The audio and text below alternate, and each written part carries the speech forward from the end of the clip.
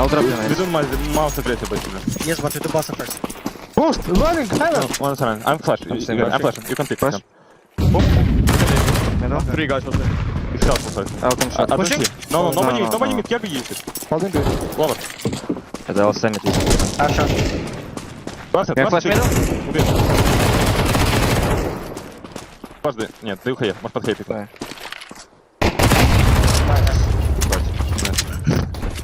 Over Так, still. Back nice. He's faking. Guys, they just faked us with Maybe. util, okay? Yes, Miha, really. you have Tell last me smoke. when he can be short. I can Okay. still block deep shot. You have last smoke. Smoke expiring. I'm hiding behind back. One You B. saw One B, me. one B. I'm flashing. You can pick. Demolish B. The popping B, popping B. Heaven. Heavy. Not out. Out two. Maybe smoke, I can't watch out. Flash it over, Valer. Box two. Let's go.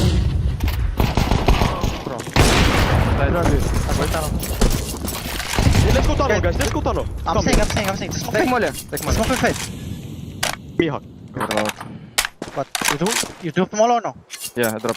It's behind you. Only one smoke on I short, don't see guys. Nothing. Short one. But- Step short, close, elbow. I have flash Miha, molly ready for to you. room one. Doing. Short. Look out. More. I flash you window for you. Уходи. Flash you window. Coming. Let's smoke, I cannot peek. I'm only the Smoke rain. long fading, Igor. Smoke long fading. I will peek long. I see side. Take middle, boys. Let's clear. Planting. Take long. Nothing long. Side. Waiting. I'm Yes, going come on. closer, I guys. can flash for you Can guys. someone flash? Yes, I can Guys, flash window soon. we just need window flash and I can cross from long. I can flash whenever. Wait, Miha, come closer. Bridge Flash scouts. now. Zooming long. Igor, come Flashing. closer. Flash. Coming. And it's Gandalf. Rain. I'm close. I'm on the Gandalf, Gandalf. Gandalf. Let's Gandalf small it. Short peeking. Think short. Short dead. Nice! Nice grab. Good like this. Bro, we did. Imagine if you molly the Valor. Scout, one Kill HP. the One HP guy. scout. Middle Yes, pushing, yes, middle top pushing, middle pushing. Don't see mid. Don't see mid. You cross? They're Oh, lower. he didn't cross. Smoke peek. They're lower. Maybe if you One can HP scout. One HP Think he scout. came lower with MP9? Could be. Yes. Well, Igor can work top mid first. Careful close. Imperial. Scout is not gonna be Come, mid, guys. mid anymore. He's one HP on Swiss scout. You need to go with Glock. They did smoke Wait. to get him out. They smoked half I can again. jump. Come close. Go. 3, 2, 1. Zoop. Yeah, if they flash you guys, we're coming close low. I went close. Wait, Alexei. One I'm short going into now. lower. Lower. Door clear. Hey guys. Just Scout lower. is one. most likely on B or A. I think he will be on A. So basically, let's go, I guess. Let's come. Yeah. Oh, you're sick. What the fuck was that? Go city. Very good. Faster. Guys, he's gonna be Tetris. Let's go. Run. Let's go. 3, 2, 1. Run. Sitting. And ramp. One HP. And low. Найс, блядь, ебашу их нахуй. 51 you heard. Да, бомба. Ну похуй. Let's go.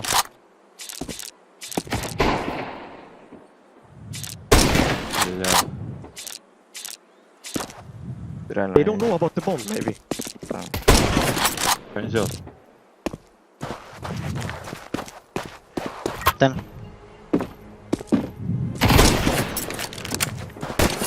Сайдно.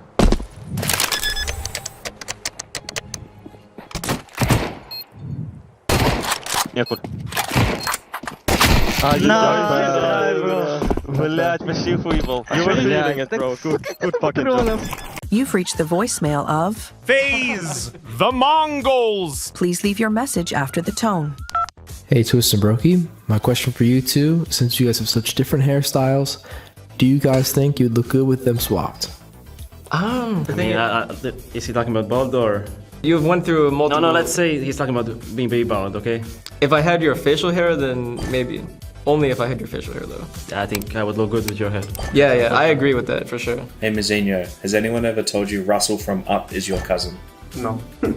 Have you watched Up? No. It's a good movie. It's a very good movie. Hey guys, this is a question for FaZe Clan, primarily Twists. As FaZe Clan, you guys go around the world, the people love you, but Twists in Melbourne, the crowd hated you. The crowd hated you guys. If you went anywhere on the weekend with a Liquid jersey, you'd get pretty much made fun of by other people. So I was just wondering how that contrasting experience in Melbourne compares to being loved around the world on FaZe Clan.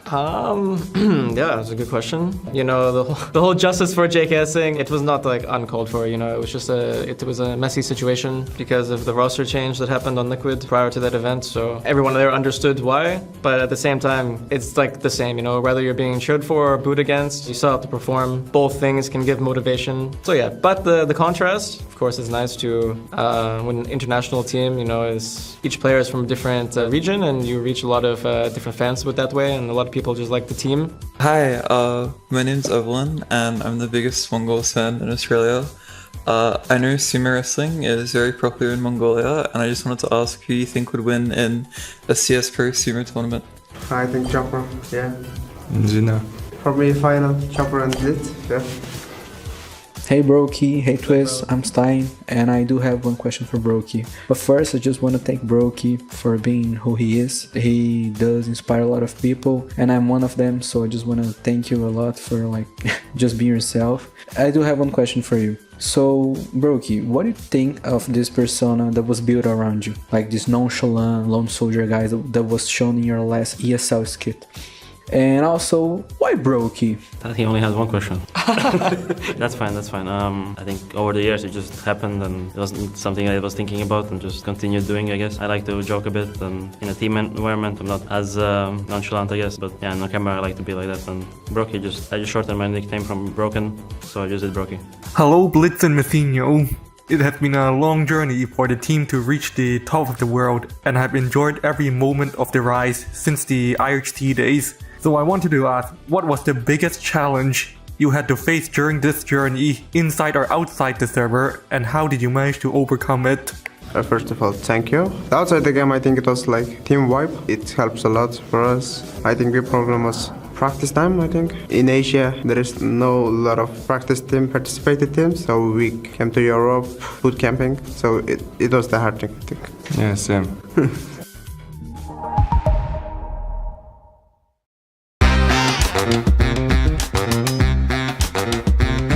The biggest ever. It's either Boeing or Airbus, one of these two. It's either the Airbus, the 2 floors, or the Boeing 747-9. Surely it's a Boeing, no? Surely it's a Boeing. The Airbus. Oh yeah, Airbus. 380. Yeah. They stopped producing them now. Yeah, they're too big to Then it has to be that one.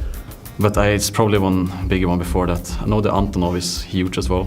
But let's go A3 or A380. I would say Airbus though, if it was up to me, but I'm not sure. Yeah, maybe the old Boeings as well. Boeing 747, I think. 747-9? What is it? I think so at least, if it's the name. Right. It's gotta be like the double-decker, like Airbuses, so Yeah, whatever. Airbus A380, I'm just gonna go with that, right? Sure. Go with that. I don't know. Boeing? I just know it wasn't 747, and I know it's a double-decker, and I'm pretty sure the A380 goes all the way back, and I know British Airways has it, and I know Emirates has it, so. What's the speed of sound, bro? It's a symbol. That's what I know. I don't know what he was driving though. I think he used ski skates or something, on ice. That's correct? Yeah. Okay, well, think about this. Tornadoes don't break the sound barrier. 800 kilometers an hour. Maybe, more. Let's go with that, maybe. Yeah, 800. I'll go miles. I want to say 405, dude, or something it's Sure. I think it was 630 or something. We'll call it 405. I would say around 600. I think 800 is too much, bro. I would say around We can say 600, it's fine. Let's try. It's really hard. How fast does a plane fly? Do you know? I don't know. I've looked at these things. Fuck it, let's say 1,000. Yeah, I can go to 1,000. Okay, that's a lot faster than I thought it was. Something that in every game mode, every game, what do? You either move, you shoot. I don't know if it's a gun or a knife. Knife? Knife. Let's go knife. I have no clue. No clue. I'm stumped. I'm pretty stumped. Shinkansen, I know the train, but I don't think that's the answer because there is nothing like. Yeah. There is nothing like that in CS. I think it is. Oh I forgot about that. That's the only one that I actually know. Yeah. I thought I knew. I don't even know if it's all train or not. I feel like 80s or 90s. Maybe not the 80s. Anything it's like 90 or like 2000s. I think 90s. I don't know. My bet would be 90s. We can try.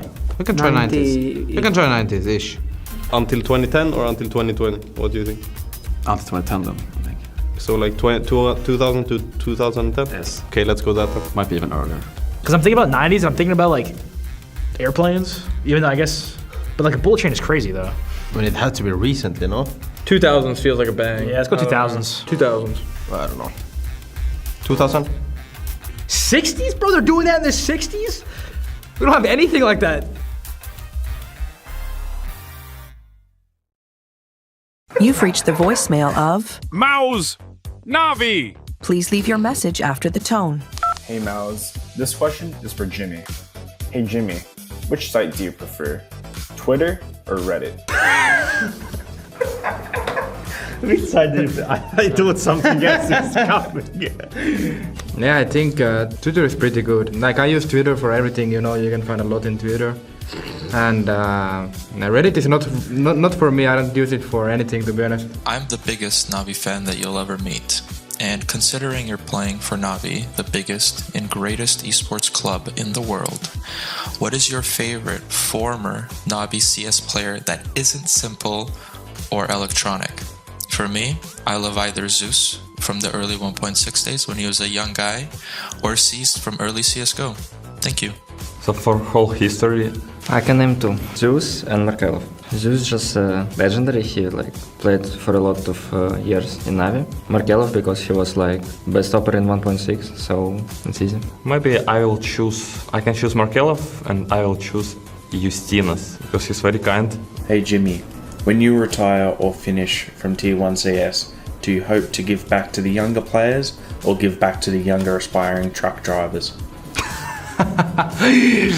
To be honest, I think they both are pretty good, truck diver or players, but of course I want to develop a better scene in Finland especially because I think Finland CS scene has been pretty awful recently.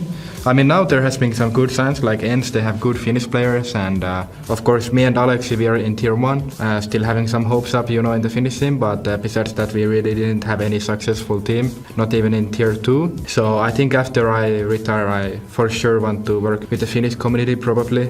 And especially for the younger generation, then I want to give them some advice and yeah, that's what I would do basically. What is this joke about the truck driver? I think it's he's referring to my brother because there, at some point there was like a joke about my brother that he became like a truck driver after he left ENS, which is still not true by the way, but I like the joke itself and my brother also, so he likes the joke. I think there was some picture actually in Twitter at some point, maybe like 4 years ago, where picture of my brother and he was in front of like truck, and then that basically created the meme that he became like a truck driver. But yeah, maybe that as well. If I'm just too washed and too bad to do anything, then just gotta go drive some late night trucks.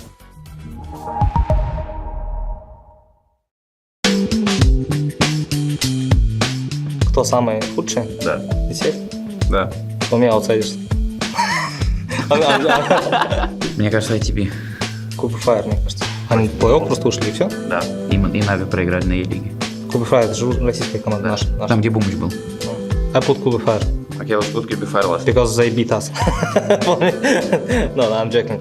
But for me, it's like they just troll to play off and that's all. I think just lose first game. That's why I pick them. Либо ITB, либо Renegades. For me, Renegades. To be honest, I don't remember this game, so that's why I put Renegades. Maybe Norbert gonna say something. А ты Immortals не хочешь поставить туда? Нет, я считаю, что они намного лучше. Ну ладно. Okay, let's put Renegades, fine. I hope Sponge will not mad with me. Next for me, ITB. Yes, for sure. Okay, let's put here Gamer Legion. Next up, put... Я бы Авангард поставил. Okay, let's go number 9 Avangard. Sense? For me, makes sense. Because met AUK and Click. I don't like this major. Fnatic? Yes, Fnatic. Just because they won first major in CS. Вот, потом можно VP воткнуть. VP 2014. Immortals next. Last teams much better, I guess. That's why. It's on. Нави, наверное. Да, Нави, что? Там, типа... Ну, там они рандомно выиграли. 14? Нет. 24. 24 именно? Да. Ну, они выиграли хорошие команды все. Jack vs Navi, Cloud9, Outsiders и 4 еще. I put Outsiders. Выиграли все команды. Ну ладно. I put Outsiders because they won all teams in group stage and play all the same. Yes, okay, In final they'll always win only in Heroic, that's why. I agree. Ну давай выбирай либо Gambit, либо Navi. Первый Cloud9 будет 100%. Первый Cloud9, да. I put Navi. Okay, I agree with this. Next it's Gambit. And Cloud9 first. 100% Cloud9 first. Insane. Same final. Yeah. But for us, for Gambit. Group stage 3-0. Playoffs. Astralis. Fnatic, Astralis, and Immortals. If you beat in final Astralis, I put us on first, but Cloud9 is better for me. Let's see the first clip. This is me for sure. No, this is you. Oh, it's USP. And one more. Yeah. Every time Jimmy has a spray down or he has to multi-kill and he spams all his M4 bullets, then he whips out his USP and he's just double teaming everybody. It's funny because you are really good at multi-killing. So, yeah. Oh, I take it. Thank you. Maybe it's me. No, it should be you. Oh, this is the spirit clutch at 15-14, 0 second left when I killed Shiro in Tetris. You mean hot, right? Yeah, I want to plant. He comes up, plant. Oh, I have no time. Oh, I had time. Oh. Yeah, I instantly would have clipped. Yeah, it was pretty good clutch. Yeah. You had some good shots. Some Tech 9 and AWP. Yeah, exactly. But yeah, good clutch. Good clutching. Imagine with that clutch, maybe we wouldn't have made it to final. Who knows? But yeah. Oh, this is you. 1v5 vitality. 1-on-5 vitality. Lisbon, right? Oh, no, Dollar, sorry. Yeah, it was the final. Yeah. Grand final. Was it last map? No, it's second map, no? This is first map. First map? I'm pretty sure, yeah. I remember it was pretty tight game. Like we had good CT side. I think they were making a comeback on like their CT side. No. I think we lost 3-0. But I remember this clutch and those two we should have won for sure. Yeah. Especially after this clutch, I felt like we got, I think it was like 10-6 after this clutch or something like this. Like we got a good lead. Also we got a lot of money, and then I think we win the next round, and then we just lose every round after that, which was a bit sad. This clutch, I mean, I think I played it really good as well, but I was also like shooting really well. Yeah, you were really instant, killing everybody as they appeared on the screen. Like, yeah, you were really just fast. Probably the best highlight of my career, to be honest. Yeah. I think so. 1v5. 1-on-5 on grand finals. Yeah, on stage. Yeah. That's good. Really sick. Oh, I know this one. It's Falcons, B-pop. It looks Magiskia. It looks actually really easy, no? You make it look easy, Adam. Yeah, right? Yeah, make it look easy. I don't know why can't I do this every time they come B. Yeah, I remember this. I thought they are faking a B-pop and I said it's not B. And after that the second guy comes and I kill him and I'm like, okay, it's B, it's B, it's B, and I'm just killing them. Yeah. Oh, this is Eugene. Yeah, they do A-pop. I just go on my Terminator mode, you know. Multi-kills, that's what I'm saying. Exactly, multi-kills. Yeah. I mean, I think we were leading this game again, but then we lost the map, or we lost the game at least. Because we lost them all the time in Cologne, like every time we faced, I don't remember, it was 2 or 3 times. But yeah, the highlight, pretty simple, straightforward, nothing crazy, but just some good multi-kills. Oh my god, I just watched this exactly clip. It's versus Astralis, yes. I don't know what to say. To be honest, I actually... In this you make it look easy, you make it look easy. Before I kill them in short, in kitchen I missed 2 shots. I have to reload my AWP. Took a little bit of time and I was scared that they can maybe kill, I don't know who I was alive, because it was a 2-on-4, I think. Maybe with Lotan, his pings. We played this very good, we played off each other, and yeah, we just didn't let them get close. You hit the good shots, the necessary shots. Yeah, easy for you. And this is versus Navi from me.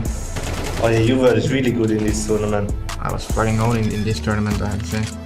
Esports World Cup 2024, Chimpet Prime. 140 Prime. rating. No more Prime.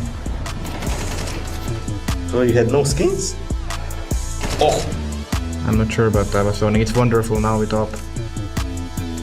Just got him down. I have no idea where you see, but it's so easy for me. It's clip, I think you can see the sharpness when you kill the backside guy, Then rockets, and then you turn, It's instant headshot. Yeah. That was really fast. True. When Jimmy is sharp, I think he's one of the best aimer in the world. Damn. It's Adam again. It's me again. It's Yeah, Spade. it's Days. Yeah, I remember.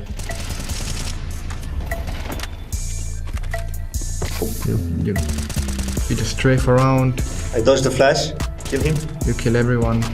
We are dying. I died at this guy. Then you pull up the decal. Oh! Okay. That was a pretty good shot. Yeah. I remember this clip, I didn't say a single word. I was just full logged in. I was just killing the people on my screen. I remember we had some talk after, like you didn't say anything, you just killed them all or something like this. But yeah, you were shooting pretty hard. I played pretty bad this game. After this clutch? After this ace, I had nothing basically this game. So it was pretty shame. It's such a shame, but it's a good ace still. Yeah. Yeah. If there would be no Counter-Strike, what I would be doing now? Probably web design and graphic kind of things like programming. Maybe playing football. I don't know, bro. I would play Dota. I don't know. Studying. I think I play football. Streaming. Working in IT. Yeah, working in IT too. I would love to be lawyer. I would be astronaut. Dota or football. I'll be electrician, engineer.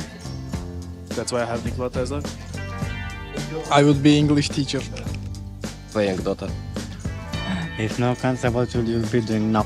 I will be a veteran. Military maybe.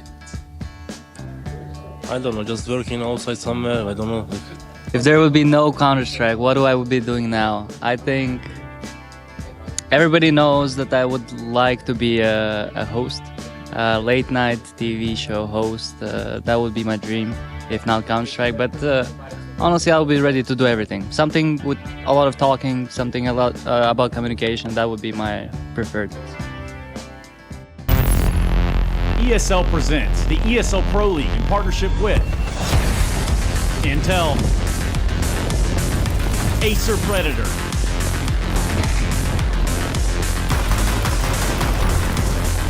DHL, and Kadia.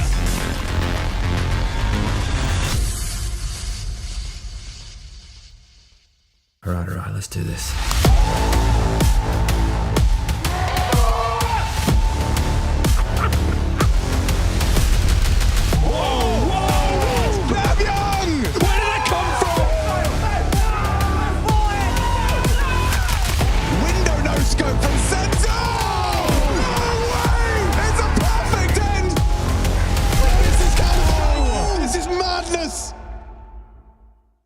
He's a buy! Woo! No. The best in the game, Trace. Thank you. His tagline's changed, hasn't it, Hugo? What is it these days? Get owned! Get owned! Welcome back, everybody. It's season 22 of ESL Pro League, and we have a bunch of merry gentlemen here on the sofas. Oh, fun bunch, they call us, Chad. Look, Harry was saying that I've joined your crew. I kind of feel Harry joined our crew, and now I'm back on the crew. This was the original crew, me, you, Henry, kind of in a way, and then Harry joined it. It was the That's original crazy. crew. Yeah. This might be the original, but you were in not even one whole season, bro. Like essentially, if this were a TV show. Yeah. You were like a Killed reoccurring off. guy for the first 4 episodes. Now you've come back. Like, And we're the saying Sun yours Gods. No more. We're the Sun Gods. That's true, we are the Sun Gods. Well, I'm Yeah. not. No, you're like Okay. the manager of the Sun Gods. I love that for you. You're kind of... Oh, okay, I yeah. do the record deals. Exactly. Yeah. but we still didn't get paid for that show we did a couple seasons ago, a couple years ago. Right, people are working on it, Trace. Okay, they're trying to find the money. They're trying to pay the invoices. You didn't send one.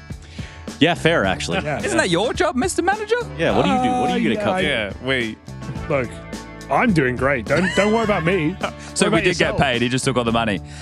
Gentlemen, I just want to say it again. I said it several times last night. I want to say it one more time. Trace, you weren't there. You're in TeamSpeak, so your spirit was there. I was there, but no one was there. And then when I came back, no one was there again. We were there. Yeah, I know, but So you've been We on were live there for all night. 2 a days. missed window of I opportunity. think we were there till like 1 a.m. Yeah, we were there late. Right. We're playing the new maps. Yeah. Some of which are okay. You guys must be hiding. I like the layout of this golden map. Yeah. I quite like it. I think it's interesting. Shout out to those guys who played last night who had set util on the map. They thought they had us in the first half, Jad. Yep. They thought they had us once again. 10-5 down. We still brought it all the way back as we always do, Hugo. What was We our love a teammate's comeback. name? Cricken?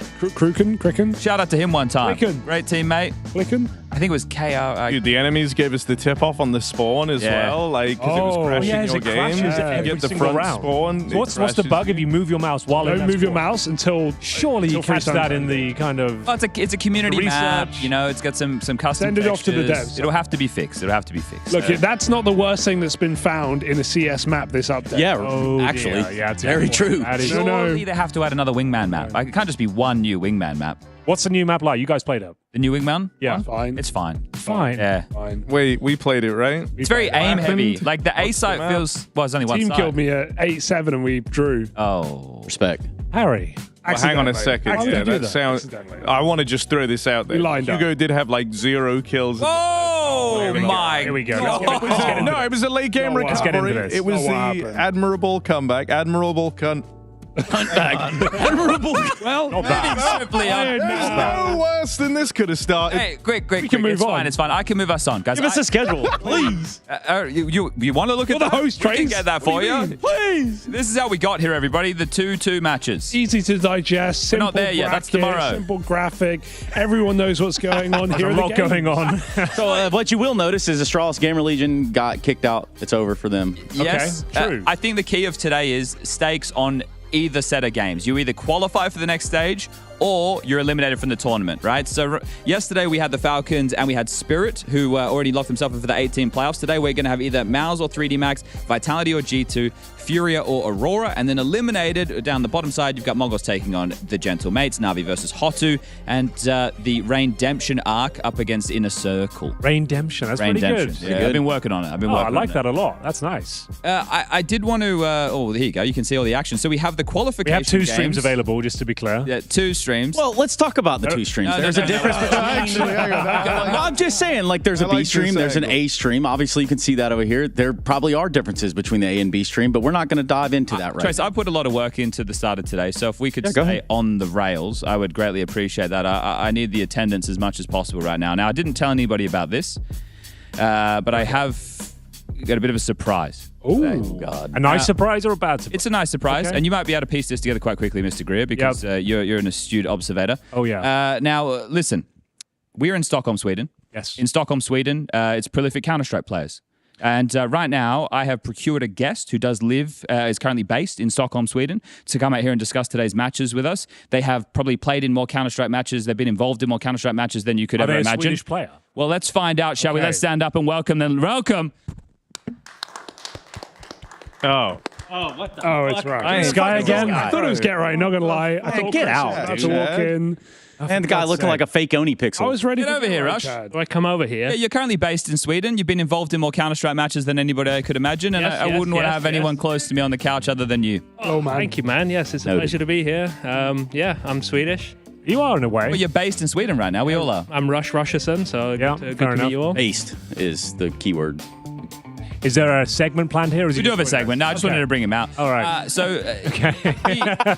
When I was on the other shift, Yep. I did a thing called Counter-Strike Investigations. Okay. Now, this was to do with a whole head armor being brought down to 8%, USP getting a 1-bullet kill on it, sounding like a goosh, whole situation that happened in the Navi versus Falcons game, where they won a massive eco. That was the Falcons. Now, yesterday, there was also an incident, and I wanted to dive into that. I did have the help of one Henry G and one Harry R. I mean, I wasn't needed in the end. No, but you were willing needed to help. Yeah, but you helped us troubleshoot. Yeah. So I wanted to bring that to everybody today, and Rush wasn't there, so maybe he could discuss this. Trace, obviously, you were there in spirit, and Hugo, you muted. You didn't want anything to do with it. So let me get over to the telestrator right now, and we can break this one down.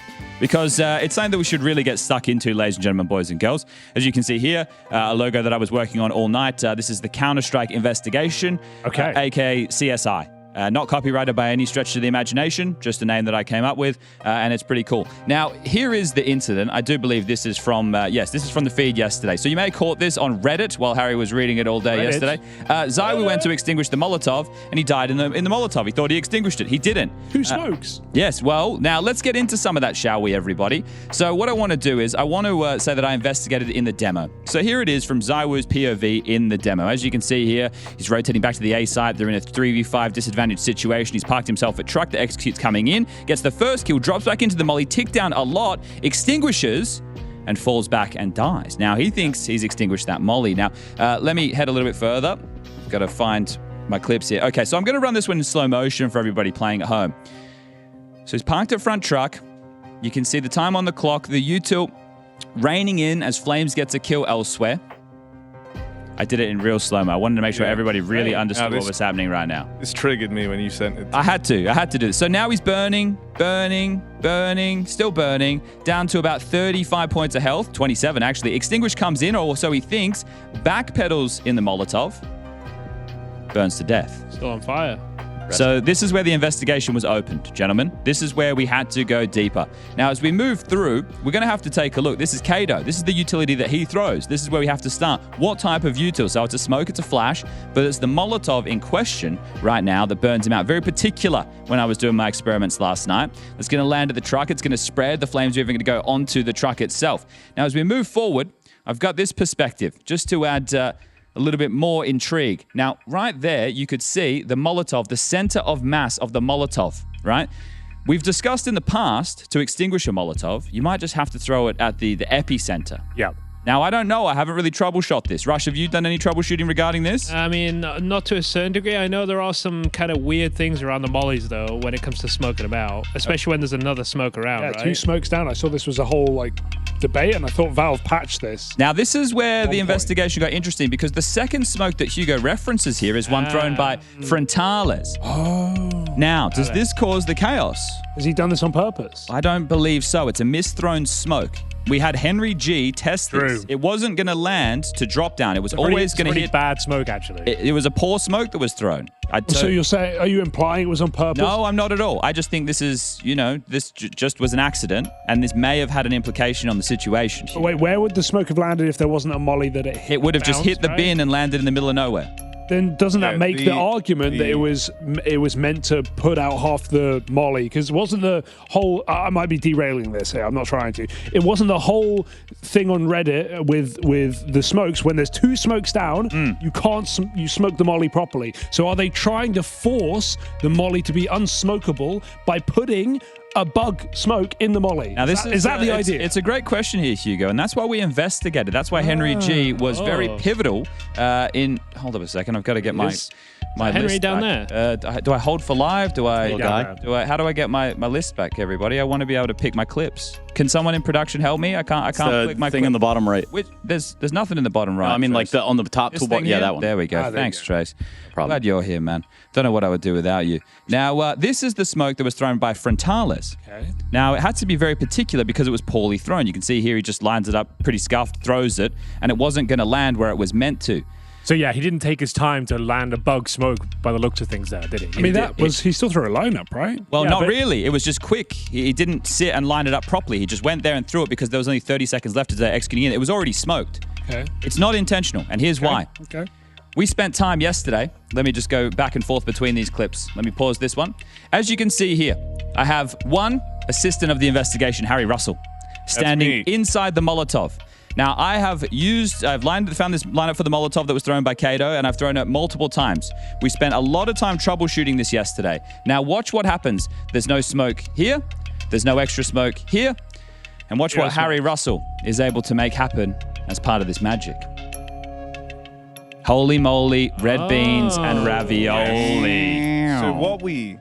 So should we go into what we think it is? Yeah, we'll show it again just to show that this is in the same. We're just doing this over and over and over. Harry able to replicate it. 100% replication? Not 100%. Harry, would you like to take it away? Yeah, so essentially, I was standing in as close to the same position as Zywoo was I could get, right? Obviously, he is backed up at the truck trying to dodge people coming out from long and short. So there's really like a tiny area where you're safe. And the thing that I found is in the clip, you see like, actually, can we play the Zywoo We can one play again? the Zywoo running in or you? You want to go back to the Zywoo moment? Yeah. Yeah, that's okay. We can go back to that. So Here you'll it comes. note here when he smokes, he kind of begins looking down, right? We're like... This is the slow one. I'll try and go to the fast one. Here we go. Starts Sorry, to guys. look Sorry. down. Sorry. And I think it's within that. That's where this happens. So with this smoke, if he threw it like anywhere other than kind of really looking down towards the floor, it would have extinguished Here it is. everything. But you see he's like moving down, and the smoke as a result kind of falls straight down under his feet, meaning it is off the center of the Molotov. And so that's almost the only way we could replicate this, is through like the motion of physically looking downward as you underhand the it's not smoke. about where the smoke blooms. It's about the... Well, no, it is where the smoke Okay. blooms, but it's because he does that little pull down as he throws it. I think that's what caused this to happen. Yes, Trace. hilariously. Question from the class over here. He's left clicking that, right? Well, Harry, this is the thing. So it looks, I thought Here's he how was Harry's doing it, left-clicking. It looks like he's throwing as hard as he can. I thought he was left clicking it, and I couldn't get it to happen. So then I presume maybe he didn't left click it, because it happened all the time with the right click. I guess it's the animation of the hand, right? He wants to create that pocket behind where the molly is, but with no molly, right? So he wants to play in that pocket. So a left click, I guess maybe he thinks it's not going to go. Here it is far. again. This is Harry Russell doing it, everybody. He's able to be successful with this because this was just the perspective that I had. This is Harry's perspective and my perspective, right, of this all going down. So, look, the case is still open. We haven't solved it. So we think the smoke still might be bugged with Molotovs? I don't know. Well, so in my mind, I always thought you had to smoke the epicenter of the molly. So the center point of where it starts burning, the fringe points of where it burns. If you throw the smoke on that, it doesn't extinguish the whole For molly. example, though, let's think about like dust two long doors, right? Yeah. There's a smoke you can do on the right side to block that Molotov, and that is like touching the Molotov on the side, right? You know what I mean? When you run through the doors, you drop that's it. not on the epicenter. That's just touching it. That extinguishes it. This is it. So inconsistencies. We might need someone like 3 Clicks Philip to get to the bottom of this because case is still open. I think that's a very good point. Interesting. Now, gentlemen, you were also not with us during this whole head armor debacle, and I needed to learn some knowledge as lead investigator. My assumption from being an old head in 1.6 is when your armor needed to be replenished, you had to rebuy head armor. Now, I went and did some investigation regarding this, and I wanted to bring this to everybody at home. So as you can see right now, this is 1.6. I've taken damage to the bomb, so it would damage my armor, right down to 85. Now, this is the game which I started playing CS in. Let me just clear the screen right now. Graphics So are I've terrible, moved into bro. the next round. What a rush. And I want everybody to keep their attention on that little armor point. Now, I'm going to buy Kevlar, right? Like this, boom.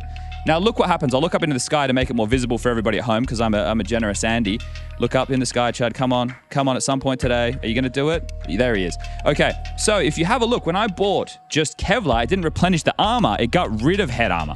So that's how I learned in 1.6. Wow. Now, I went back and I actually looked at other versions of the game to see when this changed. In CZ, it's the same as it was in 1.6, which makes sense. It's essentially just a reskin version of 1.6. So there you go. I've You have a nated helmet myself. right now. Yeah, I have a helmet right now. I've just nated myself. I buy Kevlar, and then it just goes down to just lose your Kevlar. helmet? Exactly. Wow, That's so how that's I not learned the in case 1.6. in CS:GO. But I went to Source. Gross. And I looked in Source. I bought head armor Looks here. like a better game than the last one. Got a rush. Now I'm going to buy a nade.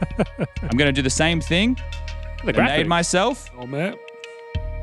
So still down to 88 armor, and then I'm going to rebuy, right? I'm going to go and I'm going to buy Kevlar, and it replenishes it. So as of Source, you could replenish your armor, but in 1.6 and CZ, you couldn't. Just to get to the CS2 That's the example, best way to do it, surely. which is the modern example. Right, Oh, have this a game nade, looks sick. same thing, nade myself, armor goes down, go back, and this is where I didn't have the knowledge. I've learned something quite important for everybody playing at home. If I now go to rebuy armor, which should happen at some point, hopefully soon. I don't know what I'm doing here. Maybe I clipped it wrong. I guess I clipped it wrong. So, you know, guys, it was a late night. We were playing Golden until 1 a.m. But anyway, when you go to buy the armor, it's grayed out. You can't buy head armor. You can only buy Kevlar. So we got to the bottom of it. Damn. That's the Counter-Strike investigation. CSI. Yeah, there you go. I'm done. I'm coming back to the couch. Well done. I think That was good. with armor and That was Counter-Strike good. in general, why does it have to be a numerical value? Oh, are we still We're on? still here. Yeah, okay, yeah. cool. Why does it have to be a numerical value? Surely it should just be binary, whether you have a helmet or not, or armor or not. The fact Because it's like different 1 to 100 guns to do 0. different armor penetration. But, like, has there ever been a point where you have to, like, how many times have you played CS where you have to replenish the armor? But this is Like, my point. This is survive like 5 Tessa's rounds. example the other day. This is why we Yeah. were looking into it. Yeah. Right? So Tessa's, Immer took damage to the bomb in a previous round, stayed alive. His armor went to 8. He went to 8. Okay. He went to 8, and then he got one shot by a USP with a gush noise. I understand now. There you go. Cool. Yeah, I was wondering whether there was like an actual number. It became like, oh, I have to replenish this. What you said the cutoff point is like 30? I think I've watched some videos, like 3 Clicks did a video about it or something. Yeah. And it might have been around. It used to be 40 in CSGO. It was around 40 that you could, if you, in CSGO at least, if you had low 40s and you went into the next round, there were examples where you could be shot down to have health but 0 armor.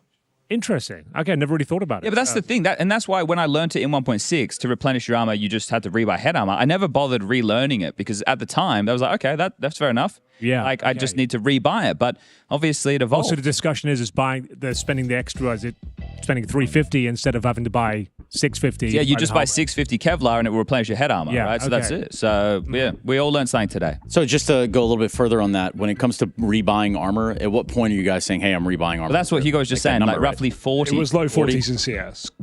I'm sure 3 Clicks Philip has a video about it. Yeah. He always investigates that stuff. You just got to give it a look. So sorry, I didn't actually see this wonderful situation. Are you saying when he had a helmet, you heard a goosh noise? Yes. Yep. And I went out and I asked. And he had the helmet, and one bullet hit, and he got goosh. Yeah. So I went out and that wouldn't happen in CSGO, right? I asked. I don't think it would. Really? I don't know. I went out and I asked Tessus about it. And I said, when you killed him in that round, what did you hear? And he said, I heard a gush. And I was like, he thought, I don't know why he doesn't have head armor. And I said, he did have head armor, right? So I even verified with the source. It's interesting. Yeah. So that's such a rare situation that, once in a blue moon type thing. Rebuy your armor. Yeah. So there you go. We all learned something today. Rush, thanks for joining us. Yeah, no worries. It was a pleasure to be here. Thank you. Thanks, Rush. Cheers.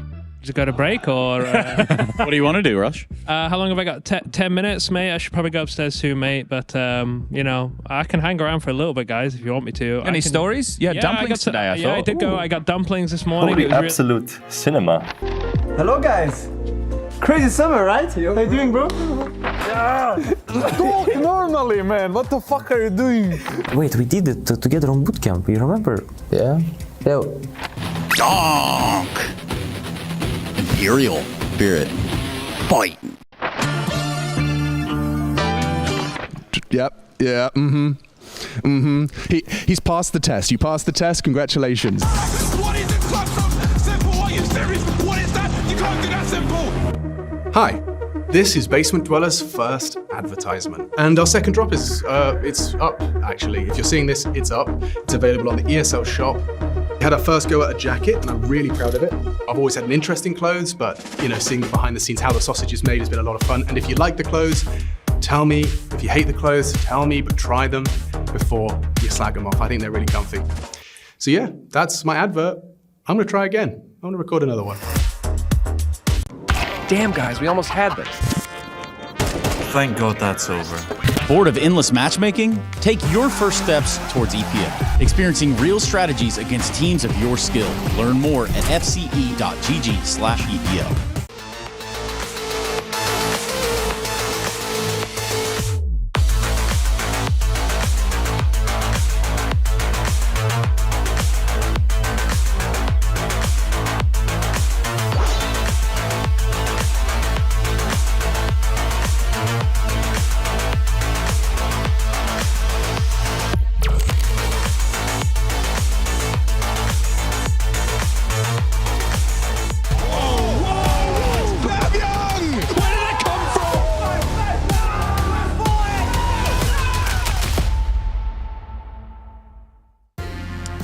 Well, Furia taking on Aurora. That's going to be our first matchup of the day. As you can see, everybody showing up to the studio for ESL Pro League in its 22nd season. Smiles all around, and for some of these guys, it's been game after game after game after game.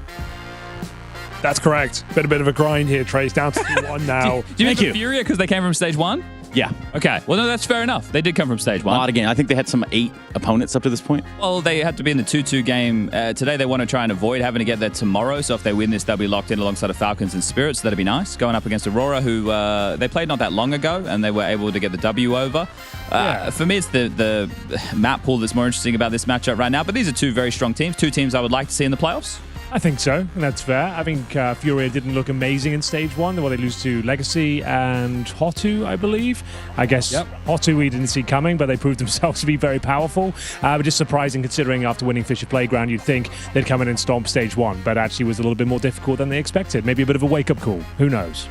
Well, they're awake now, Henry, that's for sure. And no one wants to be awake in that 2-2 game because we have some scary teams down there as well. Mongol's still trying to grind it out. FaZe, Na'Vi, and then, of course, losers of today. We even have one of G2 Vitality going into the last day of play. So really, just win today. You know, the old classic. Don't lose, win your games. It's a must-win game. They're all must-win. Yeah. This one really is must-win. We've been saying this for a while. Just, win your matches. Don't lose. Don't lose. Losing feels bad. Winning feels good. It's pretty simple. Big number, usually better. Yeah. Well, yeah. Hopefully. Usually. Unless it's the scales. Yeah, true. That's very true. Harry, what are they saying in Twitch chat?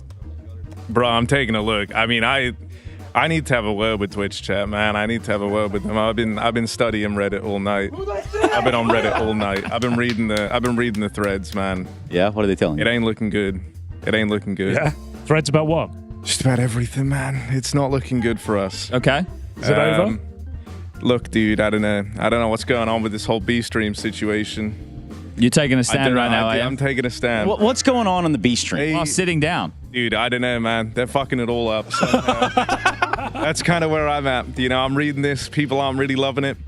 You know, and this is the people's stream. This is a stream for the people, by the people, man. And we would do well to remember that. Twitch chat, Reddit, YouTube chat, I agree with y'all. No cap. They aren't standing on business. You agree with them? Said y'all. Yeah.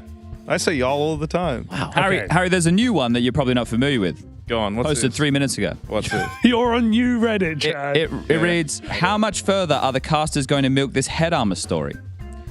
We're up to 3 or 4 segments now. Is that true? Can we get to 10 before the end of EPL?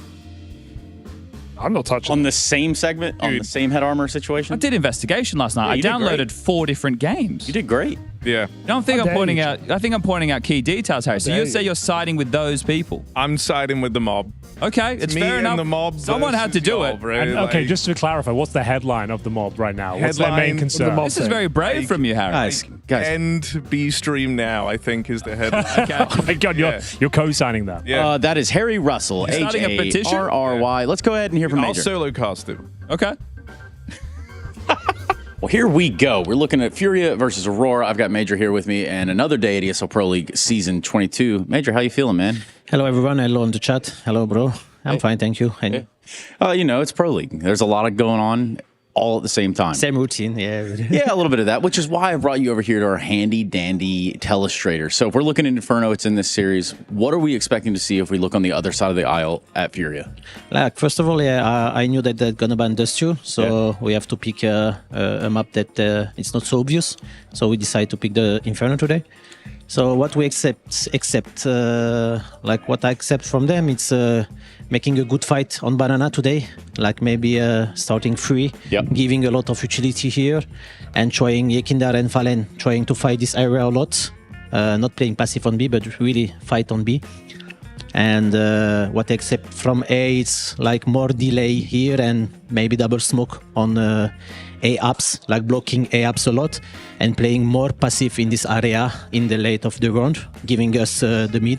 Trying to catch you off guard. They will play more passive on A, I think. Yeah. Not like really aggressive here, like some move here, like some move here. Yeah. I think they're going to play more passive A and more aggressive on B, trying to take the control on B.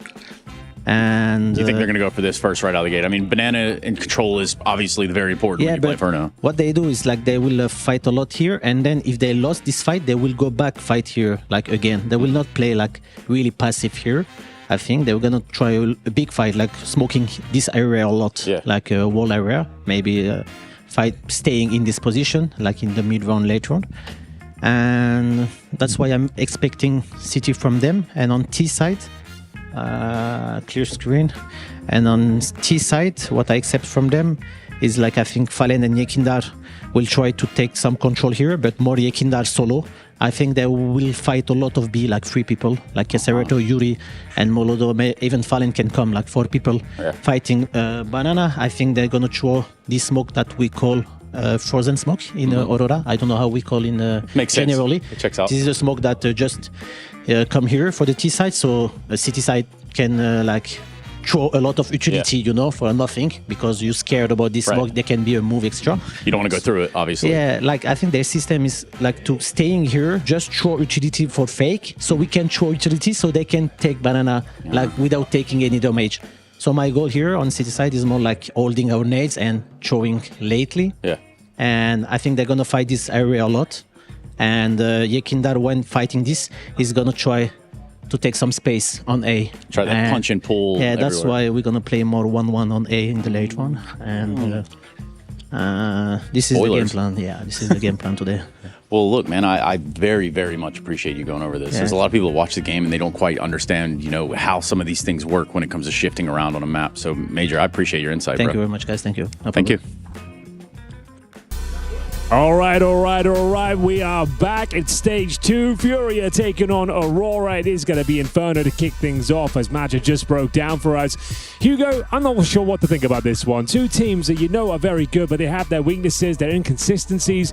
Who's your favorite going into this series at the very least? You can give me a surface level opinion. Who's my favorite? Who do I like more? Who's going to win? Who do you think's going to win? They can be a favorite as well. It's hard to talk down on Furia right now with some of the CS they've been playing in the last couple of events. Aurora, haven't seen a lot of them, Henry. First time casting them this season of ESL Pro League, so we'll have to see what they've got to show in this game.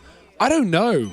I don't know what to expect. I think with the likes of K Serato, the kind of counter-strike he's putting down right now, I think it's difficult to be dissuaded from the fact Furia might be the better team right now. Molodor in the mix as well. I think that's a question, though. He's had a bad tournament. He has had a bad tournament, rock, yeah. But that's fair. He's been struggling in the few games, even across stage 1 as well. So I think if we don't get Molodor today on good form, Aurora could definitely exploit. At the same time... Yes, Harry? I just want to get some juice. Yeah? And Let's get some juice. I'm getting my juices in early. Yeah? I walked past Furia as I was getting my juice. Okay. And they were all laughing, bro. They were all good vibes. hearty laugh. Vibe team. I'll try and do an impression of one of the ones I heard. All right, give me a laugh. It was like, ha ha ha ha ha. Like, Who was that? Dude, it sounded like it could have even been Fallen. Doing a very hearty laugh. He was loving life. And so I think they're in a great mood today. I think they're in a great mood. I think they're a great team. They're a great team, great bunch of guys, great vibe. Two goated in-game leaders potentially as well, Fallen and Madja, locking horns. No, to be fair, like very different in terms of the credentials, but very tenured. Yeah. And, Madja, someone who's kind of been looking for his flowers for a long time now. Yeah, yet to really pick up the silverware, but lots of deep runs in CS2 especially. We've had finals from him for EPL as well. Do well in the studio environment, but it's down to this man on your screen here, Zantares. Will he turn up? He's definitely been fantastic in CS2, but definitely had his off events as well. Chat mentioned Devito, and that's because both these teams ban Ancient, but it's been floated until the final ban, and Furia drop it first. So Aurora may be open to playing it here, Henry. They've done some homework in the backdrop, still forcing Furia to ban it at the end of the series to put it to Overpass as a decider. I like to see that. I also like to see two teams floating it till the second ban. You don't see that every day. You don't see it every day, but you do see great Counter-Strike on your screen right now. Looks like we're good to go, ladies and gentlemen. This one is for the playoffs. Furia, Aurora Gaming. Here we go then. It's Inferno to kick things off, and it will be the pick of Aurora. And they've got a technical pistol for us, ladies and gentlemen. A couple of smokes, a Molotov, and a couple of flashbangs here. And we'll see who draws a first blood. Oh, it's Yakindar to open up. He loves to be aggressive. You will see him at the start of every single round challenging the top of Banana. I kid you not. He always gets one, to be fair to him, but he is relentless with the pushes there, sometimes to a fault. I think a good place to start on my childhood trauma movie list would probably be Watership Down. 4v5 here for Aurora. Bit of a joke there to kick things off. Bit of a light-hearted bit of tomfoolery, shall we say, but now pretty serious in this pistol. K Serato and Yakindar, quick work made. This attempt at banana aggression. K Serato, clean taps. And I mean, look, you guys were saying Molodor's been having a bit of a quiet tournament. Yakindar, K Serato is not. He's playing fantastic. He was lights out, even in the games they were struggling in stage 1. Big part as to why they made it here in stage 2. Starts off this pistol, him and Yakindar with the B push, a double kill. It leaves Wakadia all alone. Okay, Wakadia, though, kind of sick in the clutch. He has been looking very, very good as of late. Not going to get far on this one, admittedly, but still a good try. As we see him attempt 3 versus 1, no bomb plant, and there it is. First round is convincing for Furia. Now, Henry, my perfect Sunday would be a cup of Joe, And a newspaper. Are you doing like a farmer's? No, it's a Hot Fuzz reference. Hot Fuzz. Get it? Bro. Oh, not a fan of the film. No, But really? I don't like those. Oh, I films. really thought you would. None of the Cornetto trilogy. I think they suck. I think they're too self-aware, too on the nose. I'll give you this: the finale. Hot Fuzz of the especially, Cornetto I think, is. trilogy. Oh, that does suck. That does suck. Yeah. What is Like it? Hot Fuzz, that World's scene where they've got End? and they're doing like the finger guns and stuff. Oh, that's like the least funniest thing. I mean, it's anti-comedy. Okay. Good to know. Respect, bro. Won't Yeah, reference it let's see. again. I know. I like you having opinions on things. Yeah, it's fine. Thoughts on the B stream situation? I think they're doing. I mean, actually, okay. I'll say this: I haven't had time to watch the beat. There you go. That's a good hour. Yeah. I don't know. I couldn't tell you. Can only believe what I'm reading. You believe? I believe everything I'm reading. I've read some stuff, and all of it We you are. believe. I would say, try and find a balance between the tomfoolery. I'll try. And the serious stuff. Oh, you can more of that aggression you promised us, Henry, in the pistol. He loves it, dude. It's sometimes frustrating to watch him. Fallen got to contain, and he will. Clean stuff for the first two, but that's the end of the line for Fallen. He's at least stopped the spillover for now, giving Case Serato just enough time to get tucked in. And I mean, oh, okay, we'll get overran. Oh, yeah, cancel is good. Could have been punished there. Santares, I mean, you wouldn't expect him still in this position. I don't think Yuri's going to clear this right now. He's going to walk in, and Santares is playing so patient right now. Oh, but he's looking the wrong way. Woxic now hunting this kill while he can, but he gets shot in the back, down to 9, grabs the M4. Woxic in a clutch, but he's got nowhere to go. Yuri can punish this escape. That's optimistic at best. And Furia find that second round. The tracking from Fallen's MP9 is astonishing. Yekendar's going to do it again, even on this round. Another one. Every single time he'll get. But don't they buy again? 4 kills, Henry. They got the plan, maybe. Well, 4 actually, kills. It looks like they might be. You So might be onto tempting. something. The thing is, though, there is a reason because he does it, because Fallen has these sensational flashbangs and this great nade from CD Spawn he does as well that lands behind Halfwall, and he always seems to do 100 damage with it. So there is some method behind the madness, but yeah, more often than not, it just causes absolute pandemonium. 3 players towards B this time. Is Yekendar on the front lines? It is going to be the 4 spy in response. Galils are out. AK for Zantares, his weapon of choice.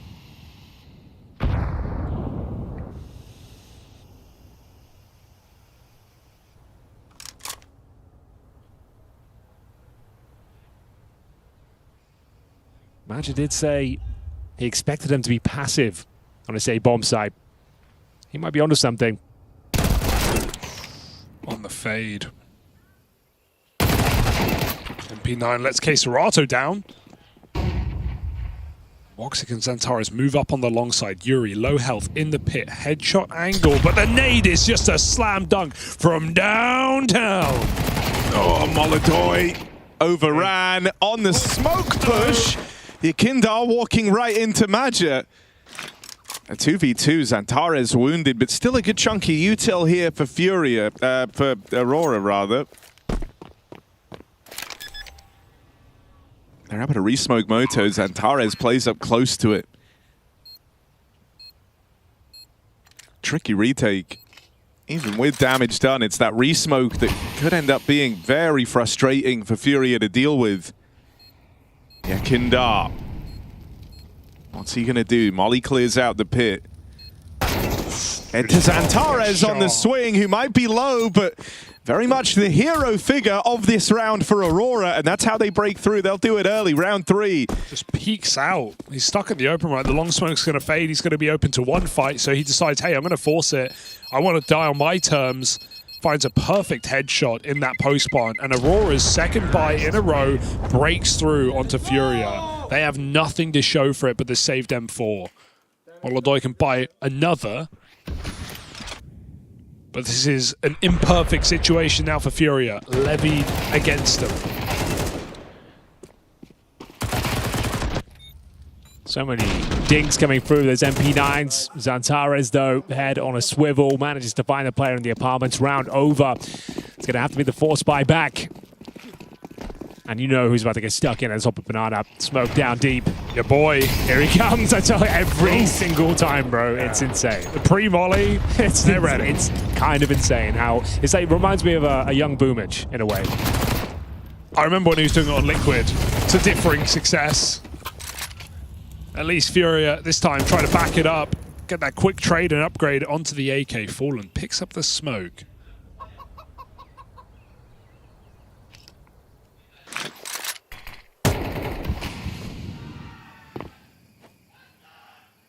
Who's playing on the B stream right now, Harry? I hear some cheers across the room. Yes, you do, and you'd be right because it's a pretty hype game going on over there.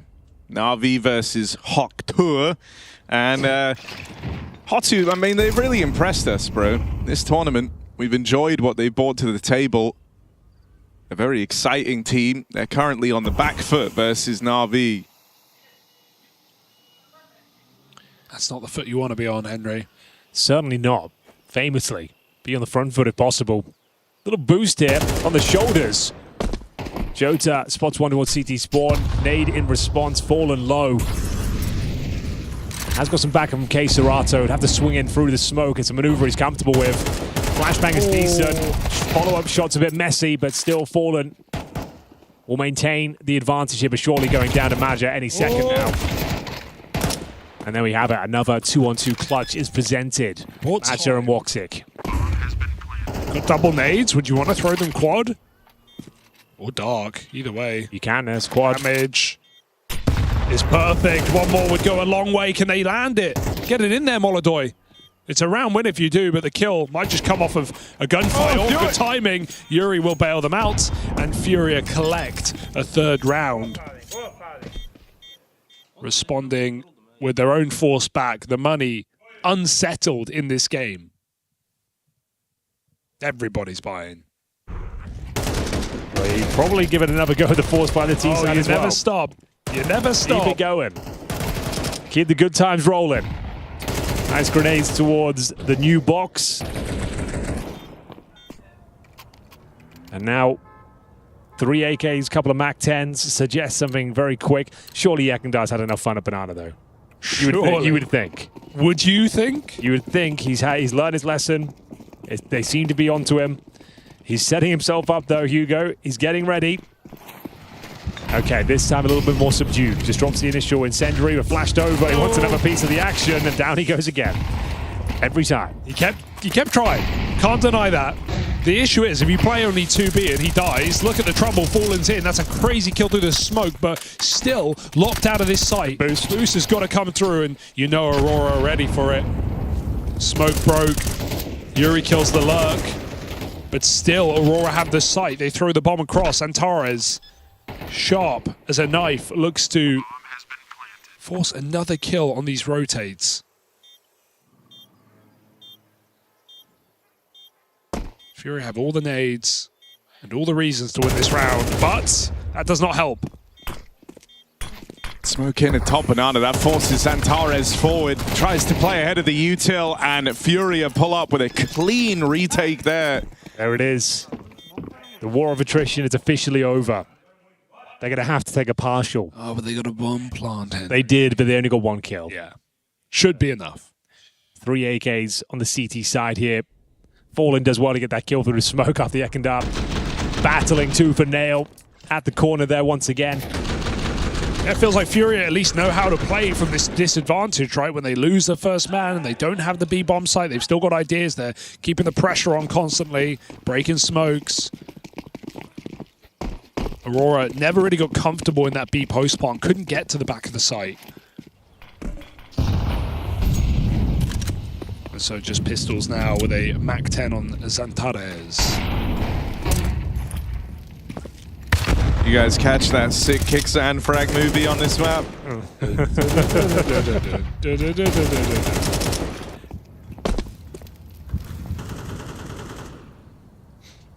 None of that today. Everyone has a kill in this game. Well, the frag movie can still occur 1 frag.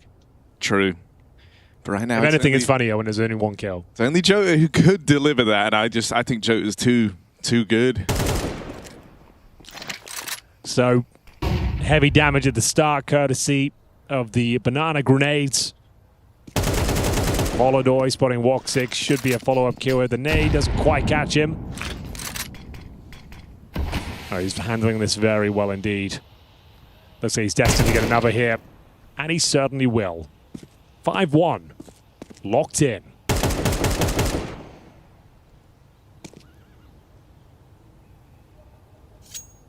The only thing he can really hope for here is a kill or two.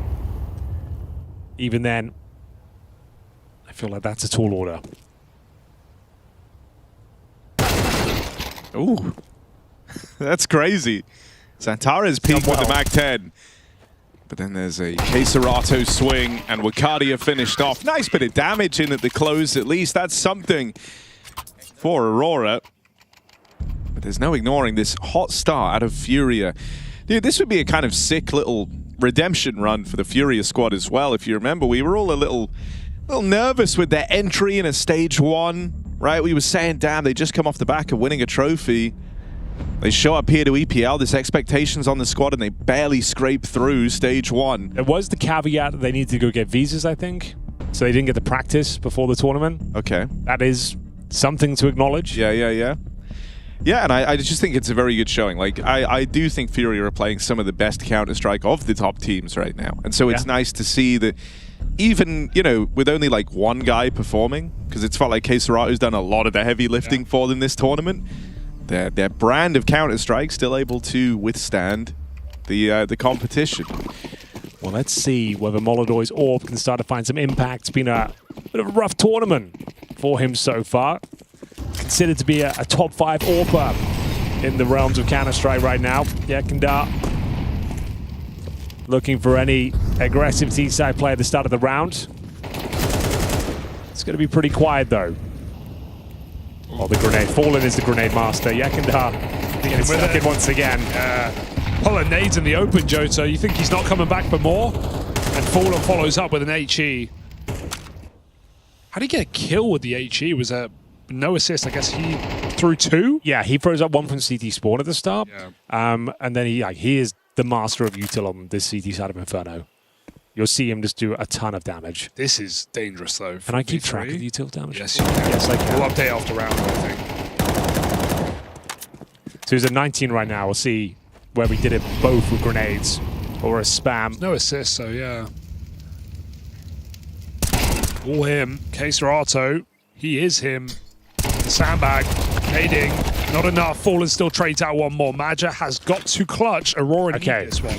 To be fair to Maja, not known for the mechanical ability, but him in these more cerebral moments, this is where he goes huge. Yeah, no, I think when Aurora, oh, he's dead straight away. Dude, when Aurora under, you know, Eternal Fire at the time were like at their very best in kind of the start of the year, Maja in clutches was a huge part of that. Even thinking back to EWC recently where they went on to make the final, Maja had that sick 1v3 versus the Falcons. So Fallen up to 78 utility damage. So I think he got a bit of a spray through at the start. So you're saying... I mean, dude, I think with this Furia team, and this is like, I think the sickest compliment to give them, given they were the team that like couldn't throw yard smokes on Nuke or window smokes on Mirage. I think they're one of the best util teams in the world right now. Their flashes are phenomenal. Fallen very much leads the charge there, but Queserato deserves credit for being a great util player, which for someone who's kind of the star as well, doesn't often go hand in hand. So aggressive. It's just, it almost feels unnecessary, but he keeps getting one out of it. As long as he gets one, you can't poke too many holes in it. He normally does get one. Gets out, though. They've confirmed the banana is at least clear for now. And I think this is nice, right? He's pulling back to play his util because at this point, it's so obviously going to be A. You've shut them out of B for 7 rounds of this game. They've won 1 of them. And that was on the A site. So 6 B holds for Furia. And now Aurora go back to what at least briefly worked, but they have a smoke and a flash to get through this 4 stack.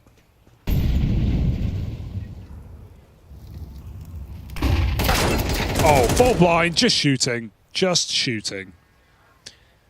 It's a nice entry. Pressure being applied to middle. Jota preparing himself to get his second frag of the game from the apartments. And back towards B we go. Ooh, and they are falling back. Yekindar actually deep in CT spawn here. They've parked up Magi. Once they clear mid, though, will Yukinda go back? Surely the call's in now. Don't see them 20 seconds. This lurk is everything. Magi's heard everything. This feels like the round now. Is he wrapping A? They're going back into 2. They're going back into Holiday 2. or posted on mid. No. Jota dead. Magi's got to catch this. Missed shot will make up for it. Are they ready for Yuri? Still in the apartment, still waiting to stop this A play. Bomb makes it in. Bomb makes it down.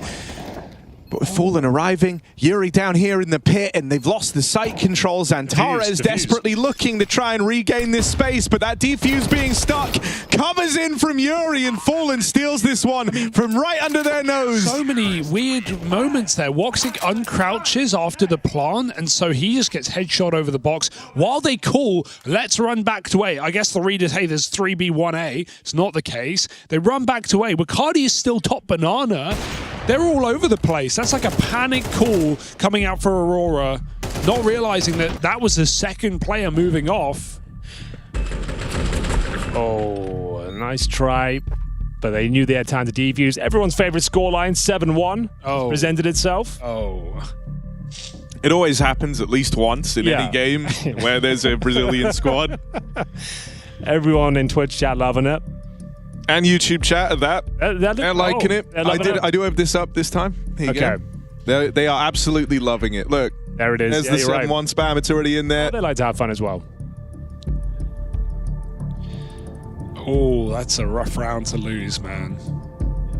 Dude, the other thing with Aurora, if you remember, Hugo, coming into this year, you and I, we quite liked the way they were trying to play it. We would call it Match of the Master of the 1-4. It's how a lot of his defaults look. But I feel like teams have started to piece this together a little bit. They try and isolate that one fight. The 1-4 quickly becomes a 4-man push that you're left to. And it's also why I think you see teams quite reluctant to rotate versus this team. Because you know there's always going to be that lurking player. Man, they've got no map control in some of these rounds. Kinder back to his bullshit. Bottom banana just has this control every time he wants it. Absolutely loves it. Okay, but they're going to isolate him here. That Molly lands behind Fallen. He's over the top, so Flash is a problem. Yukinda trying to make up for it, but he should be a dead man here. Woxic, no excuse, needs this kill, and he gets it. 3v3. Will he speed up? It wouldn't be a bad call. Jota spotted in the apartments will slow down rotations, and he's caught out pulling nades. It's not his game. That's twice now with util in hand. Jota's died. Okay, Wicardia, interesting position though. Threading the needle. Om is on the B site right now. Oh my goodness. You're not ready for that one. You hear the cool planting. You don't think Wicardia is there. Ace Rato knows we win this round. And fight, but he's won that fight, and yet defuse in. It's over. Wicardia won't get here in time. And so a nice effort, but, you know, well-meaning, I guess. It's 8-1 for Furious still. Doesn't get any prettier. And we did say a frag movie could still happen on the back of this Inferno game. It really could. Jota is making it happen. Are you ready? Let's go. No. Oh, that's a bad moment. That's unlucky. Yeah, the problem with this is, like, forcing the bomb plant there. It just comes down to this 1v1 fight. K-Serato knows it. Almost goes down. They win the round if they think on K-Serato, but no dice, I'm afraid. So decisive, just walking straight through the smoke. Can't get back-to-back Inferno frag movies. Surely not. Jota, come on. Save yourself from this fate. He's low. You're a really good player. No. It was, you know, it was him coming into this grenade over the top. Boom. That made Aurora suddenly Flash very now. much Flash in the coming. conversation. Flash coming. Won't clear this. Push in, Maja waits. They've got no idea. themselves. Back turned. Yakindar dead. Oh, they were trying to flash that position. Ended up just flashing Yakindar. 5v4 here. Good molly. Santaras with a second. Okay, and here we that's go. it. Aurora breakthrough. Santaras does it all. Jota, go hunt. I know you're low, and it doesn't make a lot of sense, but he's going. He doesn't want one kill on the half. No, he's going T-spawn. Oh. No. He's thinking about it. He can hear the words. Are you ready? Let's go. Come on, Jota. Save yourself. You've won the round already.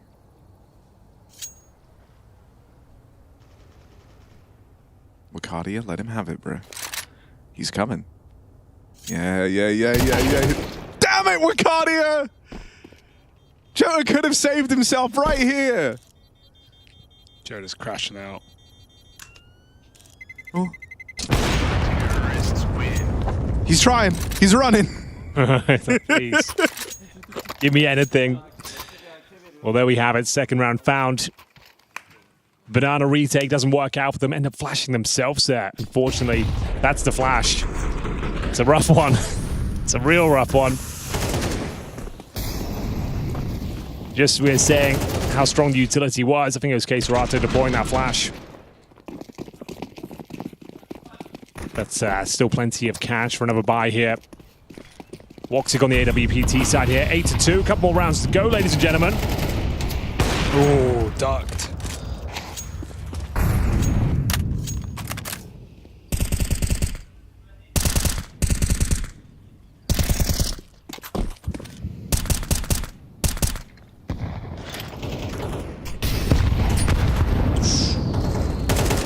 Oh, Jota. He threw smoke. Smoke pop. He thought he won't see this coming. Oh, You'll never see this one coming. Oh, no. It's a rough one. Only Fallen beat the smoke, maybe more in store at spawn. No, just the one smoke, actually. Back in the bomb site. And they've cleared middle. Will that... Yeah, Yakinda's on the go. He's doing it loud as well. They hear this one. But you don't know if that's second or third player. That's the question. Smokes pop. Yakinda blocks. Fallen in a great position. Yeah, lovely smoke. They'll pop it open, though. In trouble. Oh my god. Full blind, but still getting away with kills is Fallen. Finally stopped. It's another double opener out of Xantares. Plot found. Molidoy doesn't rush this. He's waiting for the rest of his team. There's a flank for K-Serato. Molidoy nails up close, and that retake very, very quickly landed from Furia. They're hitting hard today, right? Like may have had a couple of shaky games, a slow start to stage one, a full Dohotu, and even losing that regional matchup against Legacy. But man, Furia back in business, doing what they do best, finding clinical wins. And, you know, I think it's interesting, right? Because there's been some conversation around Rookie of the Year. Molidoy very much looking like the guy to take that. But in terms of Tier 1 play, this is obviously Jota's, you know, rookie, like, debut year as well.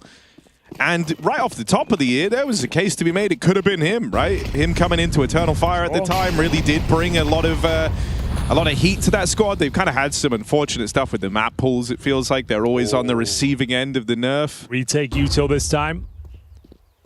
I don't think they swing on it. Oh, yeah, take it back. They definitely do. That's crazy. Okay, yeah. He loves it. Full blind Woxic. 2 of his kills have been like that.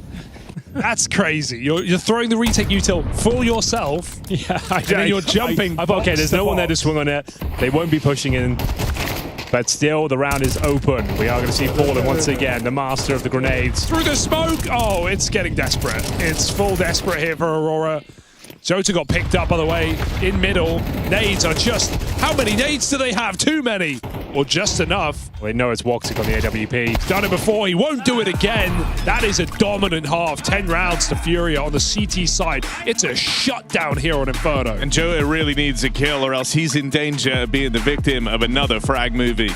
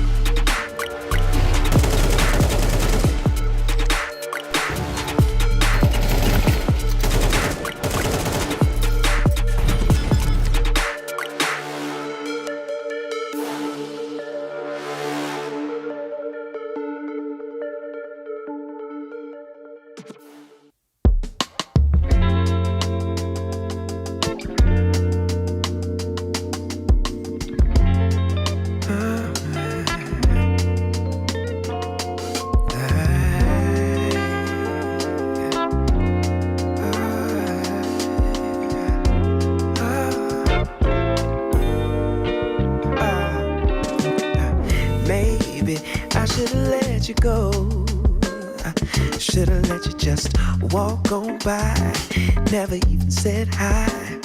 No, then we would never know just how hard it feels to open up hearts, to have to let go.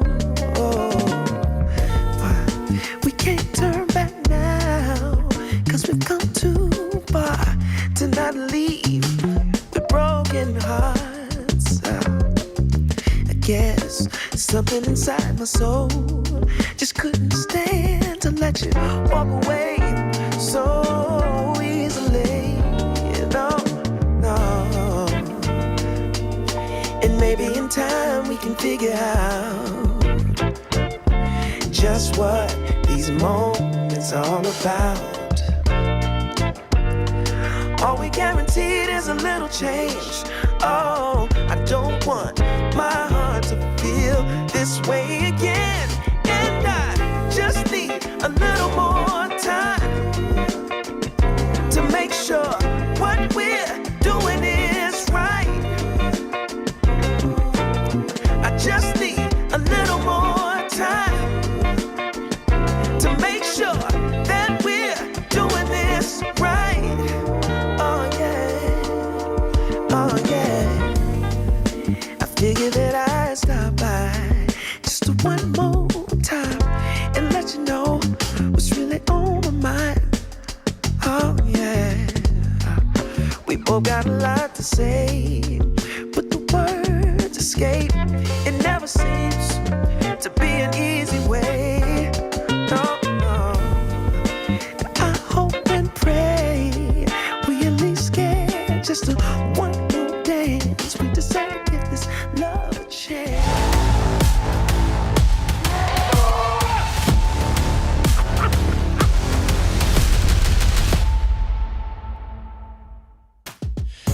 Inferno unraveling at the seams here for Aurora. They can't get going whatsoever. Furiator dominating the battlefield once again as they manage to present aggression and ruthless skill.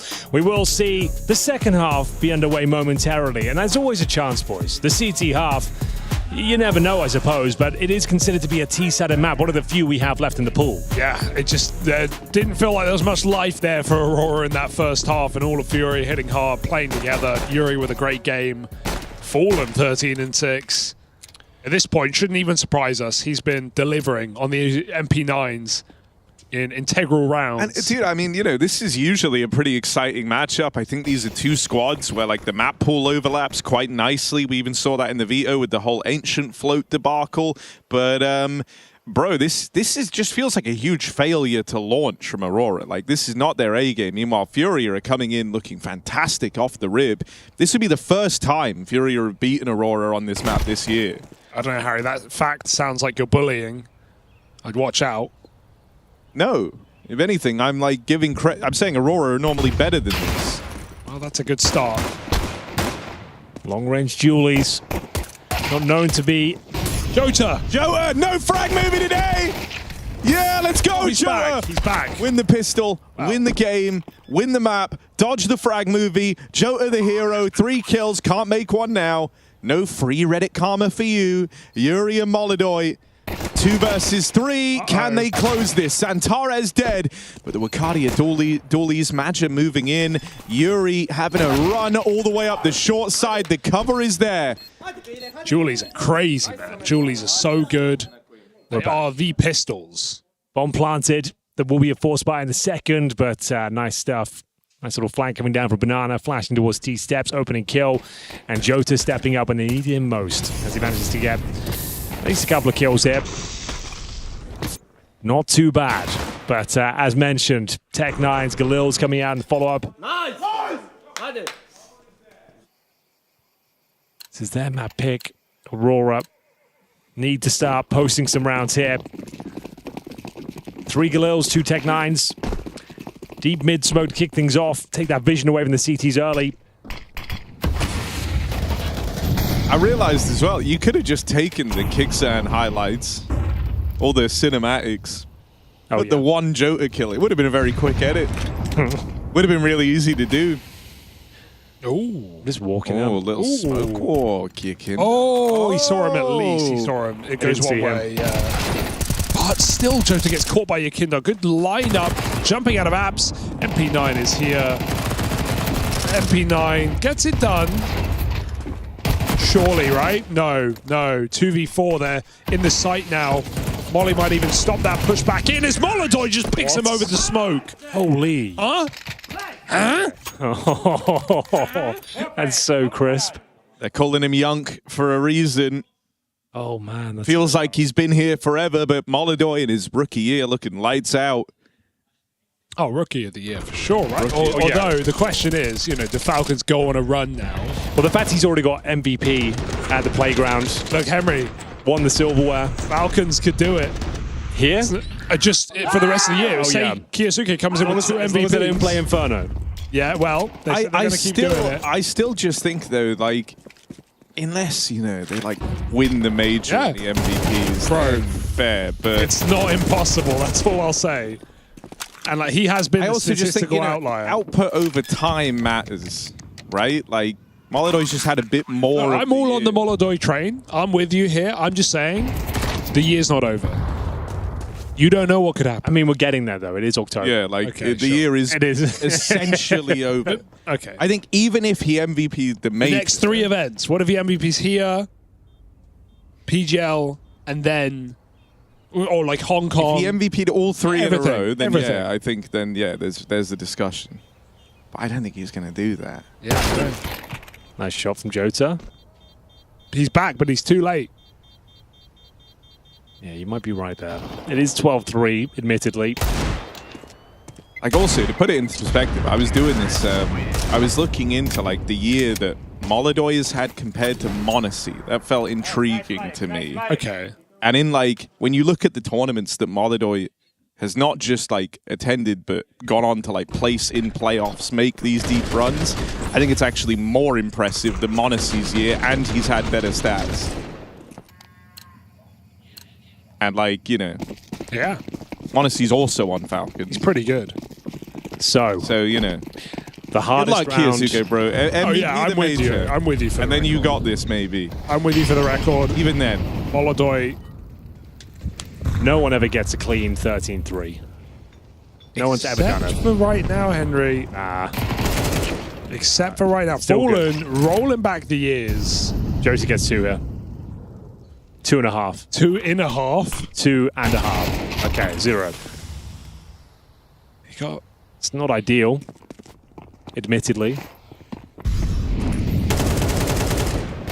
And it might just be over here on Inferno. Aurora's map pick in this series in a must-win game that will send the victor to playoffs, the loser to the final day of play, with a lot of scary teams still here in Pro League.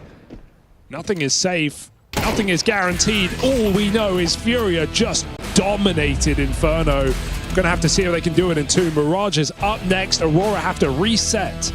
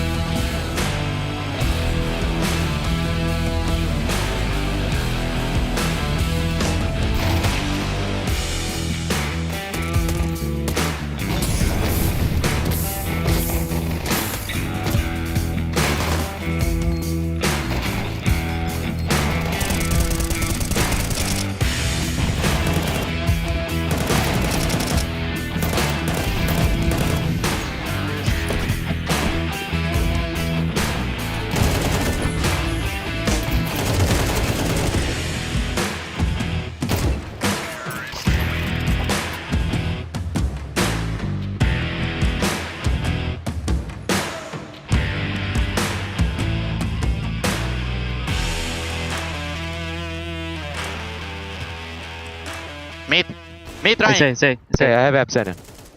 Wong! 6 seconds. Bomb, planting. Coming short, careful. Planting. Side.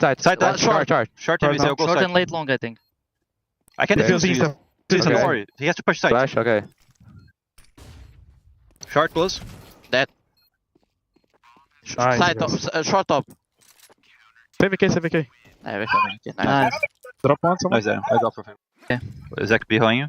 I'm coming to B. You can resmoke. I resmoked. I'm holding a bounce. Okay. We play 3B. Flashing bounce. Coming through. Boom. Blind. Blind. Dead. One more. Two more. Coming through B. Sound. 2B. 2B. They're pointing. Planting and banana somewhere corner. It should be banana, I think. Banana, look. Nice. Nice, guys. We're crossing short, guys. One apps shooting top through balcony. smoke. His balcony, guys. Get ready to cross short. I'm ready to go. We have timing. His balcony. When you shoot, you guys go. Wait, guys. We have timing. Close. Dead. Nice. Pit. Come, guys, Danny. Down long. Pit and Moro. Molly on you, Yuri. Molly for Pit, Yuri on you. Side. Pit dead. Pit dead. Side dead. I smoke motor, you One can guy's plant. gonna Library. One library. Молли Vino. Two. One more. Даня, хорош!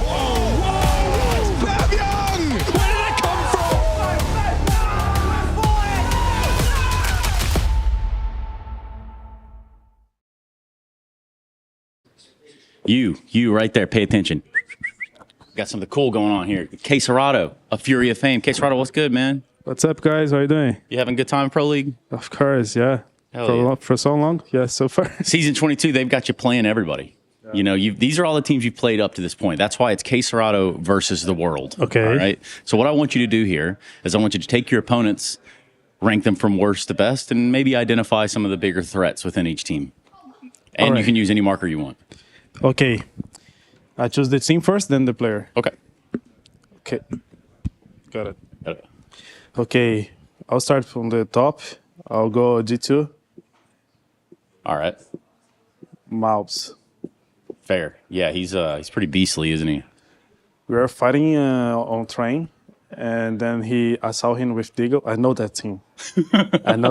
And I kill him. I said on TeamSpeak, I escaped from the shot place because this guy with Deagle, bro, he's insane. Scary. He's scared a lot. So I'll go for the bottom now. Okay. I'll go. Trying to do my part, you know. I had to go with the inner cycle. Yeah, they came in here, turned some heads, but overall, not the hardest opponent you've played here, you're saying? Yeah, I mean, we got some rounds that it was the key for us to keep going. So I had to go with the Onyx because he didn't play really well against us. Yeah. Well, That's fair. Looks like my leathers is shit. No, it's good, man. That's why, they're down there at number 8. So, it's kind of like they down there. Bro, I had to go with Hoto, bro. Hoto on us, to be honest. Really? I didn't expect that. I'll go with the second one. I'll go Mizu. Yeah, fair. And they're another team that came in here really surprising everyone, right? Yeah, they're really good.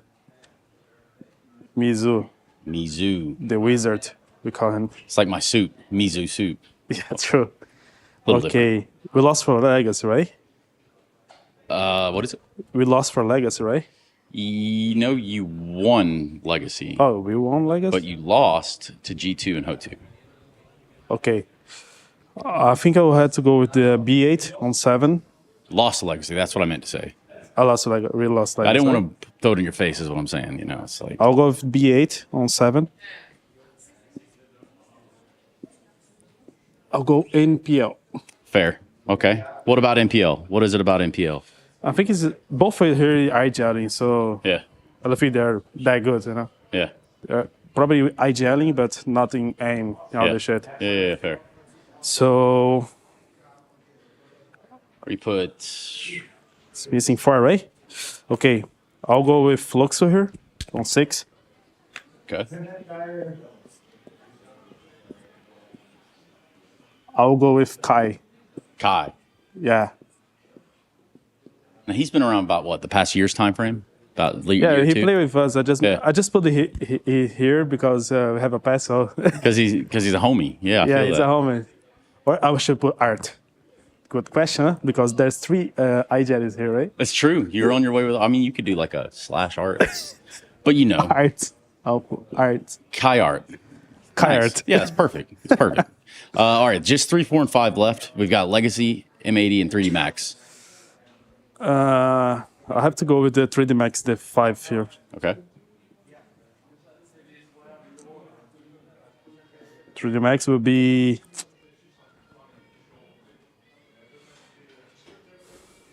Bro, I'll put one guy that's good. I think he's good. He's IGLing right now, and I think he's good. He do a lot of take space and all this shit. I'll go with Graffiti. All right. And it's now down to just Legacy M80. Like, that's all that we've got left. I had to put Legacy here, bro, on third. Above M80? Yeah. What is it about M80 that goes below Legacy? Bro, Legacy is playing really good. I think they're a really good team. I think they have all the pieces to get the spots, to play against. They're really annoying. And the game plan from them is also good. They know how to read. Lux is doing a good IGLing for them. Yeah. I think he's the difference. So I'll put Lux here. Just one left? What you going to say about him, M80? Who's packing the punch over there?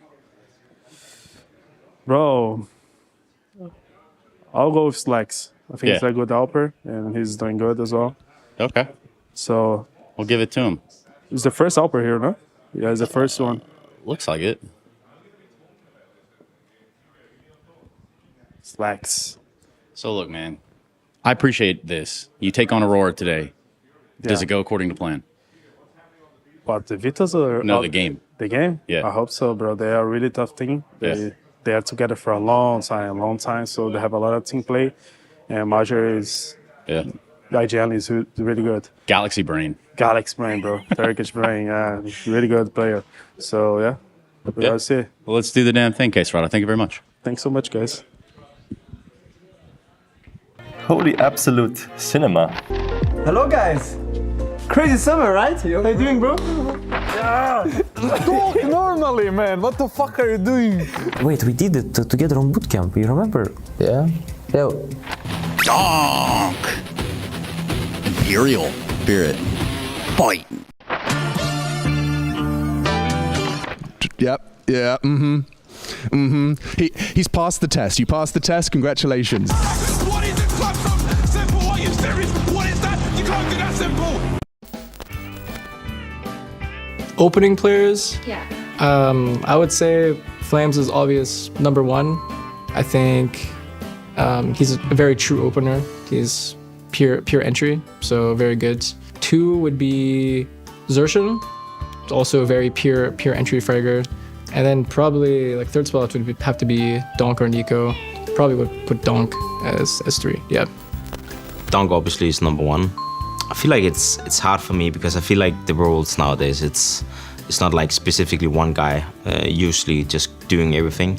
But Donk I would put probably Exertion as well, and then obviously I'm gonna put Nico as well because he is a little bit more entry style now than back in the days as well. So I think those three are the top three in the world right now in that role. Well than Donk. Guy is just above with the rifle, so Donk. I will go top 2 for Flamesy for now, and I will go top 3 for Nico. Excuse me?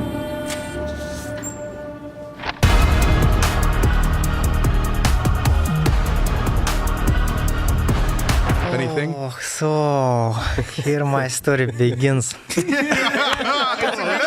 was waiting this moment.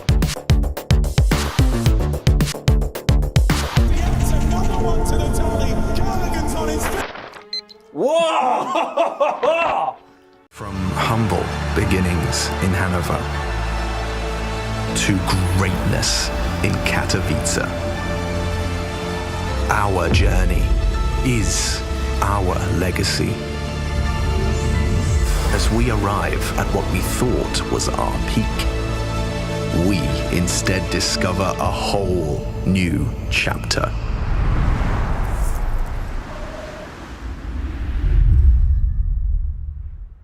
It starts with a dream, with a team you barely know, in an amateur official that feels like the grand final, where practice becomes progress, and every loss feels like a lesson.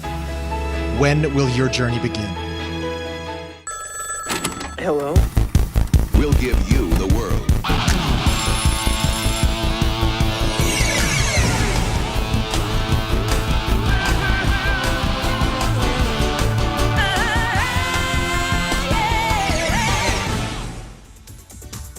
Guys, today we're going to do some gymnastics with Mac. Macnastics. Just makes sense. What you're going to do is get yourself a ribbon, get yourself a stick of some sort, put it together, and I'll show you my favorite moves. We'll start with the twirl.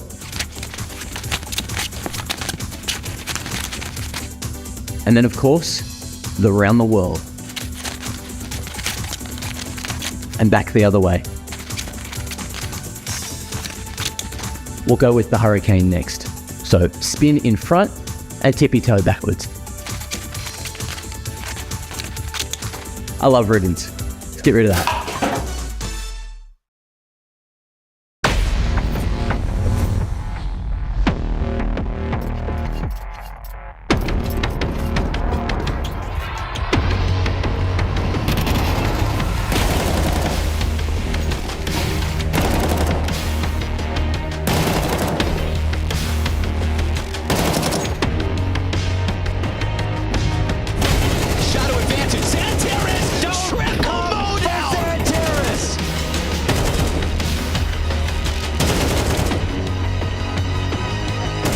Sick needs to save them here, and Jewel Beretta's running out of ammo. Icy gets another. Taras has got this safe pair of hands.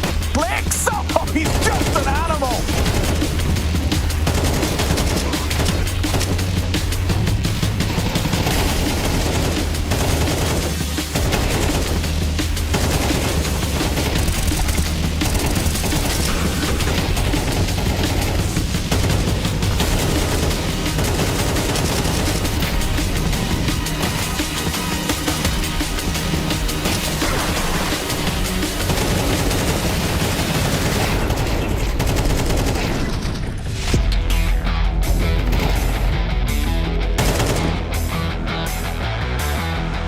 Robotic from Xantares. He welcomes the duel, controls the spray. It's Xantares, it's his playground right now, and ace.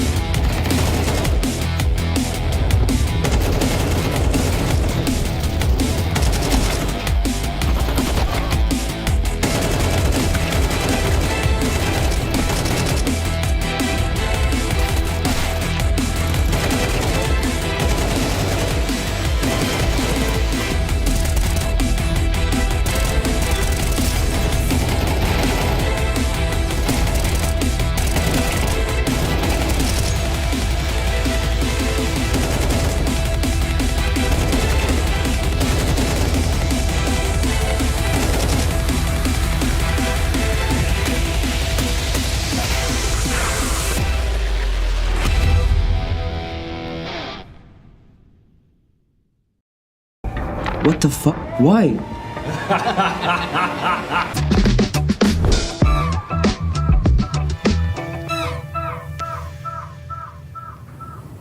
Doesn't even matter, dude! Bring!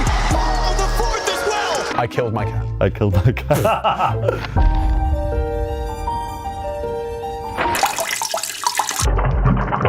Cheers. Window no scope from Senzo! No way! It's a perfect end! What is this counter? This is madness! Well, here we go, ladies and gentlemen. Playoffs are indeed on the line, and Furia are one step closer to them, dominating the first map pick of Inferno. They go 13-3, and we move on to Mirage, their favored choice. Chad, can they do it in 2? Well, with the way they played in map number 1, Henry, it does look likely. Obviously, flicking over to their map choice, this is where you would think that they should be a leg up, and I don't know if you could do much better than the scoreline that we just saw go down on Inferno.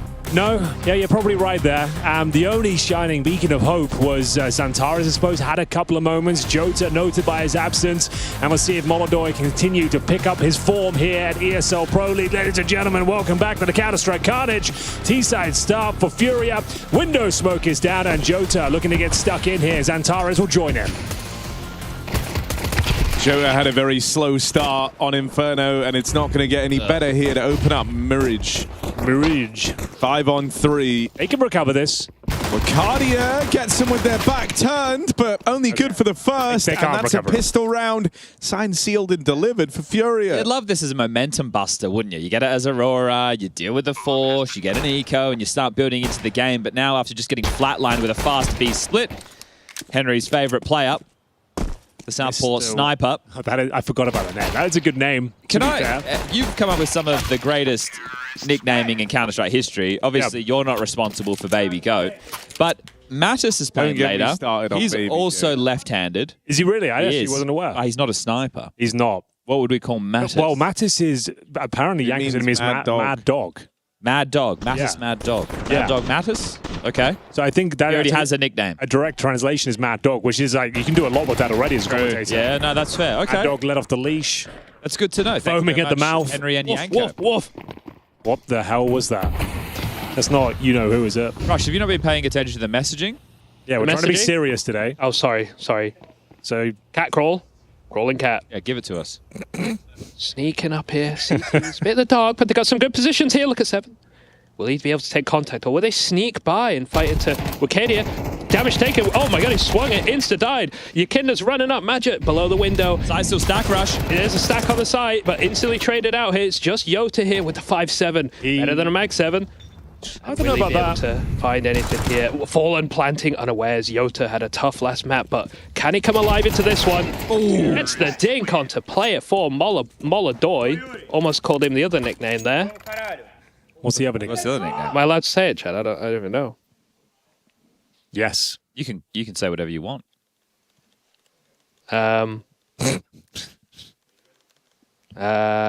He's good, isn't he?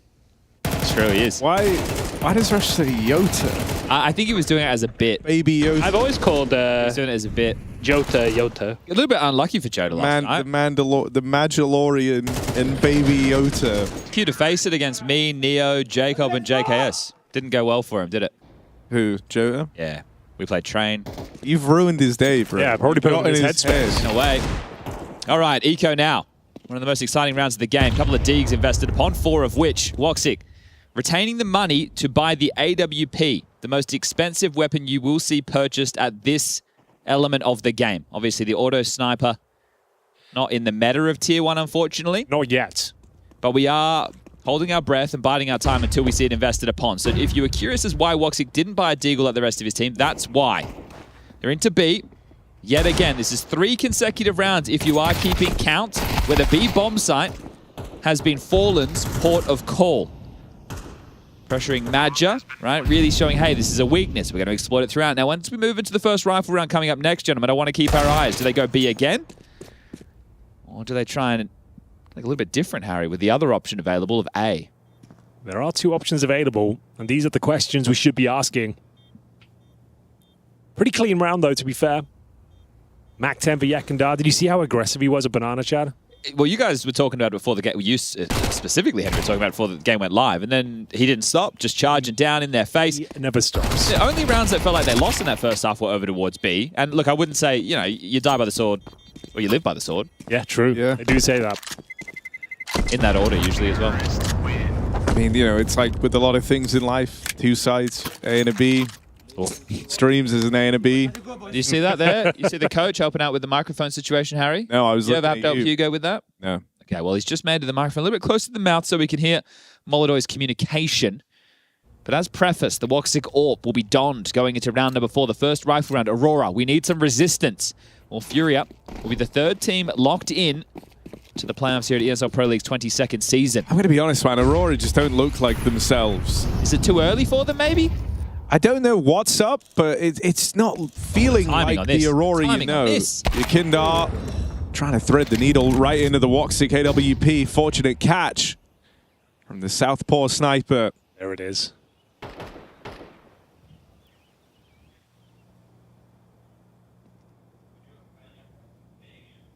Yuri looking for Grogu. Baby Yota out of that. I think that's a Star Wars reference. It is, but like bad Star Wars. Modern Star Wars. So, trying to piece this one back together. Yakandar caught slipping. And a minute to work with here. Slowing it right down. Yeah, Util's very light. What's Moladoy got lined up right now, Rush? He's just holding for the push. So he's still got a smoke and a molly, a flash as well. Fallen's going to join him. So 2 up the ramp, 1 out Palace, and then that late piece of K Serrano through middle.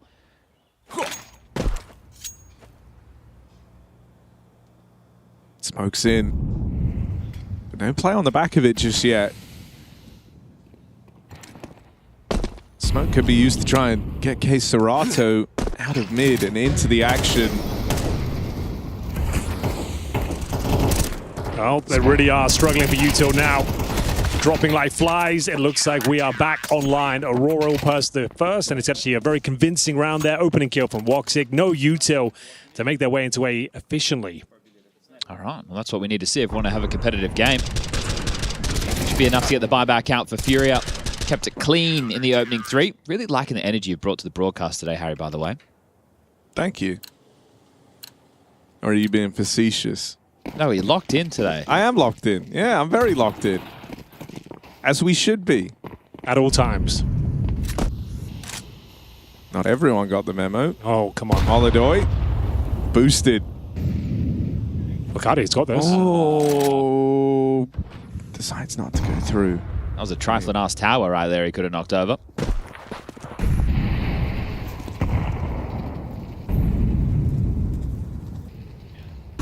Aurora own mid for now, but Fury are just going to let them have it. They leave you Kindar. Oh no, they're coming back. No, wait. They're undecided. Your Kindar down in lower. So they do want to go about taking mid back.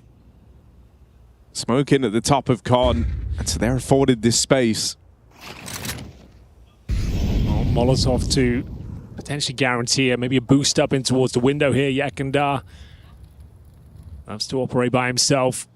Tucks himself away on the windowsill.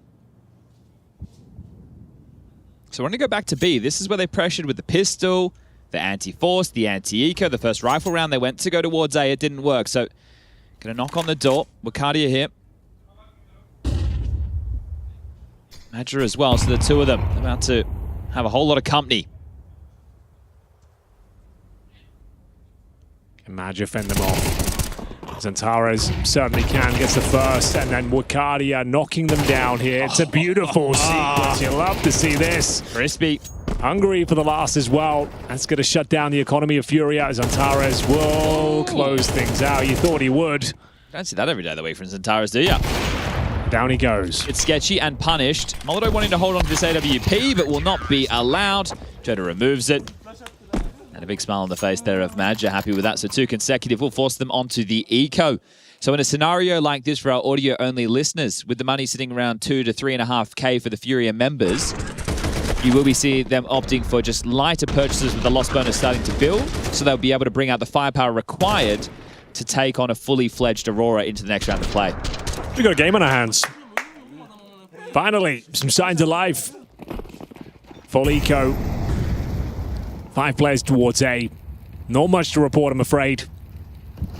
Just one of those rounds, you give it a go, but there's almost zero chance of pulling this one off.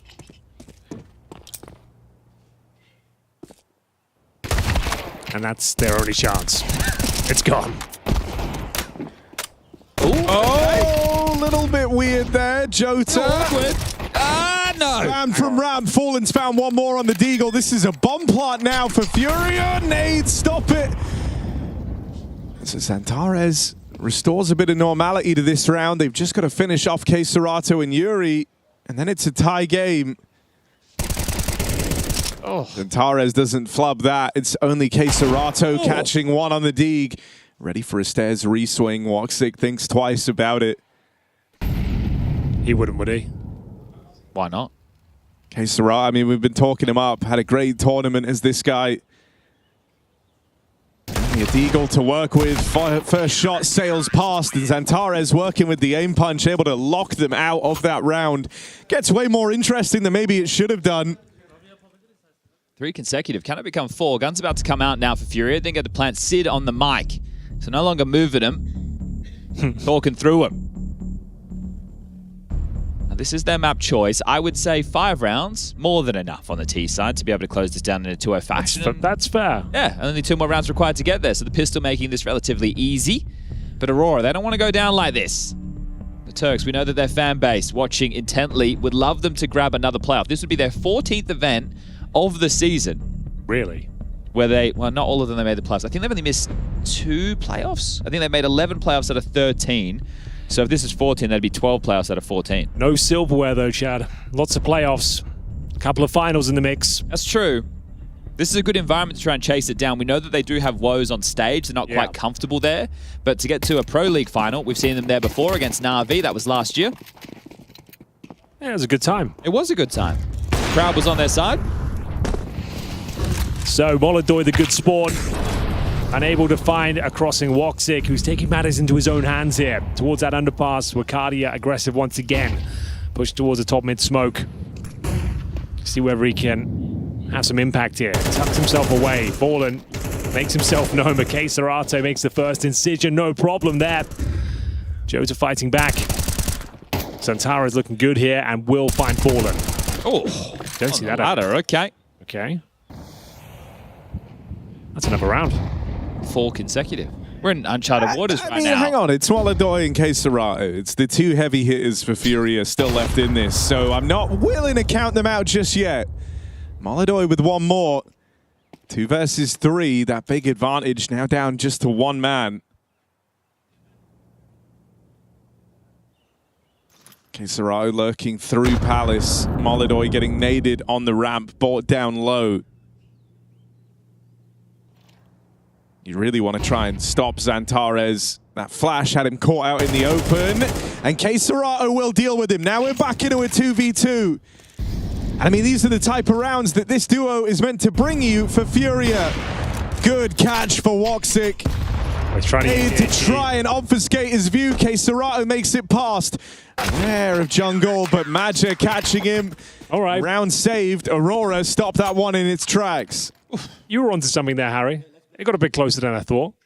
But well played by Woxic. Well, this is already much better than the first map. Aurora, on their own map choice, didn't manage to get consecutive rounds at all. Sure, the scoreline was 13-3, so pretty unfortunate to not do that. They would have only had very few opportunities to try and pull that one off. But right now, they're a bit more woken up. Sometimes these earlier games of the day, they're wiping sleep out of their eyes. Ooh, and Yakinda showing some frustrations. Santara's showing some excitement as Hero AK. A couple of other upgrades. His signature move, though, is just walking out of A main, trying to find the timing. So it is one of the moves of all time. He does it like Inferno. He'll do this almost every round. Try and walk out. Try and find the open up. And let's see if I just don't know how you come out on top of this duel. Dodges a shot. Good duel. Good duel. Good duel. Getting blocked right there. Couldn't get in the pocket of what some call Apex. So backs off Wakanda with the opener, and bodies keep on falling. Yakinda gets Xantares, but needs a whole lot more than that. And there it is. Woxic down. Yakinda can't get the third. Okay, not bad. Good try. Certainly a good duel. Keeping the economy in check, aren't they? Maybe a chance to catch their breath there. Maybe Siddarth's come back in because things starting to spiral. That's 5 in a row. Another gun round available. Molodoy with the AWP. Looking for 5 rounds. We have been struggling to get 3-map affairs on the A stream. We really broke it yesterday. The Na'Vi 3D Max series went the distance. The Falcons Mouse series also went the distance for you boys, didn't it? It started off as an absolute banger of a series. Then Inferno happened. Out. Yeah, then we kind of lost the hype a little bit. Third map wasn't too bad. But, yeah, you're dead on. Oh, that's not great. Fatty almost got one there. Could have been a nice recovery. Not going to happen, I'm afraid. Magic trying to respond. Finding some footing towards the B apartments. And finally, an advantage for Furia.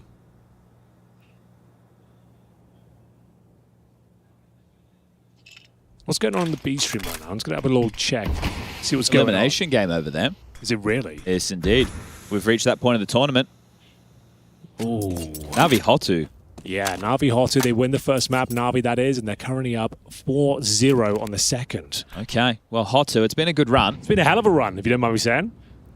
Been very impressive.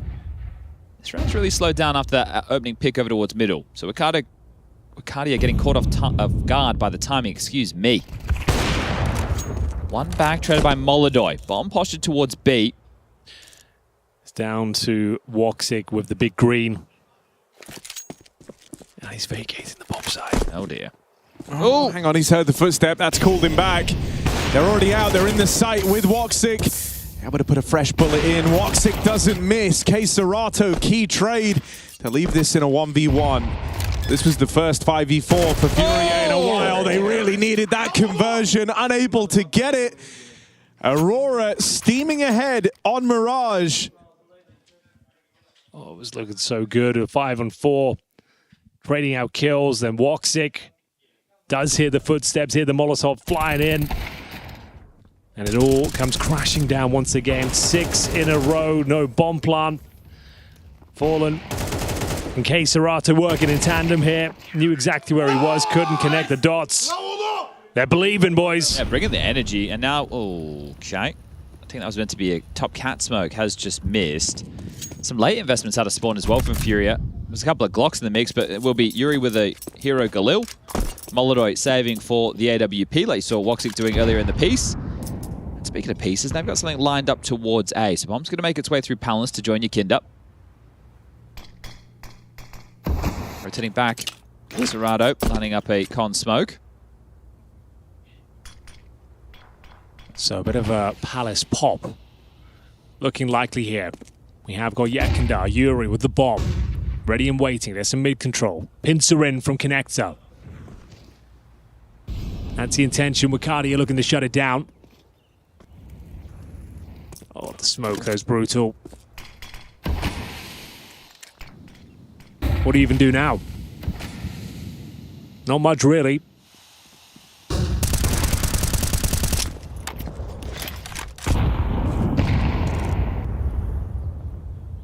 "40 seconds.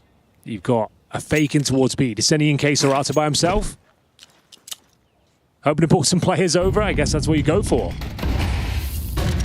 Even that's been shut down. Oh, the rotation, though. They're moving away, Henry. No, seriously? Jota's heard the footsteps. Still going to get overran, and yet being pulled out of position for even a second allows that Palace spill out. Woxic doing everything. Oh, dear. Down at the pistol, but right at home with the P2K. K-Serrado has to die. 10 seconds, mate. You got to get a move on.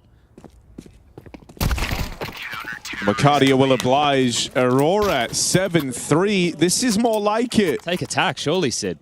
Henry, are you co-signing this? I think at this point, yes. I think you have to. At this stage, hasn't come through. The wheels are falling off.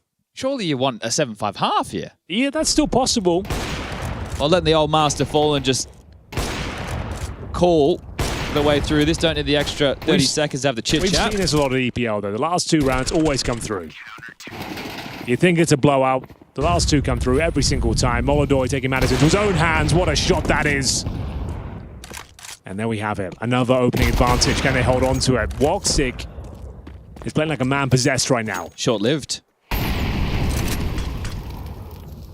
Deep smoke. Yakinda, who's going to play ahead of it. Respects it. Actually parks in it. This is curious as he paths in, grabs control. I guess he's assuming Woxic falls off the line here after getting that pick, and he'd be right to thinking that. But it's up to Maja to fend him off. And there's Woxic striking. Dynamic. He's so good right now. Woxic all across the map, even now remaining active. It's a kill at B, rotates back to Ticket. Kid's got the jump. And after that, he's making the move. A different position for the Woxic Orb. Yakinda still yet to spot out this 1B player. Maja out on an island on short. Won't hear the drop into the sight from this far away. Oh, no. Oh, no, no. It's fine, it's fine. It's ugly. Still going to get it, but in comes Woxic.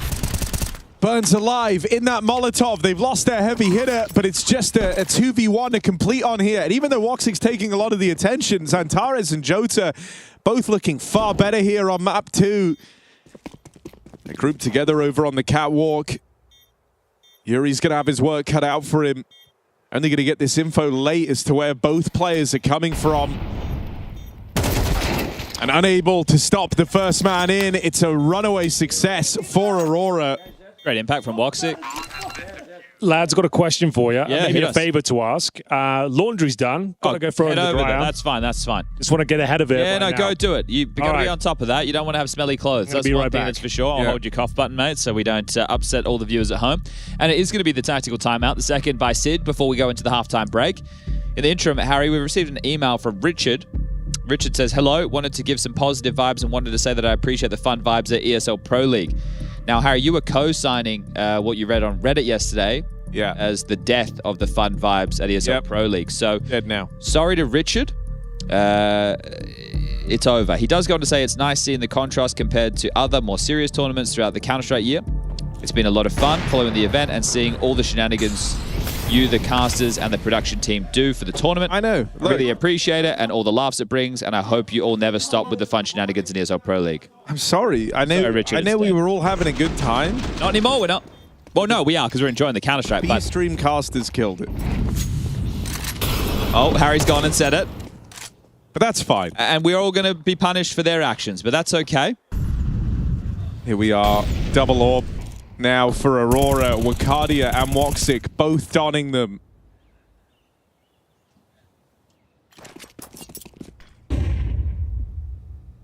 No, guys, that's not what laundry means. Anyway, Woxic. Literally laundry, like actually washing his clothes.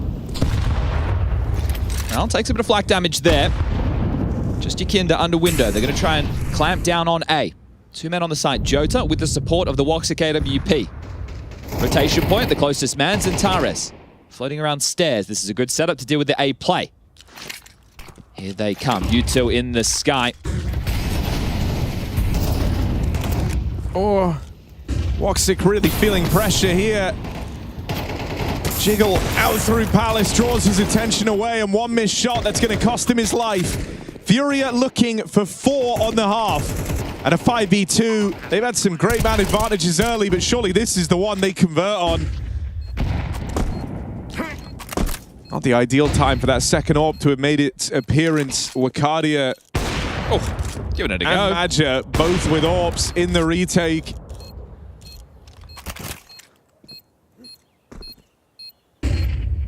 Wakadia got to nail this opening. Will find Fallen, trade out onto the rifle. Yuri contains, and they know where Wakadia is coming from, so Furia at least deliver a 4th round. That's something to go off of if they want this 2-0.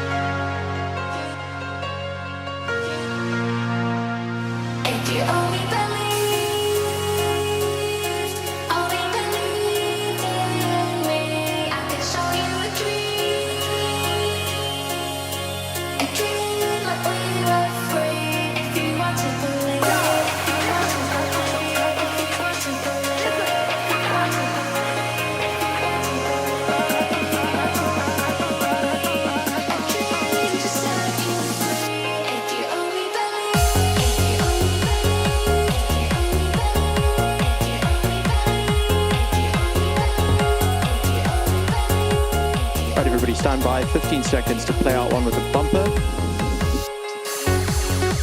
And then we'll go to green casters and then wipe into game. Stand by bumper in 3, 2, 1. Keep going. Stand by green with casters. Stand by lead up. 6, 5, 4, 3, 2, 1. Keep casters. Start game. Well, I missed the last round there, gents, but it looks like Furia got themselves a 4th. This game is back on. Did they fight back admirably? Was it a nice last It was a nice round. It was a dominant round. Double AWPs came out from Aurora and executed into the A bomb site, and Furia dominated that final round of play. But Aurora have shown we have a series. It's ESL Pro League for its 22nd season, and Magi, he's having a damn good time. Map number 1 did not go the way they planned. This is for qualification, the playoffs just around the corner. Okay, now I'm invested, Chad. You got me fired up. We'll see if Fallen can battle back here in the pistol. Feels like they need to pick this one up to stand a chance in the CT campaign. It's thick and fast so towards middle, smokes down towards the window, and indeed the connector. CT's drop a defensive one themselves. And in going into that aforementioned connector here, it's going to be a bit of an A split by the looks of things here. The bomb sitting in the smoke on the fade. It's cleared now. They've got this space. Now they can start barreling in. Molodor, we need something. Anything will do. Information's great. Kill would be better. Oh, it's flashed off. That's going to be the commitment in towards A. HG's deployed. Yuri in a ramp, kind of juicy. Could be nice, could be something. Xantares catching one out towards jungle, and Yuri's played his hand, but gets nothing from it. An ugly series of shots here from Furia. As Molodor and Yakindar try and pull back a 2-on-5. They lose Yakindar jungle side, and they know that Molodor is in CT. He's on a timer with this flank coming in, a flank he's not aware of. And so Magic could just ruin everything right now with this backstab. Molodor can't connect. Oh dear. Pistol round for Aurora. They've woken up for this second map. And Yuri gonna finna crash out in that little thing right there. Yeah, that's the best position. They've turned it into 180 degrees of angles that has to clear. Can't get anything done with the dual barrettes, and then that'll be that. As 2 pistol rounds. Actually, no, it's not, is it? It was Fury who got the first. Fury started so strong. It was 3-0 up. Well, no way. Seriously? Yeah. No. It was the pistol. They went for the P split, right? The pistol, the conversion. It was looking great. Then a landslide around. Should have kept going B. Exactly. They tried to go A, and as we all know, just go B. It works every time, and it's the full eco here. It's double digits early for Aurora. Can't even get the jump up there after a second time around. So, struggling through this. Wakandia, the Farm Fest on the Mac 10. 1, 2. And Magic will steal the 3rd. And if it's Overpass coming up next, I believe Aurora have made that their new Anubis, right? They've really focused their efforts on it. Like, they're actually trying to make it their new thing. Their map pool seems all over the place to me, right? I think the fortunate factor is both of these teams didn't play Ancient, so we get floated to the second phase. Yeah. They called each other's bluff in the veto. The thing is, the reason I mention it, I just don't believe in Furia's Overpass too much. Okay. The bombs on the CT side looks woeful. They can't fend off an execution, but Yakindar can fend off a couple with a Deagle. The bomb was coming this way through T-Spawn. And they've had to change their mind. Wouldn't it be wild if Yakindar won this? It would be. I don't think he's going for it, but my God, you got to be considering it after the first 2. But they're buying next round anyway, right? Because they took the EK. Yeah, so just try it, Yakindar. Well, I was going to say, just hold on to the AK. You can't buy one of those on the CT side, Harry. They're contraband. He catches another kill. Good try, good duel. And at this point, as mentioned, it is going to be double digits. A couple of nice kills. Sorry, everybody, I didn't mean to laugh. I had too much fun then. Yeah, well, no fun today. We all got the memo. We all saw the threads. Not directed at us. Well, no, they weren't directed we at us. suffer the consequences of... Not only do we suffer the consequences of their mistake on the B stream, which frankly, we can all own up to it. You know, I think this is a stream for the people. Yeah, and we give the people what they want. Precisely. Okay, they've gone window smoke, cat smoke, and top con with a con molly. They're just saying, how we doing mid control? But guess what? No, we're not. We're walking out A. And maybe not anymore because the AWP sounded off. There's a lot to unpack there. Well, Xantares has found one towards the Palace position. Molodor will have to replicate the efforts of Woxy to stand a chance here. And they can just reset the round. They've got the opening pick. You don't have to commit to this. Flashbang goes over. They actually find a bit of space now as well. Wakardi has made its way through the connector. Yuri needs multiple kills, and he delivers on his promise here. Wakardi leaping from the stair position. 3-on-3. That's a beautiful shot. Jota is back, baby. It might be GG. It might actually be GG. Hang on a second. Fallen's the master of the MP9. Molly We know. forces them out into the open. Get the orb. Get the Jota orb. can't swing, isn't involved in this for now. Fallen now on the orb. Starts to close in. Nade going to soften up Wakadia. Jota's so low, he can't have forgotten about him out towards Firebox, but it feels like he might have. Oh, so flash. And there's the swing out from Jota, flying under the radar. Take a timeout, I suppose. But you have got $3,000. What's the point? Yeah, you just be like, right, lads, well, overpass is next. We know we're not good on the CT side, but... Kind of wild that both teams have been blown out on their map choices. Yeah, it's the way she goes sometimes. A bit of a common theme in terms of these one-sided affairs that we've been seeing at EPL. So they're not even fully investing. Okay. A partial. A miracle round required here. All right, so if we win this one, we don't have to win 8 rounds straight. But if we lose this one, we have to win 8 rounds straight. All right. Deagles, no Kev. Yuri with the 5-7, and it's Woxic continuing with this very, very strong performance on Mirage so far. Opening frag, K-Serato low. Harry, can you have a look? What's Woxic opening frags? Yeah, we're all dying to know. Right now. Right now. Write me out. 1-0. Huge. Oh, so 2-0 after that kill. Yeah. Okay. Guys, I see, we were prepping for this to be a 2-0 based off of how stompy the first map was, and we would have had a lot of time to fill. So we're about to do a were you paying attention on what is likely to be a 13-4 stomp. So it's going to be hard to remember what happened in a game that was over this quick. Yeah. But we're doing it anyway. We're going to do it. We're going to do it. Saku Fish, man, I hear you. I get it. Here we are. Okay, well. Not found for Aurora. And 12 on the board, locked and loaded. I don't really know what's happened in this series. Both squads on their opponent's map pick, having a really, really rough time. That's the headline. It's a long headline, but that's the headline. Yeah.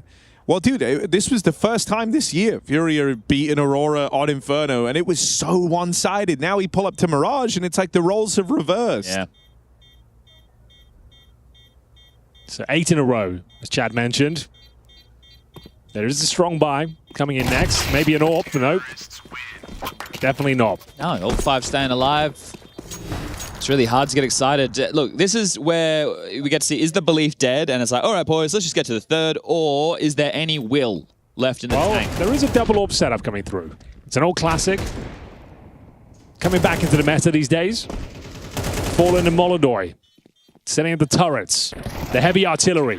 When in doubt, bring them out. The thing is, you can just call these pocket strats to these huge leads. Just execute, which is exactly what they're about to do. And you know the orb's going to be out there.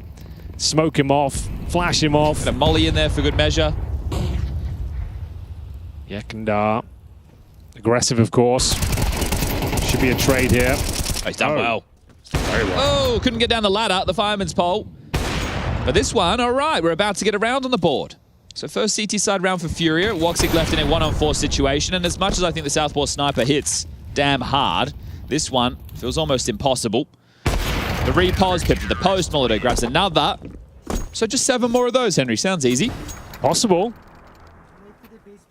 Not outside the realms of possibility here. We'll see whether the double AWP setup can prevail. Molodoi looking sharp. Yekandar looking aggressive. Yuri looking solid. Nice little double kill there. Woxic found him eventually. That's only the only kill they get, really. And here we go. The marathon begins. The long journey back to overtime. Taking matters into their own hands. Players down in towards the underpass. Molodoi towards short. Wakadia creeping on in. Over towards B. Going to be smoked off, though.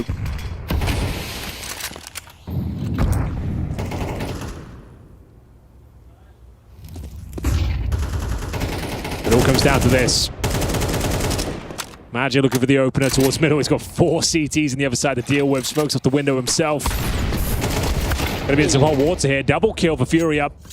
We might be back. Yeah, money's broken at the loss of this round. There's still a minute left, so you're not going to save. You're going to have a look, see what you can find. Wakadia starting to take a glance into B. Fallen hits this. Oh! No, he doesn't. That was rapid. Okay. Things are complicated. chance to show how it's done. But it's an A walkout. Contact here from Aurora. Woxic and Jota combining for 32 kills. That's a lot of kills. We're on some resolution gameplay here, trying to make up for map 1, 16-9. But dead on the cross. Leaves Woxic out in the open and nowhere to go. Look, it's not going to be easy for Furia. There's absolutely no denying it. They haven't left themselves with a lot of room to run here, but... Didn't Aurora recently lose a massive 10-2 lead, Chad? Was that a thing we covered? It was like the last couple of events, they were 10-2 up on Mirage and then for the game. It does ring some bells, but I would have to fact check. I'll have to get Rush the Ranger on the line. Yeah, Rush, can you look into that for us, please? Yeah, it was against Mongols, I believe. Yeah. Yeah, he's right. I can't remember his official playground. It was recently, though.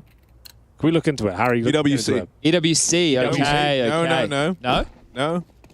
Wait. It was Blast. It was Blast. Let's find out. Let's see. I think Rush is just saying... This is relevant data. Blast.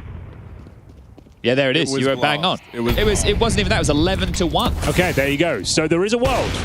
And we're living in it right now. Again, 2 opening kills, easy as you like, and they just keep on coming until Zentares kicks up a bit of a fuss. Fall and silences that. Oh, Zentares, come on now. This is your map. This is your home. You can't pull them across the line. It actually might be happening. Do you think they're getting hot under the collar? Yeah, I think they are already. They're getting flashbacks to this trauma. You can feel it slipping away. All of a sudden, that lead doesn't feel so comfortable.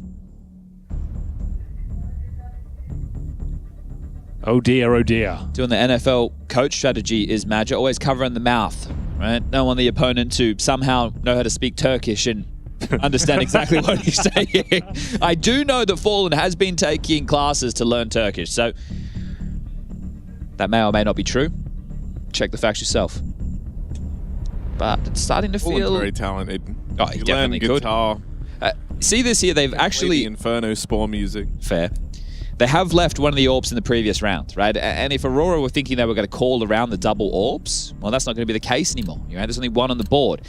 Look how light the util is as well. We've got 2 smokes. Both have been used immediately for mid control. So it's flashes and a molly. What are you meant to do with this? That's a good question. There's and a really good new copy pasta. I'll talk about it in a second, but it might be the best thing I've ever read. Here's a little push down the ramp. Oh, they are locked Catch in. K Serato finds Jota 5v4 as Furia look for a wild comeback. Aurora say this can't happen again. They need just one more round to lock in map 3. They've got a single smoke which has been deployed, a Molotov and a flash. That's it. 5-on-4 deficit. Wicardia boosted up. Gotta hold on. It was looking so dead in the water for Furia. 12-4 down. Woxic pulls one back. That felt unnecessary, didn't it, with the spam through the smoke? Oh, you kidnap! Gonna catch Wicardia. There was certainly almost a timing opening up there, but Yakindar keeps his eyes on the prize for just a second longer. Now out in the mid, learns it's clear. That means they're either in con or they're on the reroute, and he's suspicious about this con push, and with good reason. Holds on to the jungle wrap, and this is because they have a player already up in Palace. K Serato lies in wait, and it's such a potent position. He can just play around the tap of this bomb. Look to swing out now. Won't be able to do anything to stop the plant, and so left to a retake. Surely you don't lose this. No, you don't at all. There's K Serato, and that peels the attention away. Furia 8-12. 4 rounds in this game now. It does feel overly critical, right? But you really want to limit the threats, but by having the loss bonus build and allowing them to plant, sure, you're guaranteeing the round. They are playing safe Counter-Strike, so I'm not being critical to the sense of, oh, why they shouldn't be letting this happen. It's just, by allowing it, now you're going to get a partial with Tech9s and U2. Definitely are. They're in 4th state loss bonus right now. Bomb planted, does allow for Tech9's Kevlar. A few bits and pieces. You can go for the haymaker here. The knockout blow can occur. Yeah, and it's just going to take one slip, one missed shot, one player getting a timing that Furia aren't expecting, and they're in. Oh, tactical timeout. Time slipping away, the most valuable resource of them all. You can't choke this, boys. Come on, we wanted that third overpass was promised to us. There it is. We can see the Tech9s out in full force. So Wicardia, Mac 10 got themselves 4 smokes. And what's the call? What's the play? Can they get the hell out of here, right now? I mean, these rounds can sometimes be helpful at cutting through the pressure a little bit, right? You got this partial buy, kind of nothing to lose. You just call something group. Classic. The A execution with the Tech 9s. Try and overwhelm them, isolate the Jules, remove the AWPers. Double smokes going down, flashbangs to follow. Molodoi getting in position. Give us the source on this one, Harry. Oh, the Molly gonna displace Molodoi. Yuri's the only guy left actually in the site itself. Might have to do some heavy lifting, but he dodges that first flash. Still has eyes on the prize, and his teammates come barreling through these smokes to offer up assistance. Tech 9's going nowhere fast. It's only Maja, and he's cut down. 3-round game now. The gap continues to close. Oh, man. And Furia is super locked in. No nerves. No worries. Full throttle from here on out for Furia. Aurora having flashbacks to the 11-1 lead they threw away at Blast. In the last few, they haven't had full buys. Even the last, like, quote-unquote gun round, as mentioned, it only had like 2 smokes. Yeah, in it. right. So at least right now, 4 out of the 5 players have util to work with, so we might be able to get something going. You're starting to panic, though, aren't you? Yeah, a little bit more nervy, a little bit more stressed. No one wants to be the first one to go down. You're not finding those gaps. You're staying as a pack. You're trying to stick to the game plan. You're not playing with your hearts. Oh! That's not bad, though. Xantares does find a gap. Can he get the second? Not quite. Back to a 4. No trade. He's gotten away. Here we go. Best chance they've had. 3-on-2 advantage. Yuri and Molodoi to pick up the pieces here. Jota helps himself towards the A-bomb side. Calls is clear. Huge space. Oh, what a catch for Yuri! And that's as the bomb was coming back through T-spawn. They wanted to link up with Jota. Oh, look how dejected he is. Such a huge kill. You can't put enough emphasis on just how huge that catch was from Yuri. He's even dodged this moment of death in towards ramp, but Molodoi will be dead here. No damage, no damage. Literally didn't land a bullet. Both players here for Furia. They know this is where the play's coming in from. Maja with 1 back on the AWP, and it comes down to this. 45 seconds. Molodoi has to continue this comeback for Furia on his own. 1v2, but he's stubborn. He sticks to his guns. Doesn't try and get ahead of this. Instead, sticks it out in towards A. It's a double Palace reposition. Oh, he gets this, bro. Maja with the AWP is low on health.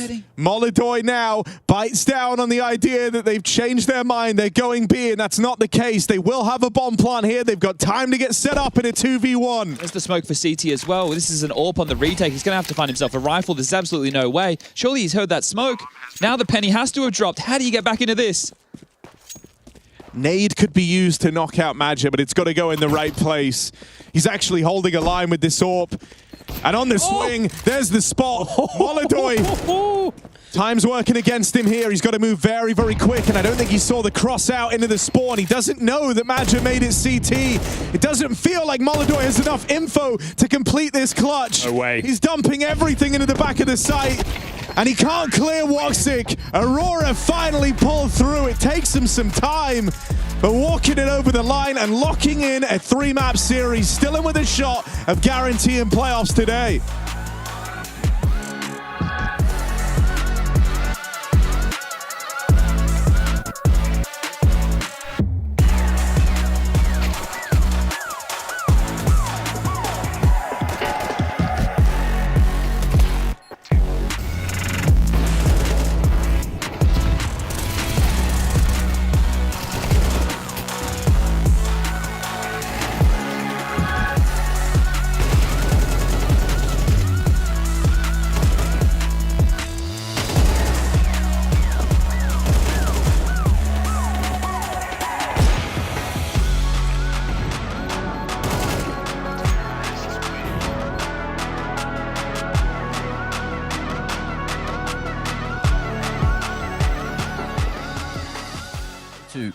If they miscalculate the economy, could make things a little awkward. Norbert gets that? Maybe. I guess we'll never know. Jackie, you can be on watch here. Is there 2 AKs for the CTs in the next, or just 1? Ooh. Or even 3? Who knows, mate? Who knows? We'll see. We'll see. Oh, we got the info. Makazi did come through there in the replay. But was there time to retrieve another AK? Is there 3? No, just 2. Not quite the full set. 3 would have been really nice. But it's Blade's time to shine. Taking a tactical, which was effective in that first half, but here in the second, he's feeling the need to have a chat to the boys. Just try to figure out where to put these AKs, where to play from, and how to potentially have their best chance at locking in a 12th. That one round is so incredibly important just to deny a loss here in regulation. There it is, the speed, the difference, change in pace. Jackie, there's going to be Duke for Shura to fall, but Norbert here to play the trade game, and up onto the red they go. Ima looking across the top here. The molly towards Newbox may force Alexi out into the open. Good crack on the smoke, finds Ima. Window no scope from Senzo! No way! It's a perfect end! What is this counter? This is madness! Want to play a game? Well, we're going to anyway, whether you like it or not. We're definitely doing that. You got a buzz. Okay, what you got? What's the answer? Yes, we want to play a game.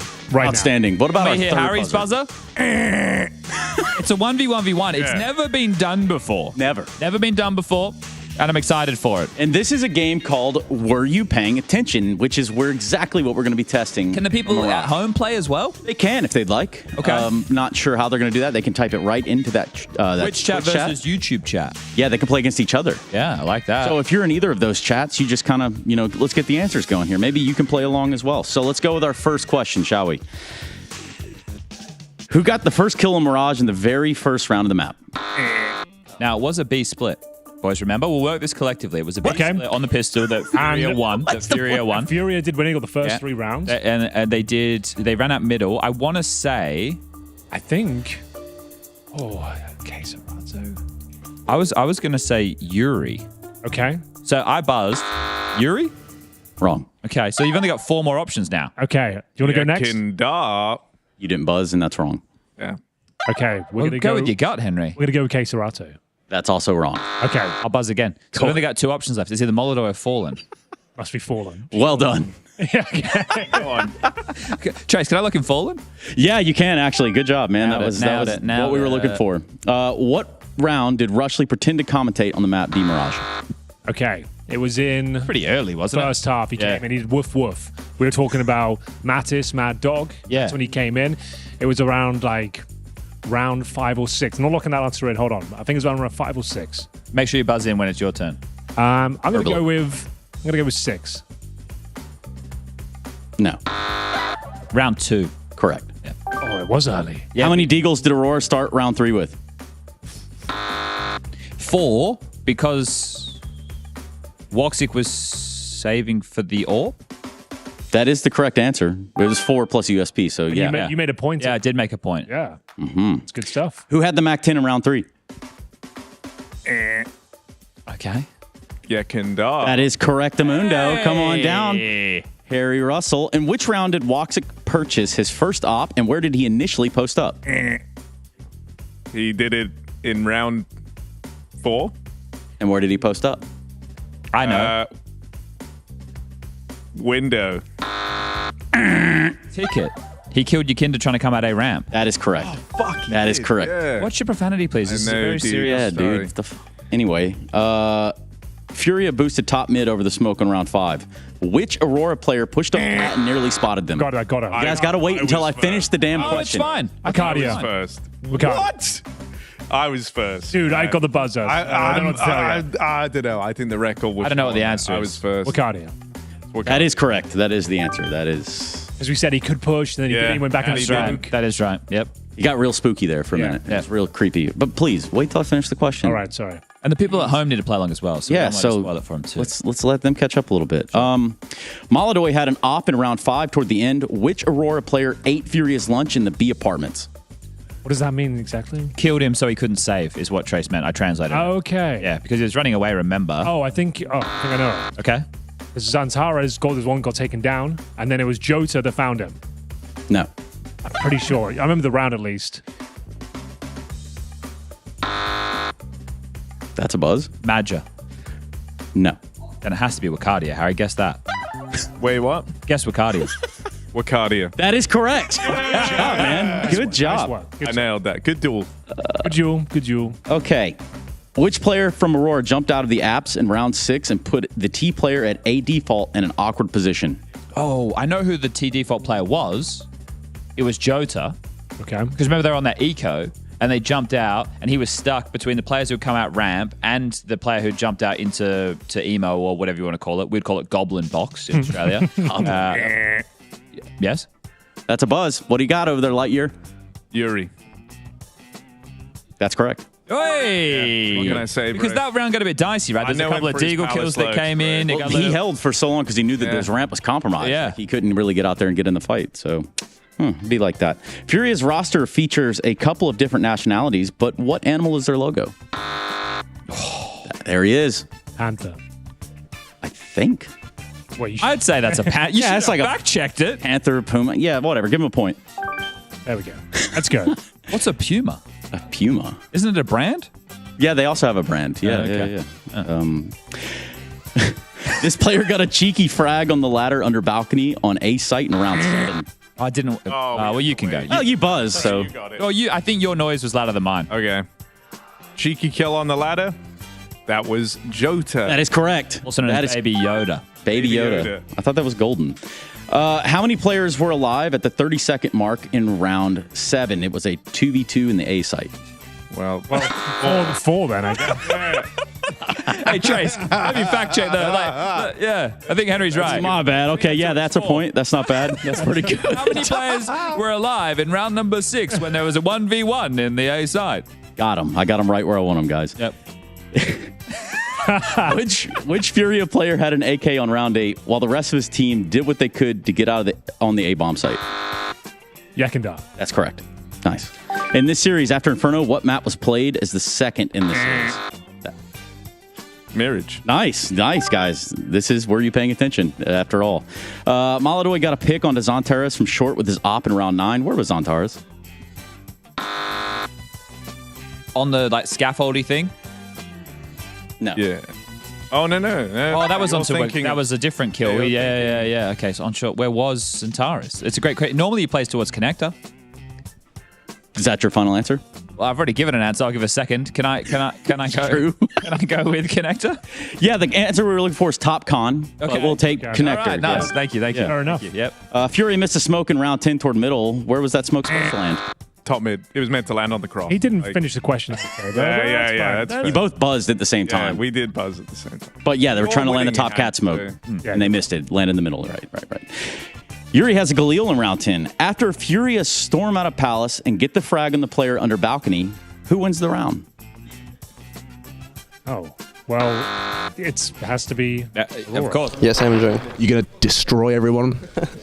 Yes. Hell yeah. That's what I wanted to hear. Hell yeah. This discounted prime NAF fly. No Grand Slam price tag on this one. And your grandma? Loquacious, 21 points.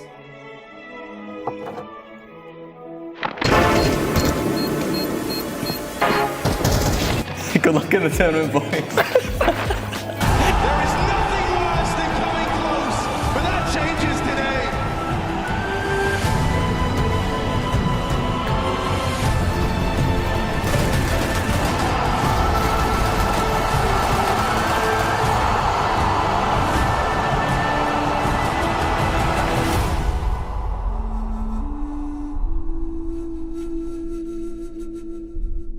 Here's to the challengers. The ones who don't just settle for decent elo, but hunger for something more. The ones who don't just queue for another match, but prepare for war. You can doubt them, overlook them, even count them out, but you can't stop them. Right now, I'm with Dupree, who I can see has got tears. While others play for fun, they play for legacy. This is ESEA League, where challengers take their first step.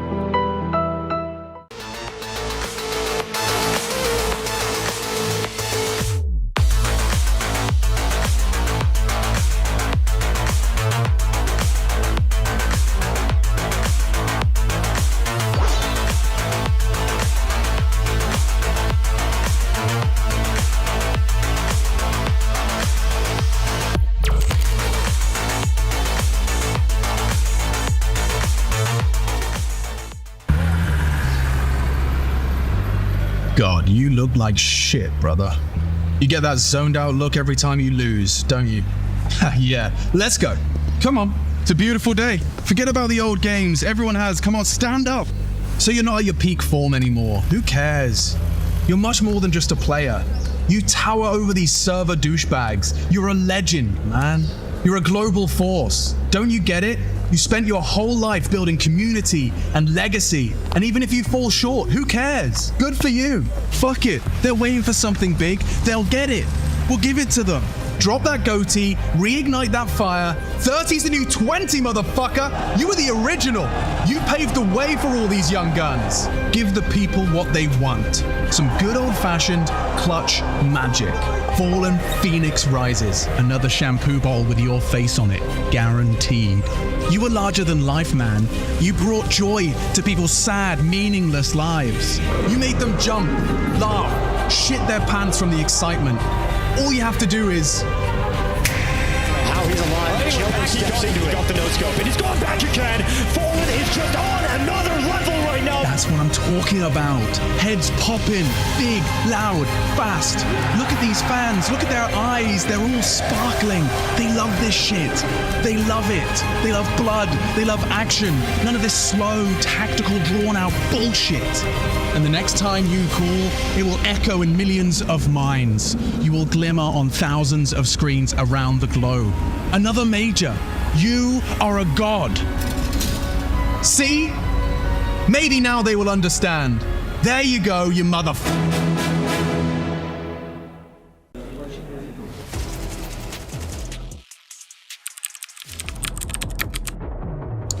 Bro, you still doing that? Yeah.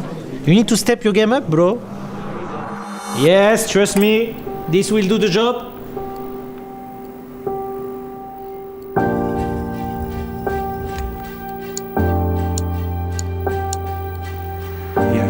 Yes. The GOAT energy is incredible. Goats. Where is Zontaris? Finally, good to see you boys. Come on, right this way, sir. Cristiano, mate, sorry. Yeah, if you could just get off set.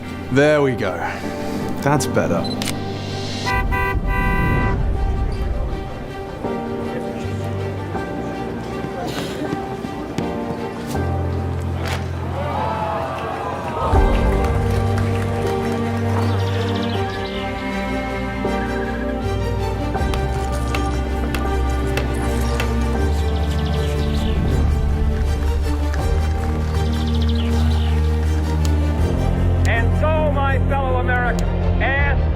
I'm gonna float like a butterfly and sting like a bee. And to preserve and cherish the pale blue dot.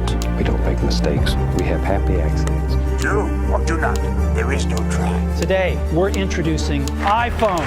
It's one small step for man, one giant leap for mankind.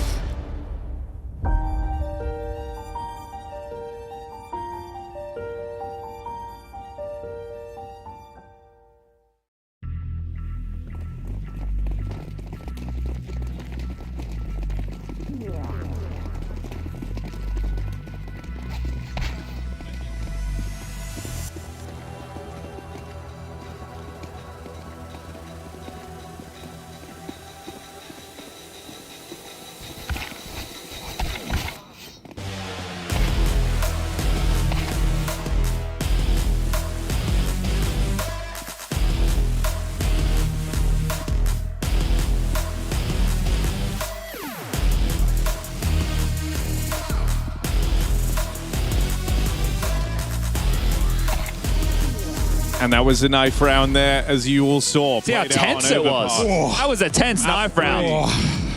Oh, really got the juices flowing. I'm not Connor. I'm not going to cast the knife round. I think that by not, like, us actually just witnessing how tense that was in a 1v2 on the knife, you can see how important this CT side start is to both teams. This is Overpass. We head to third and deciding map. Been a bit of a mixed bag for Fury on it. A couple of wins in a circle bait. M80, Hotu. Well, Hotu was a victory against them. And the Mongols back at the Fisher Playground. Fast B, flashed off, Wakadia down. Lock the hell in, Aurora. You've got to stop this B-rush. All 5 players running your way. Furia all over the bomb site, down to the pit, getting stuck in the mud. But right now, it's Aurora locked out of this round. Bomb planted. Furia full back. No util to break into this. Smokes fade, and here they come.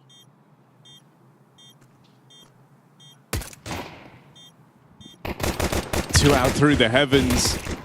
And it's going to be tricky here for Aurora, losing players left and right.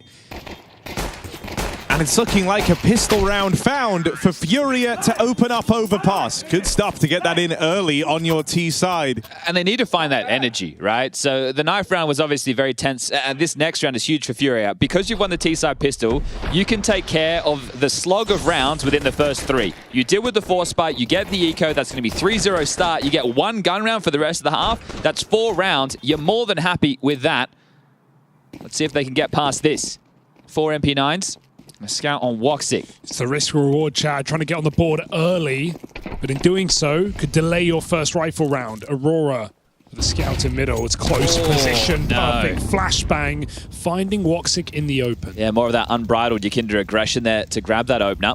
And the double con push swings in, but it's the blender, Yuri, with the assists of Yekindra and Fall and take care of business. And this should be that second round, easy as you like. Got to stand on business. That's the place to stand. For real, for real. So Cap, Yuri had a great first map. It is interesting just to see blowouts on either side on their opponent's map choice. And I keep saying that. And I think if I went through, because we've had so many games, A and B streams, maybe it's a little bit more common, but it just is weird. I know you're going to prep for your opponent's map pick. This Vito was something which intrigued me. That was a different lineup to throw. Oh, well, that one doesn't. There's 2 different OSD, mollies. There's yeah. one that clears out the close cubby, including that, and on top of the truck, and there's the other that Zaiwu doesn't like. Yes. It lands towards the back of the truck. It's still so curious, right, with that, because I did think, as we were discussing on the couch at the start of the day, that extra frontalis smoke caused the multiple smoke layering That to not was the extinguish. bug initially a few months ago. But then we troubleshot it. Harry was there for ages trying to work out how to throw it correctly, or not throw it correctly, but throw it so that the molly would still continue to spread, and we were able to replicate it to some degree. So more investigation required, I would say, on that one right there. Do you feel like they're throwing that molly, Chad, because it is the anti-eco, so you'd expect if there was going to be a player in a close cubby, sure. rather than behind the truck, you're back against the wall with the A1S. I do like the adjustment to overpass, though, because that cubby was deeper before they made the update, right? They've made it a little bit tighter now, so it's harder to hide in there as the CTs. But I think even bigger than that is the way the stairs have changed. Coming up that stairwell and showing the headshot angle, let me explain how it works. Typically, back in CSGO, your head would appear way earlier behind the bin, the green bin. But now, your head only appears when the rest of your body appears because the stairs, or the dumpster has been moved. Yeah. So the only way to play that headshot angle is to jump up on the lip behind the fence and then edge yourselves out. You can't do it by coming up the stairs on this awkward high-low headshot angle. Very spammable as well, that fence, isn't it? But this would be the economical. Everything was wiped from the board. A flash, a dig, a couple of P250s, a P2K in the hands of Woxic.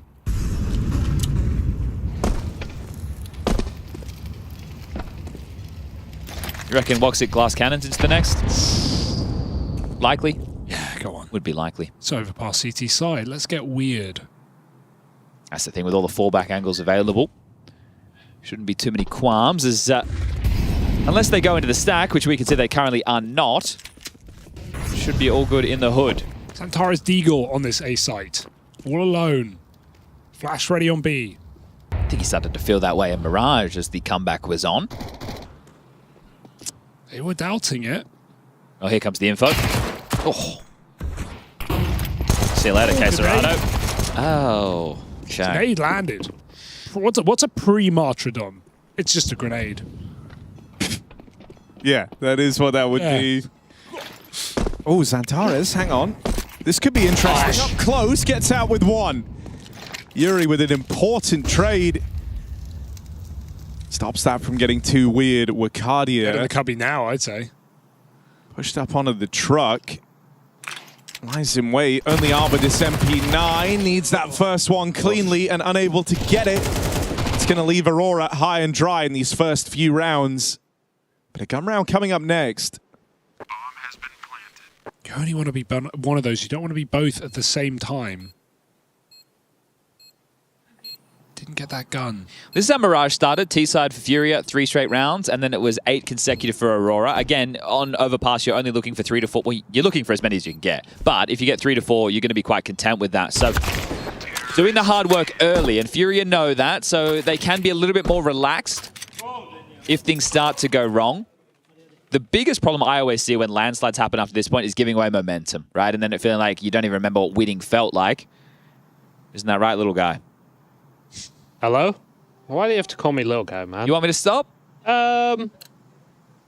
It doesn't really bother me. Okay, all right. It's a term of endearment. And I think so. No, I love you, Rushley. Yeah. You're becoming a bigger guy, Rush. You're getting Yeah, I am in the gym every day, Edge. mate. Yeah. I am in the gym. Edge. I'm still eating a lot of burgers as well, though. Who's eating burgers? Well, they are good, aren't they?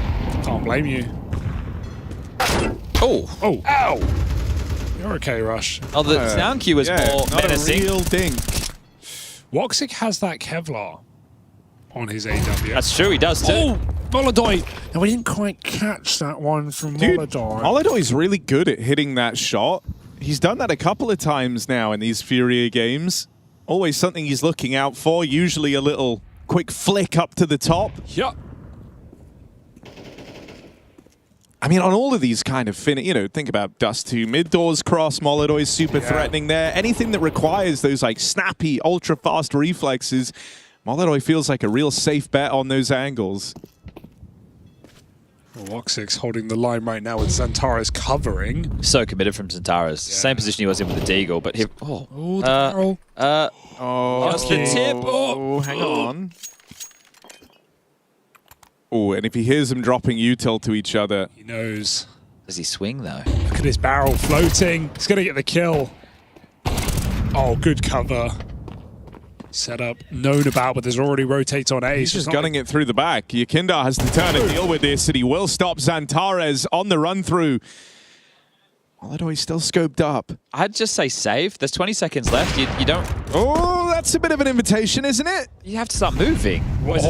He went for it. You either go A or you don't go at all, guys. Oh, go A. Go A right now. Jota on the site alone. 1v2 and he's got 10 health. 7, 6, 5. He's on the stick. The cover's there. The flank will drop to the bomb, and that's enough. You have to either be all in or all out. I feel like they were two in between there, and I understand they gave it a crack. They do walk away with picking up that AWP, so at least that is possible. But when you're down to those final moments, that's exactly what can happen. So well done from Wakandia with that kill. Could not have planted anywhere else, though, right? There was still a player backside when they went for the stick. Just didn't read the flank.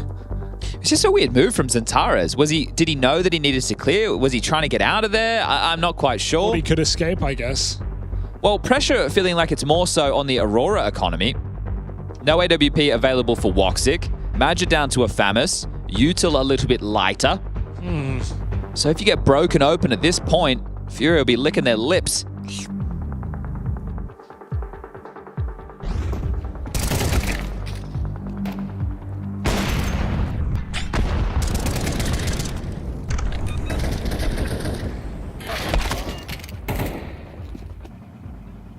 Just such a huge save early on. And let's see if they can start chaining together something on the back of this. Aurora still in a vulnerable position, right? Xantares with a bit of mid-aggression. Boost up over the top to deal with this exact move, and Yakindar's going to get the better of him. That is going to be the head-to-head to keep your eyes on, I think, at least for the A rifling matchup. See how Yakindar is able to fare taking this space against Xantares. Xantares was already showing some frustrations on Mirage when the comeback was on. You'd hate to see that linger through. Next up to bat, Woxic. Again, committed. And with this many players, toilet side, trade is kind of worst case. And, well, this is best case. Back turn. They walk right by. Bomb is still behind Divider. Imagine just crossing into the site, has no realization. Woxic wants to get everything from this. He doesn't want just one. He wants the whole round. Bomb dropped, turned back, but he's caught by Yuri. Still, the site hold was solid. 2v2. A nade would get rid of Jota, and both Yuri and Keserato have one. Instead, he goes looking over at Long. There's the spot. Thrust into a very awkward position here as he tries to get more aggressive. I don't know if Yuri's going to expect this. It's crazy. All the way through the toilets, and he did so with so much conviction here. He's on a bit of a forward timing. Yuri has now started to consider it. Gotta get that bomb, Yuri. 20 seconds. This has lent a lot of time to Wakadia as well, moving up the bank side. Won't be able to deny the plant this time, but it is a good backstab. Yuri, 1v2. Repositions out. Tucks himself into the dumpster. Finally, Jota dealt with, and that just leaves Wakadia knowing about in bank. Smokes himself off to Yuri. Spam for a little bit of damage. Tap on the bomb, trying to force an engagement. Yuri doesn't buy it. Holds the smoke up and over. Wakadia with the clutch. And that's 2 big rounds back to back from Wakadia to find this early foothold for Aurora. I don't know about you, but the move there from Jota, that's so stressful. But the fact that he is like so graceful in the way that he can pull that maneuver off, it's essentially the round winner in my mind. Because then they're in that box of the side. They get the bomb down, sure, it gets tense at the end. But the fact he's able to slip back, it's like, well, we know he's there. We have to worry about CT, bank. So many problems available for Furia in this situation. Decision to smoke yourself as well in the 1v1. High risk. You would at least think you would reposition, play bank. You can still deny defuse from that spot as well. We're not broken yet. Furia can buy in again. Khalil's a plenty. Tech 9 for Fallen. Okay, for Yakinda. Still no ult for Woxic. The fact that the money is still live. Furia know they're in touching distance of really hampering Aurora's CT campaign. It's going to be about weathering the storm. How does one weather a storm? Normally you go in the bathtub. I think that's what you meant to do when tornadoes are coming. If there's any Americans in chat, I'm sure they could tell us. I've never really experienced a tornado or a cyclone or anything of the sorts. Just a windy day.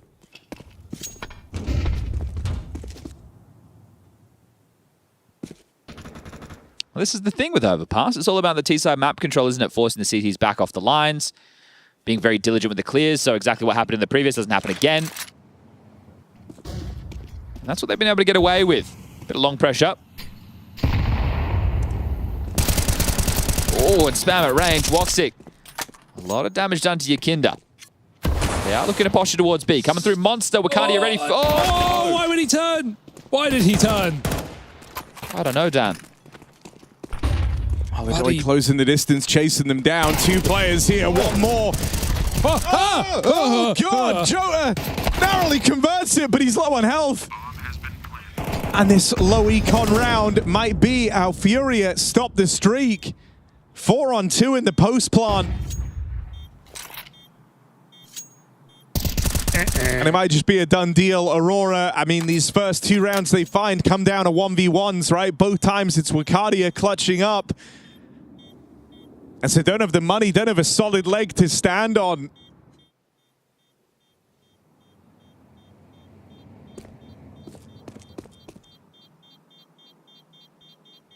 Fallen.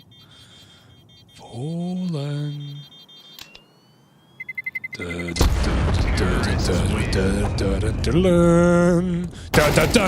Well, face full of lead there. So 2 guns saved. Woxy can drop 1. I think you should take a timeout to discuss this. Oh, Zipex in the studio. I understand why maybe they don't want to try and burn one at this point. Next round's 2,400 loss, so everybody will be able to buy again into the next. Woxic will also be able to bring out the AWP, so they can return to that. It's just been tough. When the 2 rounds you win, you only have 1 player survive.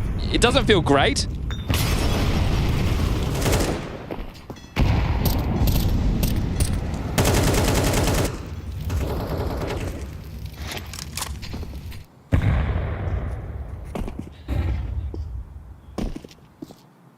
Want to stay very dynamic with these saved rifles. These type of boosts, plenty available on Overpass. People saw the Hotu triple boost the other day over towards Long. I heard, I saw it was sick. I heard about this, but I didn't see it. So this is the one we did in Pugs. Did you remember playing with me and we did it in like some... On like here? CT. At Long. Yeah, CT, Rush. We did this, right? Yeah, I even put a clip on Twitter. Yeah. Popped you up there with a scout. Okay, got a double kill. It's pretty cheeky. You can see him over towards Fountain. You can see him also at Long. So it's a pretty cool boost. Rooster left you a jersey, Rush. Behind you. Have you there is one, yeah. Is that for you or is that for MC? Yeah, it's mine. Oh, that's nice. That's very nice of them. Mine, isn't it? See, another boost. Boost on boost on boost. Spam at range, not great for Woxic. Yeah. Boom. Shucks. Oh, jeez. Gee willikers. Down to beat. Wikipedia. Wikipedia. Read like a book.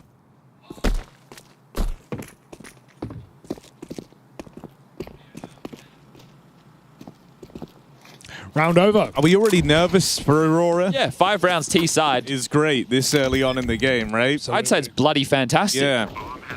You know, you'd be very, very happy ending at this point on the half, being able to grind out 5 rounds. And you've still got them right where you want them, though, right? Because of the 2 rounds they did get, the loss bonus was reset at that point. So next round they will be able to bring out their full buy. Woxy will be able to get the AWP. These saved guns, relatively important down the stretch to kind of keep them at arm's length, even if you do only have 1 or 2 players surviving. It's really going to be important to hold on to that AWP. So for Furia, at this moment, they could also go for a pace change if they want to be a little bit more poppy. Plenty of options available to Fallen. And plenty more Counter-Strike coming up today. The B-Stream, their opening game has concluded. Who won? Spoiler alert. Hot Tour?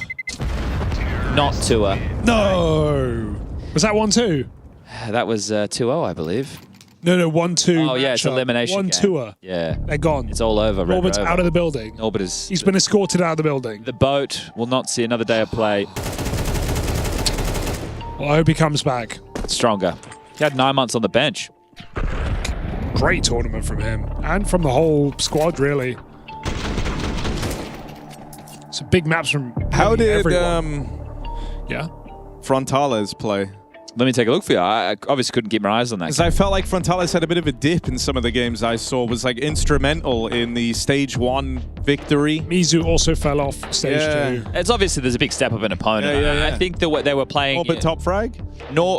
Mizu top fragged. Okay, he had the same amount of kills as Norbert, however, but the rating was in favor of Mizu. Frontales had 17 kills over 2 maps. It was Ancient and Train. Dude. Frontales looks so good in stage 1. I think he's going to be kicking himself with the drop-off in stage 2. So Na'Vi into the final day of play. Yeah, 2-2 game for Na'Vi coming up tomorrow. It's going to be spicy. Still look at... what? Okay. Another opening death stomached. This is starting to get out of control now, boys. Troll now, out now. Flick now, miss now. That's not good. This is a really, really rough start. And dude, I mean, mate, if you're able to kind of be at 6 rounds already and have them in that reset territory that you've been talking about, Chad, this is a runaway T-side on Overpass. Why are they all stomps, Harry? Why are they all stomps? Let's get some back and forth. Let's get some close Counter-Strike. We have had, 8 rounds of play. This one not concluded yet, but 8 opening duels have gone down. And 7 of them have gone in the favor of Furia on the T side of the map, where it's meant to be much harder to do that. The AWP's meant to be dynamic. The rifles are meant to get in and out. It's not going their way.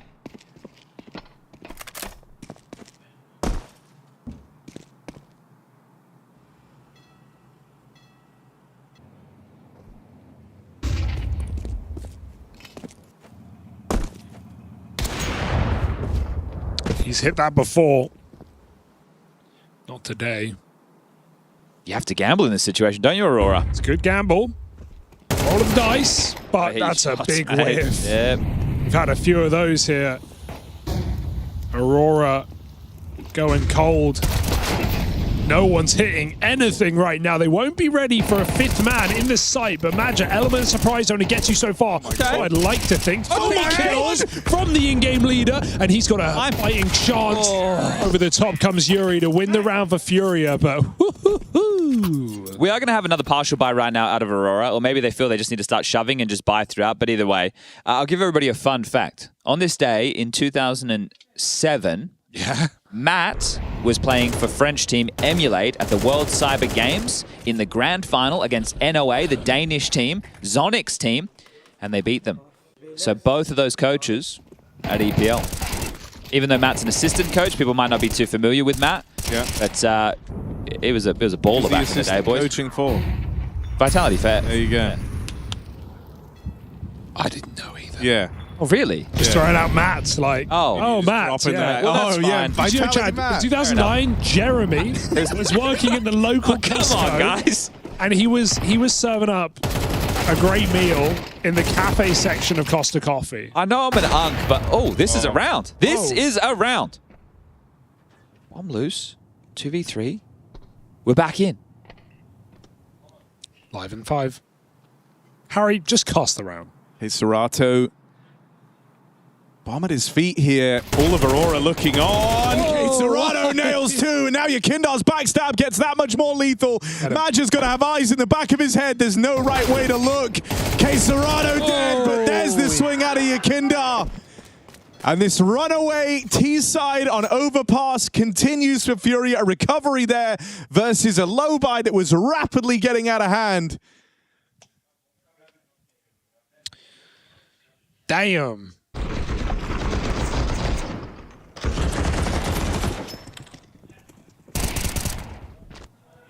Wonder what Madge had to say about that. What did Matt think?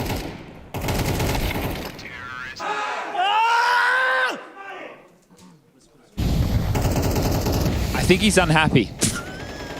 I feel that. I feel that. Jesus, I've never seen that reaction. Oh, that's very angry. I've never seen that. Madge is like a chill dude. Like usually all smiles. I think he's really important for the team morale.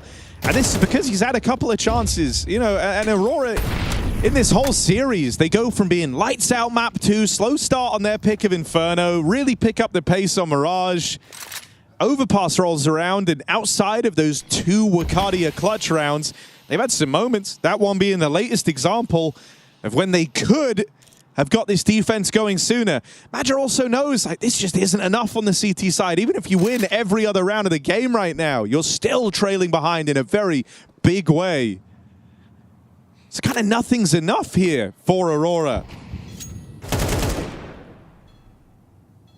0 utility. Well, I'm exaggerating. 1 grenade. I'm glad you're being specific for the audio-only listeners because that might come in clutch. 1 grenade, Chad. That's all they've got. And it's not going to get used right now. Antares is sitting in Divider. B-Execute coming in. 20 seconds. Furia chomping at the bits.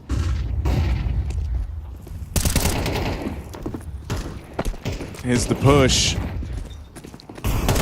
Poland, dead straight away. They go into this stack.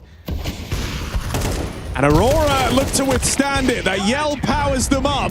Yeah. From Furia to Furious, now Madge's boys are back online. If you can get 7-5 at the half, if you can win the pistol round, if you can do the exact same type of stuff Furia have just done to Aurora, there is no reason this game is done and dusted. Chad, Sid, he knows exactly that. Tell everyone. Tell your matchmaking teammates. Tell the professional players. Tell everyone it's winnable. It's always winnable. From any scoreline, from any moment, at any point in the game. Cricken learned that last night. Playing with Harry, Hugo, myself, and Henry G. It was golden. It was late. We were up against guys who knew the map. But we never gave up.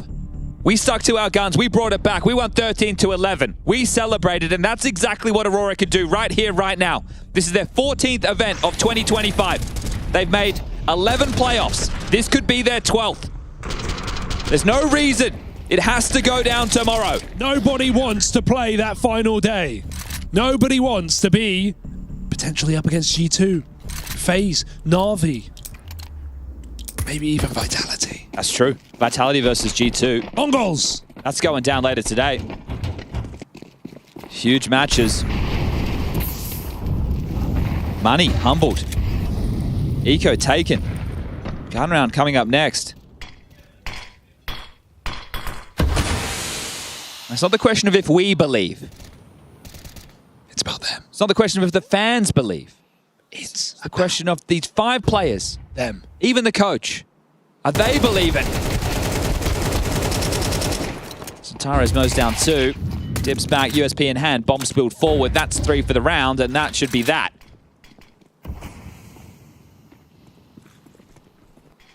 Over to Harry Russell with more. I'm never willing to write off Serato and Yuri.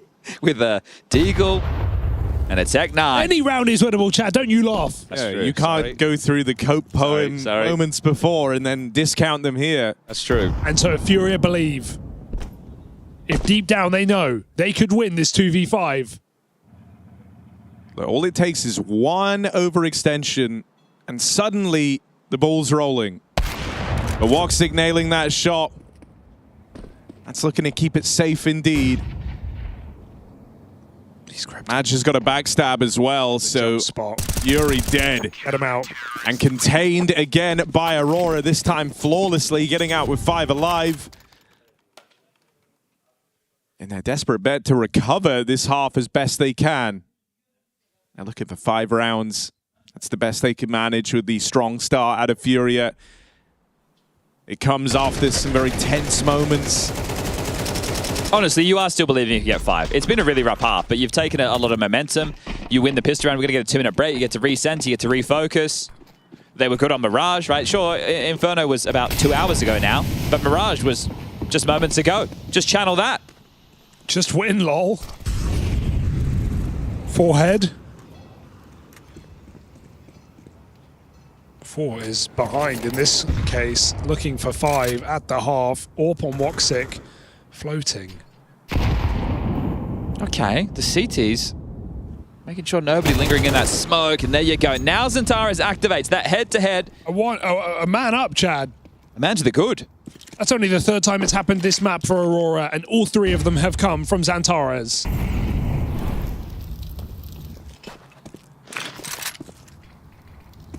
Ready to go, Wakadia. Oh, that's weird. Okay, Serato full flash, but still good for the kill, still good for the entry. There's more where that came from, though. This is often the case. It's one of these early B leans for Aurora. They're ready. Oh, double up out of Yuri, and that'll change the tune. Aurora fought hard to try and wrestle back some control over this game. Their hopes now rest on the shoulders of Woxic. Arriving a little late to the party, all posted up here in heaven. Not being offered anything. Nade could be good. Nade could be nice. Molodoid locked out. Woxic still has more to do here. He was lights out on Mirage.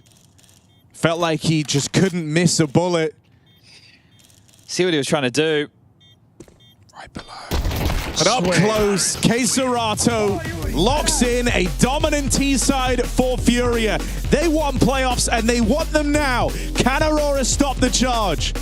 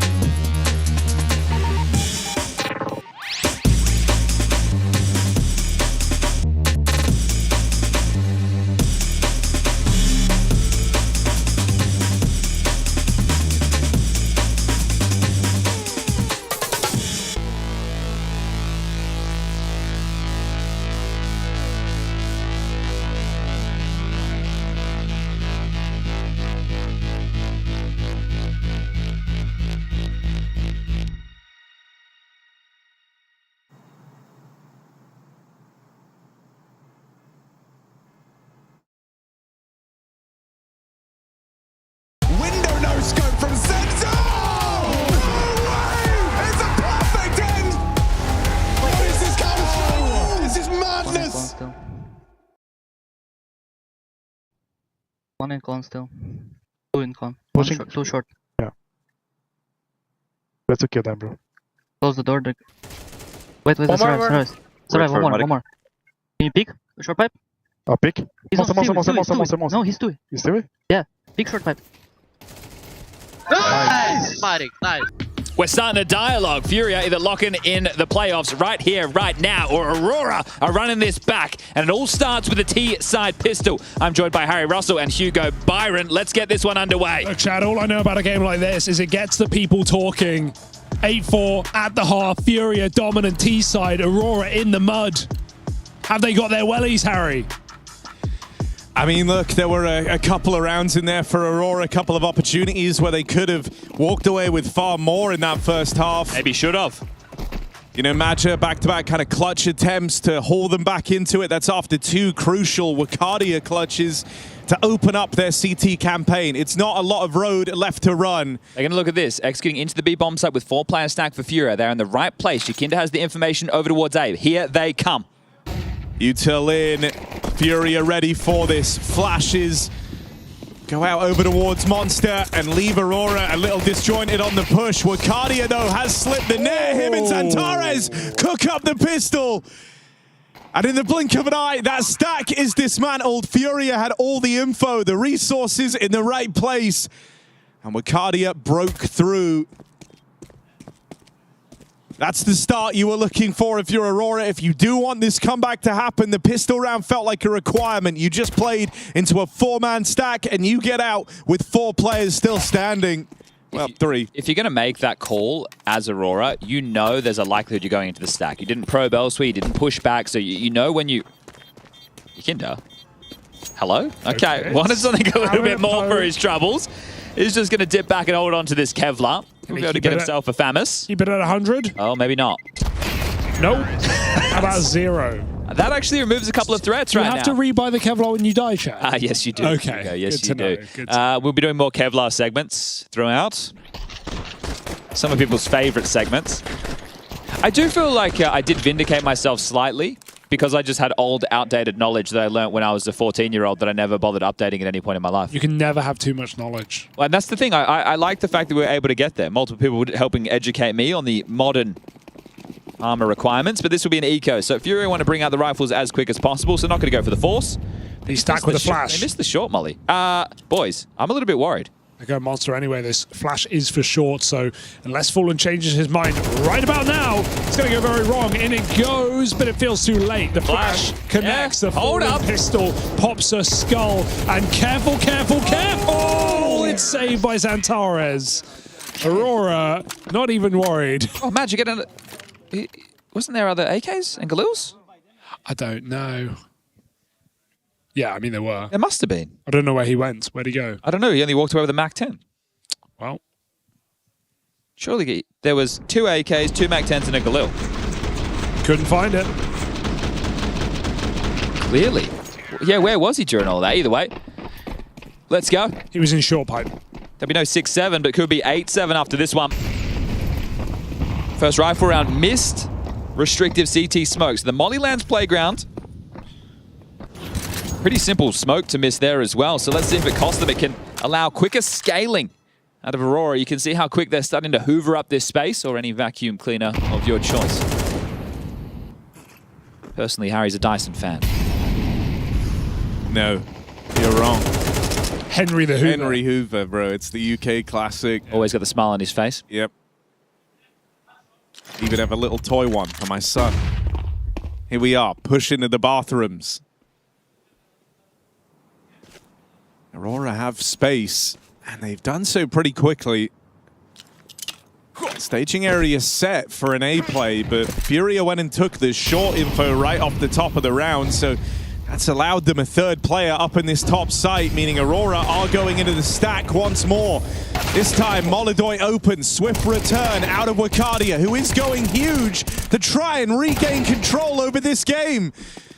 Backstab now arrives. Keserato been spotted and iced out. Jota with the turnaround. It's left on a Fallen. 1v2. Got to blow our minds in this clutch. Just cast the round.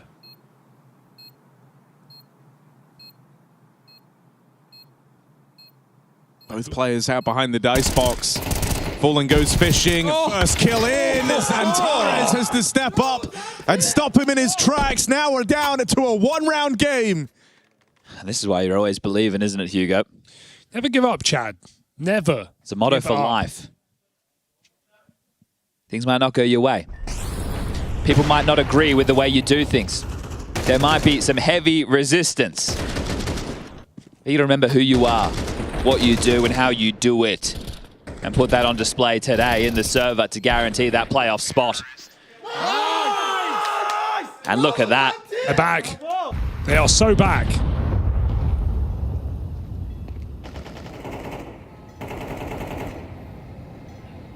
Boosting Con, but no one nearby. It's Yotta faking the B site.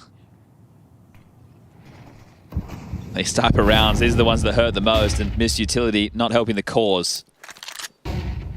Entrenched in connector, the pivot point of the map. Madja focusing on the comms right now, calling the mid-round. If he gets caught off guard, problems ahead. Good shot, well done, handled.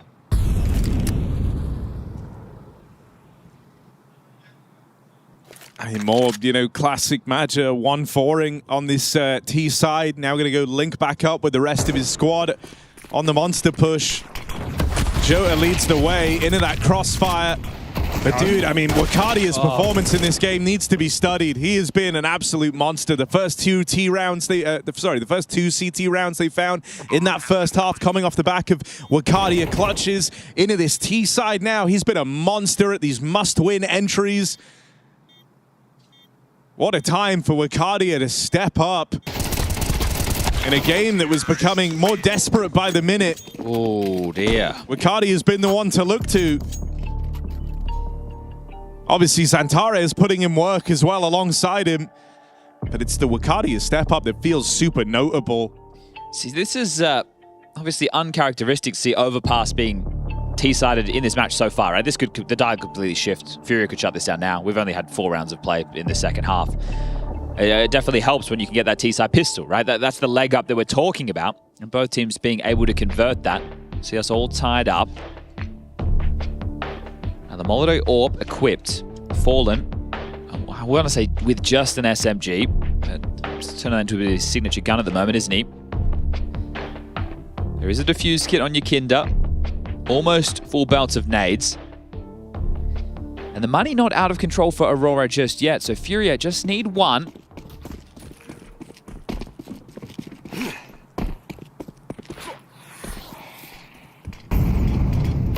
This time the util lands.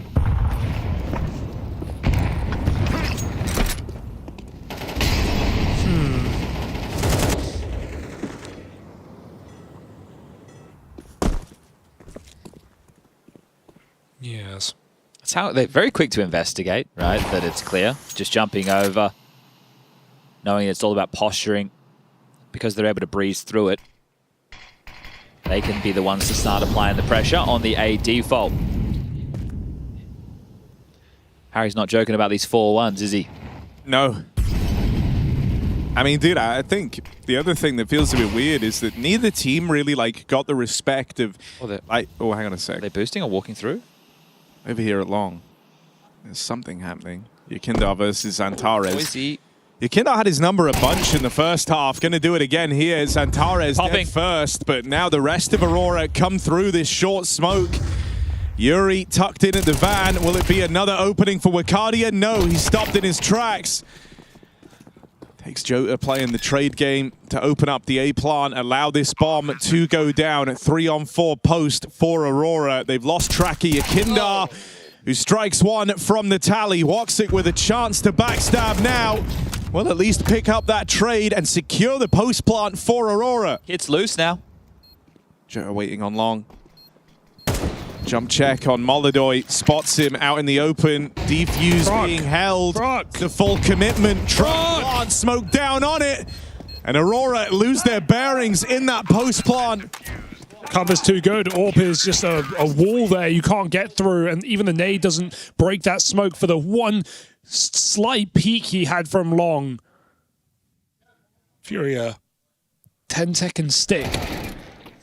You can see based off the info, they were immediately able to react off that. The fact that Yikinda gets another shot is a little bit sketchy. Has to correct because Mad just strafing, but all good, well handled. And the first CT side around for Furia. Just 4 more needed to take this series. It's not elimination, but it is qualification. Loser will play a 2-2 game tomorrow. But it's getting hot in here.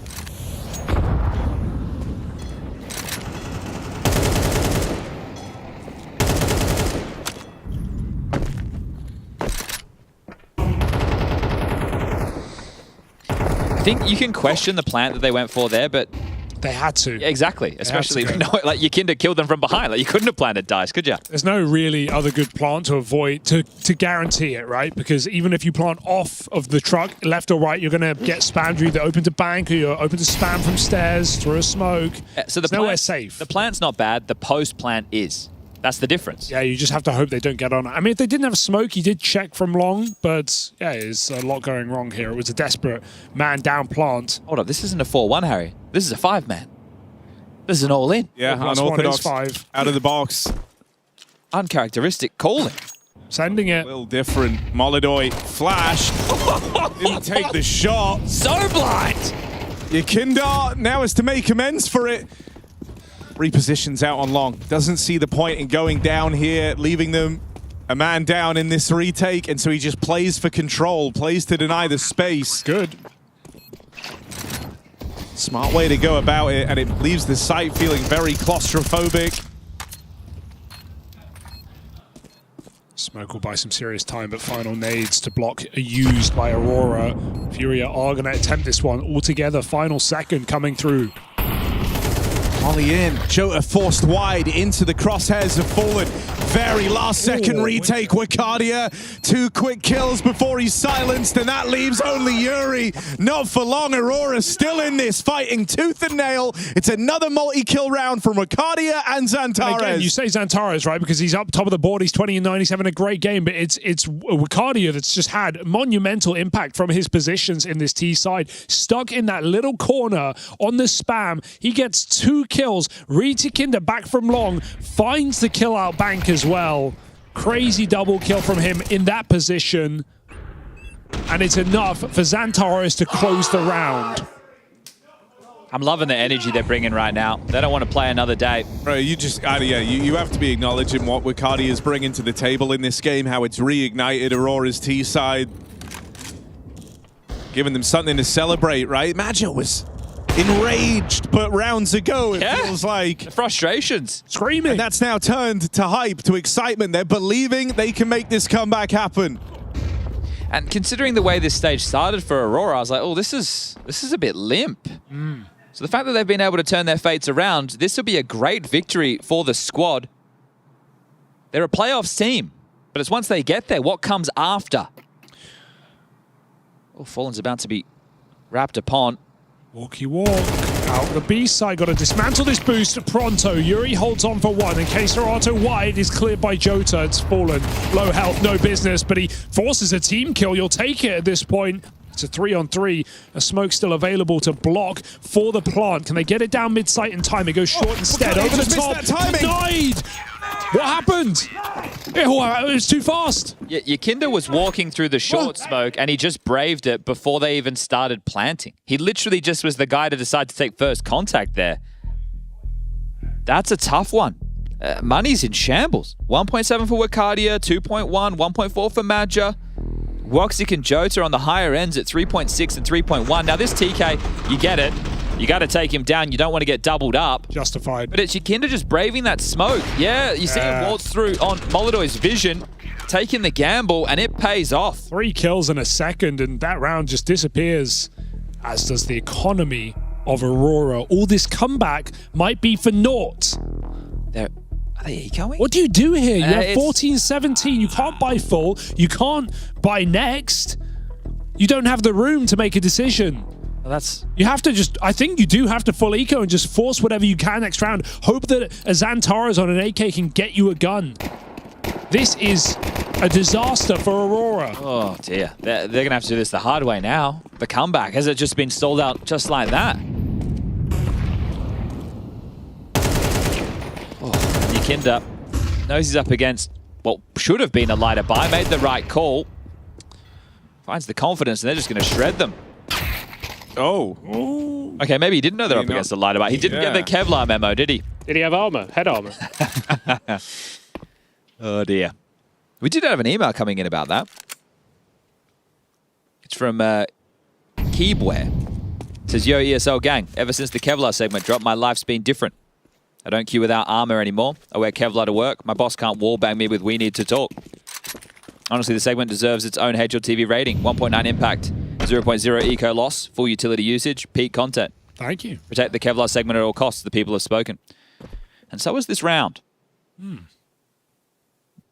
What's it said to you, Hugo? Says that Xantares might be able to do something immaculate. Molodoi on jumps. It's the info. But it's not enough. Headshot. Will they clear close? If they do, it could be a big problem, but no armor. Xantares cut down. Glock. Can he get the AWP off the site? Madger. Be a big save. Yeah, this is a pretty tempting save. Throw it away? Throw it away? Yes! Can't win now. Accept your fate. Furia also can buy the AWP, so it's not going to stop them. But if Aurora win this next round, the financial ramifications will actually be huge, because otherwise Molodoi, if he got dropped the AWP, would have had residual cash going forward, could have bought another one regardless. So it only matters if you win, Chad. Exactly. And remember, it's not easy to win with the 1400, 1700 that we saw on Aurora last round. We got Madra on a Mac 10, Wakadia on a Galil, no AWP for Woxic. Dude, Wakadia needs a bigger gun. Yeah, trade it out. Give him an AK. Come on, boys. And he's been so key in this game. Feels like every round-defining kill has come from Wakadia. You're not setting up your stars. Wow. Honestly, if you lose this one as well, next round's only the 2400 loss bonus, right? Boom! Oh! That's 50 and 50 for the finishing blow. Onto the AWPer as well. Goodbye. Fallen could pick that up, sure. He could wield it right how. He knows how to do it on overpass. Dude, it's good info as well, though, right? Just knowing that Molodoi started there with the AWP, now you're anticipating a more empty top site, especially with that nade kill coming in. You think that's going to shuffle players around, and it has. Aurora just committing to A. Yakindar, chance to ruin this round. On for the backstab, but he's taken the lengthy timing. Cleared by Woxic. Good damage. Able to secure the kill, leaves it even 4-on-4. Util comes out to soften up Madja on that bomb plant. Boxed in. They have to stay site-centric. So it'll come down to this retake. Money on the line for Aurora. Even with the bomb plant, a loss here does not leave them in a winning position for the rest. Joe, it's a strong position. Madja up close. Hiding in the smoke as well as Wakadia.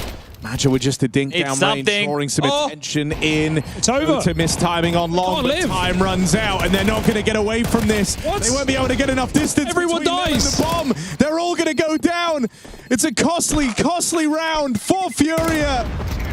Everybody dies, and Aurora must win maximum damage. That AWP throughout from Madja in the last round now has massive implications. Oh my goodness, what have we got going here? It might have to be eco for Furia to do exactly what Aurora just did, in albeit a slightly better situation, but still one that still not one that leaves them happy. Yakinda's saved a gun.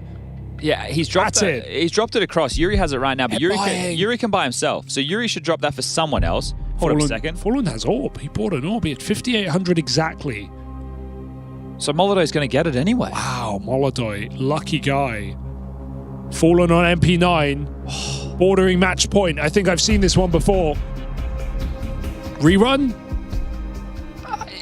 This is miserable both ways here. Whoever loses is broke, right? Yeah. The stranglehold of the game will be taken right here, right now in this round. Sure, Fury get 12, but it's essentially 13. It's 1,400 loss going to be for Aurora into the next if they lose this.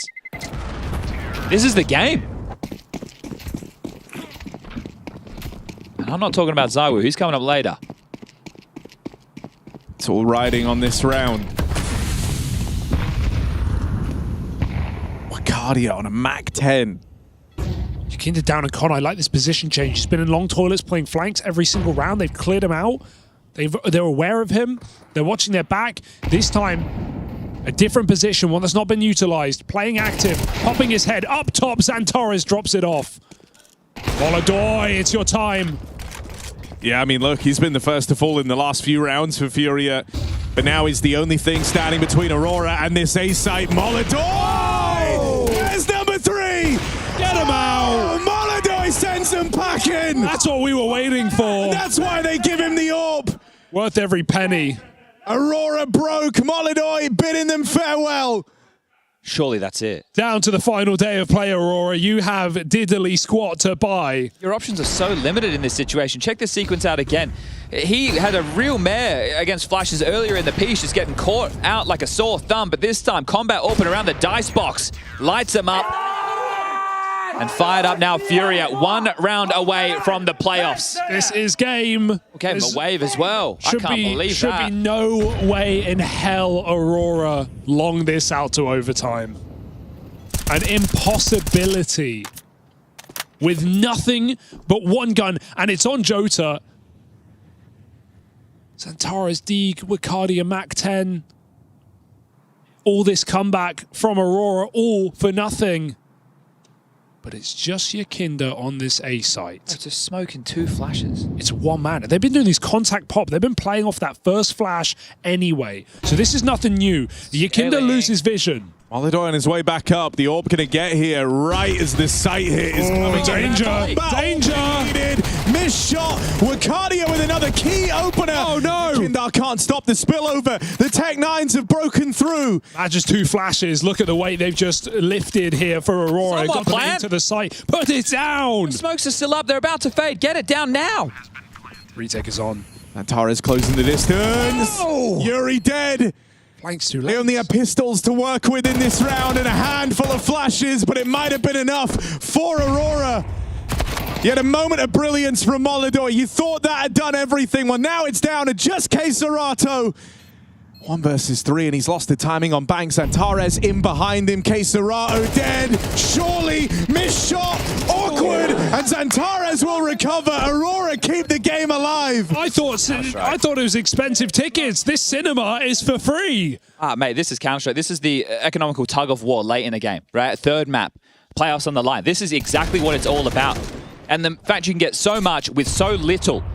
They just absolutely scaled magnificently there into the face of Molodoi, the hero of the last, the first to fall in this one, and they're still in it. One more round. 2 of the best flashing in-game leaders right now. Madja is just cooking up a storm with his utility against Fallen.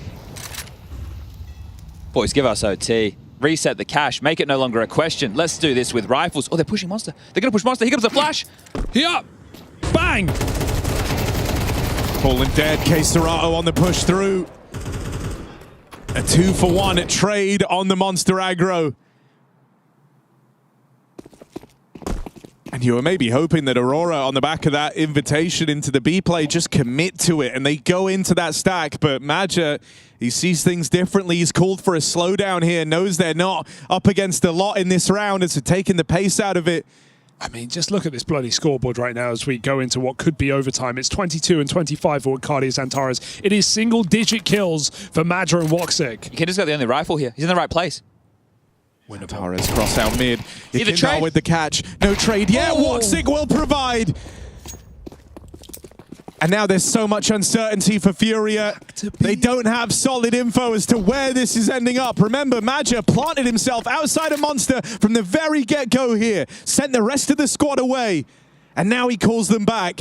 Can Yuri find timing on Monster flank, perhaps? That feels like the only way to win this. He hears them drop, the jump. and so maybe he can make a move. Look how many nades they have, though, boys. He's trying to deny plant. They can molly, they could smoke, they could block. 20 seconds. They just got to get the bomb down. Molodoi in heaven with a scout. And he's got a nail, headshot after headshot. Yuri's already fired off. They know about him over on short. Smoke's in the sight. There's not a lot to do here for Furia. Flash to try and tee them up. But Yuri can't find a thing. Woxic with the follow-up, and so it's Yuri's 5-7, and we run it back in overtime as Aurora just refused to go down. Scrapping every step of the way. Yuri with 1. Hold up. AWP retrieved, but a lot of time ticked off this bomb already. Out in the open as well. Planted for short. Post plants held. Yuri quickly running out of time, and with no kit, Aurora stand the test of time on overpass. No way. It's over. He can't win this. Madge has taken it to time, and we run it back in OT. This is what we were saying, Hugo. This is Counter-Strike. The chips are never down, never give up. Stay in it mentally. Both teams with massive T-halves on a CT-sided map of Overpass, and now the economy no longer a problem. Oh, you just love to see that.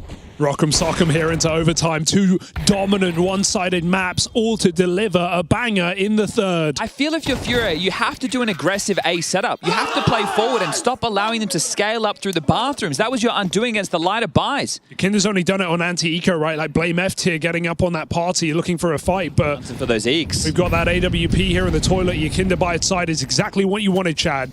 Meanwhile, Aurora don't give a damn. They go out monster through the smoke into the belly of the beast. Fallen caught falling. Oh! They run right by. Oh, God! What? No! Disaster! Case Dorato uncleared the flash. And Aurora pay the price, but they're still in this round. Look at this flank.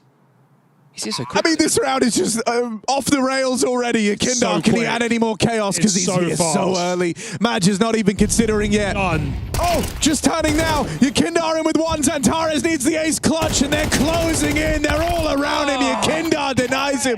1 kill shy of the ace. Case Dorato walked past because they were team flashed.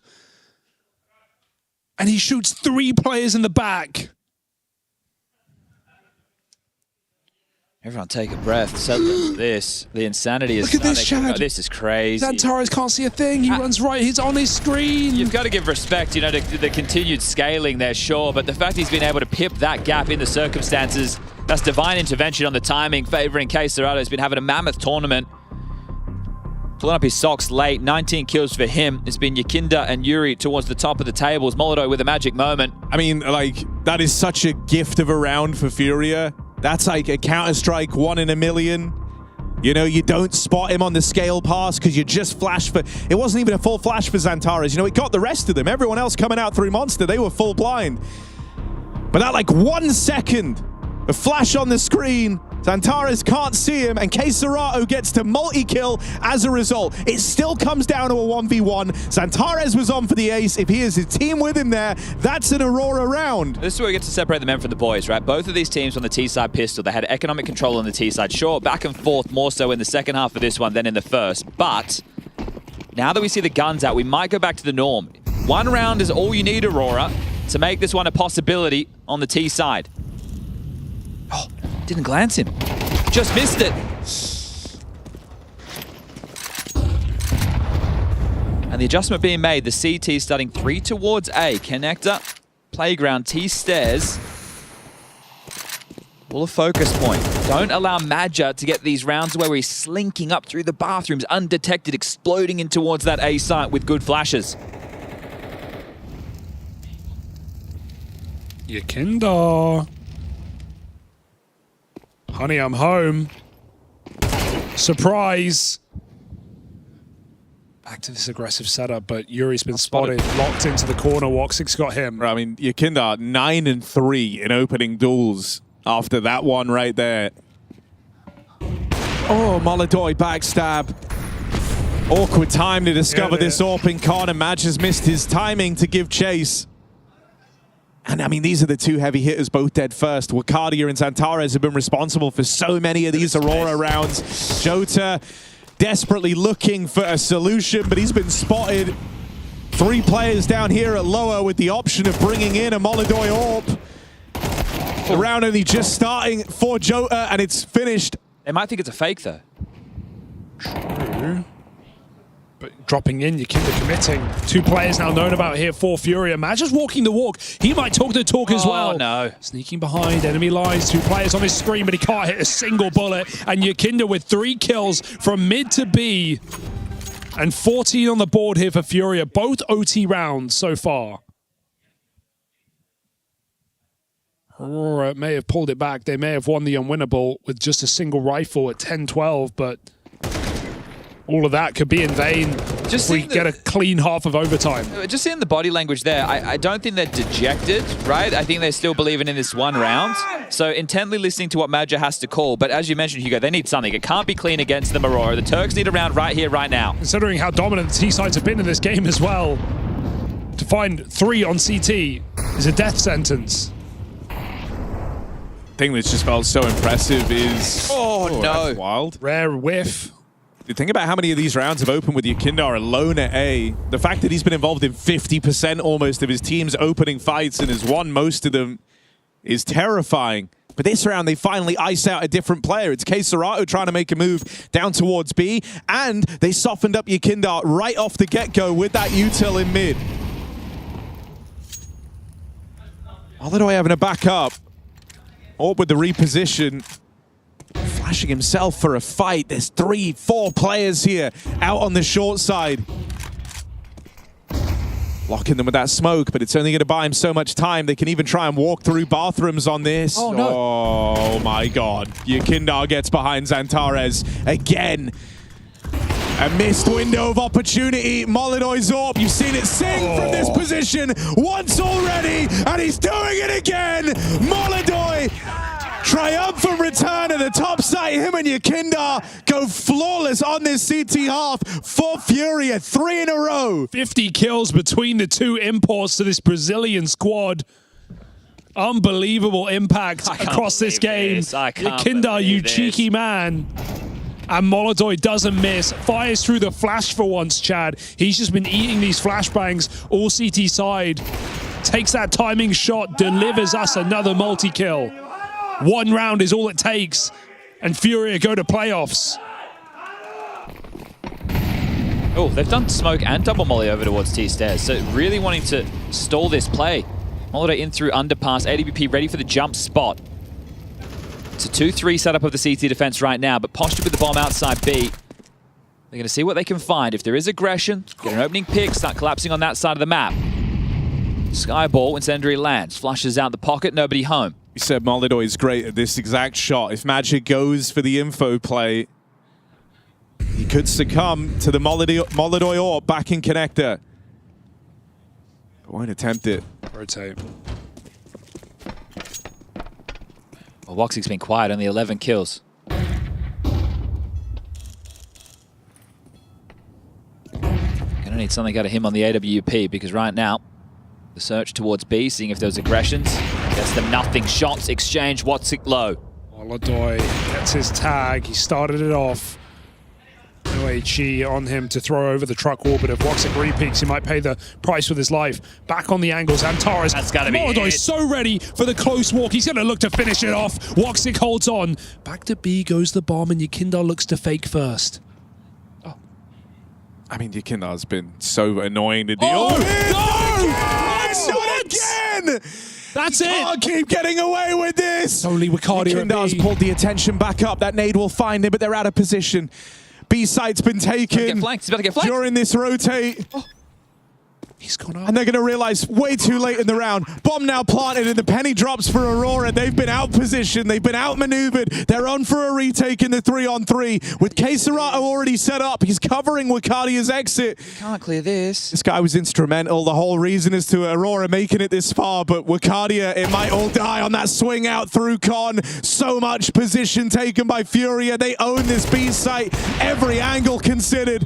And Woxic from bottom of the board, naded out. It's Furia with the win in overtime. Oh, you thought they Unreal. did the hard work in the first half. You got 8-4 T-half from both teams, but we take it to overtime. Furia, they would have been kicking themselves after Inferno. That feels like a lifetime ago. Yeah, forget the previous maps. Who gives a damn? I only care about Overpass. By the end of it, plus 50 on Molidoy and Yakindar. Fallen with an 8-kill game, but the leadership, the calling, the T-sides here for Furia across this matchup. And yes, Aurora may have pulled it back, but the headlines will read Furia are into the playoffs and Aurora have one more game to play. Yeah, that's after a shaky stage 1 for Furia. It was, you know, on the fence as to whether or not they would even make it here. Keiserato having a great tournament, but everyone else slow to start, slow to get going. That's on the back of just having lifted a trophy. Well, now, no more worries for Furia. They've secured those playoffs here and now. For Aurora, it's back in the bucket. They've got to keep on fighting that dreaded final day of play at 2-2. Yeah, this is it. It's going to be more stressful tomorrow. Have to continue today's play to work out who they'll be going up against, but plenty of tough opponents still left in ESL Pro League for the 22nd season.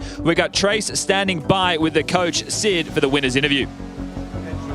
Big moment here for Furia, no doubt. Sid, that was a little bit sweaty there towards the end. Let's talk about Overpass. A little bit, yeah. So that map was crazy. After scoring 8 T-side, you just think you're so ahead and CT is easy to close, but after losing pistol and some important gun rounds, also the force buys they had, map was so crazy. They played so well. They tricked us with some of their strats. They played kind of a chess game, mixing up, do we go B, do we go A now? Then they kept going A, so that was an intense match, yeah.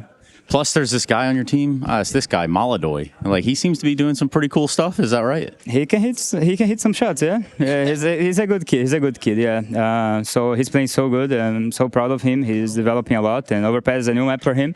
And he's more and more confident in the map. And he's trying his best to help with everything he can. And yeah, he's playing so good. And I'm proud of him. Yeah. So you're going to playoffs now.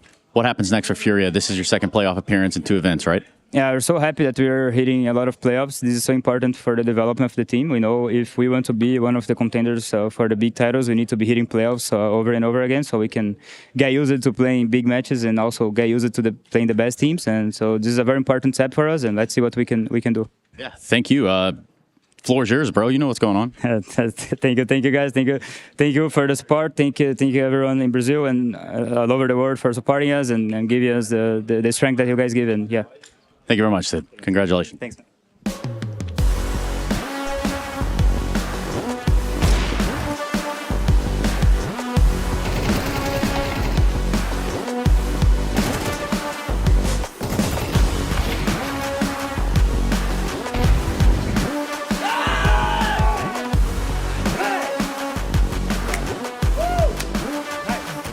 Walking mid 3. They're gonna rush. Nice. No, there's an Anthony smoke, guys. You can come up CT. Okay, let's walk and play because play truck. Running. One more close dice. I'm truck. Nice. Truck maybe. That. Last supporter. Nice! My offer, bro. My fucking offer, bro. Insane.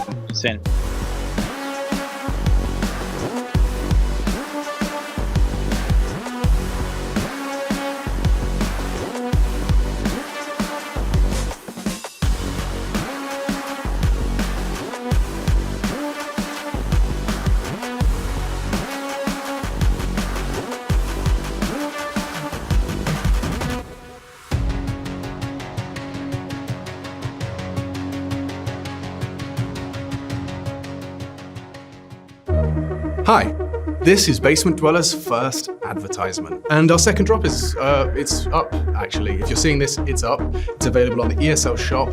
We had our first go at a jacket, and I'm really proud of it. I've always had an interest in clothes, but, you know, seeing behind the scenes how the sausage is made has been a lot of fun. And if you like the clothes, tell me. If you hate the clothes, tell me, but try them before you slag them off. I think they're really comfy. So yeah, that's my advert. I'm gonna try again. I'm gonna record another one. It starts with a dream, with a team you barely know, in an amateur official that feels like the grand final, where practice becomes progress, and every loss feels like a lesson. When will your journey begin? Dimension 2025, that's my boy. I had a 30 centimeter. I'm a criminal. So Freya's gonna read these ones off. Oh, yeah? Goodness. Oh my god. Nice! So, he's pushing me another fucking trade.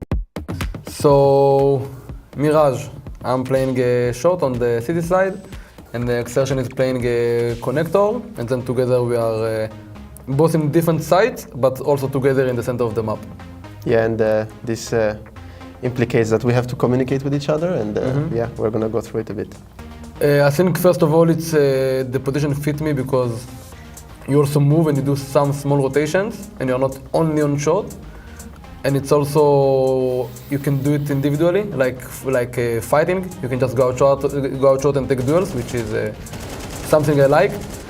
And I also played in this position for such a long time that you feel comfortable automatically. I mean, I think that it's two different positions completely, because I mean, I also played short, as I said before, like 90% of my career as well, probably. I think that As Zlatan said, it's a position where you have to read the map really well, and you have to find yourself in the right position, where I feel like connector, it's more about communication and supporting maybe teammates, and also giving more of like a plan. I think the short player is more like an individual player in some way. And of course he listens to the call, but sometimes you can basically do whatever you want, and I think the con is in some way a bit limited in your positioning, maybe a bit, but you have a lot more opportunities to be vocal and to make a plan, basically. So I think for short it's pretty hard. Like the only option, in my opinion, if you don't have M4 or at least the FAMAS and you have even less, MP9, and the main position you are going to play most likely it's ladder, like the ladder room. And because short usually it's like long range distance fight, and you're not going to fight it with MP9. So the close range you have, it's most likely ladder room. Basically there was a round versus VP, 2 rounds even, where basically there is this bug angle in short, like when you're in next to the bricks, it's like a headshot angle, and you're holding B-house, and there was a round that Jimmy was there, and then Lotan comes from short and he's like, sit, Jimmy, sit, I'm coming, sit. And then basically they do a tower on these bricks. Both of them have like full pixel angle, you cannot kill them. And we just kill 5, we stay 5 alive, we kill them on B-pop. And every kill I just scream to Jimmy, don't move, don't move. And then we kill another one, don't move Jimmy, don't move. And then another one. Yeah, and then like, I don't know, a couple of rounds after, it was basically the same situation, but I was under and I just hear him say like, let's do tower, you know, and it was so funny basically. So I feel like that was the main one.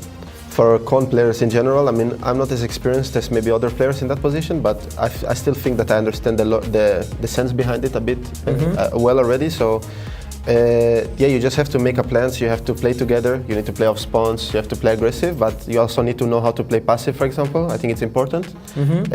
But yeah, I think it's just in Mirage City side is very unique because I think that everyone has to play. Everyone has to have an idea. If Jimmy wants to push B house, he has to be able to do it. If Lude wants to play aggressive on A, like we have to be able to play all of it. So I think overall, make sure you give your teammates space as well in some way, maybe. Yeah. I love how he's talking about the game. Everything, yeah. Con player, mate. ESL presents the ESL Pro League in partnership with Intel, Acer Predator,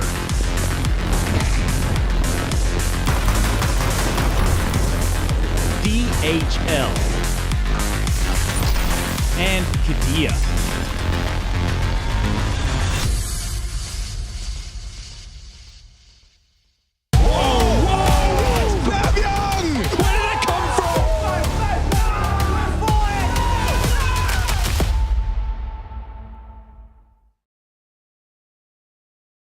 Tulsi, before we dive into today's game, just want a quick recap of what happened yesterday versus Falcons. Of course, you previously lost to them at EWC. Did you feel like there were similar issues in the game yesterday as well?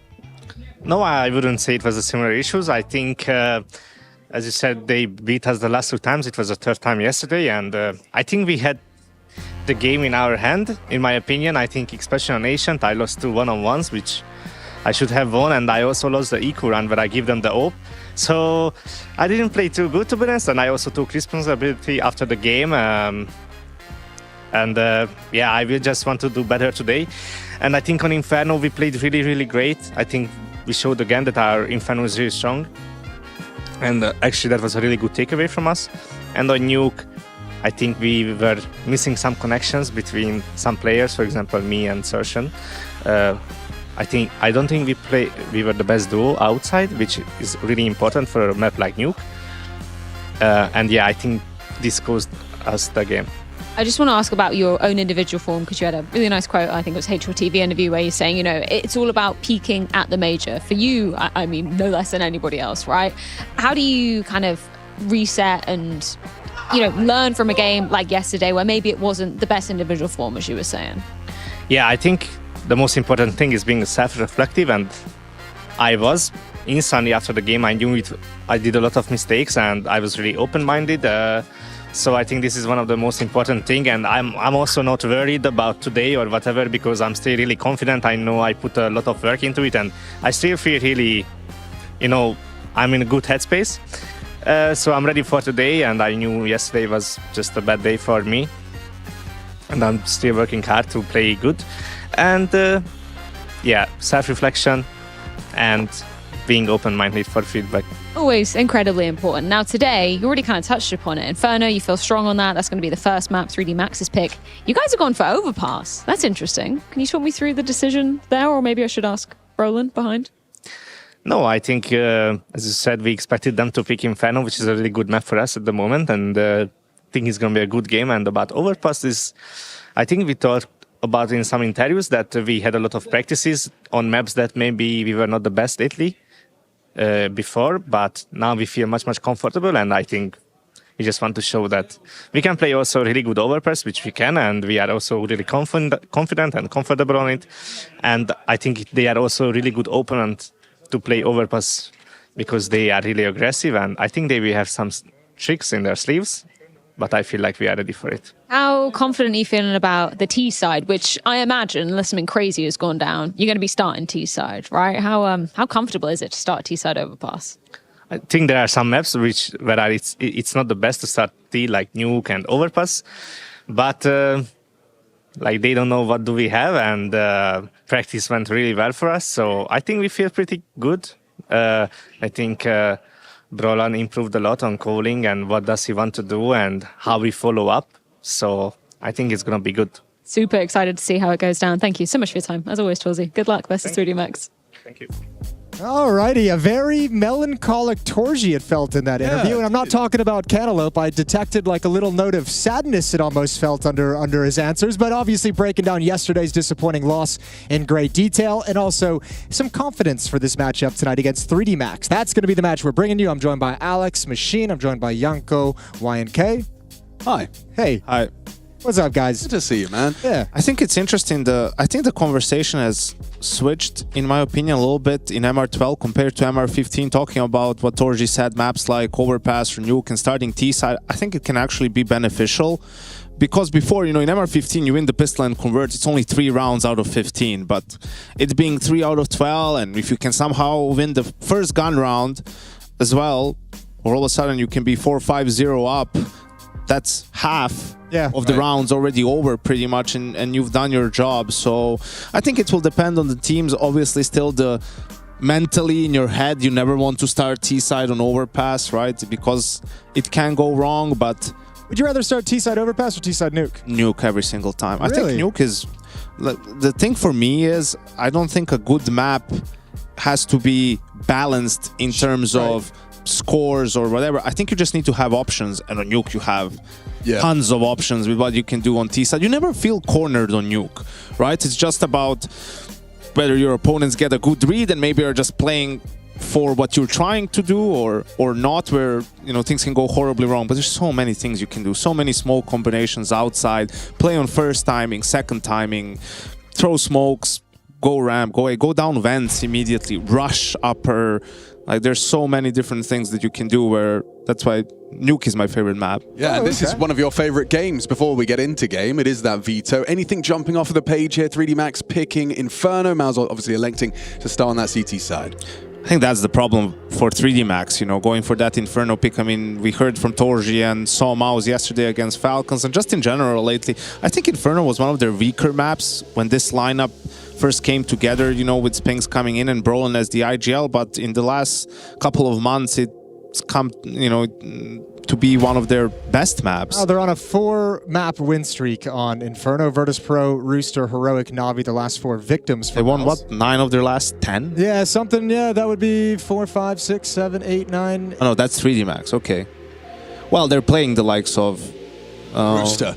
That's my fault. I clicked on the wrong red logo. Yeah, that's actually my bad, Jack. It's all right. I mean, it's for both teams, it's good. It's just the problem is you're picking it and it's arguably your opponent's best map as well. Sure. Not something you want to do with your map pick, but perhaps 3D Max is just feeling like, hey, we are not in a position where we can really punish them in the map pool. We know they're a good Inferno team, but so are we. Let's just go with it. Yeah, it's curious. No, sorry, I just want to talk over you. It's curious to me that 3D Max, haven't played them all too much. Once this year, these teams have met, and that was at the very start of the of 2025.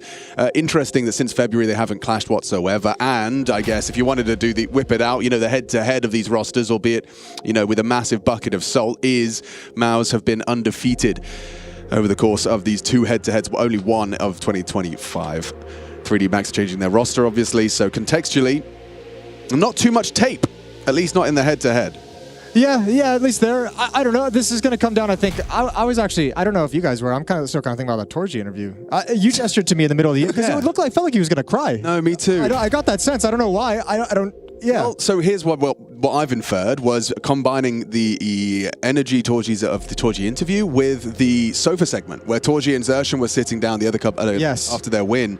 And it was interesting just to hear that Torji and Zershan said, oh yeah, we didn't like each other in the academy projects. Like, that's right, yeah. Zershan, I'm very direct, and for Torji, he's quite emotional. And I imagine that that's something that Torji is, you're probably just seeing on display there, because it sounds like he probably got a slap on the wrist in team talk last night. Sure, potentially. Yeah, just processing that. Well, he brought up his him and Exertion not playing super well on Nuke yesterday specifically also. So obviously Mao's had a big conversation last night talking over that loss, preparing themselves for the series today against 3D Max. Both of these two teams 2-1. Whoever wins this series moves on to the playoffs here at ESL Pro League Season 22. And it's fast-paced towards mid. Everyone's here. It's a whole party. Zershan, the only one not invited right now. Wrapping up the long side. Brolin will be ready for that one tap. Falls back, trying to bait, trying to confirm if they're wrapping Arch. And they are. Straight towards CT spawn. 1 minute 30 on the clock. And it's the CTs blocking deep.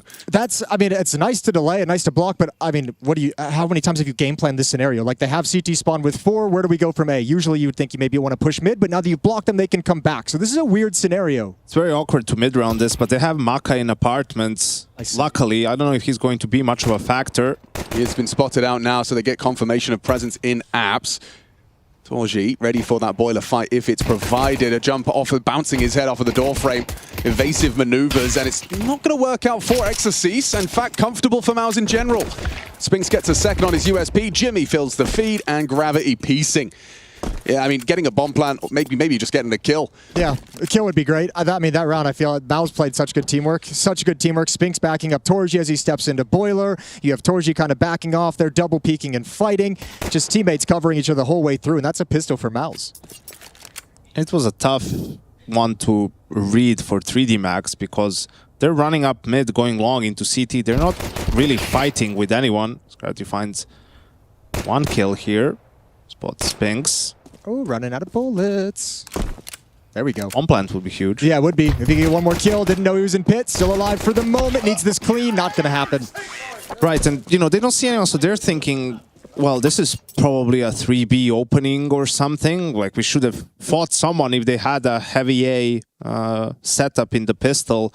So that's when they freeze. They don't know if the CTs might have flanked Banana behind them. There's so many options that they just get outmaneuvered in the mid-round. Really sick round. I like that a lot. I like the Spinks duck behind the barrel, the Jimmy cover from pit. Thing of beauty is very action movie-esque. I'm here for it. Deep smoke towards the bottom of Banana. What's your favorite action movie, Jason? Is it Die Hard? You can't get me. Yeah. Yeah. In the interest does Heat count? Back to Counter-Strike. Oh, Heat is, I feel like, a genre of its own. Okay. Oh, that sounds like something we could discuss for hours, but I think I'd rather talk about those Maka flashes. Oh, yeah. There's a clear game plan, right? Like, you've got the flashes are out, you've got a P250 on Gravity, you just need something out of this. Anything will do. Hey, we saw Mao's fall to this yesterday. That's on Ancient. true. Torji alluded to it, right? Yeah. Yeah, that full eco, Kiyosuke picks up the op. It was a beautiful sequence. You love to see it, unless you're on Mao's, in which case you'd like it to never happen again. Well, it's very slow. They're trying to get Mao's to bleed all of this utility, and they're getting what they want. It's just coming in a little bit later. One smoke, flash, and nade left. And 3D Max still just playing a very patient game. Good time to note for all of you lovely people in Twitch chat at home as the second shift has begun. We do have the DHL mailbag if you guys want to send any questions or topics. That's outrageous. Brolin is going to make that happen. DHL mailbag at efg.gg. So in rounds like that are slow and chill, we can have a little chit chat. Yes, please do. Only Counter-Strike related, though. We'll take it all. I'll take everything. Someone signed us up to a smoking meat newsletter, and I've been really enjoying, actually, learning about optimal temperatures to smoke your meat. It's been interesting. Yeah. Wait, what? You're supposed to smoke it? Yeah, you can. If you're feeling brave. Yeah, if you're try that. If you're getting frisky. I marinate it. I don't really smoke it. Yeah, it's more of the American. Some guy just shoving a ribeye into a grinder. There we go, deep utility Wait, down you mean middle. stakes? Oh! Yeah, that's how they do it. Right through the smoke, young Jimmy goes down.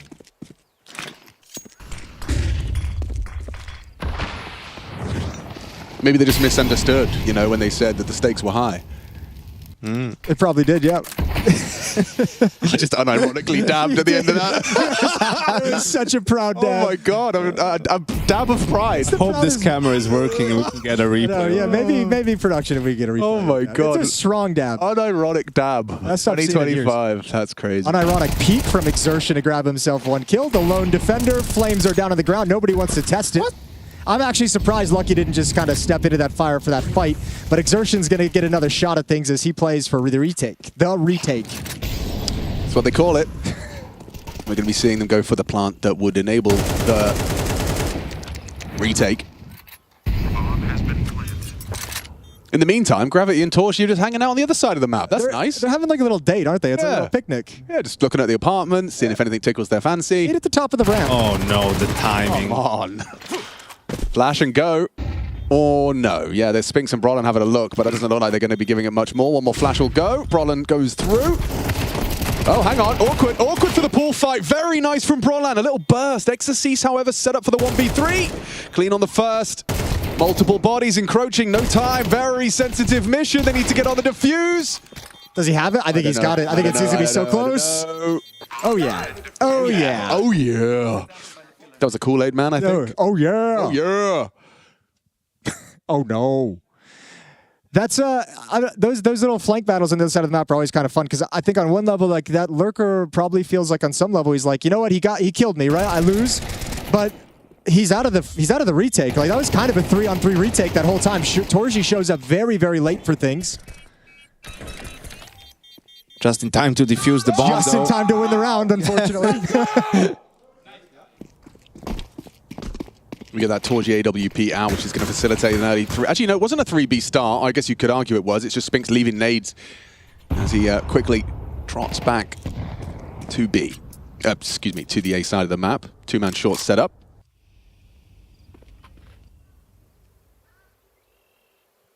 Brolin.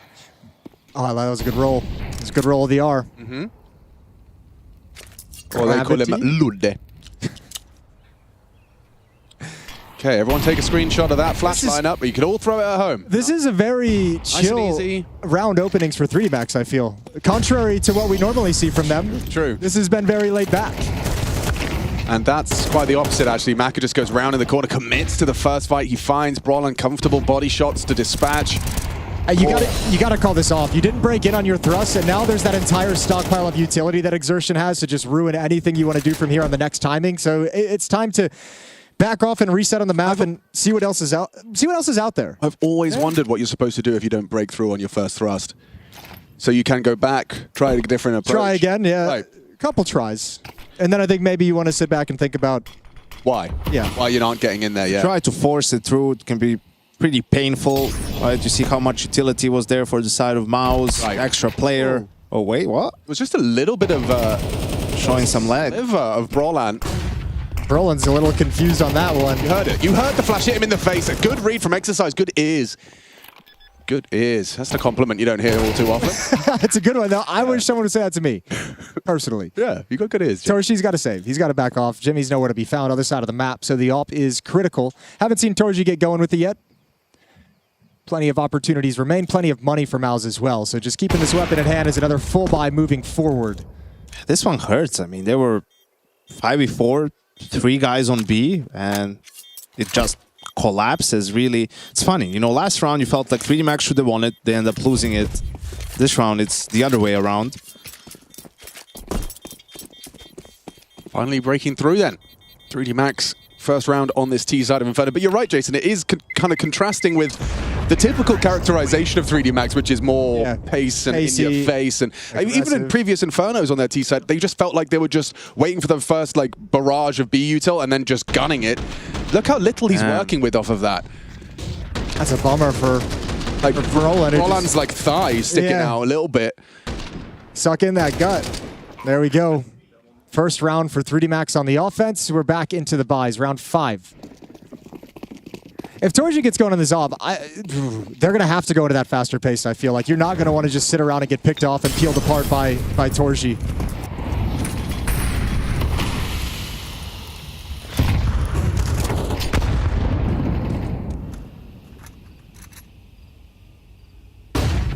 Another very chill opening as the utility is exchanged. Gravity wants to take control of brackets in connection with Exercise.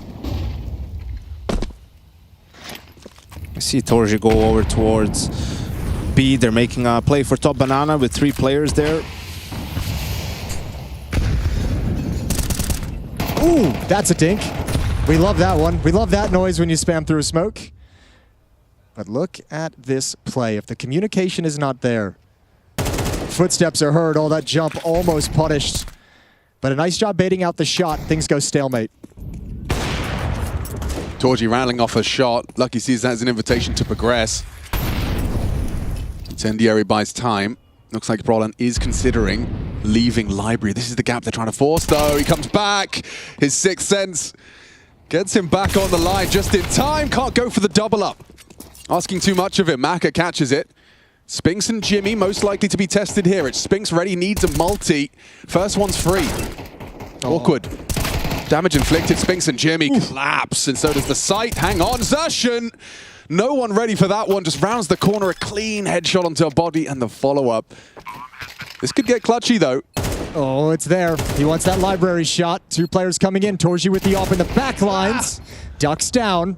He knows there was an AWP, he knows where they are. A smoke would be lovely to block. It's going to make things weird. Weird angle over the edge of the box. One and done.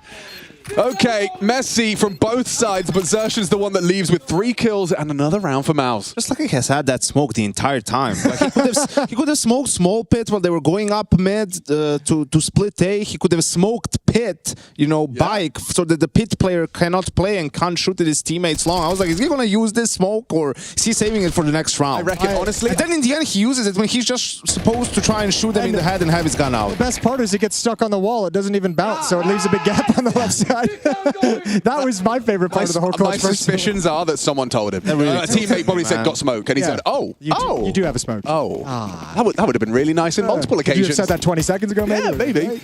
Or I should have maybe taken note of my own utility. No, it's never your fault. Never accept responsibility. That's right. That's the Counter-Strike way. That's what that talk is for.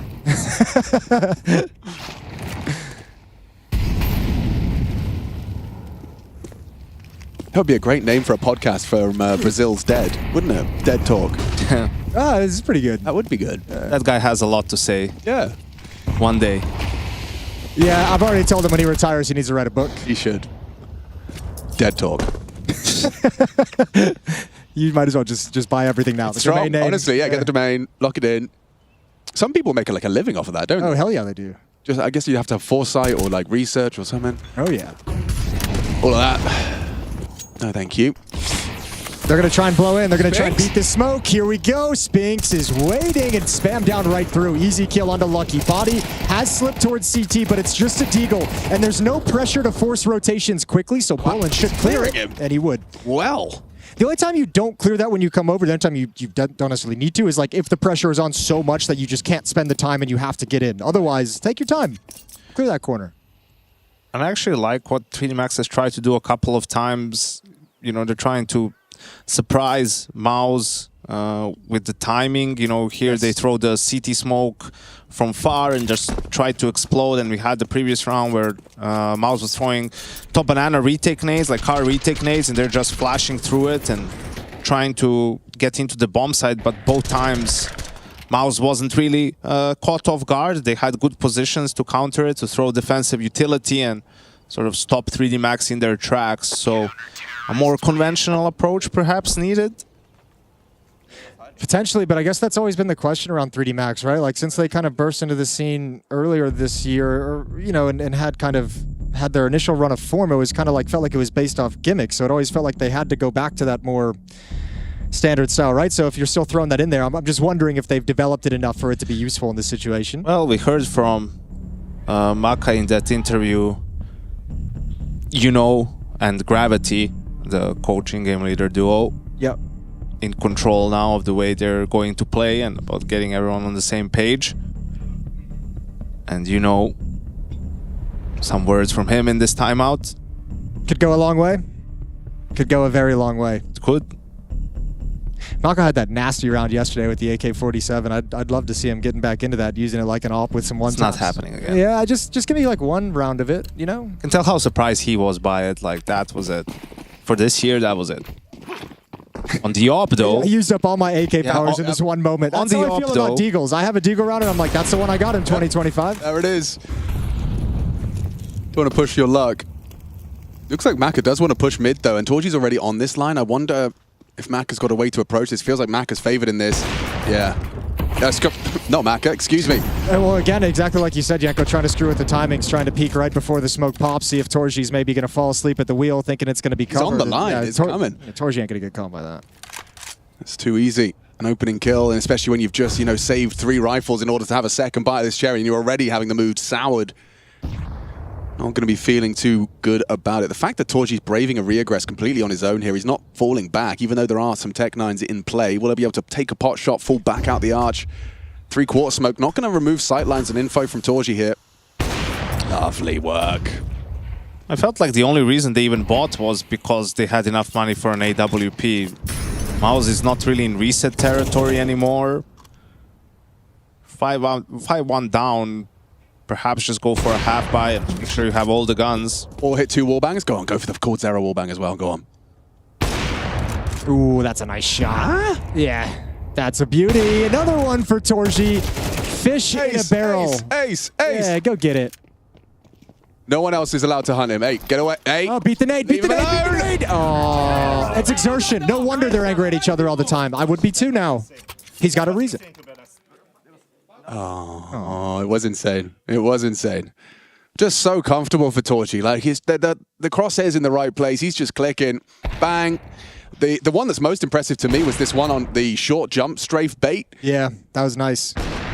Catches him real quick right here. This one was really not easy. Just finds that like top of his shoulder just as he hits the wall. That's a in the elbow. Yeah, mad. Funny bone, but he's not laughing. You accept it if your body, because you're just like, that's unreal. Fair play. Oh, okay. I did everything to make that shot hard to hit, and he still hit it. Torgy this time, first one to go down. So they try and blow his up backwards, I think, by breaking that smoke. I don't see anyone picking it up yet, so I think it did the opposite effect. Now it's just kind of lost. Jimmy's got to step up. Molotov down. Spinks with a long-range crossfire, but he is naded out of position.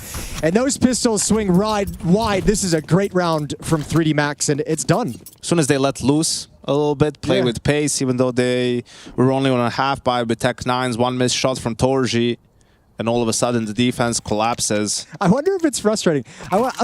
This is a broad assumption. I don't know if they're actually doing this, but I would imagine 3D Max would have prioritized practicing and developing like slower pace defaults, kind of like map control, progression across that. I bet it's frustrating to a certain extent if like you're going into all these games, you're like, we still haven't figured it out. It's still not working, so let's just go back to the fast stuff. I think it was really fun watching Team Liquid at Fisher in Belgrade, at least after they were 0-2. I didn't catch their games before that. Yeah. But from that point on, they played with a ton of pace. Obviously, they had Twists leaving the lineup. They still needed some results for major points and whatnot.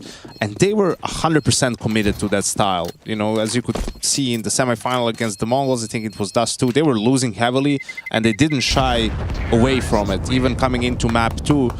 And it's great to rewatch those games and see how it can look on both sides, you know, when it works and when it doesn't work, and how it can be annoying actually to play against that style, and how that style can be countered. Yeah, I mean, it feels like a small decision in the moment from Torgy where they throw the top mid smoke and he's like, okay, well, I'll just break it and get some info, right? If there's no one mid, that's a huge amount of info. He's just not ready for a Tech-9 that progressed and that precise.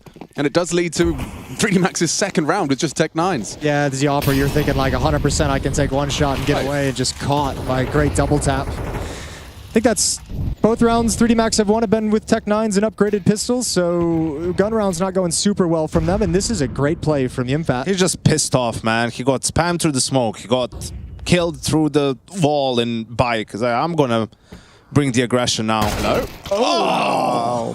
I can't believe he looked right. I don't know if I've ever seen the player open the door and get the frag that cleanly. I don't know if production can get this or if I'm throwing him under the bus. I think, did he just yell across the room to Jimmy in the live round? Can we get what he said there? That's a crazy little clear through the door. That is mad. Been watching the demos, maybe made a step, but is it going to cost them? Session jumps up. A team kill from Maka. Yeah, not ideal. Still a 3-on-3 though, and that bomb will be going down thanks to Gravity punching in the code. Now you got to win the round if you're Maka. Now in the back of your head, you're like, I got to make up for that right here, right now. Spinks, Torji, and Brolin all coming in and lining up for the retake. 2 going to come in through Ruins. Spinks coming in late. They've got utility, Molotovs, and 2 flashes. Unless they find the kill fast, they should save. And they're so forward. It's going to be what, 1 flash? Spinks has it. Flash connects, and Gravity still has enough vision. Removes that, still 2-on-2 on the retake. Another kill found. They know where Exercise could likely be. Banana side, and it's a quick dispatch. Oh, falls apart for 3D Max.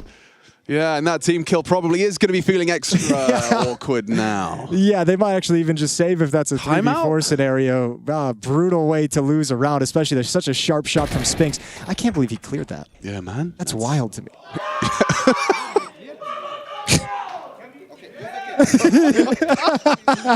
Actually baffled. I feel the same way, bro. I'm a little bit surprised by the call. So you kill the guy pushed really deep in apps, and you speed up towards B. Maybe they're thinking once Jimmy dies, okay, people have to start making their way back to A. Yeah. There was 3 defenders on B when 3D Max were pushing it. Yeah, it's like you get the information that is the opposite of what the call was, because that should feel like, okay, they know we're going B, so they'll probably have it stacked, and they obviously are very confident with Jimmy's position. Yeah, maybe you're right. They thought they hit a nice timing for it. They were wrong. There was a lot of time left also, so you're not really pressured to go for something like that.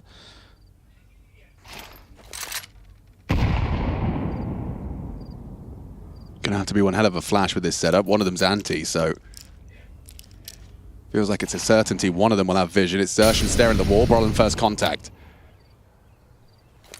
Torji apps on A with Jimmy just working for that short info, but that does mean that this whole long slip has been open this whole time. It really has been. They've just, I mean, you're just kind of calling their bluff, I guess, on a certain extent. Now, they've been able to shut them down a couple of times when they've gone rap side, so maybe they're feeling comfortable with this kind of a play, and they obviously have said, you're not rotating back, you're pushing Banana. But now, not only is long side open... What? What the f... Why do you hate your teammates? Yeah, karma. Is that 2 rounds in a row? Bro. Is that Maka again? Yeah. This is inexplicable now. What was that one? I don't know about that one. There was no one there. Oh, nearly the collat as well. Gravity lucky to be alive. Torji only changes that in a moment later. Well, I don't know what to say about that one. What did he see? It's just it's not flowing right now for 3D Max. Is he hallucinating? Oh, he looks really upset. He does. I mean, that one is egregious. Oh. Now I feel bad. Yeah, I actually do too. Just off. It's just not feeling good today. I've done it before where you swipe your mouse into the keyboard and it clicks. Yeah. I've done that too. We all have.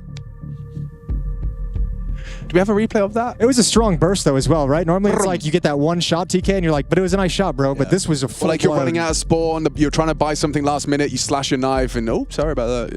Yeah. None of that. None of that. Time to pick up the pace again, 3D Max. Hopefully it was a magical timeout. Here we go. Well, this is his death. Kill on the TK.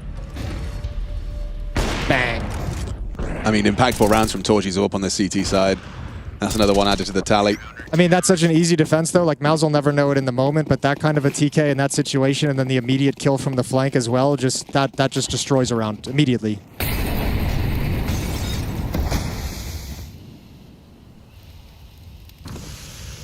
However, 8-4 is a functional scoreline. Dare I say, maybe even, a par for the course? You could go 7-5. What's the one where you were just off? Is that a bogey? A bogey is, yeah, 1 under. 1 over par? 1 under, yeah, 1 over par. 1 over par. So, that's, I'd say 8-4 is kind of the bogey scoreline. You can still work with it. Yeah. Not super pleased. Yeah, you'd be more excited for 5, but you'll take 4. However, 3... 3 sounds great as what well, What happens Alex? after a bogey? What's the next one? It's bogey into a... Not a golf. Double, it's a double bogey. Double bogey. Oh, it doesn't sound good. They have cool names when you go the other direction. The when you lack go good. of creativity. Yeah. Yeah, right? It's like birdie and then an eagle. Ooh. Yeah. Oh, they do like that. Oh, and then a falcon. We just go... Just birds. Yeah, we just go through all the birds. There's a nice spam. This hit is dead in the water. Dead before it even began. An easy spray down, and 3D Max have lost the plot on Inferno. It's 9-2. Watch him rush B now and win the round. Yeah, right. Throw caution to the wind. Just charge. Run, gun. However, I imagine that Mouse's like fundamental stop util would be pretty rough if you just hold pedal to the metal. Should be. Absolutely agree. Also, Exertion's not going to shy away from a group of 3D Max players running at him. He's going to step up and take that fight. 4 AK-47s. Things could not be better for the CT side right now. They've got more AKs than the Ts do. We call this the Royal Flush. That's right, yeah. Oh, yeah. We did name it that for a while. What is going on today? That's important. Maka, hang on. It's a 1v1 right now on site. Xertion on that first box, not going to be ready for the mantle up. Maka with impact. 2 into B.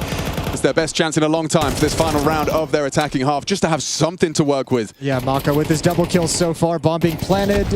Good damage onto Gravity, onto the planner. 3-on-4 man down retake. And the other 2 players are just now coming over from CT spawn. Spinks still has not left, looking for that really late lurk that will never come. A very tough scenario to get back in, but Malza's going to have to give it a go. Last round of the half. Yeah, let's see. We're going to learn all the retake nades. They've got plenty to be throwing, so there's flashes, incendiaries. Rolling the first man on the scene. Smoke on the banana side. Exercise just burrows into that. And a good flash. Hang on! There's grounds for something. Not enough. Okay, 3. All they have to work with. Is it 3 rounds max for 3D Max? Map 1.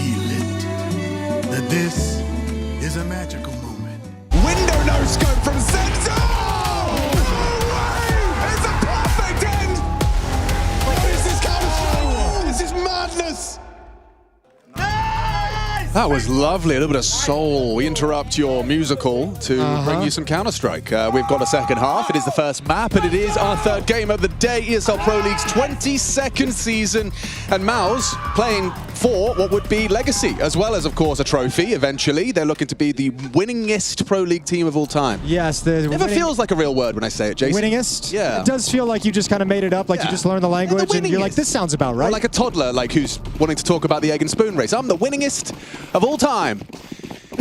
You don't have egg and spoon races over there. I don't know. No, we don't. But we just race with eggs on spoons in Europe. True.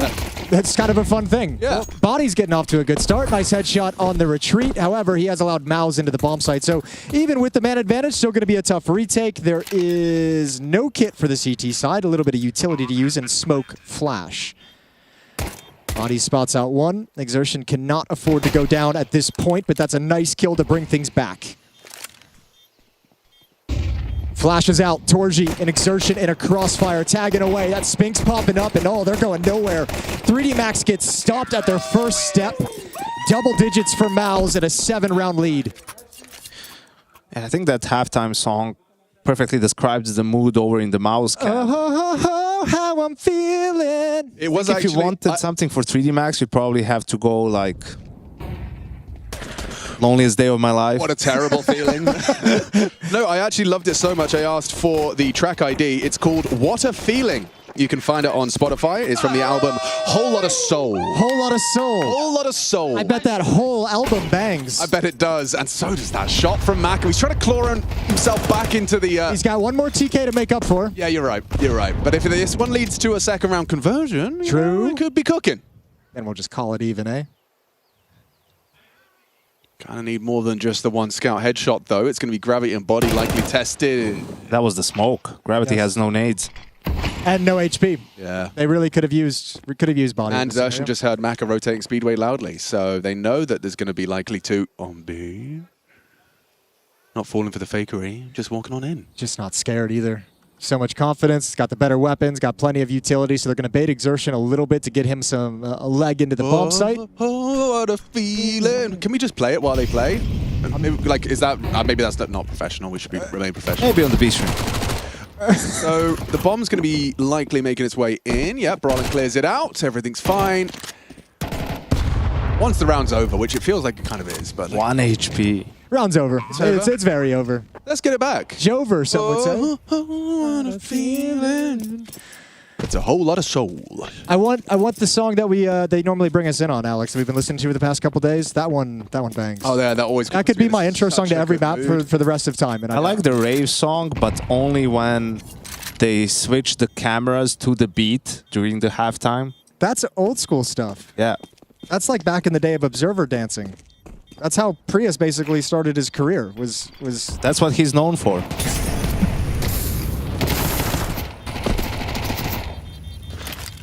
What are you gonna do, Lucky? A little bit of chip damage, try and get the bomb to do all the heavy lifting. Not today. Yeah, Spinks, literally, that's all he could say because... Oh, man. Yeah. Oh, hello. Good evening. You're looking nice tonight, Alex. You too, Mr. O'Toole. Old-fashioned on the rocks, please. Even Rush is loving it. I guess your head bobbing, doesn't it, Rush? It is a banger. Not gonna lie. Oh, what a feat. Oh, they really screwed you there. Yeah, they did. Done him dirty. Yeah. Set up for failure. That was a bit of a tease. I thought we were going to keep going. I know. I was excited for it. But, you know, it is a forced by round. 3D Max is playing for the map. You're right. Well, they're playing for regulation. I mean, it would have been fine if it was the old format of Pro League with, like, 3 brackets and everything. But this is, you know, 2-1 for the playoffs. True.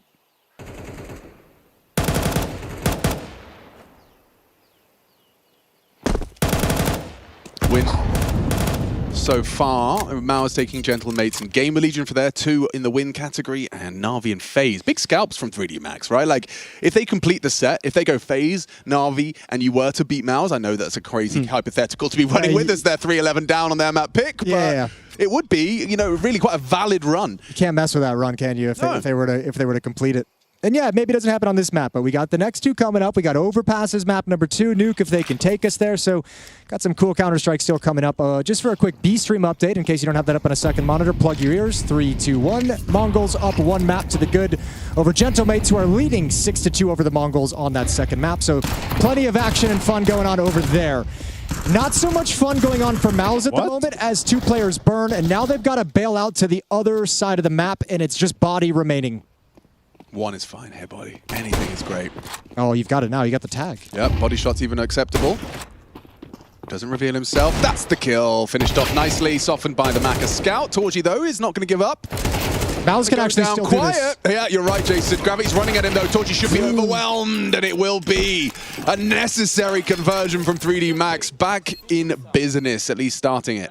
You know, they've cut the ribbon. Yeah. You know, you're probably set up the point of sale system. They've got everyone on location. Yep. Ribbon's cut. Everyone's celebrating. We've just started the project. Yeah, I need to see the replay of that incendiary, though. Yeah, what the hell happened there? Because there was a smoking pool.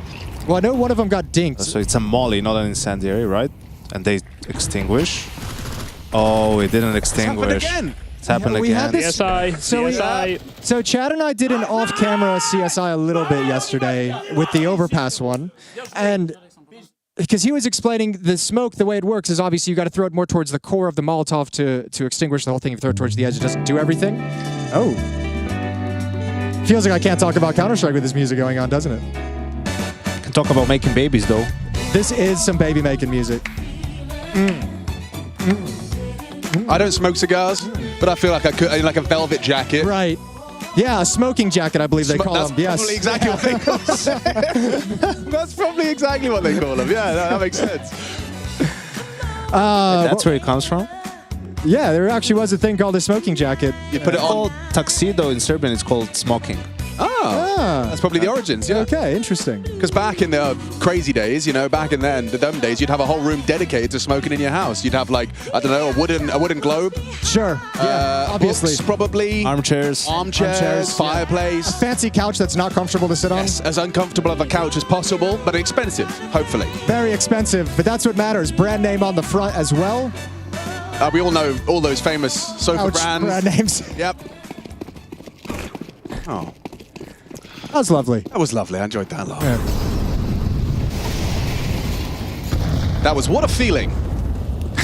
Brought to you by... We actually have just turned into radio DJs now. It's insane. By Henrik. You guys got the voices for it. Only when the music's playing. It sounds way better. Oh, that's a beefy nade landing on Berlin, and Spink's going to make this progress much more difficult. Lucky shuts it down. 3 defenders here, but the B defenders are on rotation as well. They're on their horse, headed over to the A-bomb site. What'll it be, Lucky? Oh, he actually didn't spot the guy in the smoke. Zershan's just passed them both. Crazy timing. This is exciting. He's going to have backs turned. They're going back to be off the back of this. Zershan's likely going to be the one pulling the strings now because he's got Gravity's back turned to this. They're going to trigger discipline. How much does he have, though? How long does he wait? Okay, not at all. That's enough. Yep. Well, there's still one more there. He doesn't seem like he's too concerned about it for the moment. Rest of his team are sprinting in as well. They're going to be in for a rude surprise. Body, once again, waiting and nobody considering this. Bomb is going to get stopped. Body has given his team a great chance to get up to 5 rounds.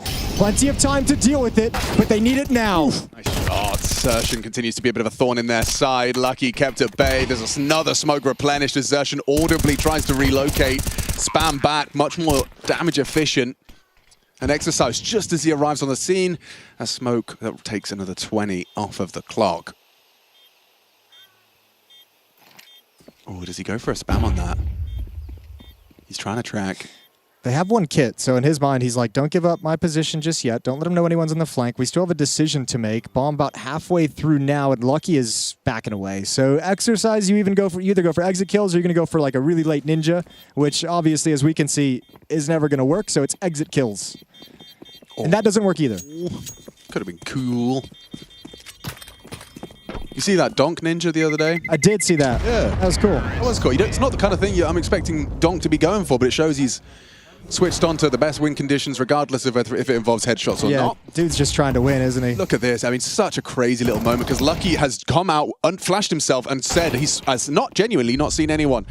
Just as Maka pushes the smoke as well, it does lead to Gravity's back being turned. Can't fault Gravity for that so much as just a very crazy timing favoring Mouse. However, 3D Max and their Inferno hopes. Kind of. I agree. They were both standing on the ground, so. Yeah, exactly. Can't fault gravity. Can't fault them. That's so dumb. Naming yourself after a horse is pretty cool, yeah.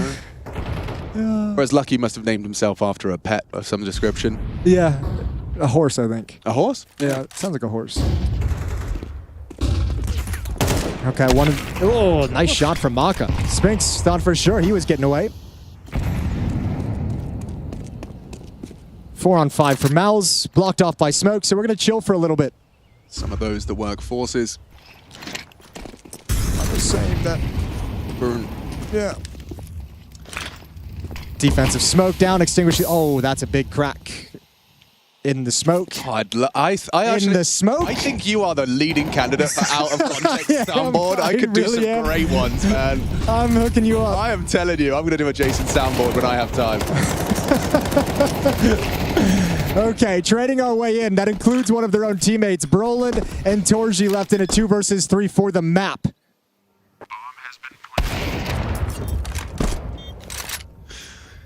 Brolin. Dance around the different fights, but nice find from Maka on the way back in. Never expected Maka to get that aggressive off of the repeak. So a nice easy win, 5-12. 7 rounds needed for 3D Max to force overtime. 7 more chances for Mouse to take this map of Inferno. And we have some insight from do we? Team Comms, yeah. Cyclone during the halftime. We've now had 2 good T-side Infernos in a row. Consistency is making this the 3rd. Ooh, I like that. I think I like that. I like that a lot. I'm taking that one. Yeah, I might take that one. I'm taking that one to the soundboard, mate. If I say that in our next green room speech, you guys know exactly where it came from. Yeah.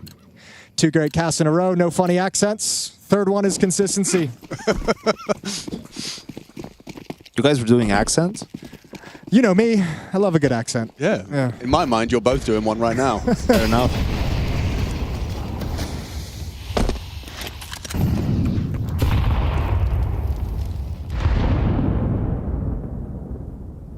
Those nades do sound so much more intense now. When the incendiary whistles past, it just sounds like a rabid snake. I don't know if snakes can get rabies. Probably not. Probably not. Might be a mammalian. Go with like rattlesnake. It was close to what you were saying. Yes. They rattle. Yeah, there's a little rattle there. Probably horrible to listen to that. And I apologize. It's easy to do. How's that retake, you, Tom? Yeah, well, they're burning a lot of it because they want to hit this palace pop on the other side of the map, so they're making sure the retake players are going to have as little utility as possible for when they do hustle over. Not a lot of ways to apply that same pressure towards A, but good timing on the Molotov from Exercise and kind of piecing together what's happening, but that 3rd player who's rotating over now, Gravity, he's going to be late. For a very important date with Destiny on this A site. Lucky caught through the boards, even awkwarder for Exercise down already. Gravity comes through, stuck behind the Moto smoke. All right, where are you going to position? One can stay on the bomb site, one needs to get into the pit as well. That spam through, good damage. Nade going to come in as well, and Maka just slips past it. Well, that's a very threatening smoke. Brolin might have to just kind of contain it and house it. Worried about the short wrap as well. They're not rushing this 3D Max. They're using all the time that's available to them.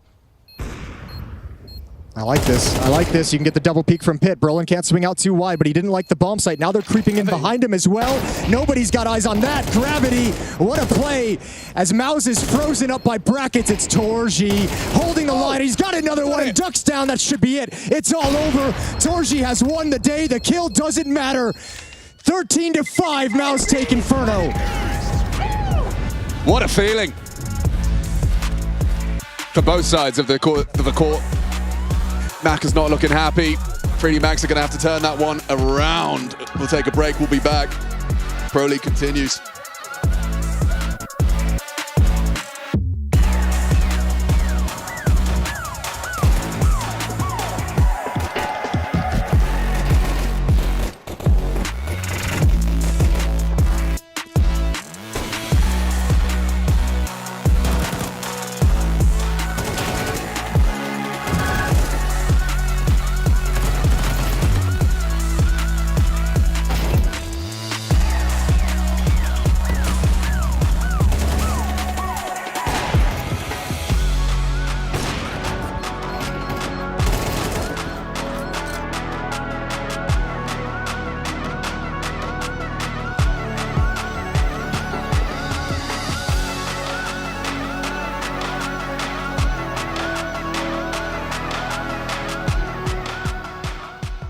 I'm not picking it, no. I am shot, Okay. 2 shot. I have it. Can be long. They will go. Wait. One more. Go short. Long short. I have short. I have short. Two. One more short. I don't have it. Tell us which side. You have it. I will kill him. Yeah, on it side. He's mid side. Waiting. He's dead. Nice! Sick out, Adam! Crazy, bro! Holy shit. Flashing. Good flash. That's a smoke. You can chill. Up is dark. Up dark. I have a molly. Okay, You can move triple. You will molly triple when the smoke fades. Yeah. I will hold triple from ruins. You can molly triple Atom whenever. It's smoke faded. Yeah. Let's go dark, I think. You ready? I'm on it now. Wait, now I'm smoke. I can't hold it. Should be dark. I'm flashing above ruins. It's burning dark. I'm holding banana. Pillar one, Lotan. Pillar close. That's banana. You knock it, boys. Defuse. Nice, boys. You got it. Oh my god. No! Adam can flash you shot. No, wait. I'll pick last one. Cap. No. Let me hold this shot. I'm holding gaps. Yeah. You good. Short. Together. I'm holding. Short. Yeah, flashing. Flash. Can be out long. Out. It's out. Short far away. Time. Nice, Adam. Fucking not time, right? Nice, Adam. I think you have it. Yeah. Nice, Adam. Nice, Adam. Magnifique.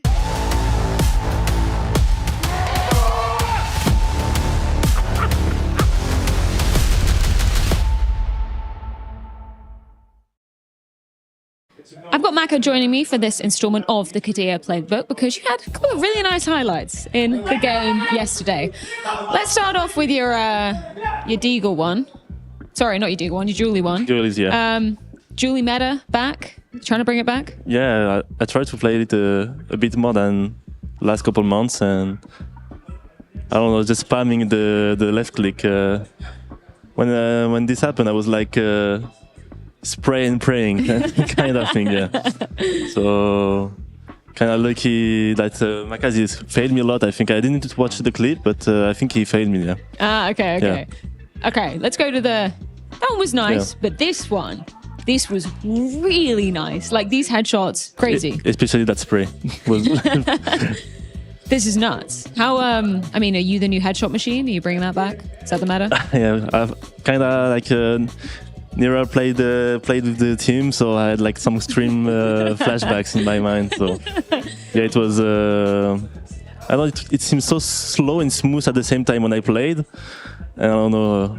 This crazy thing happening. Yeah. It's so good. I'll bring it back up one more time. Yeah. What was your reaction? What was the team's reaction when you did this? I was. I think the camera showed I was totally crazy, and I had too many hits in my body. Like we needed to pause. I couldn't play it like right away. It was beautiful, beautiful stuff. Okay, today's game. Oh, before we talk about that, Gravity in-game leader.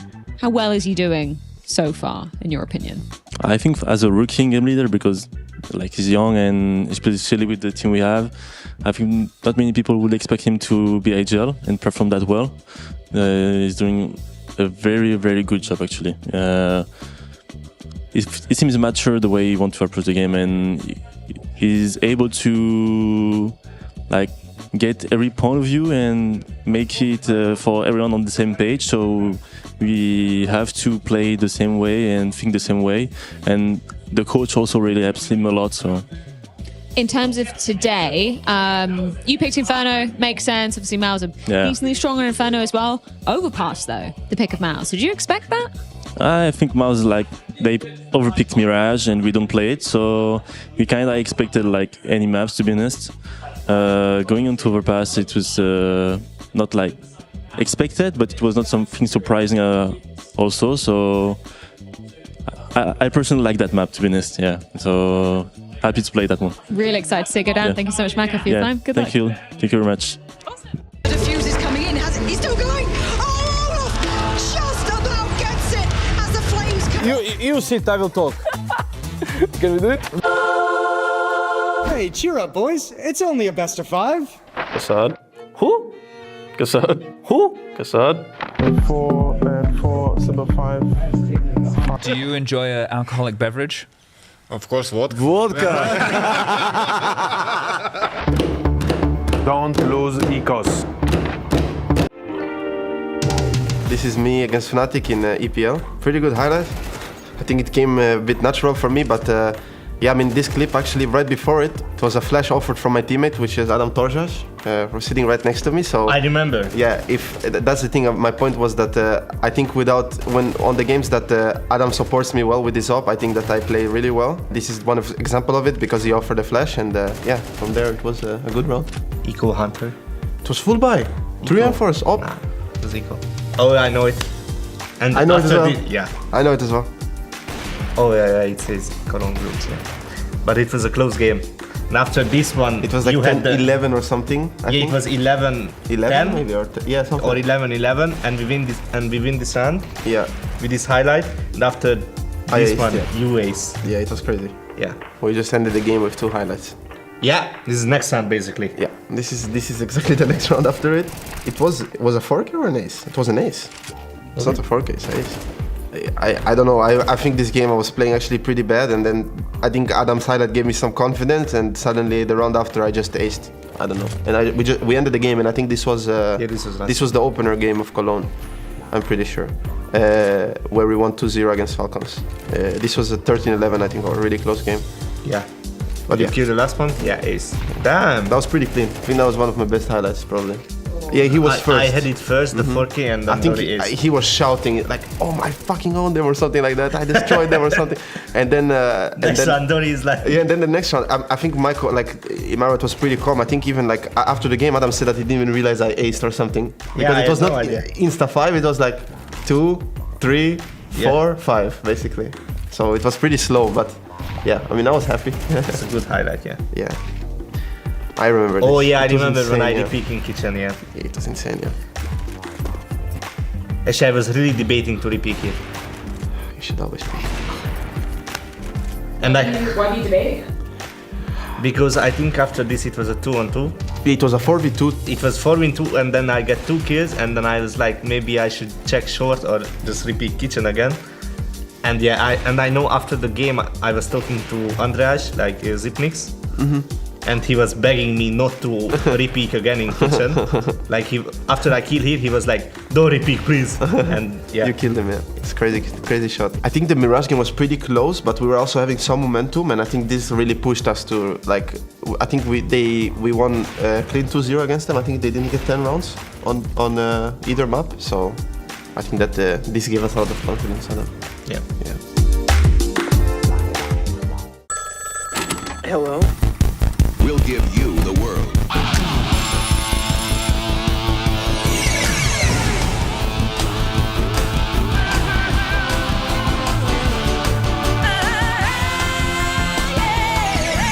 Mac Yoga. It's like yoga, but with Mac. Hey, how you doing?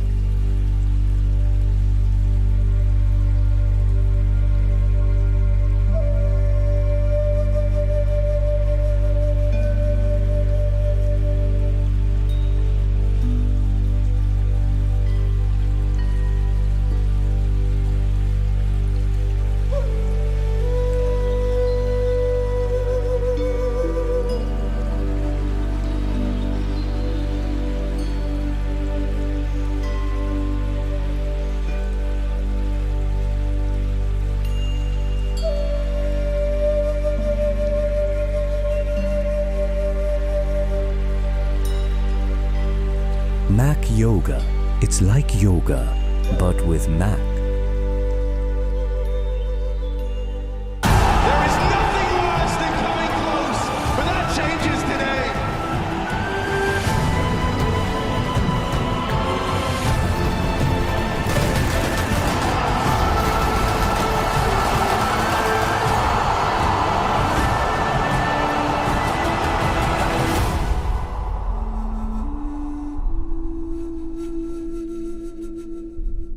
From humble beginnings in Hanover to greatness in Katowice, our journey is our legacy. As we arrive at what we thought was our peak, we instead discover a whole new chapter.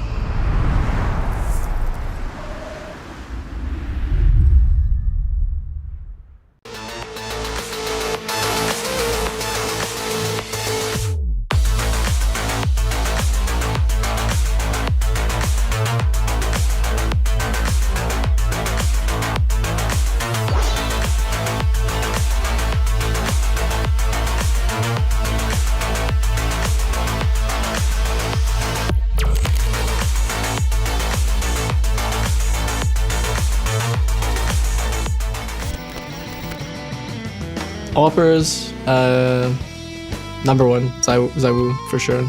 Number 2, Monacy. And number 3, yeah, it would have to be Shiro. I wanted to have like a sleeper pick because I think 9-10 plays really well too. Like he's very good player. Probably Shiro. Shiro has like impressive numbers this year. Probably underlooked by a lot of people. So yeah, that would be the top 3. I think obviously this has to be Monacy. It has to be Zaiwu. I think I'm gonna put Shiro. Pure impact, I guess it's Monacy, Zaiwu, and Shiro. I guess, yeah. No Rockers, okay. Oppers, Zaiwu, top 1. Top 2 Monacy, and top 3 Shiro. Easy.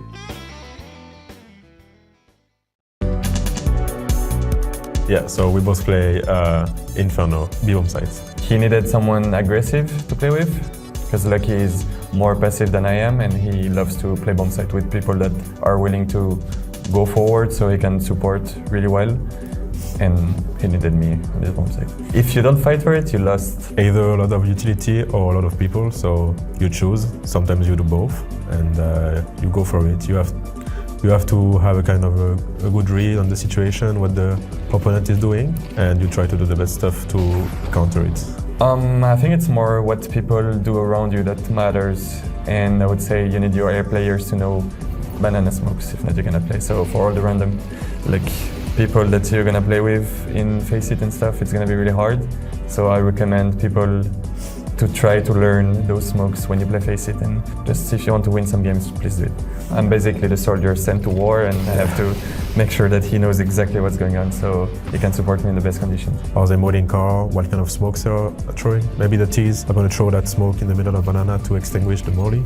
So maybe that's important for me to know that, and we try to play around it. You know? I guess now you can play more aggressively than before. If the T's were throwing a car smoke, basically you had to respect it, because it was you could go through it, but it was pretty risky. Now you can throw a nade and the smoke disappears, basically. So you can always play aggressively now. That's true. And one other thing as well that I think of is the fact that mollies changed in CS2, and the bananas play different now that mollies don't cover both sides, because on CSGO it wasn't, but on CS2 it was covering both sides with the city molly, and since it changed, it also I would say unbalanced for the T's at some point. Try to think, try to adapt to what's happening, and try to always think ahead of the opponent. Yeah. Don't shy away from playing aggressive. This is my role to say that. I would say that some people just, when I play Face It and I play against people less experienced, you can say that people just play full passive and they are not willing to fight for it. But I would say just have to communicate with your duo and try to figure out something to fight for a banana, not having to play always passive.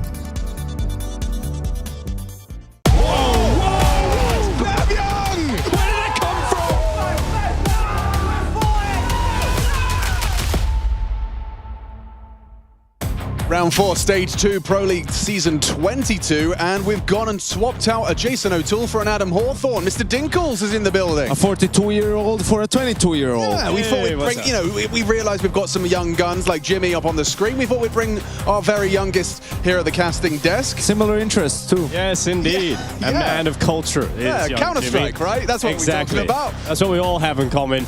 As we get into Overpass, I think we all have, I don't know, what do you think about this map, Yanko? Personally, I was about to say we all have hatred for Overpass in common, maybe. How dare you? But maybe that's just me. Overpass slander on my broadcast. I think it will be the most important map for the major in terms of who's going to end up lifting the trophy. Right. We'll get into that during, an anti-eco or...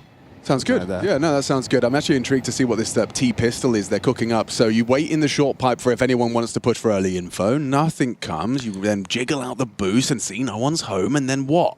Waiting to see if anyone's trying to get the pipe, but not this time from 3D Max.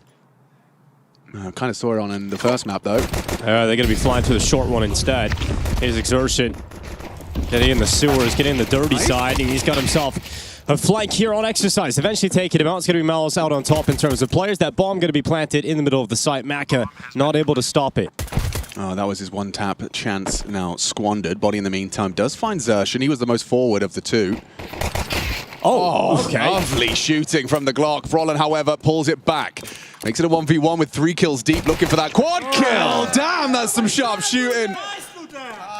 Look there. Yeah, I don't know him like that, but I want to call him it so bad. It sounds so good. I feel like you can say it, Alex. It's fine. Like they used to call Get Right Totte. Totte. Yeah, well, I think for Brolin, obviously the standout Swede these days, and a big performance here in the pistol round here with a 4K coming in. Fantastic start into the game, and for 3D Max instantly going to be going for the force buy. MP9 Scout coming out here from Maka. Oh, winning the T-pistol and overpass. Perfect step in the right direction if you convert it. Miles will have the idyllic start here on the T side. It's an unusual choice that Body's made, going for a FAMAS no head armor when you're up against Galil's Mac 10s. But it does enable a FAMAS in the second round force. Yeah, they went for that long setup, him and Maka, so really important to have something that's efficient from long range. Makes sense, and so does that from Lucky. Positioned up close and catches Spinks. It was one of the B defenders taken down, so Gravity watching from the sidelines, as it does look like they're trying to kind of tighten the thumb screws now on the B side quite quickly. That defensive smoke doing a lot of work. Starting to fade now. Exertion will be calling for some backup. He's the only one forward of the line. There goes Lucky. Flash. Yep, into the open, into the fight. Now Torzy, he's the only player with a little bit of health left. This force buy looks to have paid off for 3D Max. If Torzy can get this kill on Lucky, though, once again, it's wide open. He goes for the peak. Oh, misses the bullets, gets dropped down to 4 HP, but still gets that kill. And look how far away Body is from this fight. He's all the way at top con.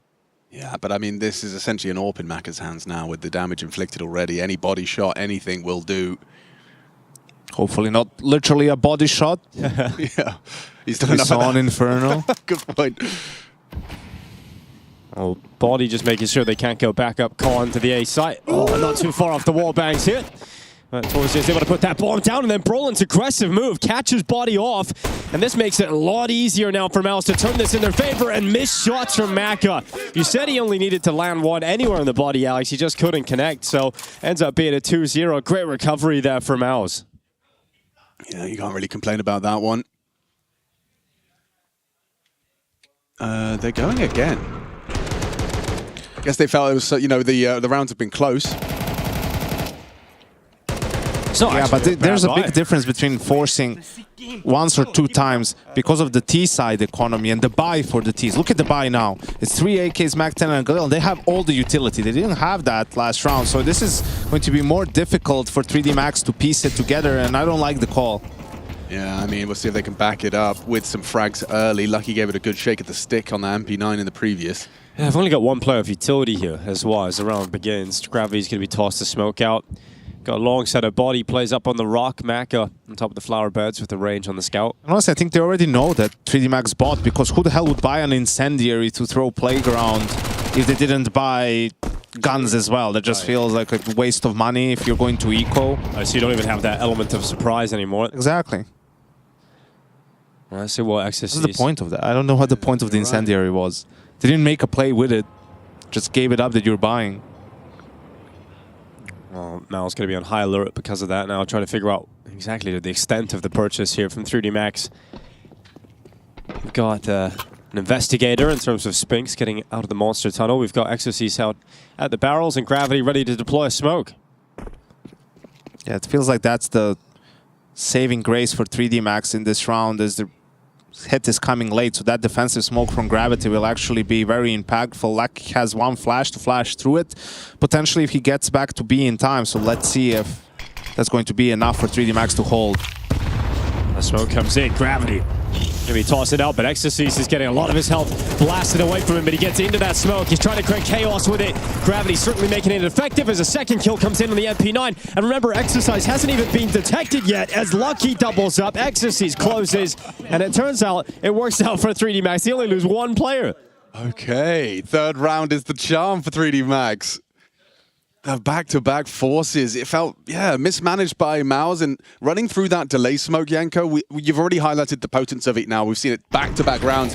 This is the outcome you're hoping for, right? You're forced to push through bullets. It kind of discombobulates the T-side pack roll. Honestly, I think what's problematic a bit is the call. You know, it's because Spinks is so deep, so maybe he's calling them back, or Brolin wants to utilize that. Spinks should just pick and prod, right? Like, he should try to, if he peeks barrels, that's where Gravity throws the smoke. I mean, he's just tucked into that corner for 30 seconds, waiting for his team to come back, and then when they do, they still have utility to deal with. It's very important on overpass that your B player feels that timing, feels that space where he can apply pressure on his own, so the CTs can't over-rotate, so they're forced to spend utility.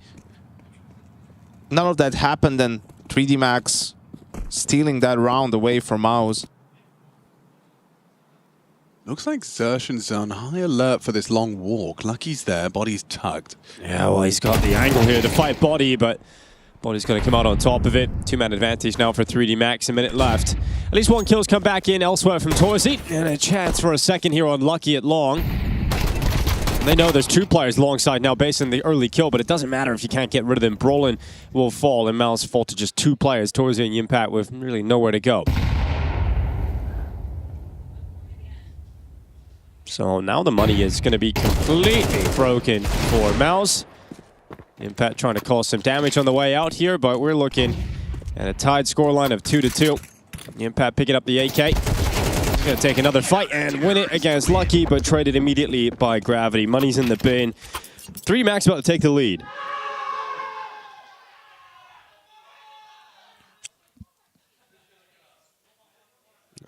And did Gentlemates just win map 2, or? Sounded like it.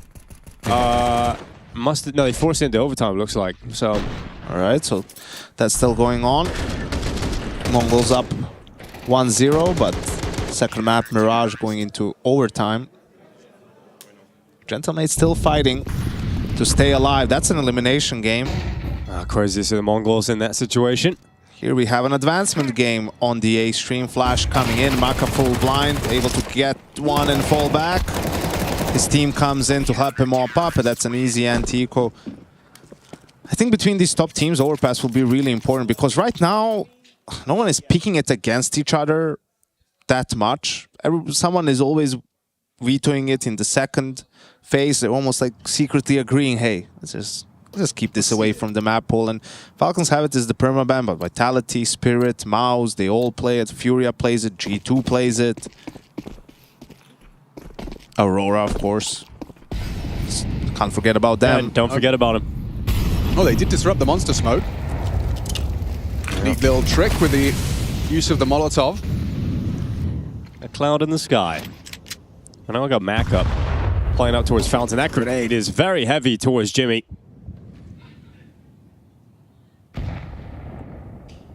I think at the very least you have to be always willing to leave it as the third map. That just gives you an advantage even in the second phase of the vetoes. So these next couple of tournaments going to be really interesting to see where teams are with their overpass. Spinks now a bit more aggressive towards the B side of the map, finds an entry, gets a lot of information. That's Body DA player. Maka gets an assist, so they know a lot of space towards that long is available. Lucky just trying to delay them. He's jumping, spotting them, holding them back for now. Still got plenty of time here for Mouse to reposition. Look at Brolin. Again, Brolin is challenging B at this time, right? Showing his face. Yeah, he's going to try and walk up. Oh, get spotted out. Applying pressure. Now the CTs are in between. They're not sure, okay, do they want to go B? Do they want to go A? They're rotating back to B, and they're split 2-2. So now you have an opportunity, and that's what you need. You need to sort of be pulling them on a string so they can't just over-rotate and know for sure where you want to end the round.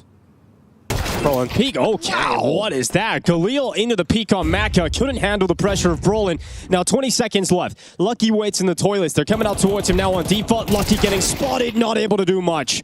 He was just hoping, praying that he was able to get that one kill as they crossed into the bomb site, but he won't, and so it will be a Mouse round and a tie game again. I mean, so much of that was determined by not only just Brolan and the kill, which was fantastic with the Galil, but also just his presence on B. The Yanko so astutely pointed out. It did pull the CTs back just when because it does sometimes feel on the T side, if you haven't done that, like, oh, there's just always 4 CTs here because some guy jump spotted bank. Right, the rotation is so quick. Yeah. Right? I mean, and you're spot on A. It's so easy to get early info about the hit coming in. So great mid-round there from Mouse. Very brave position for Maka, has to be said.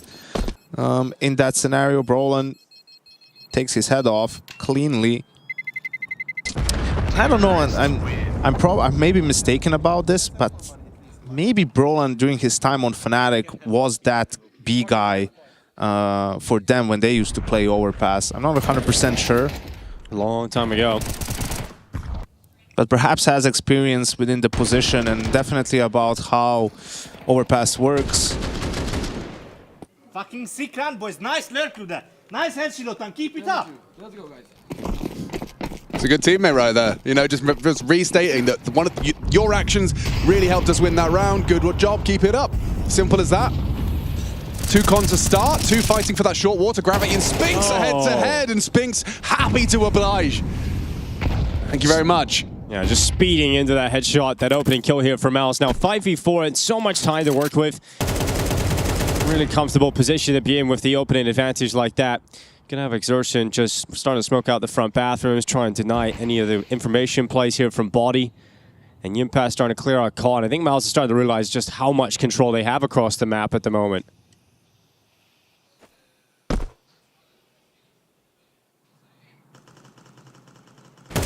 Yeah, they're making the map, well, it is huge, but making it feel large just by virtue of these the amount of control they're finding, the amount of space they're taking without being noted by the CTs, just hoovering it back up.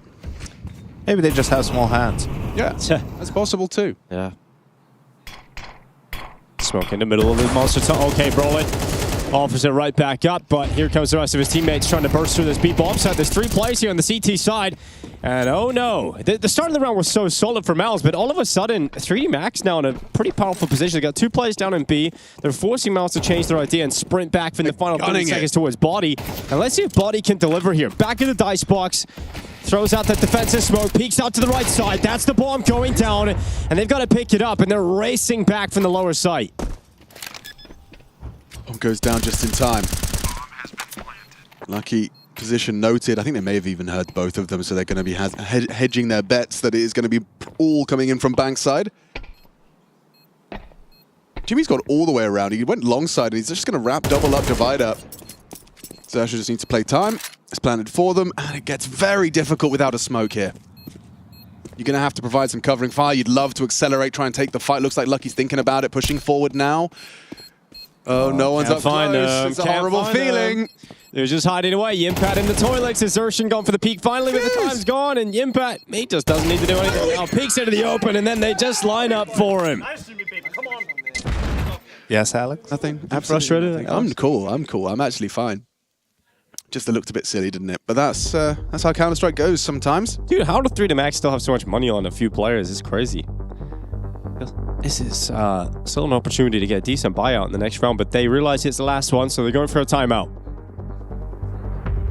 It's interesting, isn't it? Like, I haven't played enough Overpass to know where the actual boundary is of where I can hear the steps, because if they're running Divider, I'm going to draw on this map so I can explain it to you, Yanka. You know, if they're pathing up this way to the site, like, where on B am I going to be hearing that rotation? I think you have to be graffiti, you have to be past. Right. You can't be towards the bomb side. Yeah, because both of the B players were forward, like monster clearing, so they actually couldn't hear that rotation. Honestly, I don't think I've played Overpass since the... Well, maybe a little bit. I don't know if it's not the same as Nuke, right, with the top-down sounds. You hear it normally, so it should be easier. I mean, it's more the fact that could have been an expected reaction from Mouse once they see Maka got a kill on B or an assist or something, right? And just felt the rotation back to A was a bit slow from 3D Max, but perhaps it's the lurk from Brolan in the previous round that kept them honest. Oh, well, it has not worked out for Spinks. His aggressive play in short this time. He had a Mac 10, trying to force the issue, get that opener, but 3D Max had come out with 2 in the first couple of seconds of this round, and Body's locked down connector, so no response in any kills, no response to any map control being taken here from Miles. It's a round where they feel suffocated. perhaps somewhat naive from Spinks to think he can go, you know, water 3 times quickly. But maybe they were caught off guard by the amount of money that 3D Max has, you know, the utility and the weaponry. The op as well, I don't think they expected that. Yeah, you mean you just won 2 rounds in a row. Like, you think maybe finally they're going to be down to a weaker buy, but they have pretty much everything. Well, at least in buying a Mac 10, Spinks didn't throw all his money into that. So he's got enough residual to get a good buyout here if you can hang on to these 2 AKs. Yeah, but just, I don't know. If they try to save, then it's not a great buy in the next round. And if they die and lose the round, then I think they have to half buy. Their loss bonus is at 1400. Yeah, either way, not the ideal option. Well, they are retreating, so going for the better of the 2, which is the save call with the AK. They've got all that util still as well. I didn't use that up. The round was over pretty much immediately. I mean, I guess it would be a decent time here, Yankee, to talk about that. Why Overpass is going to be the most important map at the Major, in your opinion? Yeah, I just said I think a lot of these teams are, you know, that are playing it, but don't feel super strong on it. So in best of 3s, it usually ends up being vetoed by someone in the second phase. Yeah. I'm not saying necessarily it has to become someone's pick in the first phase. Well, probably for Aurora.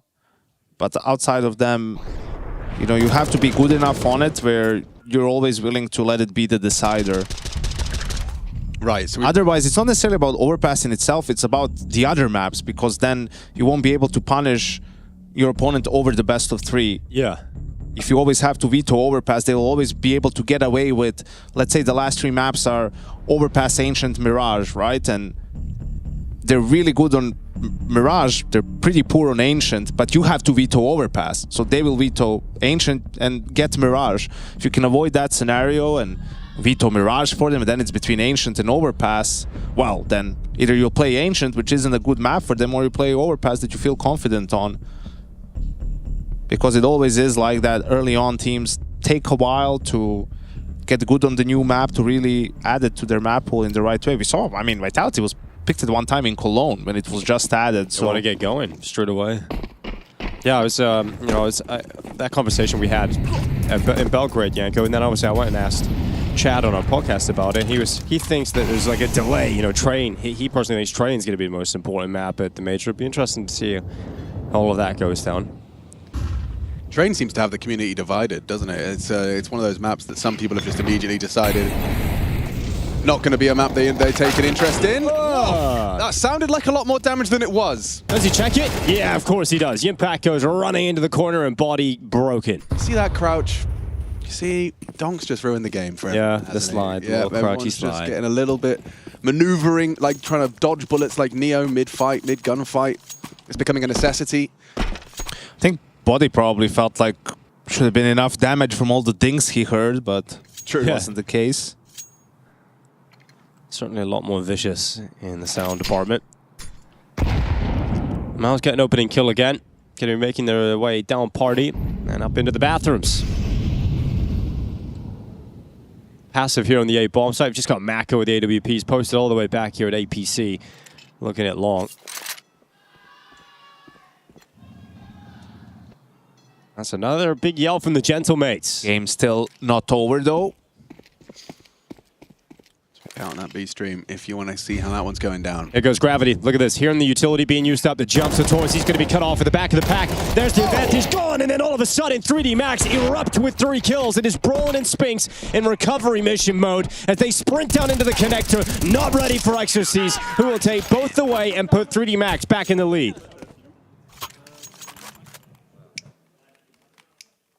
Huge round from 3D Max in the 4v5 to bring it back. Great timing for the information play. Gravity, right place at the right time.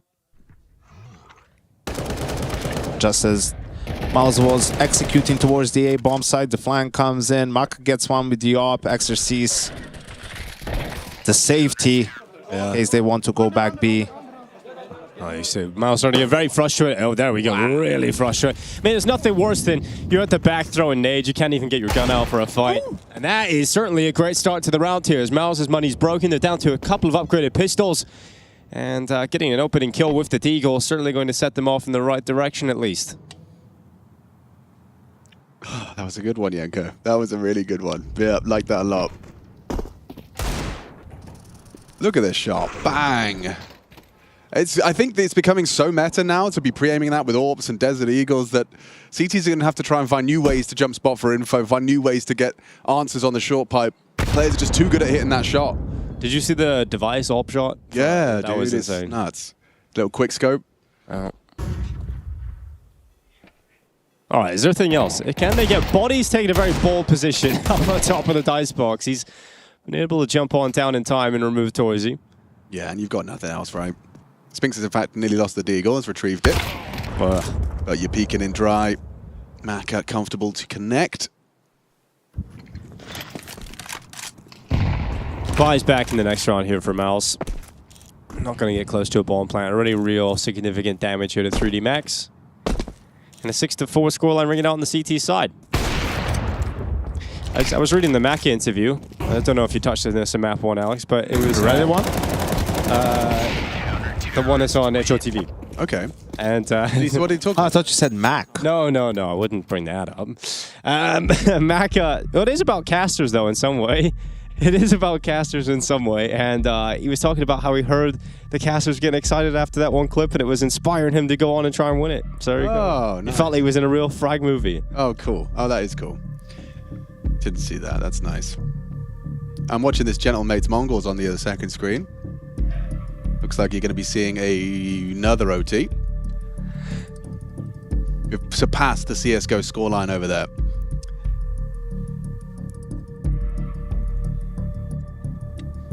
Well, 2 rounds left in this first half. Miles with a good buy, but it's kind of like their last chance to win more than 4 rounds here. Let's see what they decide to go with. I mean, they've been getting into 5v4s. They've been getting that short control. Never really getting anywhere else beyond that. There's been one bomb explosion this entire half. Yeah, just shoot. Who needs to do bombs? Gravity, however, has actually lost 40 of his health despite the run boost, and it's not going to work out from this head-to-head between Spinks and Gravity. They just go blow for blow. Spinks wanting a second one and actually does spot out and force back the aggressions of Exorcise. Spams him down regardless, catches him on the tail end of his assault. It's Body and Jimmy now with a bit of a standoff, trying to take this con fight. Yeah, let's see if Jimmy can win this. And it goes up into the fight. Body gonna make sure that Jimmy cannot get past him. Torsy's also low. Not looking good here for Mouse whatsoever. It gets worse. What? How have we not got that? Yeah, Exercise not going to be feeling great, especially if it transpires into a Mao's 5th. Can't believe Torsy's alive. Oh, not going to be happy with that, but maybe now Body has redeemed the 3D Max. Gets the kill, gets out before Zershin can catch him. All right, here's Maka. Nice peek, but unable to work it onto Brolin. Leaves Exertion. 1v2. Let's see if he can pull this situation off. He's got health. He's got a lot of utility. And now he's got it down to a 1 versus 1 as Lucky just steps into the open. Little gap at the side of the smoke. He's going to clear it. Yeah, no info. Oh, and then he goes into the smoke. He gives Body the advantage there. And 3D Max takes 7. He's T-side overpass. Mouse would have loved to see the 5th. I don't think they'll be pulling their hair out over 4-8 on the half, though. This one. Just two bullets connected. It sounded like 10 were fired. No, yeah, just a little bit of an exploitable gap on that smoke. Body closes. Maka raising the roof, trying to get the morale high. They want to take this the distance, take it to a 3rd. I believe it's nuke if required. Yes, it is. Yeah, okay. This time we get to see that typical fountain crawl. This is the util I'm lacking, right? So now next stage, what do? Do we need a front toilet smoke? Is that redundant? A couple of flashes? Just a molly? Okay, so you start with the boost, trying to spot for any divider or... Oh, but maybe the front toilet smoke could have worked out. It would have been nice, actually. Yeah. Front toilet smoke, molly divider. And you're in. And you're up. Bob is your uncle. In the side of the smoke, you got Exertion. Oh my god, what is happening here? Brolin finally getting rid of Body. Absolute chaos in the bathrooms. No one's really sure of what's happening in that. Damn, okay. Well, that is going to slow things down, isn't it? Spinks is actually going to try and crawl all the way back around. Exertion got spotted. Probably benefits Mowers, perhaps. Going to keep boots planted on the A site if you are trying to finish B, which they are. Yeah, very true. I got to be rotating those players away quite quickly, but overpass, you know, still got a long way to go. You can adjust that CT side rapidly, and with XOC's cutting off rotations down connector, they got to go the long way around.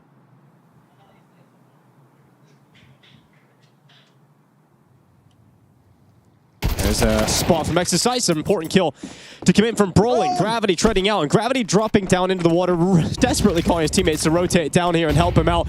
He's blinded by his own teammates. Flash though, as he went for the peak, they went aggressive. Bomb's gone down. Problem here for Mouse in the dying seconds of this first half. Maka is so low at heaven. The plant is coming in on default. He threw a Molotov into a smoke, so it has not worked out there for Maka. Switch out to the rifle, and Mouse are long gone. Yeah, this one now goes from very minimal chance to absolutely none. 6 HP, sure. Yeah.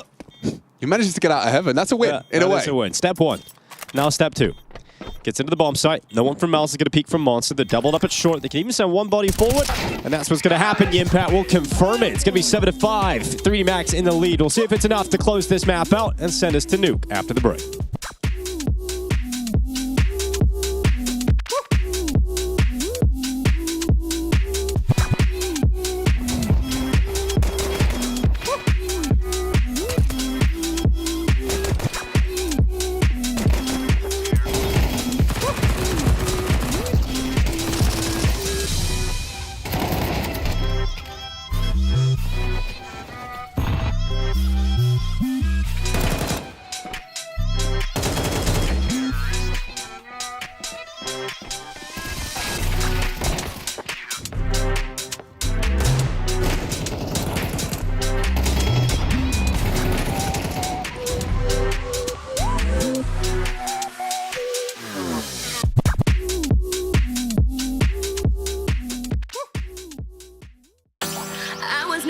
To stay, it was you that put me in. Promised me that we'd be okay. All of your lies I was believing. You were there most of the time, but that was never good enough for me. Had me going out of my mind, had me going round like crazy. But I gotta end this way. Why is there always a struggle for you to let me go? You got me like crazy, like you were always right and I was always wrong. Crazy,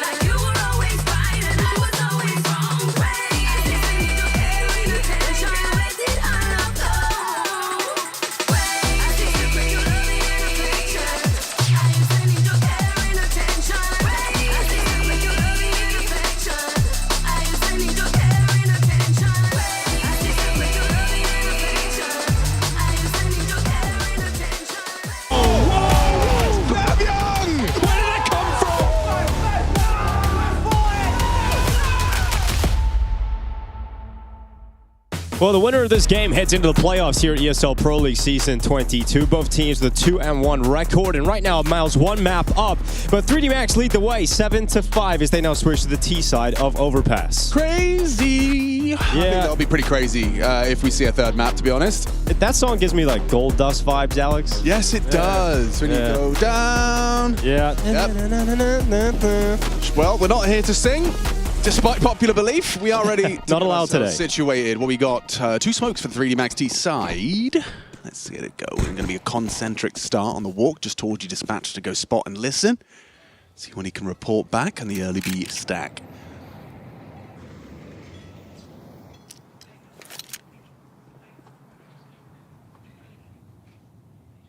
I was just about squeezing out that 5th round at the end of the half. That weakest buy they had.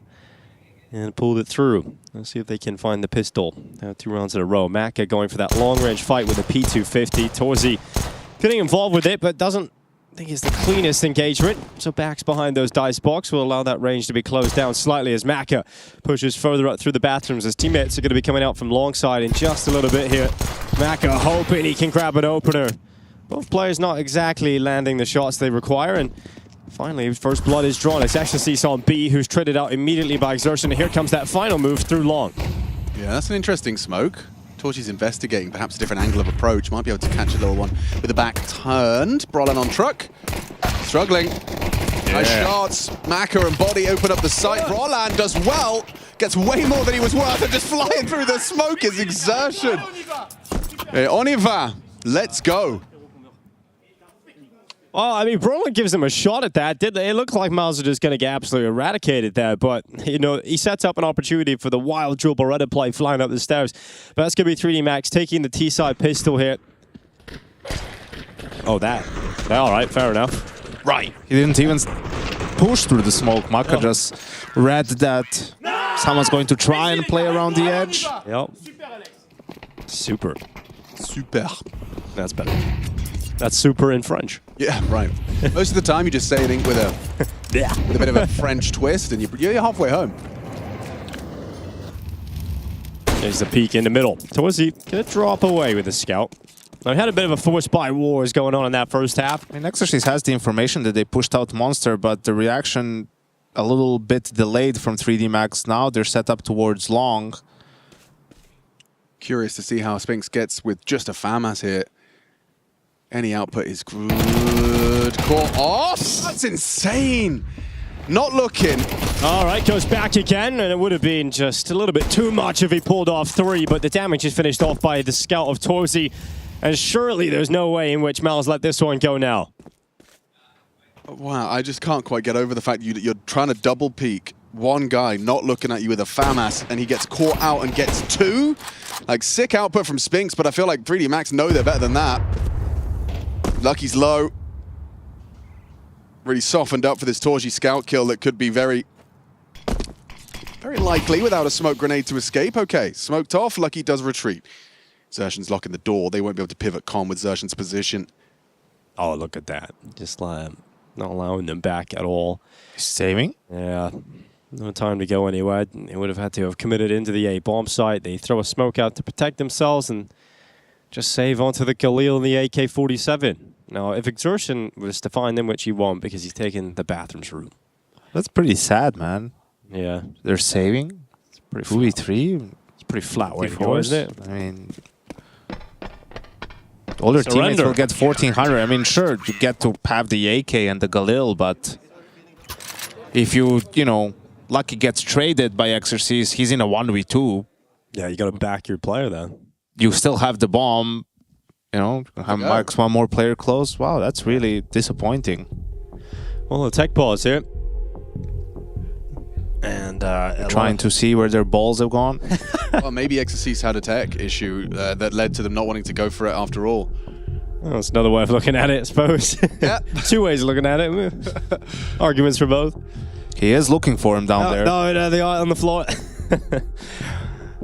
Headset issue, perhaps couldn't hear the comms. Or, you know, anatomy has fallen off. There's 2 ways of looking at it. But yeah, now you're... Well, huge for Mouse, right? Same how it was for 3D Max when they went for that second force in round 3 of the first half. Mal just winning it outright. Nothing worse than winning pistol and losing that second round. Loss bonus at 1400.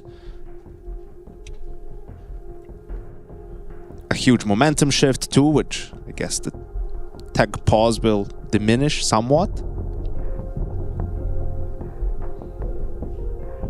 Just those tech pauses, man. I had a whole, what was it called? Epic LAN, where one of my teammates kept kicking the power lead that both of our computers were connected into. And so in the middle of our match, like multiple times, he was just kicking both of our PCs would go black in the middle of a round. We'd be like, what's happened? No idea. Obviously, no, we don't have the luxury of like tech support coming under our desk and problem solving. Got grouped, obviously. Oh, that was the reason. That was it. Thank you. Yeah. Shout out to Wellesley one time. We all know what you did. You just kept kicking it, man. Don't kick the power cable. Yeah, we had a similar thing at an Irish LAN one time. We had this one team that would win every single time, and it was like the Windanskis, etc. Yeah, sure. The All-Stars. Yeah, exactly. The Irish All-Stars for Ireland, yeah. But they were about to get upset for the first time ever, and someone, Tobin, walks across and accidentally kicks out the extension lead, and everything in the hall just turns off. And then they went on to win. So. Oh my God! Yeah, the drama from the big scenes and there was also a fight broke out because someone didn't buy the other person's Subway, and an actual physical altercation. Physical fighting over sandwiches. Good old days. That's how it used to be. Looks like he needs to work on his wallbang lineup there. Not quite on the mark. That shot is those Spinks. Damn, not playing scared. Just goes running down con, back turn, distracted and insertion profits. Ooh. Well, that's one of your best weapons in this round gone without much of a whimper. That's not ideal. Body's got space, stretching his legs on long. They saved for that. Yeah, right. I mean, I am leaning a little bit to Alex's take. Maybe his tech issue was a part of why they didn't go for it. Sucks either way. Definitely. Well, the D-Goal stepping up to the mark here. Body racing, trying to get in. He's actually done very well there, but then Spinks is taking his other two teammates away in the exact same motion. Body's having a good game here. He's 19 and 7, could be 20, but Spinks is going to stop that from happening as he collects himself a 4K. Would you buy me a Subway sandwich, Dinko, if you said you would? Yeah. You would? I'd buy you a sandwich, yeah. I wouldn't put my money on it, Alex. I see what you're trying to do. Maybe if you ask for it, Alex, maybe, but if he was getting him one, I wouldn't think of asking you. Just put it this way. It was Jason all along. It's always been Jason. Jason was the man who was buying the sandwiches. I actually had an interview done recently, Yanko, where they asked... I just got my big wooden spoon out. It was so weird. I did an interview 2 weeks ago for a publication. They asked, did you buy Yanko a sandwich now? And I'm like, how is this? It's got this deep lore. This is like 4 years ago, guys. Maybe a little less than that. How many is he getting? It was Pro League. It was Pro League. Well. I got fired after that for 2 years. Yeah, now you've been forgiven for the sandwich incident. Yeah. Listen, the only person who has the power to hire and fire people here is Chad, so... That's why I buy him a sandwich every morning. I bet you do. Leave it at the door. 4 liters of water as well. Keep it hydrated. Oh, that's good. Yeah, nice. 2 spoons of sugar and a little bit of cream. Yes, indeed. We got the old Eagle out for Spinks. He's having fun. Brolin also getting involved. And we've got a tied scoreline, 8-8. And look, that lead just disappears to 3D Max. You win the pistol in the second half. You think, all right, here's a chance for them. But the French have fallen off. And another problem off the back of that anti-force by loss for 3D Max is in this gun round they won't have an op. And Torshi has one. Makes defaulting a lot more difficult for the T's.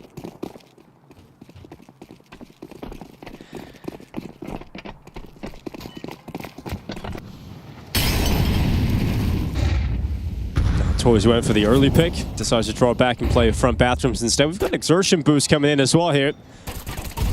Exorcies, you think you're safe, but nope, you are. So fair enough. You would be right. Yeah, there's a cool game plan with like the wallbang bait, hoping that you'd get the false sense of security from the T's there.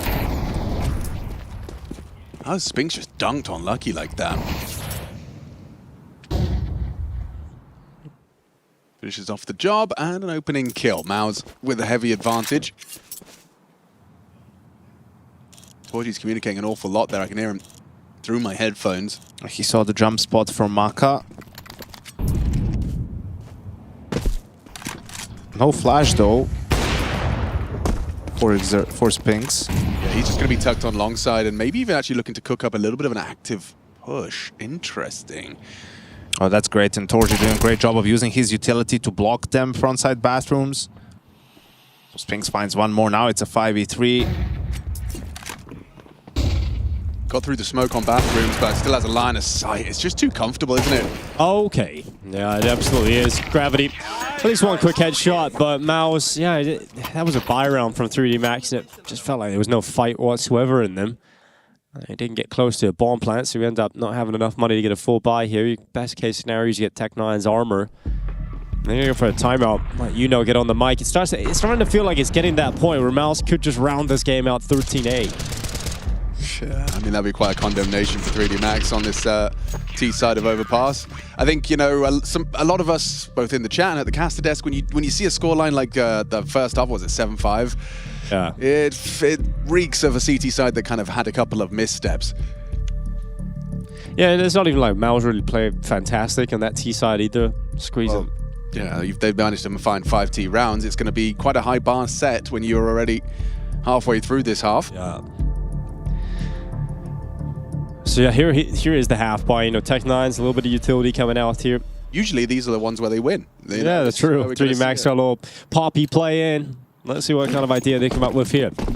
Wow, Mao's starting 4B. It's a good idea. Like, they know, if they have Tech9s and if they wanted to go fast B, well, start with as many bodies here as possible. They're going to spoil the party before it really ever gets going.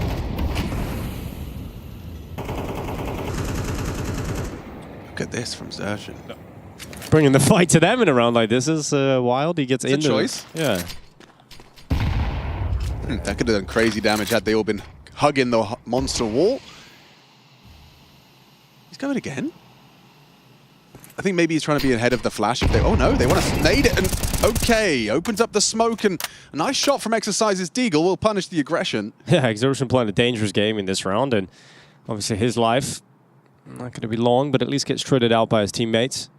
He doesn't want to be caught by the execute, right? Wants to play close to the smoke so he catches them in front of all the flashes that are popping behind them. Well, Yimpat's going to take up that close monster position. Now Brolin going to be playing alongside of him. They've still got 2 players committed down into this B-bomb site. There's the peek up short. Yimpat does well. Lucky taking down Yimpat on the double. He's out of bullets, though, and he goes to the USP. And so bodies Deagle, bags 2, and it's into the B-bomb site. Oh, a little bit more bullet efficiency could have made that easy for Jimmy, but it's still looking like it's going to be another Mouse round. Especially with the grenade coming in, ending it in a pretty deflating way there for Gravity. It's going to be a 10-8 scoreline. No bomb plant again there for 3D Max, but it was all about getting the rifles out here and now. One last good go of things in this series.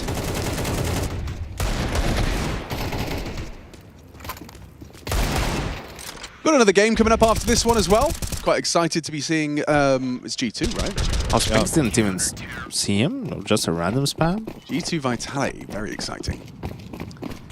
We want to start filling up our mailbag for the next game as well. Any questions you have for the players, maybe we can ask them when we have them in the studio. Yeah, Spink's burning that aggressive play in the fire. He's going to get out of that. That'll be the DHL mailbag at efg.gg. That's correct. Aggressive stance here for Torzi. Advance angle, not going to be able to take the kill though. It's Exorcise. He is forced away on the chase by that grenade.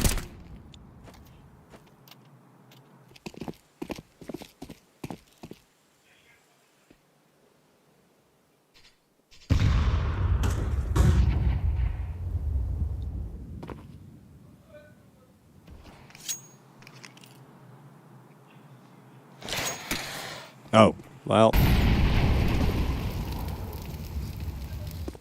Not the end of the world. No. But not one you'll be learning. There's no more smokes on 3D Max. This was the last one that they just used for long, going towards B. So Maka is over towards Monster. Body's going to lurk long. Brolin still has an incendiary on B. This is going to be tough to break through for 3D Max. Yeah, so it's limited time. It's going to be a B finish. Oh, Maka. It gets worse for them. The bomb carrier getting damaged up. Ecstasy's forced away from short. Can't help his teammates out in this final thrust into the B bomb site. It's a do or die round for 3D Max as well. And Torzy's going to stop that push forward from Exercise. Bomb is still stuck in Maka's hands, not making its way into the site just yet. He is paranoid about the grenade damage that could come towards him. The only player with an HE is Spinks, and he decides to use bullets instead. Brolin denies the bomb plant, and we've got Mouse 11-8 now, getting to the end of this. And Maka has $100 left.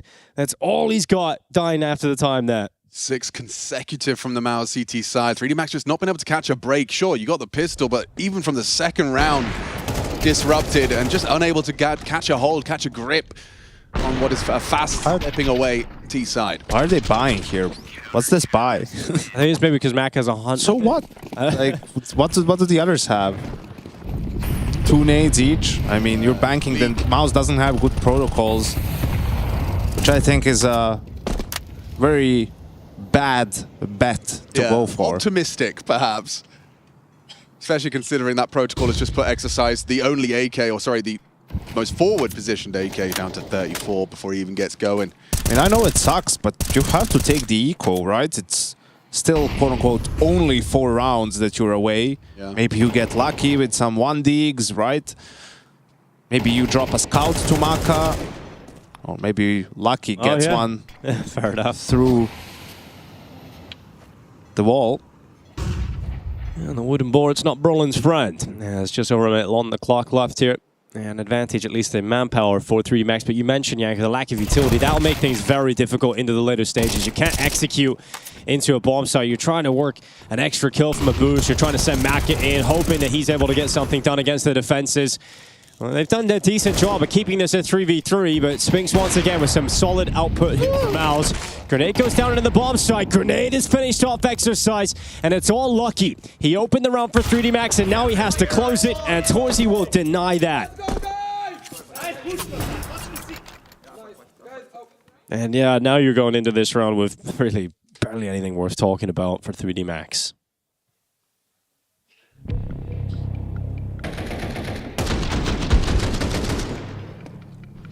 Just a really strange decision, especially on a map like Overpass. Felt like a bit of a Hail Mary wasn't answered. And the buy won't be any better in this round for 3D Max. They didn't get the bomb down, so it's going to be more Galils. Only a few pieces of utility. Maka had the op 1 round in the second half, and he didn't have armor for it. What? Even he only had 1 smoke. Gentlemates Mongols is still going on that Oh my god, here we go. Oh my gosh. It's over, right? 20. Just had reports it's just finished. Holy moly. Holy. Mongols coming out on top, staying alive in this tournament. Gentlemates after taking down Vitality. Yeah, 3 losses in a row. Made the most of a unexpected invite. I like what they were talking about in interviews. It's like, sure, the major is really important, but it's not the only thing. Even if we don't make it, like having this opportunity to play at a tournament like Pro League is what we play for. And, you know, just where we started at the beginning of the year, where we are now, a lot of improvement, higher up in the rankings. So a lot to look forward to for the Gentlemates, and doesn't feel like as much for 3D Max in this game. No, not at all, but lots to look forward to for Mal. So have come into this competition in some decent form. They lost only to the Falcons. They're going to be heading into the playoffs here. Pretty comfortable series in general. Yeah, and we started this series with Torji with the kind of open book interview, talking about his shortcomings in that Falcons matchup, saying he's going to tighten it up today. And we are seeing evidence of that. Is this round is determined by that roaming AWP. CT side overpass with a dominant presence like Torji on the AWP is a huge difference maker. Or a difference maker. Well, Torzy waits behind the dice box. Not going to be coming up with a kill. His teammates instead will do that, and Exertion is the man to confirm playoffs for Mouse. They come into the competition, they take down Gamer Legion, Gentlemates, they lose to the Falcons in a 2-1 fashion, but they bounce back immediately, getting through 3D Max and straight into the playoffs of EPL Season 22. Absolutely taking care of business. After that loss yesterday in the playoffs is where we expect to see Mouse, and we'll see how deep they can go. Still looking for that trophy since Cluj at the start of the year. Yeah, EPL, Studio Lands, last chance for them to do it, Alex, here. Well, we've still got this kind of format where they're here for the group stages on LAN. This is a team that are so comfortable in this environment. And I think right now, based on, Vitality losing their opening series, Spirit dropping the map early on, Mouse, opportunities here to get another title. Yeah, 100% there is. It's not the end of the world for 3D Max. A loss to Furia, now a loss to Mouse. One last life left in the Swiss. Packing it up, try again tomorrow. Mouse a day off, earned, hard fought. But that's not all in the Counter-Strike we have to look forward to either. Let's go ahead and listen in. Cyclone, victorious. Mouse in the playoffs. Cyclone, first of all, massive congratulations. I feel like I only ever get to do exit interviews with you. So finally, we get to do a winner's interview. It looked pretty decisive, let's be honest. How dominant was it for you sitting back and watching the boys in this one? Overpass got a bit close, but Inferno again today felt also really good. We talked about that we also wanted to play good city set now because we had a few good T sides, and feels good from the Mouse side to be able to close out games convincingly, not something that we usually have done. So. We had a really nice quote from you. We've had 2 good T-side Infernos in a row. Consistency is making it a third. So how happy were you with, what was ultimately a short T-side on that Inferno, but how happy were you with what the guys showed today? Very pleased. A lot of the things that we worked on in practice and talked about going to the game, we managed to do. I think also we played at City Side Inferno with a lot of maturity. There's a lot of layers to our game, and it's definitely a good map for us right now. Really liking the overpass pick into this one as well. I was chatting with Maka beforehand. Caught them a little bit off guard. How much have you been kind of working on your overpass in the break we've seen from competition to coming into EPL? We had almost 3 weeks off, and that's more than you have at the start of the season, I would say. So, of course, we got to work on the map pool, and Overpass is one of those maps. Final question. We heard from Torzi the other day, he's kind of been the sole hype man, let's say, in previous tournaments. It's been a mission to get some of the other guys to be bringing the hype. Who have you seen the most improvement from in terms of the hype in the server and cheering for the teammates? This is also one of the topics on our team, and maybe you were talking about it on the couch. It can't be Adam all the time. I think this is probably something that he's the best in the world at, and he often carries us over the line with his energy. I think on our team, multiple of us are trying to work on it, me a little bit, but I think especially Lotan's trying to be that guy. For some of it, it's not that natural, but the game's required, and then sometimes, or often, it comes down to who wants to win a bit more. And yeah. Either way, Mao screaming all the way to the playoffs here at EPL. One more game to be wrapping up tonight. That is going to be G2 taking on Vitality after this.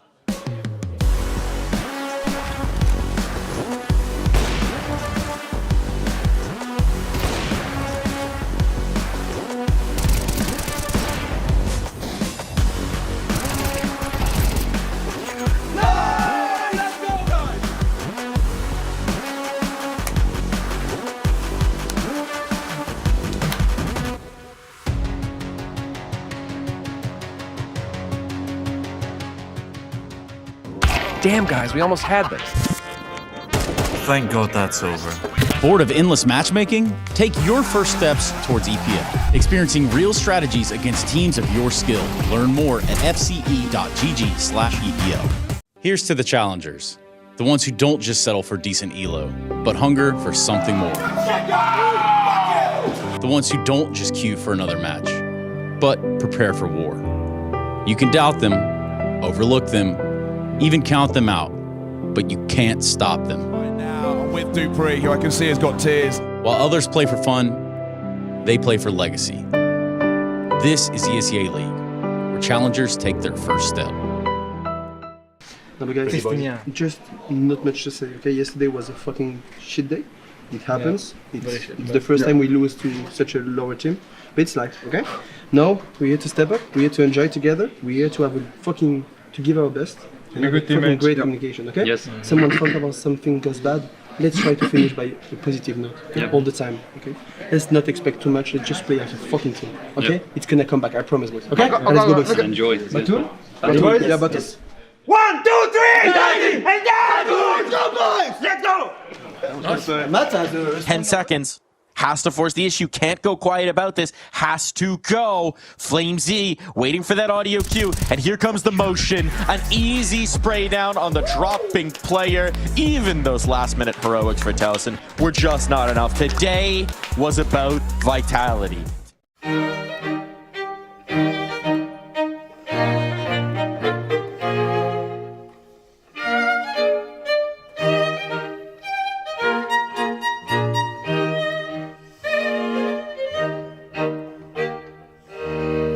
The new G2 is really clicking heads, while seeming to have a great chemistry already.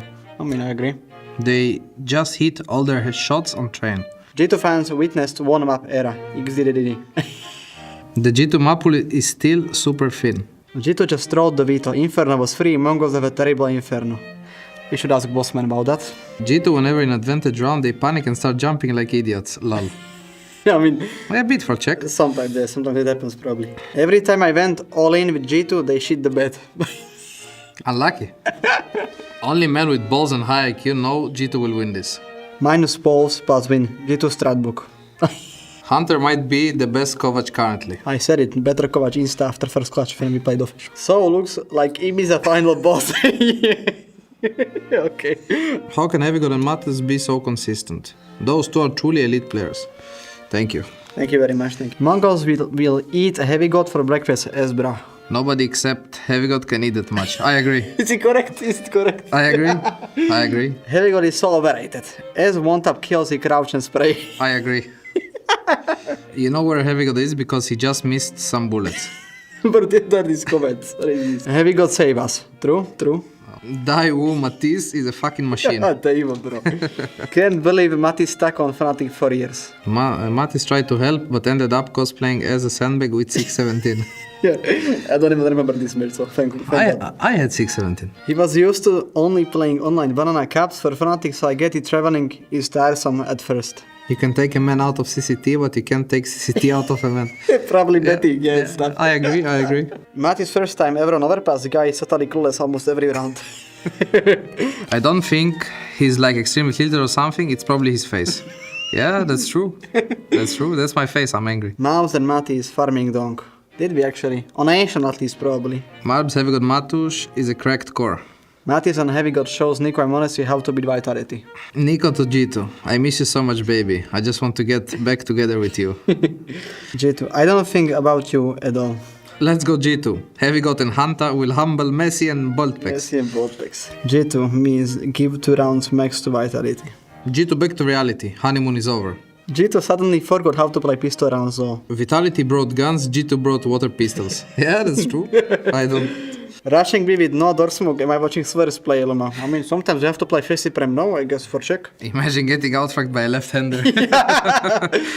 That's handicapped, handicapped. Back to the reality for G2, this lineup is washed, fluke tournament. Yeah. Thank you very much, we appreciate it. Classic G2 choke. Window no scope from Senzo! No way! It's a perfect end! What is this culture? This is madness! Now, there is an abundance of things that I am not very skilled in. Counter-Strike is one of them. Languages is probably number 2. So I've enlisted the help of my fellow friends over on the couch to translate some questions and then some answers. So, guys, I'm going to give you a question in a foreign language. First mission, identify what the language is. I'm glad Alex is here. Okay, I don't know. I was just about to say that you've picked the right people here. As an American, languages, some would say it's a specialty. It's true. Yes, yeah. Especially. I hear that Yanko is so good at this that we had to fire him. So rip Yanko, I guess. Yeah. Okay, and then it will be a question. This thing will be a question, and then there'll be 4 answers, as you can see up here. Alex, can you read this? Yeah, it's French. Go on, give it a read out. I'm glad you said that. Okay, there's something about this organization. Give it a try. You know, give it to say it? The full thing, yeah. C'est organisation appartient à un célèbre influenceur français. Something about a French influencer. Oui. This is an organization. I don't know what that word is. Celebrity Passion. Gentlemates in French. So how do we say that? The gentil ami. So that would be A, right? Oui. Do you reckon we could enlist the help of some of the Frenchmen behind us? Actually, we have a proper French. Yeah. Could you pronounce it for us properly? Bria. Do you mind? Hey, gentil ami. Cette organisation appartient à un célèbre influenceur français. That's beautiful. Oh, you said you said it sounds right. so Let's good, man. not conflate the two. That sounded much better. Yeah. Okay. Wow. So, is that correct? Hey? Wait. Je pense aussi. Oui? I think so. Très bien. Très bien. Wait. Apparently the correct is B. Oh. But an English person is telling me this, so I don't know how much I trust. Well, that means, I mean, we're saying, hang Can I on. just say the G is cut off of the That's the word is yes. cut off of the Hang Could on. be lentils. Maybe they've translated, like, because that says gentle friends, but they're gentle mates. Maybe they have a different word for mates. Yeah? Is that right? Compagnon? Anybody want to go ask Cyber or Apex or Matt, maybe? No one said the whole thing was in French. What am I asking them? I don't know anything about French. What's the word for mate in French? All right. Off you Okay. go, Jason. Yeah. Jason's on a mission. There's a Frenchman over there. Apex is in the middle. Monsieur. I don't want to disturb them. You know, they got a game coming up. kind of are doing that. Okay, well, you were just intimidated. So we're going to come over Massively. here. Yeah. What's the word for mates in French? Compagnon. Okay. Okay. Oh, well, that would be Easy. B then. Merci. Is B. Merci. Wow. Just Wow, problem solving. Another episode of CSI. Yeah, congrats. Sorry, producer, could you repeat what D means? My loves, maybe? Gentle love. Gentil Oh, well, I compagnon. can't hear anything. Gentle That's love. Now that. Gentle love. Okay. That's the name of a song, I think. Gentle Love. That feels like that should be a name of a song. It does. Yeah, like a Beautiful. soulful one. Like, what a Right. feeling. Right. What a feeling. Did we win that? Sorry? Did we win that? I don't know. No, not really. We No, said you A, can just but- say we got it wrong. Well, you, Yeah. I think. It's your game show, Freya. You can give us points no matter what. Yeah, I don't know what's going on. Question 2. Turkish. Well, And Dinko? Get in have a there. go? I'm not giving it. Get in I there. think you should have a go. Well, the first letter's cut off. Bu Yonsu kun de yaktu ama EPL season 22. Ishin geri dondu kimbu. Oh. I'm sure that is absolutely perfect. Yeah, I do. I think your Kimbu was probably pretty good. Yeah. I noticed you had like the Turkish flow that I've only really heard when I'm in Istanbul itself. So Yeah. I think you hit the cadence really Yeah, well. it's quite the native speaker. For sure. I'm gonna go with C, Jota.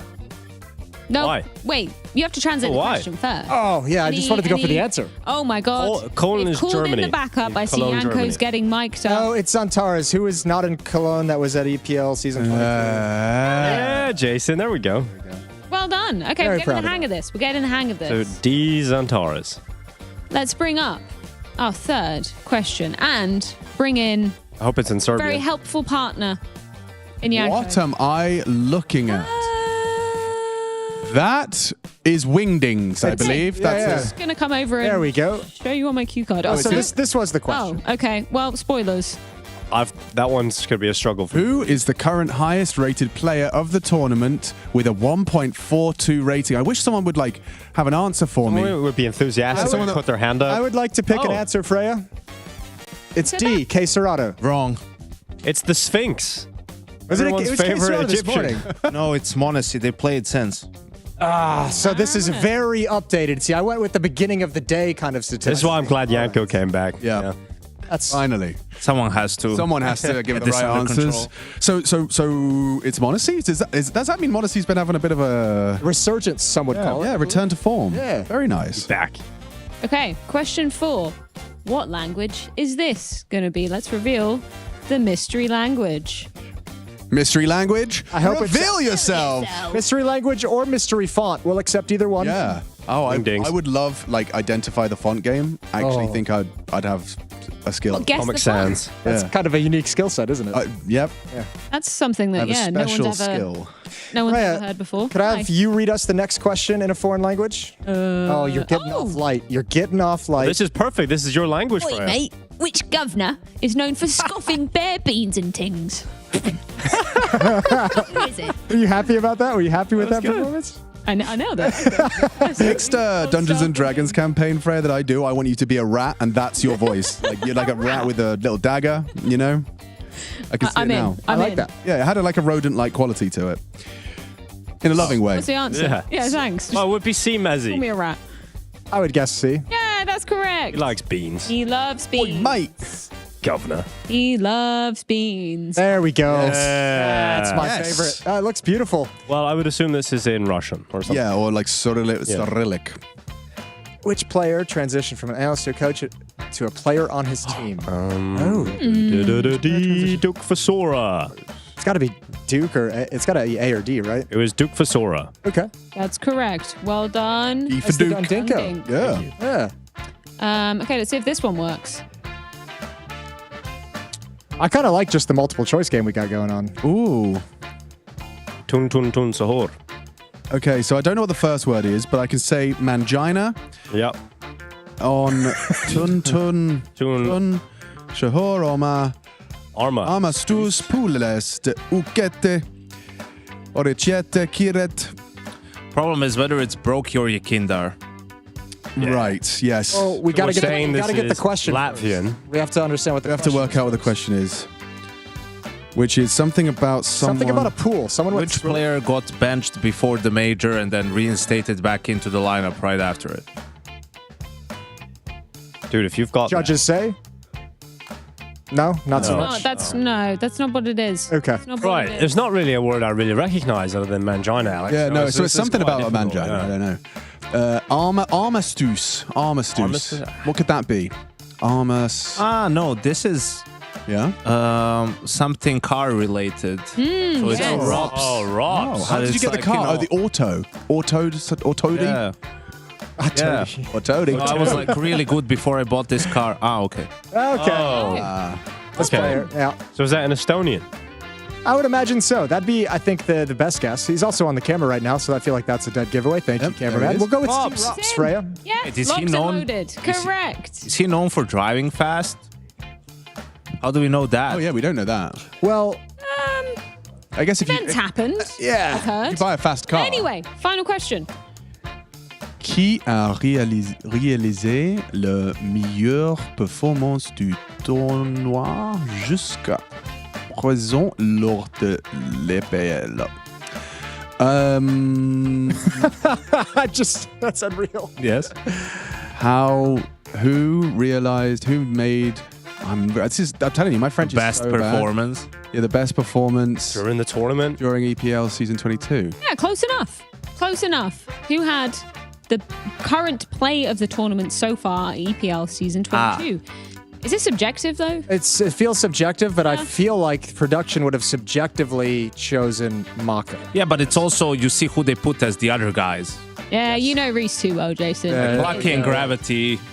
Reese loves to train one tap. He got 3 of them in this clip, so it makes sense. Just I don't any blame one him. tap. Maka. Yeah, locked in. Boom. Lovely. Gentlemen, I think you might be fluent. Well done. Thank you. Past languages. Merci. Thank you, Miss Spears. Felt a lot better than I thought it was going to, that segment. Yeah. I was really worried about that. No, Languages and flags are 2 things that really scare me. Yeah, no, I feel you. I mean, I am regularly hovering over every flag on HLTV, but I do feel like I've developed quite an advanced knowledge of flags compared to, say, the average Joe. Vexillology. That's what I like to call it, yeah. Yes. Vexillology. Yeah, right up those lines. Just for those of you tuning in at home as well, just so you know, there is the Steam outage at the moment. Steam is down, which is why the next game hasn't started yet. Oh. That's why we're hanging An out. update. Is it the big one? It's happening. It is happening. It's the one we've all been waiting for. Oh my God, I'm so happy. Oh, so is it time for my interpretive dance routine now, or are we doing that later? Probably later, I think. Okay. Save that for the next segment. I'd really just like to do another campaign of Dungeons and Dragons. Yeah, right? We just do one off the dome? Should we just make it up? Oh, yes, absolutely. I hear we've only got 5 minutes. Oh, that's Yeah. perfect. It's all The back. devs are working really hard. That's where Yanko was. 5 whole minutes. What should we talk about? Okay. Let me just get a little browse. Anyone want to talk about their feelings? What a feeling, Alex. Sure. What a Yeah, absolutely. You know, at the moment, I don't know, I'm feeling... They have to go into the hole. Oh, whoa, okay, firm break. He's got it, he's got it. This time is blowing out.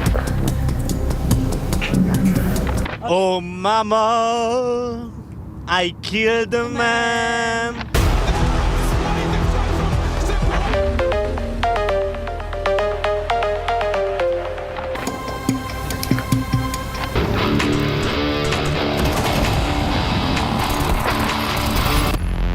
ESL presents the ESL Pro League in partnership with Intel, Acer Predator,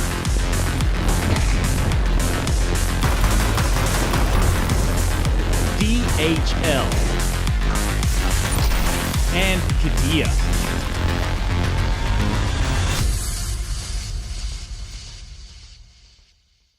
No scope from Senzo! No way! It's a perfect end! What is this counter? This is madness! Apex, just want to get a quick temperature check on the team. Obviously, the start versus Gentlemates, not ideal, but each series since then has been pretty convincing in your favor. Can you tell me kind of the shift up you've seen within the guys in these last 2 series? Well, yeah, as I mentioned before, I think it's the first tournament for a month for us, and when we came, we were not ready to fight and ready to give our best in a way. So we lost the first game, unfortunately. And since that, we woke up. We played 4 great maps, and that's what matters for now. So yeah, I think hopefully it's going to be the same today, and give our best to get the W and the playoff spot. Obviously, well wishes to be sent to Extaz, of course, and shout out to Matt for stepping in to be intermittent coach for the time being. How much has that changed for you in terms of prep and actually live in-game? Have you noticed a difference with him not being here? Well, Remy is also preparing with us. He's just in his own room because he's pretty sick, so it's pretty tough for that, but he's preparing with us. But I think Matt behind me is the same. I mean, I've been working with him for the last 5 years. I know him really well. And yeah, for him, it's more uncomfortable to be behind us because it's not something he likes to be in the lights.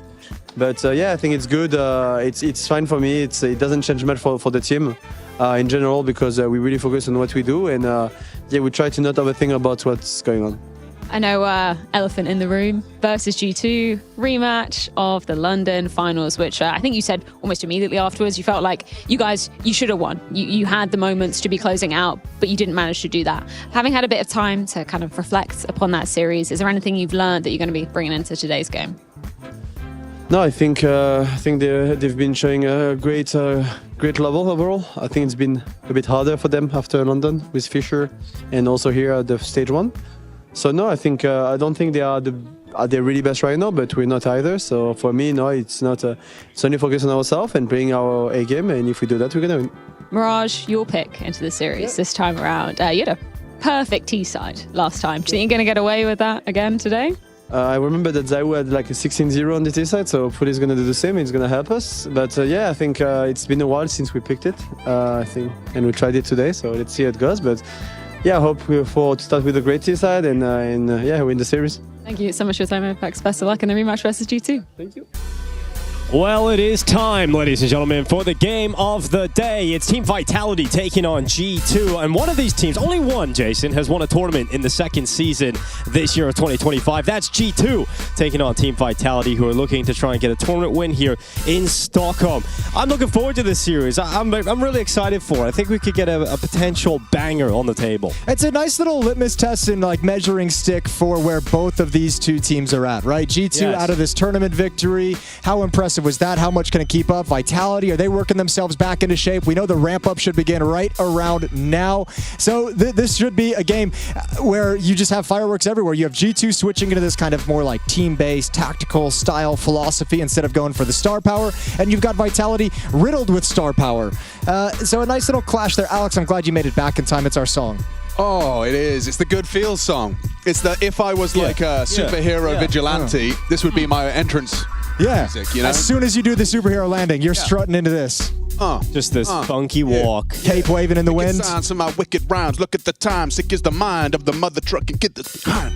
Nice. Good. That actually up on the screen, we got the, well, it's off the screen now, and I can no longer read down the graphic, but that was EPL Season 21 results for Vitality. Yes, it was indeed. And speaking of EPL Season 22 results for Vitality, it got off to a pretty weak start. They lost to the Gentlemates in a 2-0 fashion. We were all hitting the panic button. Panic everywhere inside of the studio, but then Vitality recovered it. Comfortable win versus Gaming Legion. Comfortable win versus Hotu. And now, a real test. On paper, the most difficult team they will have played in the competition so far. Is it really worth it though? You lost to Gentlemates. That one had to have like a personal angle to it. That one had to have like a, you know, like that one stings. I think more than the other ones feel good to win at this point. There was that whole French drama going on. All the drama. But But yeah, we're out of that. You two are perfectly in sync right now with your head bobs. Nah, dude, this song is great. It makes me feel a certain type of way, you know? Yeah, there's been a couple of tunes in Pro League this season that just get you in the mood. I need to add them to my Spotify, my mood playlist. You got one? Yeah, I have a couple of getting in the mood playlists. This is the song you walk into the gym to, Dinko. Yeah, into the dojo. What kind of moods, you know? Like, is there a happy and a sad? There's all kinds of moods, Alex. Whatever you're feeling in the moment. Yep. And I've got three modes. That's it. Yeah, angry, sad. The other one. No, just happy, sad, horny. That's all I've got. That's it. That's all I've got. That's all I've got. Sometimes all three at the same time. Yeah, and that's when I'm really having a good day. And that's what this game might make us all feel. That's one hell of a Saturday night. There's Vitality getting their final cheer on. They're looking happy, sad, and excited. Very excited. Yes, indeed. It is Tuesday. I had to check, and Tuesday it is 7 o'clock here in Sweden. 7 o'clock local in Stockholm. Yes, indeed. Actually, it's 6:59. Well, yes, that is true, Alex. 6:59. Okay, well, this is where the 8-trophy streak ended in the last time these two teams faced off against each other. A full best of 5 at the Blast Open London, where G2 ended up lifting the trophy. Wow, I just did a whole thing. And obviously, you can see at the bottom of that graphic, because I'm just reading down the list in case we have some audio-only listeners in the chat. Vitality's first grand final loss since IEM Cologne in 2024. Yeah. Crazy. Shout out to the audio-only listeners. We all love you. Here we go. We've got on screen Hunter and Rops head-to-head getting into this game. Hunter, the new in-game leader, has propelled G2 to being the best Inferno team in the world. We'll see if that comes into the Fido here. Will G2 select it against Vitality? Wait, could you run that back? You said the best Inferno team in the world? Indeed. That's correct. That is exactly what I said, Jason. Okay. And I'm not the only one that said it. Many people have said it. Oh, you think that's going to save you? I think the cool kids are going to save you. Excuse me, Professor. Even some of the players said it on the sofa, Jason. Okay, all right. Actually, what he's done there is he's stolen an opinion. Right. I love stealing opinions. And that's all I can't stop doing it myself. So Nico, I believe, was the opinion I stole, where he said, you know, our Inferno's pretty good. Maybe G2 are better. They're probably the best right now on that map. There we go, Nico. And he's got an impeachable opinion. You can't say anything about that. There's absolutely no way in which his opinion on G2 would be biased in any way. No, I can't see anything. No. And then Yanko also said it too. Oh, and his opinion is exactly the same. You see what I mean? Exactly. We've got the conclusions we needed. All right. Best Inferno team. That's the mindset I'm going into this with. G2 is the best Inferno team in the world. Yes. I'm going to couch all my criticisms with that sense of relativity. Yes. Okay, I'm happy. I'm excited for that. And we'll get to see how Vitality compare to the best in the world. In the business. Inferno in particular. Let's get it going. Stage 2, round 4. I got Joe Tool, I got Adam Hawthorne, and I got Counter-Strike. What more do I need? I know, that is quite a quadruple of things. Yeah. Yes, indeed. Right, Zaiwu jumps across and says no one's home, but it's not true. That's not true. Zaiwu's a liar. He's going to run back into the bomb site off the balcony, descending down to safety. Well, you know, nobody's busted up this massive stack they've got going on. 2 on left side mid, 2 on the right side of mid. Quiet jumps, well done from Heavy Gun and Mobs, not screwing anything up. That's tricky, that jump. You can make a footstep with ease. The question becomes, how do they want to make this look? Backing off now towards the bottom of T-ramp. Zaiwu's still not spotting anything. They'll now shift over towards the B bomb site. G2's done a great job of just obfuscating what they're going to do. They certainly have. They've kept them in the dark. They're taking their sweet time. Yeah, they really are. Quite slow, a lot of time. Yeah, quite a lot of time, in fact. It's now 7:02. Well, we've got Heavy Card taking a headshot on Zaiwu. First blood drawn, and the rest of G2 are going up banana. How's that for your pistol round if you're Zaiwu? What a fun time he's had. Yeah, right. Got to run around, get his steps up. And now it's all Apex. It could be a very fun pistol if Apex is able to step up, or it could be a miserable one. I think the problem is Apex is going to have to get like 2 kills. Oh, that's actually not a bad start. Gush, Sun Pius. He got it? Nah, it's too deep. Went past him. Good step forward. And now you just kind of tap at a random timing and hope and pray. Flamesy got one on the other side. That's the lurk of Heavy God towards Long. And now Apex can sit and wait for his team. Woo. Apex with a lot of utility here. Hunter burning, going to the back of the bomb side, and there's one extra shot that lands. Hunter gone, advantage now with Vitality. He's done enough, Apex. He's done it all to set up this retake. It's exactly how their game plan was, right? If they do come B, I'll delay, I'll make it easy for us on the way back in. Malm's going to disrupt that, a lovely couple of kills. The third is right there for the taking. Couldn't find it. Evasive maneuvers, double kill out of Rops.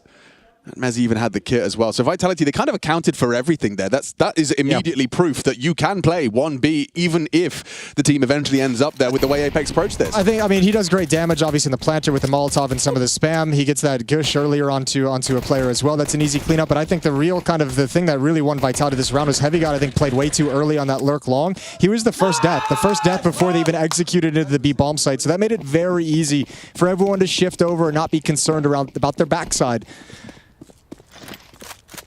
Felt like I had a follow-up there, but I stopped short, you know? I got distracted. There were some places you could take that. It was there. Certainly. It was right there. However, we're right back into the action. The action is unfolding before our very eyes. Sumpires is coming up brackets and no one home to report. So they're going to leave that massive long gap. I wonder who's responsible for that. Are you just going to kind of hedge your bets that there'll be like a telegraph nature, there'll be some smokes? You can see that Mezzi's like half-heartedly considering this as an option. Just being sure, yeah. I mean, yeah. They're going to throw a smoke, right? There'll be a flash. Well, I mean, on a round like this, you just never know. Like, you've seen it many of times, right? Like, you never know when someone's going to try and make it that tricky. Obviously, the smoke is the intelligent thing to do, but sometimes doing the silly thing works out just fine. Especially when a lot of teams are leaving. When they do start 3B, just leave the long gap open, double up apps and short pit. Apex and Flames, this B duo. Mobs making a lot of noise. It's going to be held back by the fire. Apex calling to boost his teammate up. They assemble the boost. They put Flames in the elevated position. Now Mattis has moved out middle. Actually, they haven't had to use a whole lot of their utility to get any of this map control because Vitality went with 3 rifles as well. They've got players who are going to be a little bit low on nades, which is why they've gone passive. It's very late in the round, 28 seconds. Man, G2's running this super low. I don't know where you head. I think you have to wrap around the A bomb site. Yeah, they're going to throw a moto smoke so they can kind of channel through the two of them. Mezzi's going to be able to disrupt that, though. Rops in pit. Rops does very well. Senpai is going to be taken out. There's the Deagle. Mattis can't make it happen as he turns around, but Hunter and Heavy God still hitting hard as they get into the bomb site. And the jump up from Zaiwu from the mini pit, and it'll end up being a double to close. Zaiwu stops the plant first as well when he jumps up, ignores the other player not looking at him. So smart play there, deny the extra cash going over to the G2 side of things, and Vitality living the dream, loving life. Am I, armchair analyst a bit too hard to the sun, a bit too close to the sun with the 3/4 smoke criticism? I just feel like that gave Mezzi this opportunity. It's 20 seconds. They're going to have to finish A, and I can now play around your 3/4 smoke. I think it's not that you're wrong. I think in a round like that where you have mostly Tech 9s, though, it's really nice to have that smoke to get close and creep up because you don't have to worry about the flight from library. Maybe you can burst through it as well with the flashbang and kind of close the gap on the player inside the bomb site. Sure. Yeah, I just think a library smoke would have served their desires. Well, not much to be said about this one for the best Inferno team in the world. Also, maybe they were feeling it might open up the possibility for the B split, so it would have to keep a defender nervous. Yeah, if there was 50 seconds on the clock. But that's the fun of Counter-Strike. There's a lot of ideas, and they don't always work the way you like them to. Yeah, it's all about the way you react to them. And I think Mattis actually had the jump on Mezzi there, so it was just a bit of a shortcoming on his part, spamming the Deagle, maybe a bit of movement inaccuracy playing a part in that as well.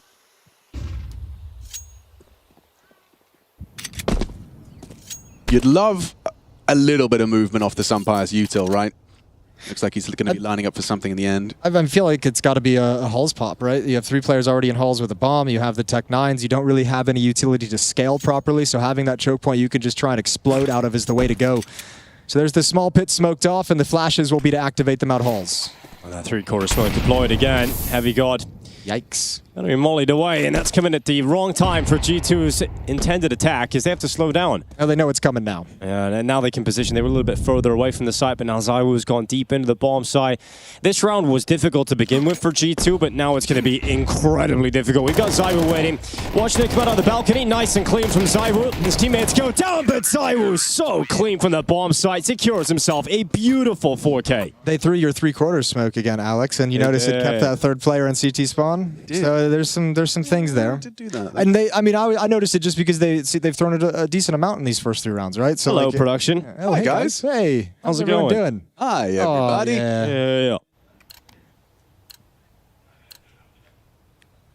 That was production. Hope you guys all enjoyed that peek behind the curtain. Yeah, I've enjoyed it. I like the countdowns we get as well on the way back in. Those are cool. Yeah, it's cool to show the production room. Such a pretty production room as well. Why not get it on camera? Just love the way they've decorated it. Yeah.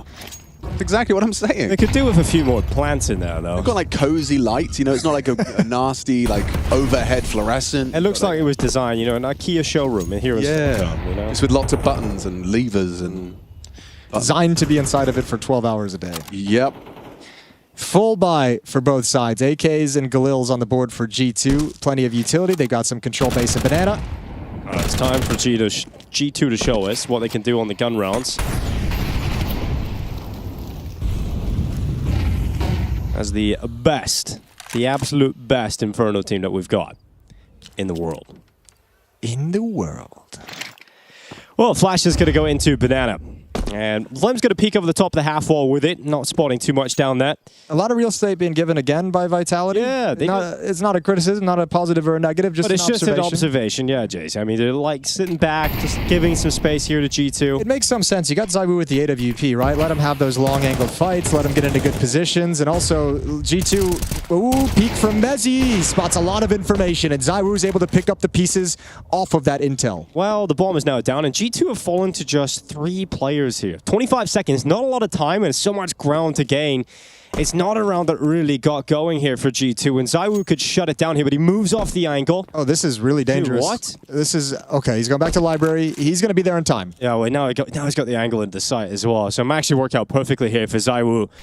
As he's going to be smoked out. He's not going to connect the shot, but erupts in the site. One more off the box. Time is gone. Not enough to plant it. G2 fumble in the first buy round. They don't even get close to a bomb plant there, and it ends up being a 4-0 lead established here for Vitality. G2, I hope they have some 3D Max strategies in that playbook. Get a little bit of pace change going on here. You know, you always hear about like a Fnatic or a Gamer Legion. Yeah, why is no one calling a 3D Max? I don't know. It remains to be seen, but the 3D Max finish is one of the most feared finishes in the whole scene. Yeah. Yeah, apart from, of course, you know, Jim Pat, Alexi B. Sunny. Sunny. Alu. And everybody's favorite. Yeah, Ali would be the top of the list, actually, as far as feared finish go. And Natu. Ooh, you're Nalepanen. That's what his name is. Yeah, it's a nice little sing-song name. It was a good one for my little ticks. I just, every time I saw him, I couldn't stop saying it's full. You're Nalepanen. Trying to sound Finnish. Not easy to sound Finnish. It's a very unique sound, and I don't have it. Dude, I love it, though. Yeah, me too. It's just that I love when someone's talking to you, know, where you like random face it. You're like, I know where you're from for the first words you say. Yeah, exactly. It's beautiful, though. It sounds great. I want to go sauna with them. Sauna.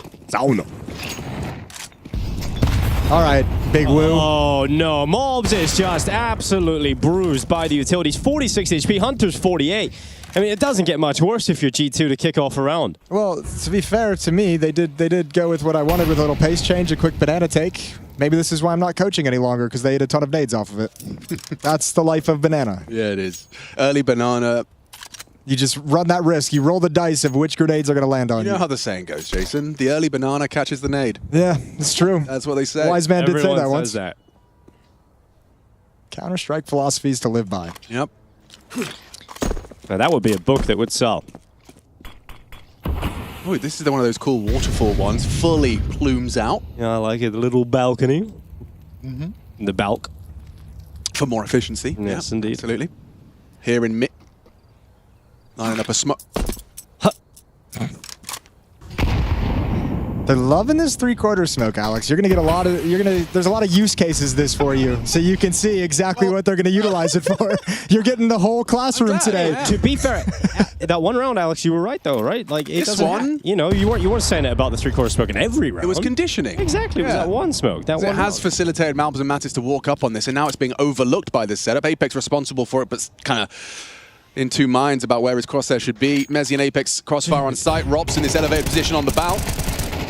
Well, it's all come crumbling down for G2. Let's talk about conditioning, Alex. Conditioning. G2 conditioning Vitality into believing that they're not the world's best Inferno team. They're just going to catch them in the first half, and then they're going to show us a little bit later on. Yeah, let's stick with that. Let's stick with that line of thinking. I mean, they've left it to 20 seconds again, getting into the bomb site, or trying to get into the bomb site. They failed to do so. They're doing some cool things, I think.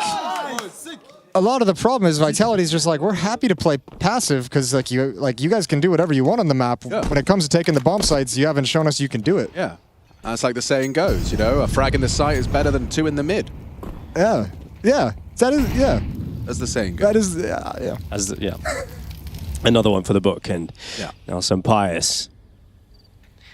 He's at the front. He's got the AK. He was blinded, and he was just stomping right through Flames. If they try and pick up the pace, they might think this is the second player, but there's a third defender waiting behind the boxes. On across, he'll use that smoke to try and maneuver forward. Just ends up running into the last bullet of Apex. He had that with the pistol as well in the first round.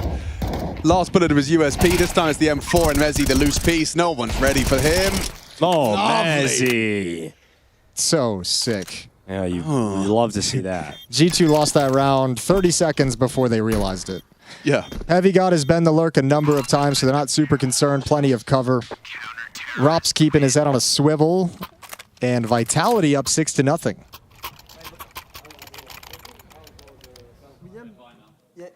This is going a little rough right now if you're in the G2 camp.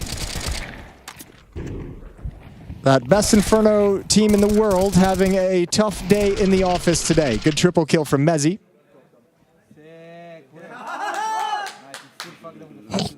Damn, you can't laugh at him like that. That's just rude. Well. G2 really having a tough time at the moment. A mid-push at it on top. Yeah, throw that in. Protected by the ZywOo AWP. Mezzi. Oh, he's worried about the shots out towards T-Stairs, but Mattez never looks down middle. And how has Mezzi got both? ZywOo legged Sampaio right before the follow-up peak, so an easy cleanup for Mezzi that probably saved his life. So Vitality today on point. Look at this, though. Mobs, he's going to try and exploit the gap. They're aware of the possibility, and it's a low HP Mezzi called to take care of it. Mezzi looking really sharp right now. Minute 10 on the clock. It's kind of weird right now because, ooh, that's unfortunate. Oh, Mezzi probably feels really safe. This position from Rops is like nice for information in halls, right? But he's actually like, you can't stop anything at the moment. Yeah, and ZywOo certainly can stop with the AWP, but he's going to be smoked out. So Rops is going to stop Heavy God. Likely not going to happen, though, as Heavy God still clears Rops. ZywOo sends one shot back and keeps Vitality ahead in the player department. They're starting to rotate. There's 2 remaining players over from B, and Hunter and Heavy God, they've actually fought themselves into a winnable position. Yeah, they have, but they have no utility left, just this Molotov. There's no smoke to actually block this choke point, so ZywOo gets those deep sight lines quite effectively. There's plenty of utility for the Vitality retake. 2 more Molotovs, 3 flashbangs, and HE just chucked out. They can carpet bomb that entire bomb site and move their way in. Heavy God just waits up on the balcony. Hunter in the site, knows the fight's coming his way first. He's going to peek out. It's Flames to drop him, and then Apex sends a bullet up into the apartments, and the 2v3 ends up being very easy for Vitality. That's a flawless streak so far. 7 rounds in a row. Craig Revel Horwood. 7. That's a very niche reference, but British, I assume. British television. Yeah. Strictly Come Dancing. Oh, sure. Yeah. Oh, is that still going? Probably. Yeah. I mean, I haven't watched it in about 10 years, but maybe Craig Revel Horwood's still at it. You know? Oh dear. Actually, I have a horrible feeling. A horrible feeling. Well, not a horrible one. It's sinking. Just an unfortunate one. Is he cool? He's cool. He's cool. Oh, he's cool. He's cool. You never really know these days. He's one of the cool ones, apparently. There were some Craig Horwood fans in the chat that were about to lose their minds. That's right, all 3 of them. 23 seasons of Strictly Come Dancing, been running since 2000. Oh no, Craig is leaving Strictly. No! Oh, he just wants to enjoy life. Now he's turned 60. Yeah, that's fair. 60's a good age. Fair enough, yeah. 60's a good age. You've put in a good shift. Yeah.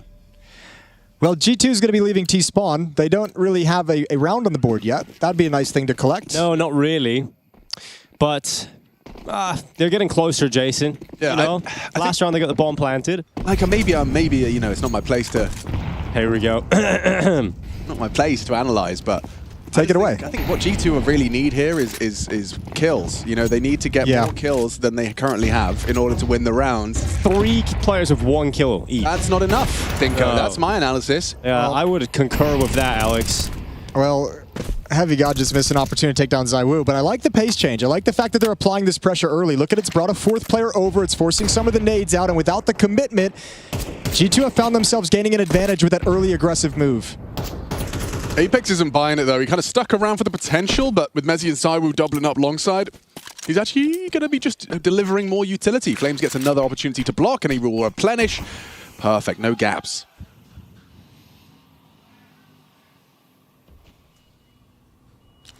Is the Flame solo B-hole going to be enough? He doesn't really find himself in a comfortable enough position to run back and grab the smoke yet, but here he goes. He's going to go pick it up. Apex is going to be sprinting over. Hang on, wait. If G2 get kills here, they might be able to win the round. That is true. Absolutely. 35 seconds left if they move fast enough as well, but they aren't really listening to you, Alex, right now. Kill. They have not taken any kills. Kill them. Finally like that. a kill. One more kill. I'm telling you, 2 kills. And Heavy God's picked him up. That's a very weird take. That's a that was a very I think it's a pretty fair take from Alex. Yeah, I think so. I think that was really judgmental of you, Jason. Look, there I am. You're right, take it away. Giving them the win condition, and we're starting to see, this is going to be G2's first round because they got more kills than Vitality did in a way. Well, far be it from I to play-by-play, but Hunter now over in the water as well, flanked out by Rops. Massive frag, spin through the coffins, and Heavy God now waiting. Oh, he can do this. 4 HP and a dream that is going to be ripped out of his hands. Rops yet again. Yeah. I mean, we saw not enough kills. We saw more killing though, and it was one of the closest rounds we've seen from G2 in pursuit of getting off of the goose egg. But it was only Heavy God listening. And that's a problem. 8-0 right now for Vitality. Looking like, you know, the best Inferno team in the world right now. Vitality, you gotta say, it's something special. How 8 rounds can change things. Let's go! Woo! Assistant coach Matt behind Vitality. Xtaz is away. Yeah, not feeling too well. Yeah, he's under the weather. I feel like Apex has just been like making a list of all the teams like winning events and beating them over the past like 3 months, and he's just like, you know what, as soon as my team snaps back into form, I'm putting all these up in the prac room, and I'm just going to go on a tear of vengeance. I don't know if it was in content or an interview, but I remember that Apex was telling her that he actually started writing down lines in the book that he knew would upset people, you know? Like he just takes notes, keeps it when he needs it. For some smack talk? Yeah. I mean, any sort of psychological warfare. He's an old school smack talker, right? Like, most of the new guys keep things within the game. The old school guys are just like, I will ruin your entire life and family just to get you off your game. Exactly. Dude, he just does it everywhere. I remember playing table tennis against Apex, and he was like, it wasn't even close. He was just destroying me verbally and also in table tennis. A verbal lashing. Yeah. All right, Rops. You got Heavy God lurking over at the truck. Close up. He can turn that corner. Very, very quick, and Rops obviously has no clue what's coming. Setup is potent. That's the info. He knows he's mantled up. Will fake it out. Swings on in. Damage inflicted. Some Pious finally brings down Robs. Mezzy and Apex, though. Ooh, nice flash. Yeah, good flash indeed. He should lose his life. No one cleared it. Oh, he managed to hide out enough to draw attention. Apex profits. Pulls out the USP. It's up to Zaiwu versus Hunter. Yeah, Zaiwu is still far, far away, so time for Hunter. Must have this round. G2 still stuck on 0 on this T-half. And the in-game leader looking to deliver it. Zaiwu, timing. Hunter just looked away as Zaiwu comes through, but the head shows. And Hunter will grab that first round win here for G2. Okay, much, much needed to at least get something going in this half. Now you have to see if you can build upon it. The money for Vitality is great. Another full buy coming in. Zaiwu's on his AWP. They had a couple buys. Should be fine for the rest of this half, so G2's got to do it the hard way. They did kind of clear Mezzy, I think. Didn't clear it when they were up on the top step, so they couldn't quite see that he was ducked down. But either way, nice clutch from Hunter. Good reposition inside the bomb site, and Zaiwu dropped. Oh, well, Hunter immediately having a little bit of an issue here. His headset became unplugged, so quite easy to replug that. He's having a little smile across the table here. Let me see. He's looking at Apex. All right. It looks like Apex wants to say something right back to him. All right, so obviously a little bit of a tech issue. We'll see what the where is Hunter gone? He's just slid to the side. You know, let the people do their work. Oh, where is he gone? He's disappeared, Jason. He's gone into a portal. He might have. He might have actually. There we go. There Thank you. He's back. We solved the mystery. That's great. Doing his own work as well. Yeah, you love that out of a this. player.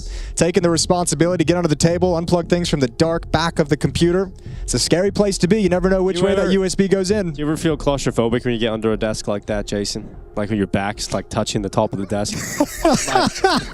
You might get trapped in there, you know? Yeah. You might, yeah, you feel that, Alex? Go on, Dinko. Tell me about that. Yeah. Give me more. Yeah. I don't know. I don't usually go under the table. Okay, up there. That's a nice save. Yeah. Walk it off. don't know what you guys are talking about. I'm too. All right, Monica.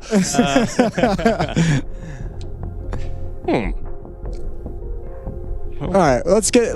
What are the kills looking like this game? Let's see they who's got top more. bragging. More previously. They do Hunter have had more kills than previous day. All right, I'm gonna check the mailbag because you did ask them to fill it up earlier, Alex. All right, caster question. Are you gonna read it out blind or maybe a little proof? No, I'm Just a proofreading. little. I'm not gonna do that. Henry did that on the first day, and we realized that's a risk. Yep. Yeah. Okay, we have Nicole saying, "Good evening, everyone." Good evening. I hope you're all Nicole? having a good day. Could I get a shout out for myself and my girlfriend Katya? There you go. What's up? Wait, Nicole and Katya? Yeah. Okay. What's up, Nicole and Katya? What's up? Good evening. How's it going? All right, G2, more kills needed. Not off to the races though, as Flames takes the first. Mobs is gone. And out of the first round win for G2 into a tech pause and into a 4v5 recovery mission. Low HP on Sun Pius and Mattis. I'm so impressed with Vitality's the teamwork. It feels like the communication where we've watched Vitality previously. Some of like the ways in which I guess some of these losses have been disappointed. We always feel like, you know, maybe there's some miscommunication issues that are popping up that weren't there in the past. Some little differences in cohesion. Today they look so on point. They're looking great right now against G2. Yeah, really, really polished. Especially considering this is the best Inferno team we have in Counter-Strike. I mean, sometimes when you are at the tippy top of the pyramid, as Vitality have been for such a extended period of time now, sure, it's up for debate, you know, but obviously you're trying to kind of hit your power level and peak right at that major. But when you are in that position, sometimes it takes a loss against a gentle mate, you know, a disruptive, you know, maybe they play a little differently than you're expecting. Maybe you did underestimate your opponent. That kind of slap, you know, that's that like diver's reflex kicks in like, oh. I was dead. Ooh, he made it. He somehow made it. I mean, it's just two of them here, so it's still really awkward. We got Mezzi, though. This is interesting. This is like the one time they haven't thrown the three-quarter smoke to show a B-Rap, and they're rapping B. Oh, Mezzi. Here he is on the tree. Moved off the angle. Oh, my goodness. Okay, he's got by. Apex gets his gun. What is happening? Absolutely confused. I mean, there's no way Apex could have done anything. He found out they were there. 10 seconds. That's the time. Flames could still end this. He can still stop this. They line up, and they're all down. There's no more time left. They can't plant. And the round is won by Flames. You just watched two members of Vitality completely pants, caught off guard, absolutely bewildered. And they still lose. G2 can't catch a break. That's supposed to be number 2. Oof. Oof indeed. Real oof. And they even got kills in this one. Oh, wow. You know, G2's been playing a dangerous game with the clock a couple of times throughout this half, like 3-4 rounds throughout this half. You know, that's you're going to get punished once in a while when you're playing that game. Yeah. Hello, guys. I don't have much to say. I just want to say you're doing a good job. Keep it up. Everything is beautiful. Everything is going well. Je suis very happy. Mais oui. just squeeze. Very happy. Very happy. Sound like a Brit on holiday. I thought you'd like that. That's good. Bonjour. Yeah. Uno Biero, por favore. The only French I know is from watching the old French teams play, like Je suis blanc when they get flashed. Sacré bleu. Je suis blanc. So I really just use Je suis and anything else I want. That's pretty good. Yeah. It's a good place to start. My favorite, J Sui. Here we go. Round 11, which in French is 11. P250. Un kills for Mattis. Not going to be happy about that. I shouldn't say kills, more kill. We've got some Pius at the front of the attack. AWP poking and prodding its way forward very slowly but effectively. And then the flash comes in. Apex also got blinded by it. I think he might have had a kill if he didn't get blinded, and he might have had 2. He's going to peek out slowly. Hunter challenging. Oh, smoke's already down, but it's too late. Hunter got past. Then the flash came in, stopped him from moving forward. Then the grenade, and Hunter's having a rough old time. So he sends his teammates forward in his stead. I can't believe Apex just got that. That nade seems so far away. Through the smoke, Flames wheels his way around. It's Apex again to clean it up in Flames. Dropped by Hunter. Bomb site overrun, but still a massive advantage to Vitality. Yeah, these are the kind of rounds, though, that I'm not ready to write Hunter out of, especially when it starts like that. Good cover from some Pius. Hunter the one getting that bomb down. This is actually very proactive. Oh, he had the angle. Doesn't have the bullets. That's just some pass on the 1v3. Easy peasy. Yeah, sure. 1v3, easy peasy in the bomb site. You know, you missed the first shot, though, and it all goes downhill very, very quickly after that. So a 10th round win. The only round that G2 have picked up on this T side is Hunter winning the 1v1 against ZywOo. ZywOo. Why'd you say the name like that time? I don't know. You gave it a little mustard. A little bit mustard, yeah. You know, because if I say ZywOo, it's kind of boring, Jason. I thought ZywOo. It's like, you know, you could say bar bar, or you could say bar bar. That one's for another 3 people in the chat. Yeah, I know. But those 3 people think it's the best niche. joke ever. Okay. Oh, I learned about niche. Now's not the time. Now's not the time. Halftime is the time. It is. Yeah. I'll tell you all about it. Okay. I learned where the origins of the word niche. I'm excited. Yeah. Whoa, Apex. Oh my Holy god. moly. How does he come away alive at least? We've got ZywOo now. ZywOo ready inside the middle. Apex not known to be an AWPer while also having one of those famous AWP highlight clips of all He's time. also like really good with a scout. He is pretty weirdly good with the scout. NBK used to be weirdly good with the scout at times too. Some non-AWPers are good with the scout. Yeah, like Chad actually. Chad's a legit scouter. He can scout. Yeah. Probably shouldn't be AWPing though. No, not anymore. He's too keep him old. on the rifle, you know. It's a young man's game. Yeah, Dinko, maybe you're the AWPer of the squad tonight. I'll AWP. That sounds fun. Careful, Yanko's in the green room. Yeah. Take it back. If I buy the AWP in front of Yanko, he won't let me play with it. That's so sad. Like, give me that felt really right so now. you did actually just make a very sad voice for that. Give me that right now. All right, here we go. Round 12, 50 seconds left. We're starting to get that first salvo of utility out from the T side as they take some basic control. Defensive smokes deployed in unison to mess with the timings across the map. Standard defense from Vitality on the 3-2 split. Shout out to the audio-only listeners. 34 seconds, 33 seconds, 32 seconds for our audio-only listeners. Now 30. They're going to make. They are really running this clock down. I know. They've been playing this game the whole time. What year is it? I know. This is not 2025. You know, Well, look, there was a lot of people saying they miss VP, and G2 decided they wanted to give us a little bit of a show, a little bit of a teaser, a little taste of what they might have brought to the server. We've got Mattis coming in, so Pius. Come on, Big Lou. He's managed something, and Mattis and Mulp together have got G2 into the round here, and they don't even need to plant. They just get kills. Alex has been telling them all game long. 10-2 scoreline, Vitality in the lead. Woo!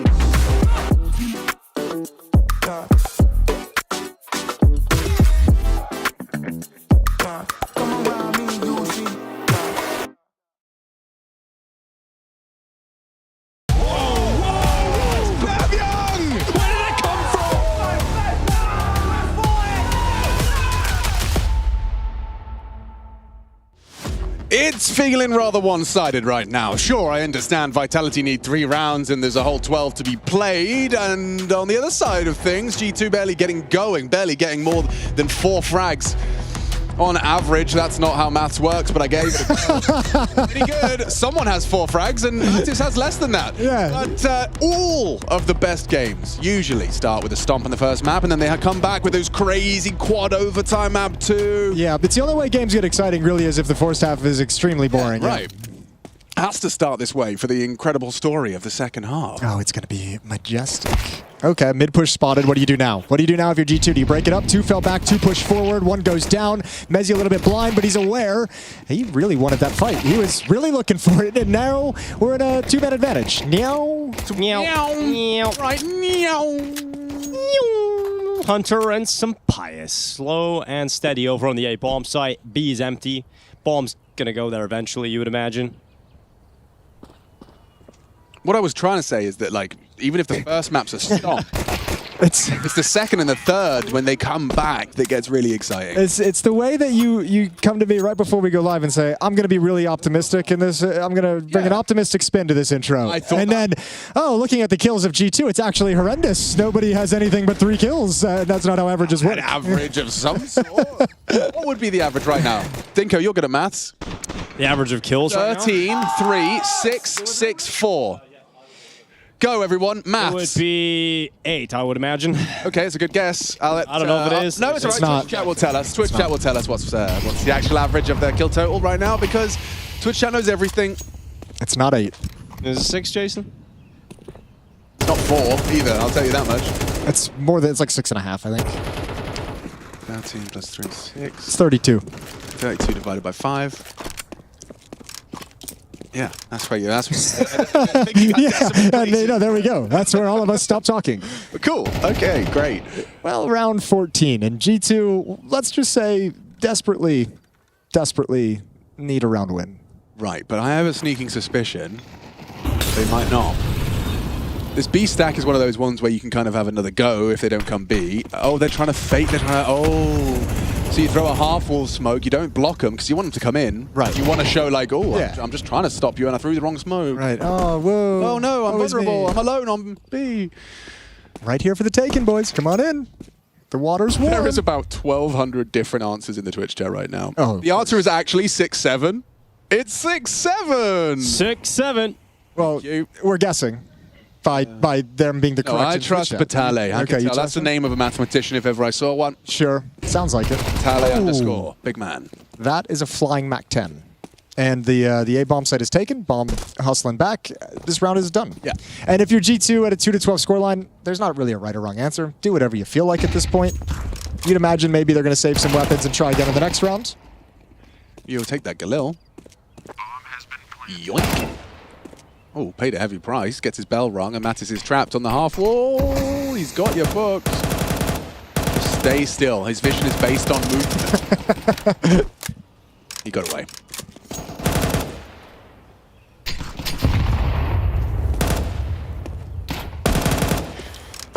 Well, not looking good for G2's Inferno today.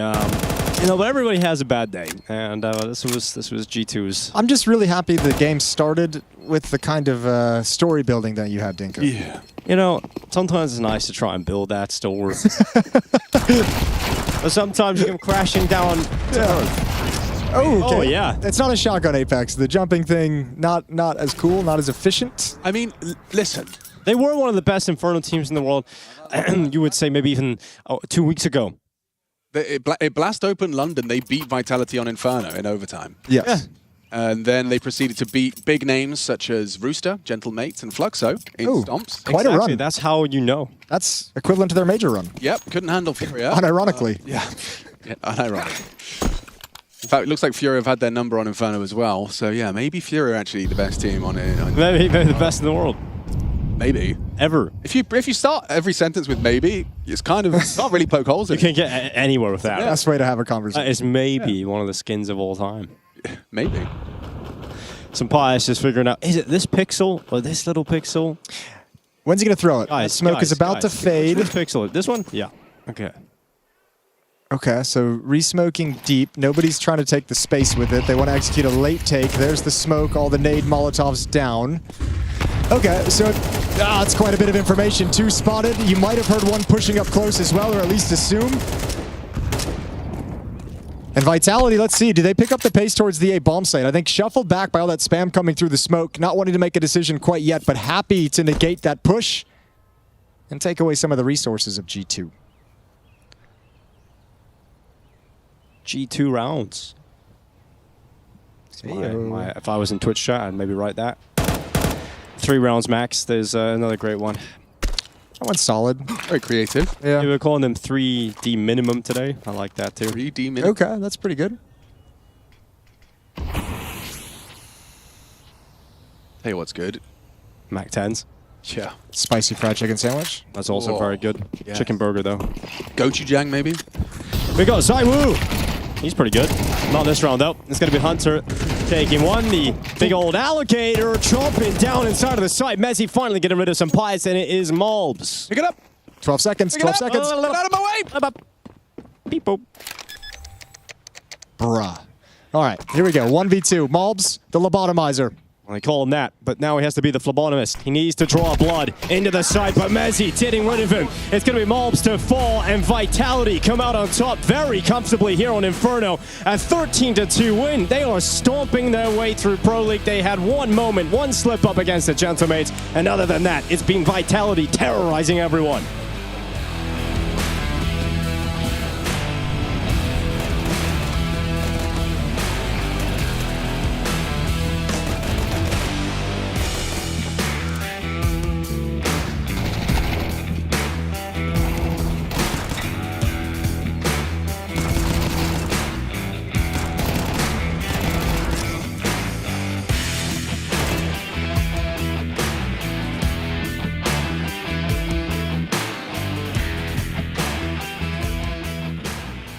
Molly, passive, you want flash long, yeah, guys? very passive. Yes, you can flash. Yeah, we can. Guys, we have a lot of them. space. We have a lot of space. A lot. Yeah. I'm making Have the Maya flash. I ready, smoke okay, small Nikki? pit, guys, okay? I need pit. I'm picking Mario on this. I'm holding Maya flash, okay, Nikki? Yeah, wait. Morgan's fighting soon, wait. I pick. Watch out, guys. Don't eat flashes, Maya. Yes, you can do now, you can do. I got Watch situation. out, rushing! Push me. Long, T long. Nice. Short. Nice, boys. Side. Nice! Sick, boys. You did a good nade, no? I go with Nikki. Flash, nothing. Mango back, I mango. I Two have CT. Two CT. I have boost. You are alone now, I have banana. One ruined. I go triple. One coils, maybe even 2. One triple, maybe? Triple, one coils. I'm waiting CT. Maybe you can spam, I think. Nice, careful coils. You can't even. Nice, triple. I'm left only up. CT. Big boy. Nice. AK pull. One. Yeah, let's go. Ready to rush. One. Rushing. Boom. Pit. Side. Left side. You have to go on the box. Nice. We play last. Read the bomb and go pit. Where's the bomb? I'll plant deep. All shot. Okay, I'm good. Careful close shot when you pick. Timing short. Will I shot? Don't die. Don't go. Will I smoke? I smoke mini pit. Yeah. Careful out mini pit. Mini pit. Nice!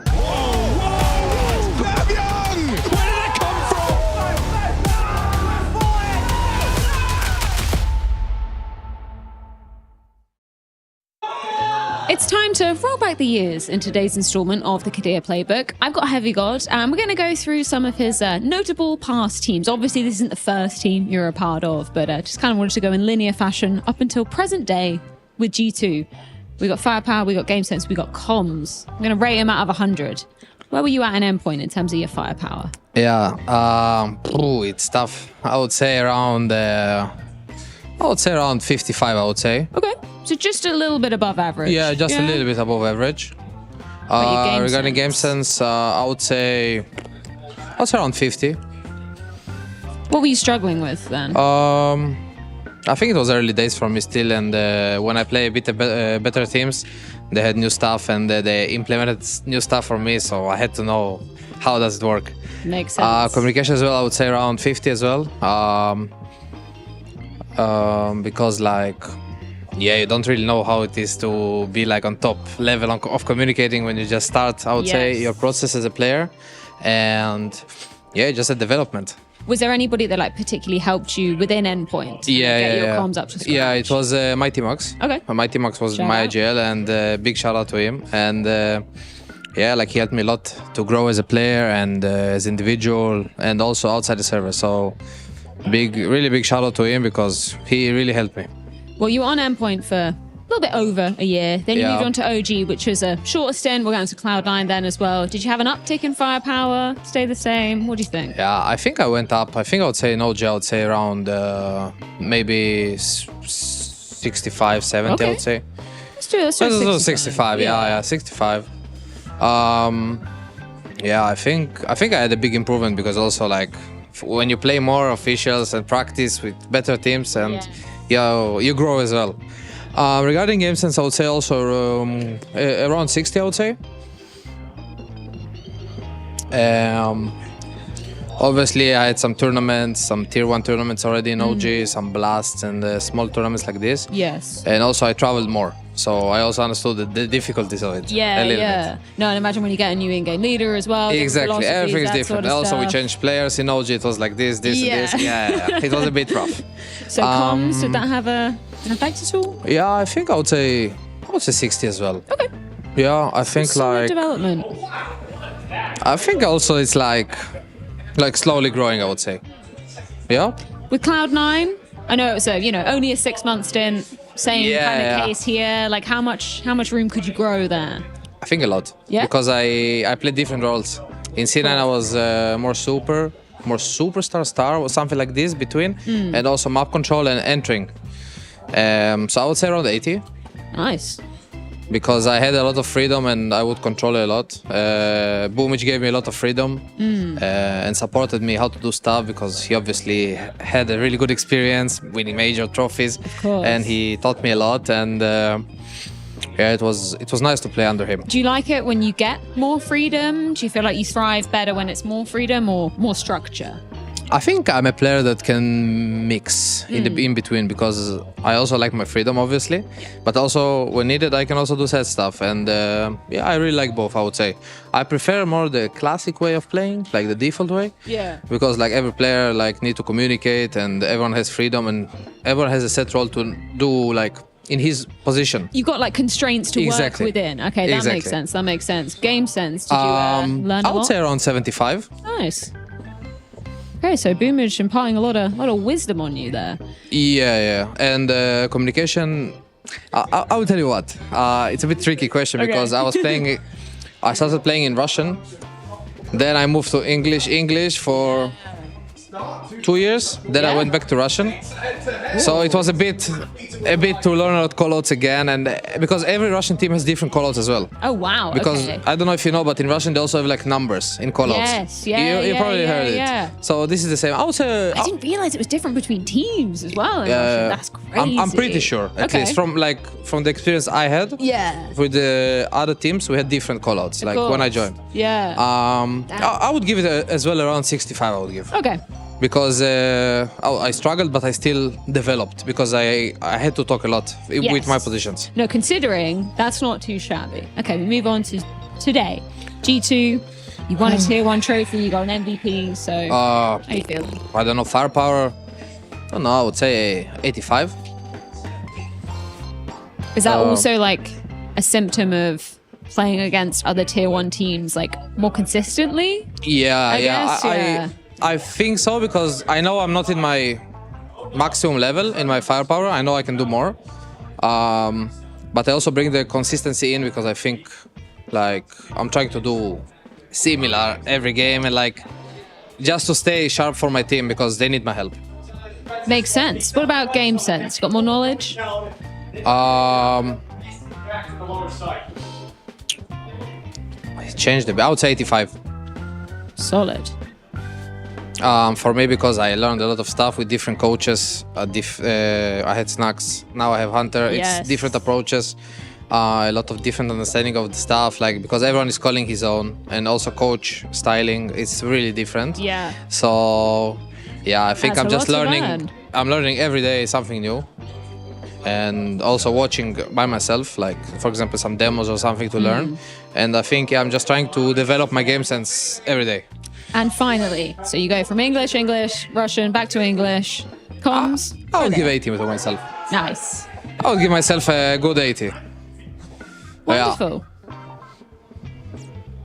Any reason why you go for 80 there? Yeah, I think I'm like in my positions. I'm talking a lot, and I'm really clear about what I want to do, and I'm trying to give it the right information that I can. Obviously, it's not top for me. 80 is not enough. Yeah. But it's still a process of developing, and I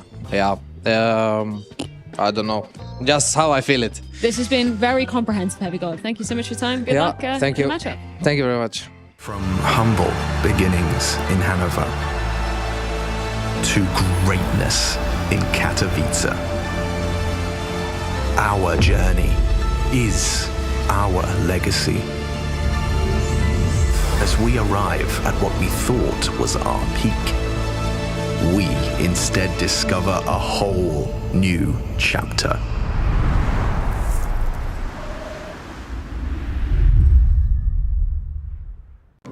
Damn, guys, we almost had this. Thank God that's over. Bored of endless matchmaking? Take your first steps towards EPL, experiencing real strategies against teams of your skill. Learn more at fce.gg/EPL. Hi, this is Basement Dweller's first advertisement. And our second drop is, it's up, actually. If you're seeing this, it's up. It's available on the ESL shop. We had our first go at a jacket, and I'm really proud of it. I've always had an interest in clothes, but, seeing behind the scenes how the sausage is made has been a lot of fun. And if you like the clothes, tell me. If you hate the clothes, tell me, but try them before you slag them off. I think they're really comfy. So yeah, that's my advert. I'm gonna try again. I'm gonna record another one.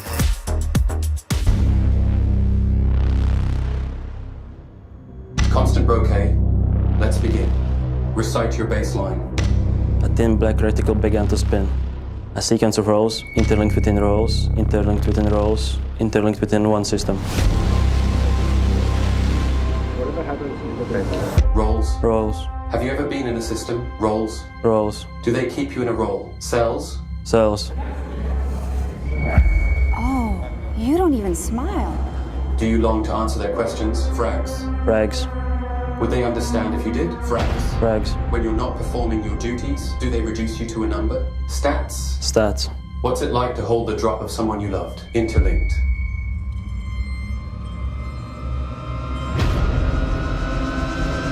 Interlinked. I swear I saw your eyes. I felt it coming. UFO that I could taste. Only love can bring me face to face with you. What a day, You look lonely. I can fix that. I swear I saw the sun in your eyes. I know black holes are on the horizon. So I called the doctor, said I need a gasoline dream that I took from my car. I swear I saw the moon in your eyes. I saw eclipse, a kaleidoscope. I called the doctor, said I need a gasoline dream that I. The Three Musketeers, the Three Superstars.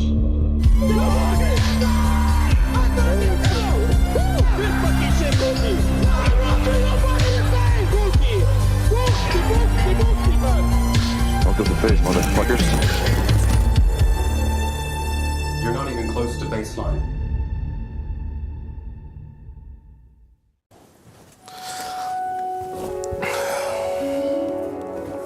All right, guys. I know you all kind of expected this day to come. As players, I've always said, you need to leave the game before the game leaves you. And recently, with age. No, bro. I just want to say congrats. I think the career you had has been a hell of a one. Thanks, mate. I'll pass on the message. A message? To Rain. I thought you were leaving. Oh, I'm not leaving. I'm not leaving. I'm not fucking leaving! Oh, we are running it back! Where's rating? They're gonna need a fucking rating 4.0 to get me out of here! Oh, I'm gonna drop some flip side play prime stats before they get rid of me! You never after the first, I never after the second, okay? I get you. 30 camera glances, 12 time pointing on my head after my teammates clutch around. 5 stand-ups out of my chair, 4 ear cuppings after winning against Zico. We love those Zico, right boys? 2 staring contests with the camera. To top it all up, 1 kill on the deciding map. And that, my friends, is truly GOAT status.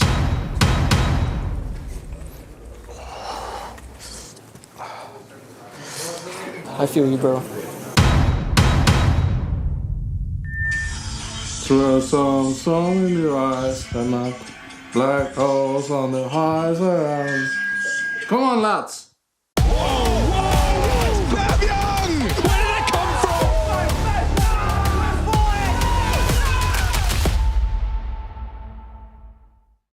Well, over on the B stream, FaZe taking on Inner Circle. FaZe 13-7 on map 1. Heading into Nuke over there. Here on the A stream, though, we're continuing this matchup. It's going to be G2 versus Vitality. We've got rid of Machine. We brought in Yanko.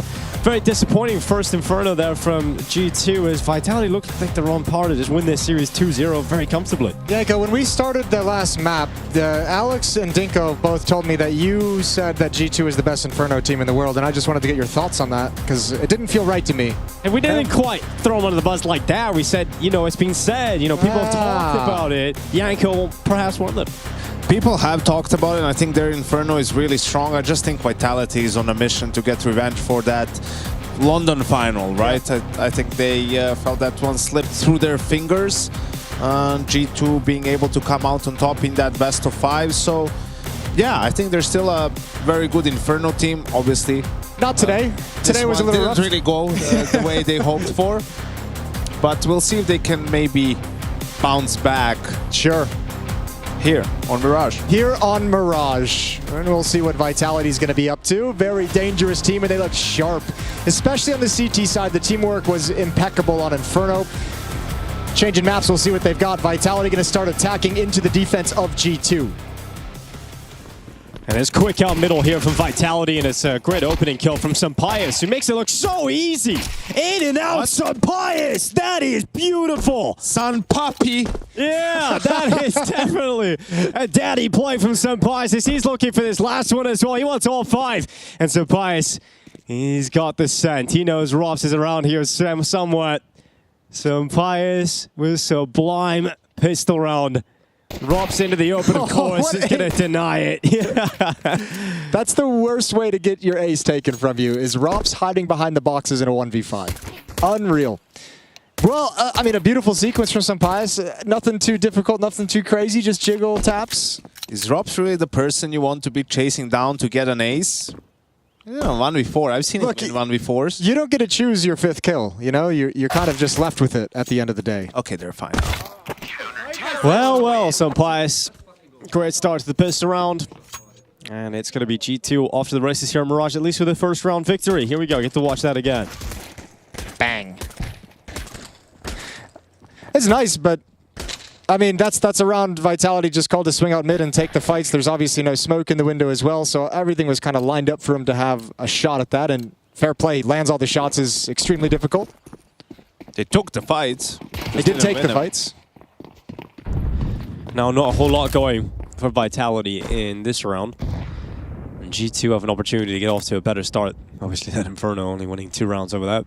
Your only danger in this round is that Deagle, is that Rops Deagle. Well, it can be dangerous. A couple of P250s in there, Jason.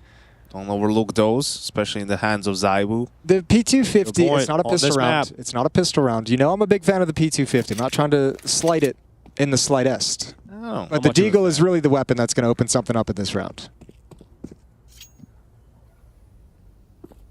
If it is indeed opened in any way. Yeah. Over to the B-bomb site we go.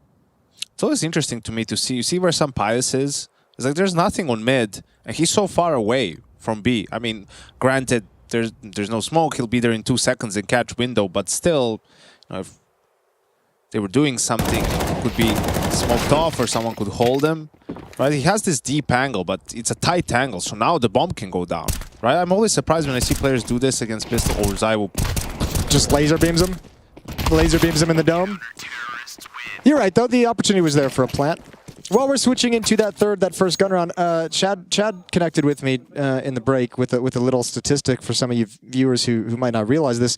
Matt from Vitality, who is the analyst and now standing in as the coach, was a part of a roster called Emulate, who played at the World Cyber Games back in the day in the final against NOA. This is way back when. What year was that? Why is he like telling you stuff you should know about? You know this. I know this, but it wasn't at the forefront of my brain because I don't usually wake up and think about World Cyber Games 2006 and the way that they played against NOA. No, but it's the one time a French team won. Like, it was a big surprise. Sure. Yeah. I just, you know, it doesn't get my goat, so to speak. Nice push towards top mid and a follow-up kill. He beat Zonic in the final, which is why it was funny when they were, you know, had an assistant coach on the same team. Ooh, okay, well, G2 wants to fight everything. They want to fight everything in middle, and they've won most of them. And where was this big final played in 2006, Jason? I don't know. Let me see the rest of the message. The Danish contingent of the roster taking on Zonic. Matt became the champion of the World Cyber Games in 2007. Sorry, not 6. Lifting a trophy over Zonic and NOA, and putting his name in the history book. So that's just a cool piece of history trivia for you. He's definitely a guy that could be a head coach for a team. I don't know if he wants to. Yeah, wants to be that guy. But definitely very knowledgeable about the game. We heard Apex, you know, sing his praises too. Yeah, everyone at Vitality has always spoke so highly of him and of the work he does. So it's obviously a lot of confidence in having him behind them, even if he's standing in for Xtaz right now as the coach of the team. You saw Flashy, who was the assistant coach for Blade in Navi, now the head coach of Liquid. Yep. Matt obviously been in that position for a while. Okay, so Jason, the reason why Chad was messaging you this is because it was on this day that it happened. On this day? It was today. Well, in my defense, he sent me an audio message, so I didn't get all of like the intricacies of his level and his voice. If he sent you an audio message, why were you looking at your phone when you were telling us about it? Because I can read out the transcripts. Oh, how do you know it's accurate? I don't. Exactly. I'm making a lot of assumptions. But you see, the reason why Chad sends voice notes is so you can pick up the tone of his voice as well. Oh, you play it in the which microphone. Is usually jovial, yes, but sometimes can be stern. Sure. Stern but fair is the way to describe Chad. Talking to Rushley. Hey, Rush about is probably gone, though, I realize. Who's around now? Exactly, he only works when Chad works. Oh, that's a rule. Yeah, once it's past, what time is it? Oh, yeah, it's 8 o'clock. It's absolutely on this day, Rushley. 18 years ago, man. Bedtime. It was a great day. It was a great day. A Wednesday, probably. 4-0. G2 in the lead. Defense looking good. 0 kills on 3 Vitality players. I imagine that's going to change pretty quick. But really, this whole first 4 rounds have just been defined by just getting slaughtered in middle by G2 each and every round of play so far. So let's see if that changes now as they head back in. And the last gun round, I mean, Vitality was going for a heavy mid default. It's not that they lacked numbers, they just lost the fight.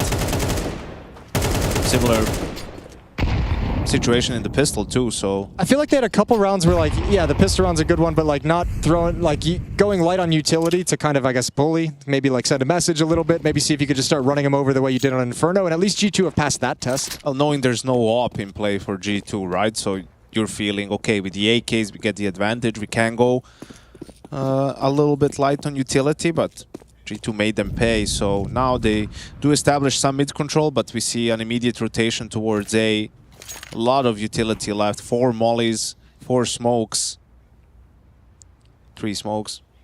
Yeah, gonna execute here. Heavy got just jiggling. You have to break through this. Smoke goes down, and yeah, he's gonna go right into it. I like this risk from Heavy God. They have nades in their hands, and he actually can just backtrack, but he got caught by the flash. Comes in behind them. Look at this. Heavy God making the play, making the step up. He gets the double before going down. Now it's Zywoo and Apex trying to step up in his stead, and now we've got a 3v3. They can fall back. Robs is lurking on B. He's out in the bomb side. Time, 20 seconds. Oh, they can't fall back. At least they've got a little bit of safety. There's still one in the cubby, though. They haven't cleared. They'll never check. Or, excuse me, not the cubby, underneath the balcony. That's Sunpius ready and waiting. One kill is his. And there's the final coming out from Hunter. G2, clean start to CT. Yeah, he couldn't have made it back with that much time. Yeah. Who said that? That was stupid. Probably the same guy who said Inferno is a good map for G2. I don't know. Need to have a conversation with that guy. Tell him to step his game up.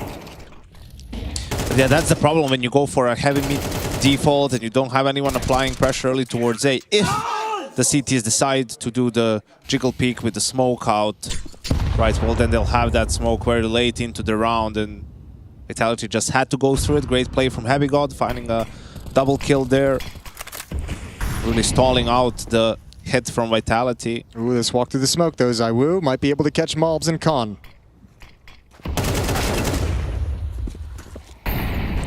ZywOo hunting down that kill. And he's going to get away. Not scot-free though. He's down to 16 HP. That's the hero AK, and Apex gets his hands on the M4. ZywOo drops the AK over to Flamesy. Well, now they have mid. They can exploit everything. They've got the defense split 2 and 2. They've got utility to play with as well. One last smoke on Mezzy, who's located in middle with that Deagle. Whatever their final decision will be, I guess in this scenario, if you're Vitality, if you're Apex, you're trying to figure out where exactly you can place or leave a lurker.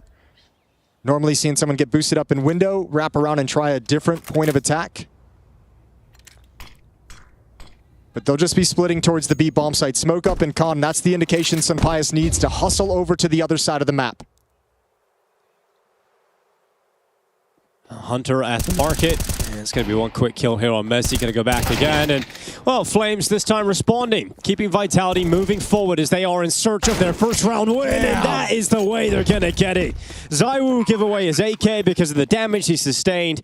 And he still comes in with impact on the Deagle. Heavy God is going to save his AK-47. And Vitality finally break through on Mirage. I think Hunter really got caught thinking he was fighting against Deagles and pistols until that AK-47 slid out into the open. That one's a little bit brutal.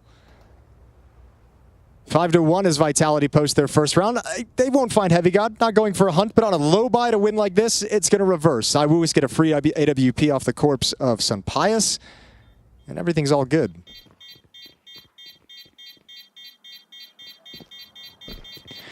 It's a ZywOo! Yeah, Vitality on the board, G2 still plenty of money. Going to suck to lose to this type of a round, but can happen. It can happen. Nicely done. This one right here. Flames is swinging out wide. This is a beautiful shot, obviously. Really made sure that round was never going to slip away. Round 7. Plenty of money on the G2 side with this early win, so they've got cash for quite some time. Going to be hard for Vitality to grind it all the way down. Aggressive play in towards underpass, a double push. I can't imagine they'd be stopping. It's coordinated with the boost up in towards the B hull, so they should have a lot of information, a lot of control, and Apex, you're in trouble. Oh, the back turn though. They walk right into Apex, who actually has a chance here. What? Hunter just walked right into it. I'm assuming Apex had backed off. I think because Apex was crouched and the railing of the stairs, I think Hunter just didn't see him. Well, Sunpius went to hunt down the kill on Apex. Didn't get that opportunity. Now retreats back into the B-bomb site. And Vitality, thanks to Apex, have a 5v3. A nice 5-on-3, and then you get to pump the brakes, wait for some timing, like make them nervous, make them hunt down some information. You call this out. 2 over at the A-bomb site right now. Do the flash and the footsteps. So Vitality know anywhere else they go on the map. Just one defender for the moment, but that can all change.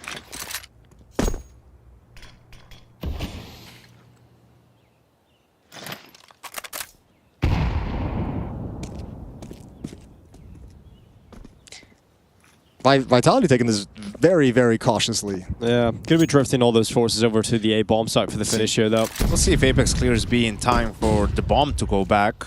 Yeah, and you can see it's running back through T-spawn now. So they do have time to get to the B-bomb site this time. Then there'll be smokes down at the window and the market doorway. And they can comfortably fire that bomb down into the site. And G2 might just consider that all save here. I'm just kind of keeping track of how long it takes to get here. It was 30 seconds when they started, so about 20, 22 seconds. Yeah. Keep that one in your back pocket. You had 5 seconds to plant as well, extra there. If you're Vitality though, you go hunt, right? Like send a couple people. Rops is gonna try and find some things. Oh, beautiful. 1 kill, and that is the AWP, an expensive weapon. And he heard Matusz jump up on apps. One player that's unknown. I think from here you don't really go for a hunt. Already kind of up in Palace, very, very safe. You're so far away. You're happy with what you've got so far. Yeah, and if they decide to leave Palace, ZywOo's got them in T-spawn, so you know they're trapped in that. They can't get away. With this flawless round, Vitality will probably have enough money until the rest of the half. Pretty much, unless something goes horribly wrong. Oh, horribly wrong indeed for Heavy God. Oh, Mattis. Dang, right at the end. Oh, they got everything. Nothing saved for G2. That's cruel. They're just waiting to the very end and they get lulled into a false sense of security. G2 will still have enough money to buy, and it will be a pretty good buy. It's just the last one they got, isn't it? Yeah. After this, this is is back down to fumes. Yeah, so I'm saying, like, the crouch down, you just never really saw him. That's actually kind of sick from Apex. Situationally worked out there for Apex to get the second kill. Looks a little silly from Hunter's perspective, but you can understand why. And Vitality were getting a bit of a beatdown going on in those first 5 rounds, but starting to stabilize in this half. And as you mentioned, Jason, if they lose this, G2 are out of cash in terms of getting this powerful buyout. And it's a great start from ZywOo. Lovely start to get that opening kill, and Vitality's just been ruthless when they've had these advantages in the early stages of the round. The game is just, they've been slowing the game down so much when they get a man advantage, a 2-man advantage, and it forces G2 to make these kinds of plays. This one is quiet. Heavy God and Mobs going for information.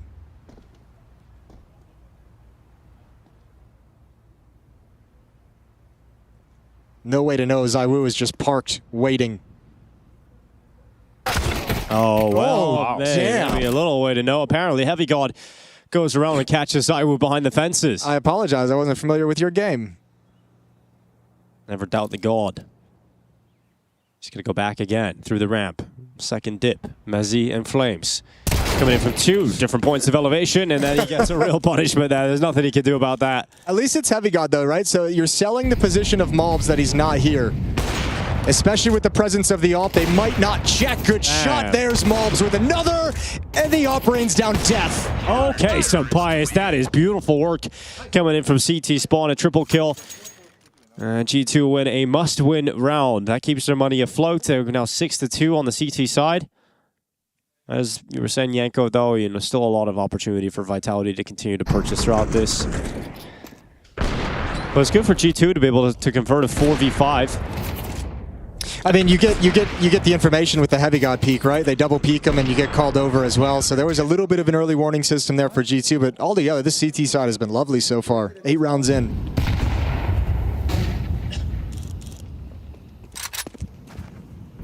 Heavy God is pushed up in towards ramp. He's going to actually just unleash. Oh, fantastic flash. He looked for a second there, but Rops would have absolutely guaranteed that kill, but the flash from Hunter comes in at the perfect time on the peak from Heavy God. Just been very aggressive, the entire CT side from G2, you know, whether it's pushing up, whether it's just fighting for middle, now a flash play for ramp. They want to be very disruptive of Vitality early on in these rounds. Seen a couple of those A ramp pushes as well. ZywOo just on the other side of that smoke is Mobs. You might be able to find the leg, and good shot from ZywOo. Swings out a little bit wider. Mobs caught between 2 mines in Con. And Vitality can really apply the pressure now. Safety for Heavy God, excuse me, up in Palace. So keep an eye on that player on the radar. Heavy God is still waiting for his time to strike. It's going to be Mattis out from the jungle. ZywOo is the victim of his rifle, and now Heavy God decides to move out of the Palace. He's gone out into the open. Mezzi having a fight and swivel between 3 different targets. He just can't handle that. And we are now seeing G2 really bounce back into this series. 7-2 the scoreline, and another timeout. Well, the first, in fact, here for Vitality. That one had to feel for Vitality like they were just, that had to feel like you just were beaten so many different ways. You didn't know where the fights were coming from. Heavy God surprises you coming out of Palace. He got the kill on ramp, so you didn't have that prong of the attack as well. Op and player over a triple doing really good. G2's on point, right? Like this is what Vitality looked like on Inferno. This is what their defense looked like on that map. Just dropping them. Really nice openings, constant advantages. And so strong they can't break through.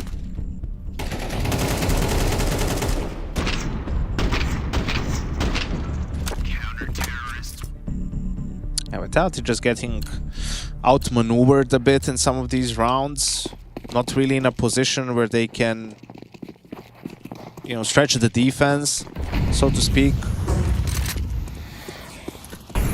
Heavy God with a couple of really big rounds, and they switch up the pace. Vitality, Flamesy, and close to connector real quick.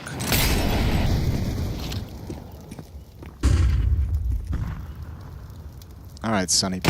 Oh, almost the flick, just barely gets down. 17 HP remaining. Rops finally able to bite back on some of these aggressive looks towards the A-bomb site early on from G2.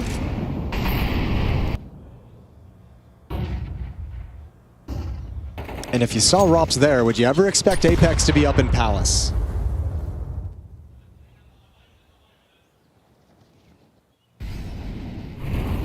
This feels like it always has to end in a split towards the A-bomb site. 2 or 3 streaming up con, 1 Palace, 1 ramp. Apex just waiting for the right time.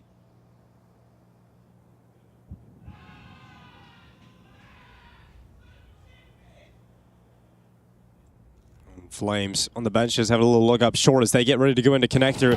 Back turn on the stairs player. Knobs having to turn around, but connector's already a threat and a problem as Flames gets one. Couldn't get the second kill, but that's Mezzi with fantastic spacing just to move forward. But G2 are still coming out on top of these fights, and they are 3 versus 2 in the player count department. Sunpius has been so good with this AWP. It is crazy. He's 13-3 right now. Sunpius has been unbelievable. From that pistol round to pulling the AWP out, it has been Sunpius impact all half long. But can Mezzi and Apex combine together to win out a 2v3? The heavy lifting has to be done by Mezzi. He's the player with health. Apex is actually playing for the late rounds here over towards Tetris. Can Mezzi run this clock down? But he's not so clean on the first kill. He still gets back to it, but it's all on Apex now. There's a smoke for that bomb. That's going to make things really difficult here for Apex.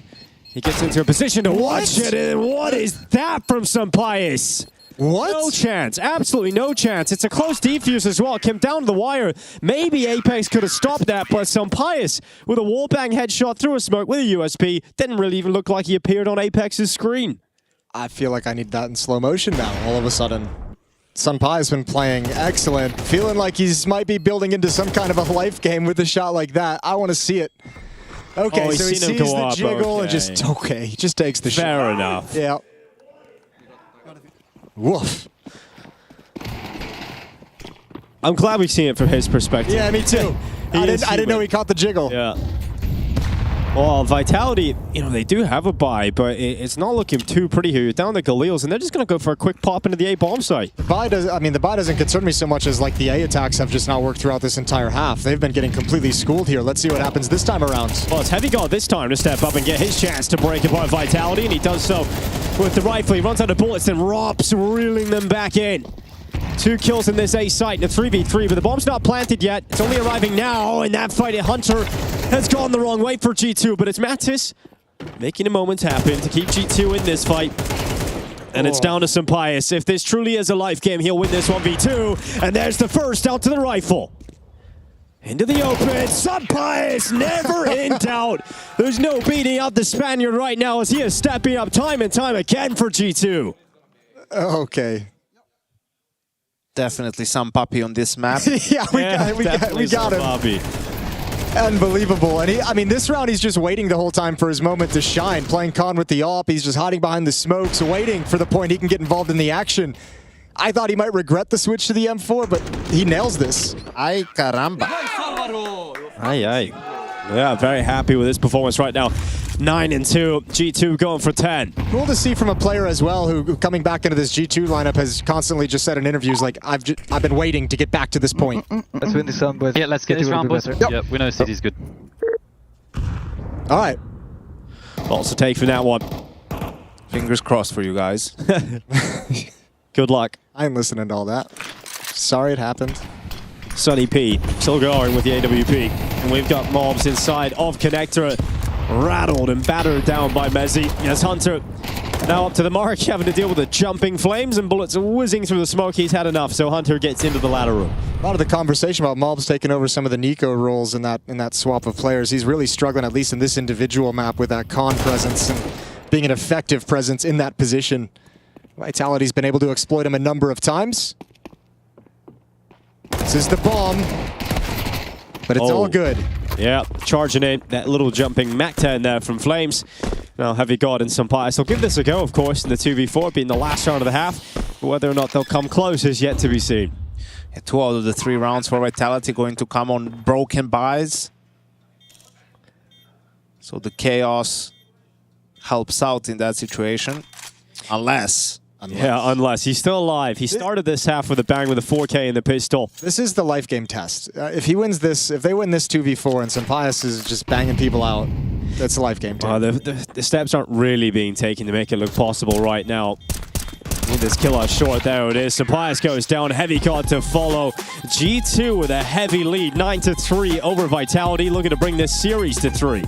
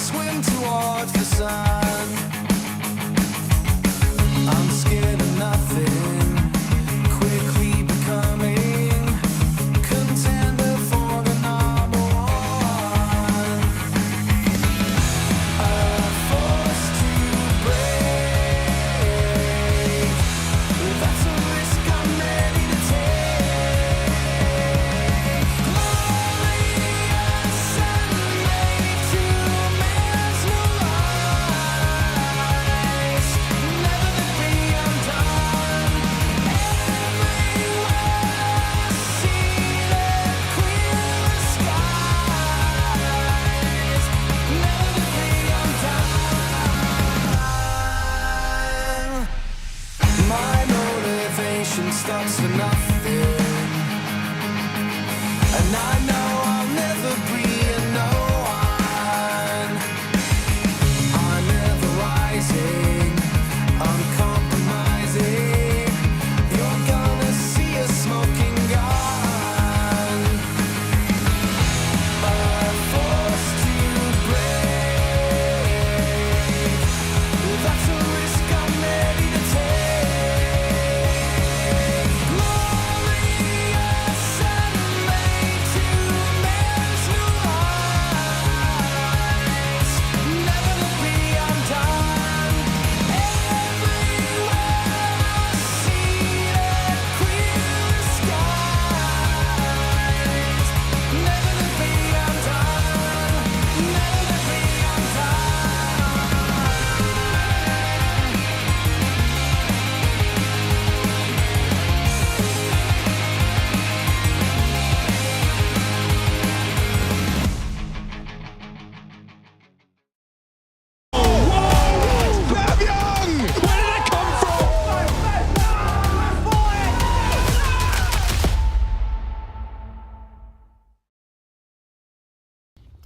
Let's go. Let's go. Careful in the smoke. Careful, it's not normal. If he can throw nades, careful underground or something. Did they smoke I'm on? pushed up mid. We don't know. Yeah, no smoke on there, I don't see. Could be Did though. they smoke on? Underground, two, one more. That's done. He's locked still. He's dead, Nice. nice. We should chill. Well, here we go. Second half about to begin. G2 9, Vitality 3, a 6-round lead. That's a completely different G2 than we saw in the first map. We'll see if it continues. Vitality's defense is going to have to mount an impressive comeback. This round is live. We've got Flames over at the B bomb site, Rops over on short. We've got him joining up with ZywOo and Apex controlling that part of the map, and I think Flames is already going to call his boys back because a B hit is about to be coming. Yes, it is imminent, Jason, and Flames going for a little risky jump peek, and it is not going to work out off the van. But Rops overwhelmed, flooded, in fact, by mobs.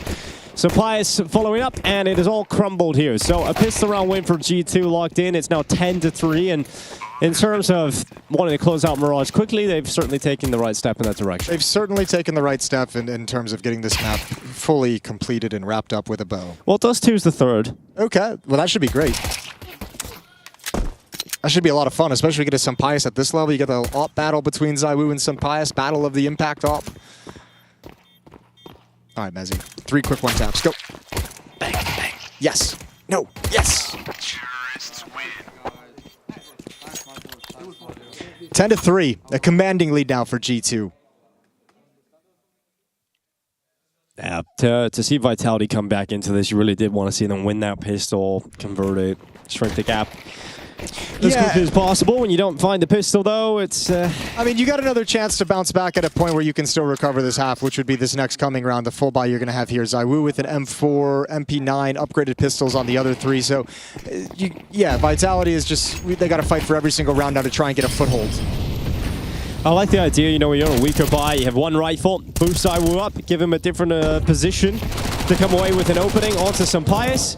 And they'll start rattling bullets through to try and catch that player who was boosting ZywOo up. Ooh, I can't believe he actually got away. Through all the smokes, he made the run. Even threw a molly for, you know, that lower B play, but he was boosted up. It was just a sliver where they could stand, and he does find the entry. I'm amazed Sampaius is like pre-aiming that as well. Although I guess at this level. Was he? Yeah, it felt like it. He had a pretty quick reaction to when he spotted ZywOo when he turned the corner. We got the Deeg set up as turrets in front of this B bomb site. Rops on the lower ground, prowling around, and Mezzy boosted up to the window. They're going to drift ZywOo's M4 over.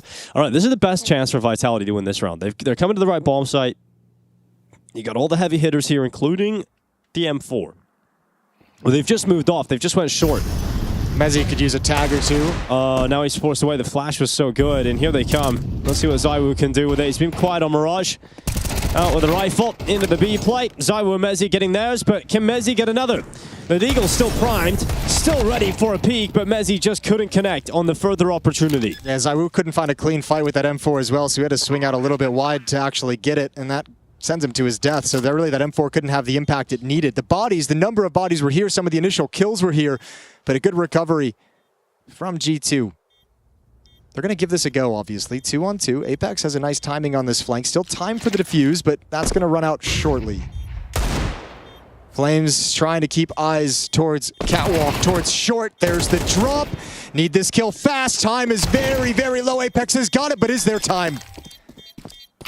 Gonna be tight. He's holding it. He is holding it.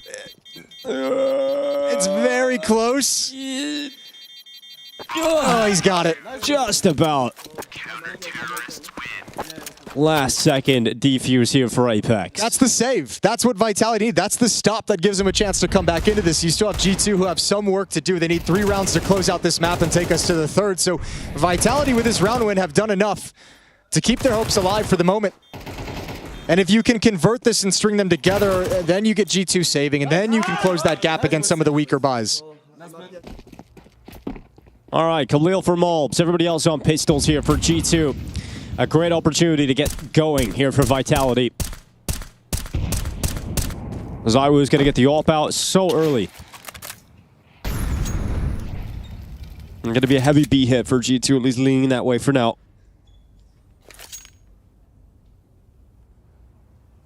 Guess they want to test it again. They've been able to break through the defenses both the initial 2 rounds in this half. That's true. better weapons here now on the bomb side, though. Zawu's got his AWP, was the really scary thing. Let's see if they can get past it. He's going to be over on short. Reinforcements are quite a ways away. Rops, he's over by the murder hole now, so he can be there relatively quickly, but there might be already 1 or 2 streaming out into the bomb site for Mezzi to deal with. He's also going to be smoked as the market window smoke being thrown out here by Sampaius. Minute left on the clock. G2 no other options but to try and get into this site. Zaiwu trying to disrupt it with that smoke himself. Great shot. A big flick out from Zaiwu, but he couldn't get a second as he went back for it. Rops has raced back into this retake, and it's not even going to be a retake. It meant rotate because Rops has arrived in a speedy fashion, and it's cleaned up. G2 don't get through. Yanko, you hitting that shot? Every day. You hitting that shot? Every day. That's wild. Like half blind. Yeah, exactly. I can't hit the sitters. These, like, the wild ones, of course. You're like Draken. Yeah, I was going to say another Draken in the mix. Oh my god, that was one bullet. Nasty. I didn't even notice a robot. that. Yeah, I didn't even notice that when it was live. He's just like, all right. Oui. All right, we're down to Glocks then for G2. So this is going to be a 6th round for Vitality. Sorry, we can make some money. You love to see that. He lost his AWP in the last round, but he can make money back and purchase it again. This map just got so much more difficult for G2. It's so frustrating. Remember, I mean, like, especially as Hunter has the new IGL, man, this is going to be a big test. Have a request from chat, Jason, if you would stop glazing Zaiwu for hitting a normal shot. Okay, yeah. Sure. But that's the problem with Jason. He just can't help himself. Yeah. You know, he loves glazing. He's just a glazer. I'm afraid of what I will say if I try and respond to that. I'm afraid of myself. What's your favorite type of donut, Jason? Let's not worry about it. Let's not even think about it. Zaiwu sees 4, drops the nade. He wants to go eco hunting, and he will. 3 quick kills. Money! And you like that he lost the MP9 too, because it means he'll not feel obligated to use it. All right, so Pius, you know, will it be a live game or a live half? I think that's what everybody's asking. Everybody asking. Everybody asking, Jason. Here he comes. Out of the palace to his death. Is this happening? Are Vitality really going to pull this back? Yeah, there's no reason not. Look at the CT side on Inferno. It was actually so good at the point of contact, so good in their 2-man units defending bomb sites. I think this defense can bring it all the way back. But Saw should be able to help out finding some solutions, him and Hunter combined. Especially with the way they were playing in that first half. Shouldn't be super concerned yet. Sunpius, 18 kills, 8 deaths. Heavy God with 12, Mobs with 11. Got a core delivering you some kills. You should be able to find some success. So we'll see what they come out of the timeout with. Yeah, G2 still with a 10-6 lead, but the economy up and running now for Vitality. So if they're going to get to 13, it's going to have to be 3 gun rounds by the looks of it. It's going to be hard to grind that away, isn't it? And the T side not too hot on that first map. A worrying sign. Maybe the G2 offense is a little sluggish today. That catwalk smoke, window smoke are up for mid control. Apex some timely spams, but it's going to be a slow-paced round. Spread into a default is G2. Zaiwu, he got the ult back. He went for the pick, lands the damage. If it receives too much himself, he's on 9. Not the biggest deal, because you can still just park him at the B bomb site, right? He doesn't have to leave. You can let Mezzi be the rotator, the one who's a little bit more mobile across the map, and just have that op give you a deep angle in towards holes. Really trying to delay the timings for G2 with those HEs for underpass, incendiary. All right, defensive smoke on short from Mezzi as he backs off as well. So there's a huge gap of information in middle, which is where all the utility that G2 just threw is about to be fading. So it feels like at the moment Vitality's operating under the assumption of contain them in middle, get them when they go up short, up con, up window, but that's not at all where G2 is. They've wrapped all the way around to A ramp, and an execute is forthcoming. Oh, great flashbang. Heavy God. Ended a heavy shot to the head. Rops out a sandwich into 1 kill at least. Looked like there was a wall to which he went down with nothing. Here comes Apex swinging out onto the bench.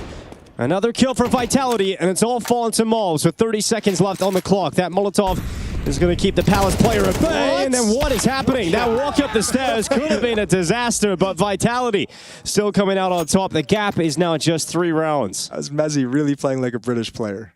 Yeah? Really doing it. Yeah, he's just doing his John Travolta impression. He's just like, let me see what's going on over here at the bomb site.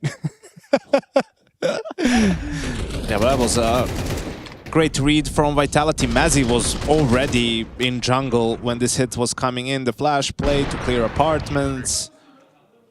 They just kept fighting, having the extra numbers there. And oh, man. G2 now, another problem not getting the bomb down, is back to a half buy they go, and looking like another B hit.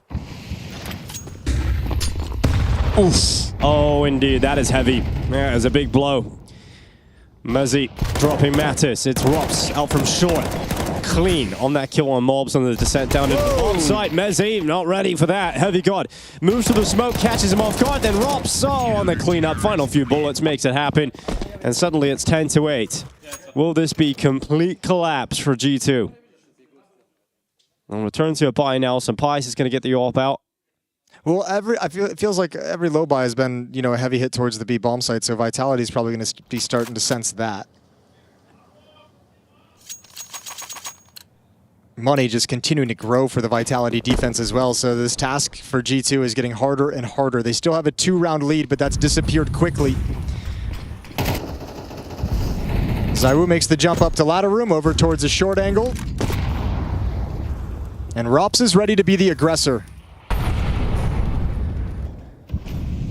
He just got himself into the smoke. And tosses the grenade in behind those top mid boxes. All right, well, a lot of information. Vitality, they know the nades and the Molotov would have flushed anyone out from behind those boxes, so while mid was pressured and had utility down in place, they know it's clear. G2 failed to secure mid control, and they only have 2 smokes left. So are they going to use them again for window? Well, they will, one of them, so that's just 1 smoke left for the bomb site hit. And well, so you have to take mid with this smoke. Vitality is still posted up there. I mean, ZywOo's still there. They've had eyes on everything this whole time. They know nothing's changed. Now they can see these smokes coming in. They're going to be paused and ready for a fight. Oh, ZywOo straight up towards top middle. Rops has taken the opener on Hunter, and Flames waits on top of the wood. Here come Vitality, trying to just bring it back to just 1 round gap as G2 leap through the ramp. It is another collapse as Heavy God trying to pull his team back into it, but incapable of doing so. G2 took a while to get back to a bye, but as soon as they do it, still a Vitality win. Do you think they were kind of hamstrung by being too committed to a call that wasn't there anymore after the first timing? Like when you throw those nades, you take mid, then you get forced out of mid. Going back to a strategy that requires that mid control, it's almost like you're just so dedicated to the idea at the start of the round. I just don't think this is the type of a round you should call considering the situation, right? Like Vitality is won a lot of rounds in a row. They're playing with a lot of confidence. They're going to be aggressive. They're not going to cede map control to you. They're going to be brawly. So you need a heavy mid default, and you need to win the round during the mid fight. Oh, well, yeah, that's one way to open things up. Hunter speeding up short. Mezzi, he's running out of bullets. He needs to be careful here. He doesn't want to reload. Oh, his teammate's just being domed. Mezzi keeping it clean, economical on those bullets, but finally dropped by Mattis. And some speed for G2 and a flank from Mobs. Look at this, round the back lines. Apex has no idea. Mobs is going to easily take him down with a deagle. Looking for the second on Flames. And Flames is going to fall. So G2... they get a round win out of running up short. Hunter with a clean shot and a Heavy God. What is that? I have to say from his perspective, the kill on ZywOo. That's a nasty flashbang to activate the short push. That's actually so brutal. Was that Rops that was playing that with the M4? He got just so uncomfortable in that fight.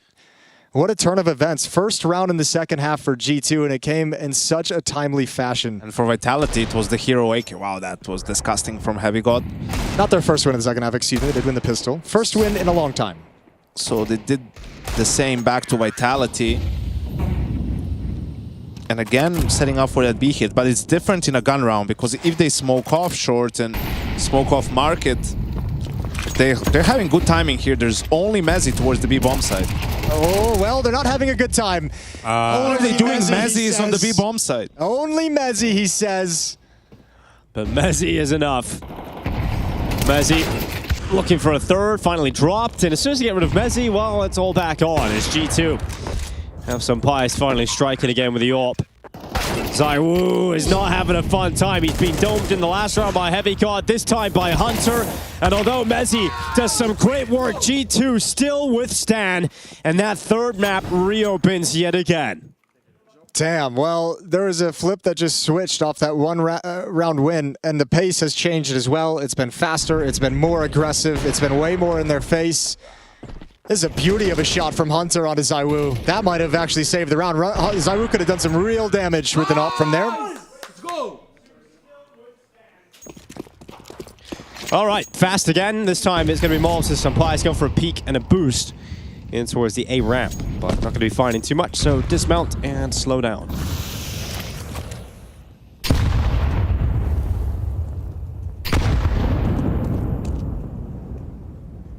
Vitality do want to close it in 2 now. Overtime required.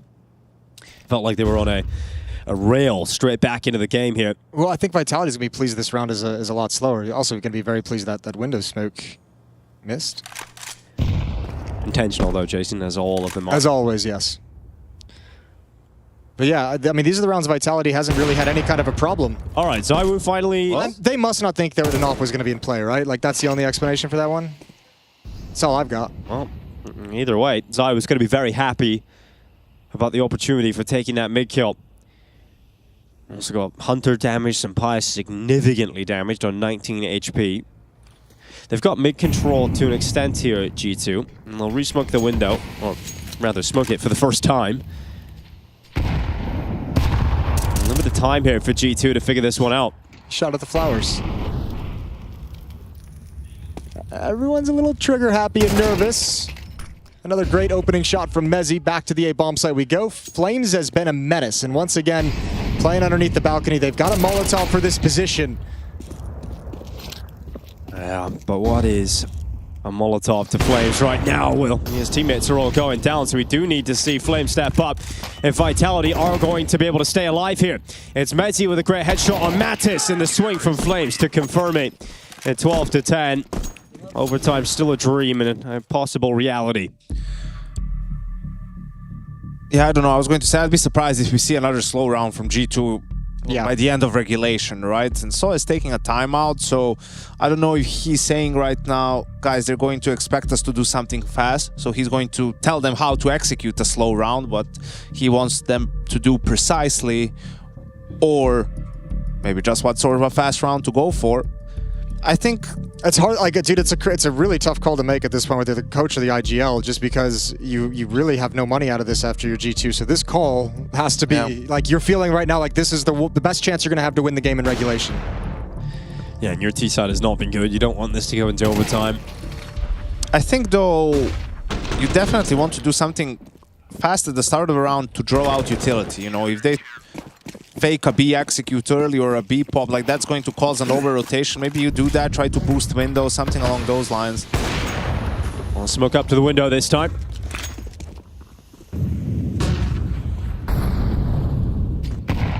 Slow round. They're looking for the aggression from Vitality. It's going to come. Sampai's waiting with the ult. Malb's behind the smoke, going to wrap around. Does Rops want to fight or does he want to back off? Did a really weak A fake with just a smoke bench, molly sandwich, and a flash. Didn't really do all too much.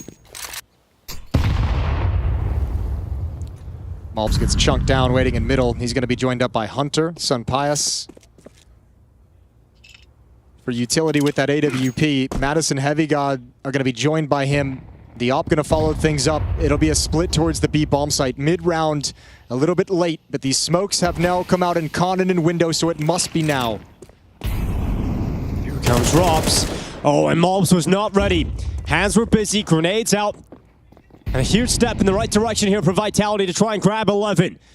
We've got Rob still a short. That's going to be the priority for Mattis, and he clears him out easily. It's Apex off the bench into the double kill, and so Pius stuck in the apartments, nowhere to go, no money in the bank. It's off to the safe call, and it's off to regulation's final round, 12-11. Vitality have brought it all the way back. You so much want to save this AWP, but you know you're going to be hunted down. So much time left, 22 seconds on the clock. Son Pius, this AWP might be the best weapon they have in the next round. It will be if he can carry it But forward. look how close they are to him. It does not look like Sunprice is going to get away with this, and he won't. No mercy whatsoever. AWP is gone, money's gone, and G2 have to face the reality that they had such a big lead. They won the pistol coming into the second half as well, and Vitality have clawed it all the way back, 1 round away from overtime, and based on the buys that are going to be coming up here, Vitality are favored to head into OT. Man, I don't know what you call here if you're G2. I don't know if you prioritize the rifles and you want to go for a little bit more punch and do kind of a one-step hit. If you go for the pistols, you can have a bit more utility, do something a bit fancier. Regardless, they're sending forward towards the A bomb site, a show of force in middle with utility, but that's not where the attack is going to come from. And it's ZywOo alone as the sole defender. Here they come out of the A ramp. G2 going to be walking down into the A bomb site. ZywOo still waiting at CT. Paranoid about the Palace peak, but he gets back to Mattis just in time. Flame still hiding, shrouded by the smoke inside of Sandwich. He will now push out into the open. Domed by the Malbs Deagle. Heavy God hitting hard, but gone himself. And so it is all Malbs. The Guatemalan looking to be godly with this Deagle. And he'll plant down in the site, but he can't commit to it. Needs the 1v1, and he just isn't going to get it. Vitality Drag is kicking and screaming into overtime. There it is, comeback completed. So nicely done from Vitality. Remember, they lost the pistol round in the second half as well. They had to convert the second round force buy to be in this position. And man, G2 just ran out of gas, it felt, on that T side. I think just ideas not flowing. Not able to figure out a solution to the problems they were facing. B bomb site seems to be the only place really they could find success. A was closed throughout this half. Great work from Flames on defense. No time to talk things over. We get right back into things. Slow rounds haven't really worked for them, so you wonder if they're just going to make that adjustment or try to win a slow round first before changing the pace. Look at this boost. Oh, this is... Ooh. Robs has flirted with this. Third time I've seen him kind of make this walk-up catwalk to behind the smoke, and every single time he's backed away. A little bit of chip damage, a lot of damage at the end. Yeah. Malbs having a rough time, isn't he? Yeah, he's not happy about that. Taking out Vitality, have the opening kill of overtime. Oh, bait him with the footsteps. I know you want to peek, Heavy God. Yeah, try and pull him into ZywOo's scope. ZywOo looks at Palace just as the peek comes in, so Heavy God gets away with one there. ZywOo worried about Connector. Rapid comms right now, knowing exactly what he's up against. Great response from Mattis. Wall banging it back, spins around and gets the short kill as well. Mattis keeping G2 in this round. Well, he's got to go back and get the bomb, so they're going to lose that mid presence. And a lot of this is just going to be on Heavy God because the bomb is all the way back towards the B halls. And they know where both of them are at this point in time, so a decision to be made from G2 how they want to finish this round in a 2v3. It's not going to be easy. Well, you keep Mezzi parked. I was wondering if you'd maybe have him push and shrink the map, get a little bit more of an advanced position. But he's just going to wait deep on the platform at the B bomb site. And that's exactly where Madison Heavy God are headed. 25 seconds. Don't have a lot of time to be cautious and clear corners. They're being loud about it. Yeah, Mezzi's so ready for this now. Surely at least gets one kill, and then now we're putting him in a position to close it out. He gets a dink as well. All right, Mattis has just been handed such a difficult clutch here. 1v3 total. Low HP. Fire forces him into the open. He's got 4 health left to his name, and he's got a headshot. Oh my God, Mattis brings it close. He needed to do absolutely everything, and he was so damn close to doing it. But Vitality put him in the ground and grabbed 13. That's a beautiful attempt. Yeah, you have to applaud that one. That is an NT. What a brilliant shot towards Market. Way to just really understand the situation Felt like a light bulb moment for him, right? Why isn't this short guy peeking me? Yeah. Ah, the Market guy is holding me. Let me kill him real quick. Let me take care of this rat first. And I mean, if Mezzi hadn't dinked him, he might have won the very round. well clutched it. Whew. I know, I think G2 understand that it might be predictable to change the pace, but I know, it might just be this is necessary. working, you know, and I think on Mirage it gives you a chance, or at the very least fake the execute, right? Like, you don't have to necessarily just go into a rush or an execute or something real fast, but do that. Give the look. See if you can introduce a little panic in the first 20, 30 seconds. For me, it's also because when it's not working that much, your players lose confidence, and they, in the default, don't take initiative, don't call for things, don't make moves, so right. It has a butterfly effect of sorts. Okay, well, Robs missed through a smoke over towards Catwalk, so he's going to get punished by it at the end of the day. We're still playing around with things. So not able to keep track of middle the way he would have liked. Flamesy kind of caught over in Con. Is sticking around for a fight a little bit long. Actually, the Vitality defense just seems like it's a little bit confused at the moment. Both ZywOo and Apex huddled up at the murder hole, now spreading out across the map. Yeah, we've got under a minute left, and G2 are going to be going for this A play. Yeah, Vitality, no. Once again, 3 players at this bomb site in the late round. Yeah, they're going to be arranging their defenses with Apex playing in front of the smokes if they are to come in. Flames is available out from jungle. And ZywOo's up at CT spawn. Here comes the utility. Flashes over the top. For a moment, Apex is blinded, but ZywOo peeking in towards some pirates. It's a big shot from the French sniper. Apex gets spotted. But as long as he stays alive, well, he won't. As Mattis just runs over the top of Default, Flames into the site, and a double kill off the bench. And Mezzi getting involved, cutting off Malls from Connector, putting it all on Hunter's shoulders. Yeah, but the ZywOo reposition is going to throw him for a loop. He was feeling that CT pressure, now not realizing yet that ZywOo's worked his way all the way around towards jungle. Him and Mezzi moving up, and Hunter's going to sink back into A ramp for a little bit of safety. 2 flashes left, no smoke to put onto that bomb. Hunter keeps it quiet over towards the ramp. Now the steps starting to be made inside of the bomb site as they race around trying to find where Hunter is hiding. Eventually they'll realize it has to be the ramp. The flash goes in, Hunter gets in front of it. Into the fight he goes, but 2 different points of elevation. Very difficult for Hunter to pull that off. And it's going to be a 14-12 scoreline as Vitality edge closer and closer to a 2-0 win. Yeah, and the CT side is looking real sharp, just like it did on Inferno. Saul's going to call his timeout in overtime to talk things over with the boys, and still trying to answer that same question they have been this whole time is how do we make these slower rounds work? How do we make the slower tactics work? And where's the weakness that we can exploit? This is more like the Vitality from the first half of the year, right? You get them close, you think they're going to lose the map, and somehow they're undying. They find a way to come back into it. Even at the end though, after that round with that fast cat entry from Hunter and regulation, you think, okay, maybe that's enough to finally close out the map, and Vitality still find a way to stay in the map.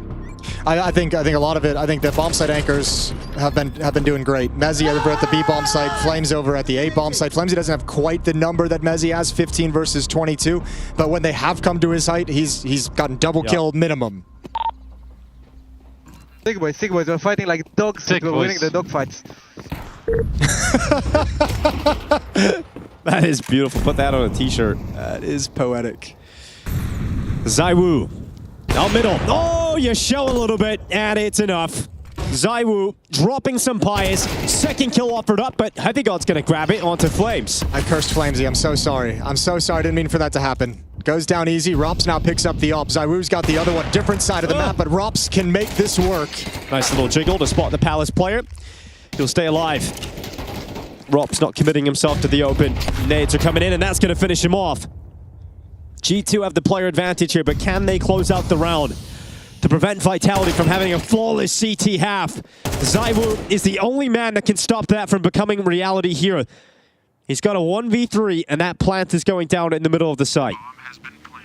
I really feel like Apex might be chewing Flamesy out for this one, because it's after he dies, Apex turns towards Abs. That's when he dies to Malb's sneaking connector, and the round falls apart for Vitality, who are looking to have a flawless Okay, first half of overtime. Utility's gone in the right position, and that's the nade, and suddenly it's a 1v1. ZywOo, oh, so close, but Mattis will stop him. Where are you going, Dinko? I was walking off. I was like, I'm done. Effie, what is that? Mattis, I'll tell you what, Mattis' first bullet has been sharp in these past few rounds. That's a very nice final kill to make sure ZywOo can't do a damn thing in the clutch, because he was putting it together.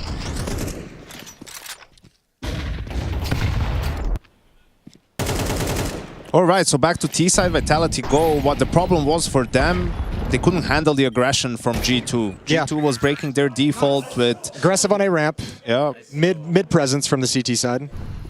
What else you got? That's it. And that's it. What more do you need? Some bias to come back. He even tried the double underpass play, but it didn't work. Oh my God.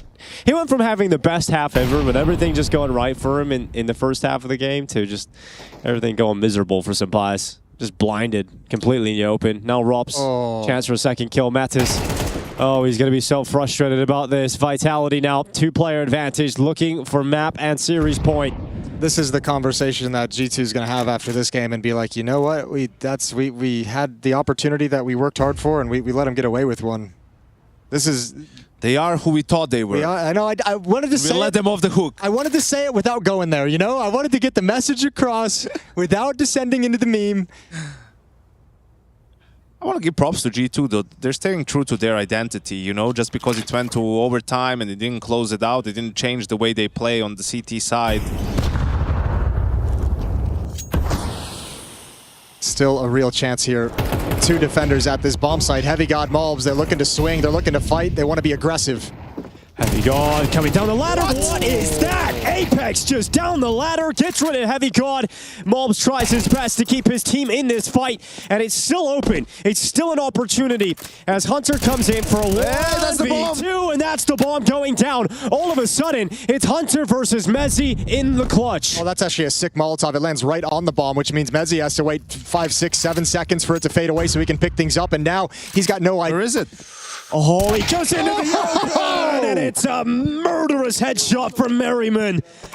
Oh, somehow, someway, that round still comes close. G2 look like they're going to be out on their feet once that Apex ladder slide pays off, but Malbs gets him a double. Hunter finds 2 of his own, and suddenly it's a 1v1. Dude, Apex. This is some BS right here. He got away with one here. That's not reasonable. He had some luck stored up. G2 had, what, I think four chances to close things out in regulation? He likes to move, so he's really Nice! Oh, that burst my eardrums. As Zaiwu burst them open in mid. It's Malbs and Hunter both gone. I don't care. Was that Apex? That was a great read. That's from the clutch. He likes to move in the, so watch out CT, and then it clicked for Mezzi. He found the kill. 5v2 looks like Vitality going to book a spot in the playoffs. Yeah, just around the corner. Mattis and some Pius. Just got to go through the motions. But Vitality, they start off EPL Season 22 with a loss to the Gentlemates. We all start to wonder what Vitality are coming into the tournament. Might have been a bucket of cold water on their face, right? Yeah, it seemed like it was. Yeah, it woke them up. Because the recovery was fantastic. And they're just being ruthless now. 15 to 13, 5 on 2. You've won the round in every way except for actually winning the round. As long as you don't just stumble into something silly and miss a detail, it's all fine. So Vitality slowed things down, and they'll just play the trade game. All right. So Zaiwu, utility at the ready for what is going to be the final maneuver into the A bomb site to confirm playoffs for Vitality. The final push. Sunpius with the hot hand cooled off as the game went on, but it's a little bit back now. That's a fast flick. And he can descend backwards and let Mattis play next. Yeah, well, Mattis's rifles look sharp, but not sharp enough as G2 are blunted. It is Vitality to stand up and celebrate as they have qualified into the playoffs. They start with a loss here at EPL Season 22, but they bounce back in clinical fashion, handing out losses to Gamer Legion, Ho2, and now the biggest name yet in G2. And feeling in this series, especially that Inferno CT side, saw it a little bit in the Mirage CT side, some of the Vitality swagger is starting to show back up, starting to come back in. Bad sign for playoff teams as they step their way in. Apex early celebration inside the booth. A fantastic series and showing that grit, Vitality in the comeback performance. And it's that comeback that is just so special because they not only come back from a huge deficit after not winning many rounds in that first half, Jason, but it's the fact that they lose the pistol as well in the second half. They had one last opportunity, and it was that force buy. Indeed, Vitality win the rounds they absolutely have to get themselves back in the game and just rattle off another W. That's the end of our day here. You could see Sunpius with an incredible game, just feeling a little bit shocked and surprised, disappointed perhaps at the way that ended. Everyone in G2 going to be disappointed in the way that closed out, as it just felt like they ran out of ideas, ran out of options, and eventually overrun. Absolutely. Another sofa overrun. We've got Mezzi and Flames joining Freya and Yanko. We do indeed. G2, you had me in the first half, I'm not going to lie, but what a comeback from Vitality. Tell me about that, gentlemen. Congratulations. That was a nail biter. Was it as nervy as it looked from the outside and the inside? I think we were pretty calm. I think during the game it felt like like the old Vitality, I think, in that comeback. I think we all felt pretty calm. We had a really good plan. I mean, we lost a pretty shitty round as well, and they had Deagles. They hit some really nice shots, but overall, I think that CT side we were really confident, and yeah, it was a fun game. Looked like a dogfight, Flamesy. Yeah, it was. I mean, the game was so shit. It felt like the game was running like. You know, like it goes back and forth. This kill here, this kill here. It always feel like you can lose the round even if you're in a 2v4. So I just felt like it. Scrappy game. A little bit of a scrappy. Very scrappy. Very. Yeah. Scrap. Was there some extra motivation on Inferno? I mean, you guys smashed them. It was their map pick because of how it went in the final in London. Mm-hmm. Well, the final in London, we lost many rounds, but I think the game was ours. We had good calls in this game, and we just failed the fucking Molotov 3 times. So it's before the game started, we worked on that Molotov. But was that the whole preparation for Inferno? Just guys, let's make sure. When we saw it in Inferno, I told William, we have to fucking figure out this Molly. And then Zai went to do this Molly new box as well to check. But we obviously wanted revenge, and we know we're very confident and comfortable on Inferno. So we just wanted to show what we got, and we had, I think, really good plans and really good ideas and really good preparation into this. That every round we had an idea, and even if it went to mid round and our idea at the beginning was not didn't give us that much info for a kill, it was still the mid rounding was really good. The rotator here did a good job. It was good. Let me. Can I ask you a question? Can I ask you like what your guys' thoughts are? The whole conversation around Vitality these past few months about some of the finishes in the semifinals, and seems like the alarm bells went off in part of the community with kind of the performances of not lifting trophies. So what's your guys' kind of take, and what's been the kind of, I don't know, what's been the experience of being like, but we're still placing top 4 everywhere we go. Like, what do you want from us? I mean, I think Dan said it pretty well in one of his interviews. I think, I mean, the expectations are always going to be pretty high. I think, of course, after the first part of the year as well, it's always going to be. But I mean, like I said, the finishes haven't been too bad. I think the only annoying thing for us, like internally, I think it's just been the way we started the season, the way we played. I mean, the finishes in the tournament are not bad, but the way we played CS was not the best. Sure. But I think the main thing was, going from London, I think we improved a lot in terms of the way we're playing CS, getting back to a higher level, and that's been our main focus. I think, like I said, we're not been too worried about what other people are saying. Of course, it's always funny just to see people's opinions when sure. things go wrong and suddenly we're finishing top 4, but it's the end of the world. But it is what it is, and the main focus for us is just to like progress as the CS that we play. Because, like I say, at the start of the season, it was pretty bad. CS were just all over the place, and now I think we're starting to get our flow and our groove back. Was it like calm slippage, or did you feel like you got outpaced tactically, or was it just bad play? I think it was a lot to do with communication. I think we were, it was a lot of individual stuff where we were just kind of not clicking with each other, like how we usually we're so with the comms, we're so on top of it, of make sure we're flashing for each other, playing off each other's trades. I think the start of this season, where our trades have been really bad. Like, that was one of our foundations in the first part of the year, like sending this guy out and someone trading him and doing that. And I think now we're starting to bring it back a bit more, and the communication's much better, and this is the part of the results. You guys have also been really good in the first half of the year at talking about goals and setting expectations and managing those, right? So what are some of the goals now after this slow start to the season, outside of peaking at the major and playing your best CS? Like, outside of the major, have you set any other goals in the shorter term? Well, we want to get a trophy in those 3 tournaments before the major. We want to sort of build confidence. I think we obviously want a trophy, and that's like the sort of dream. The goal is to play good Counter-Strike and to play competitive CS. I think that in last season we had like some sort of magic that we kind of played and believed, and everybody was on the same page and very aligned on all the ideas and all the mid-rounds. And obviously you don't get to play that for so long, but we managed to pull through. And now we kind of want to get it back, that you know, maybe we're not aligned, or maybe we're not on the same page, but we communicate, we're still in the game, and we want to play competitive CS. I think that this will lead us to a trophy, but we obviously need to stay on it.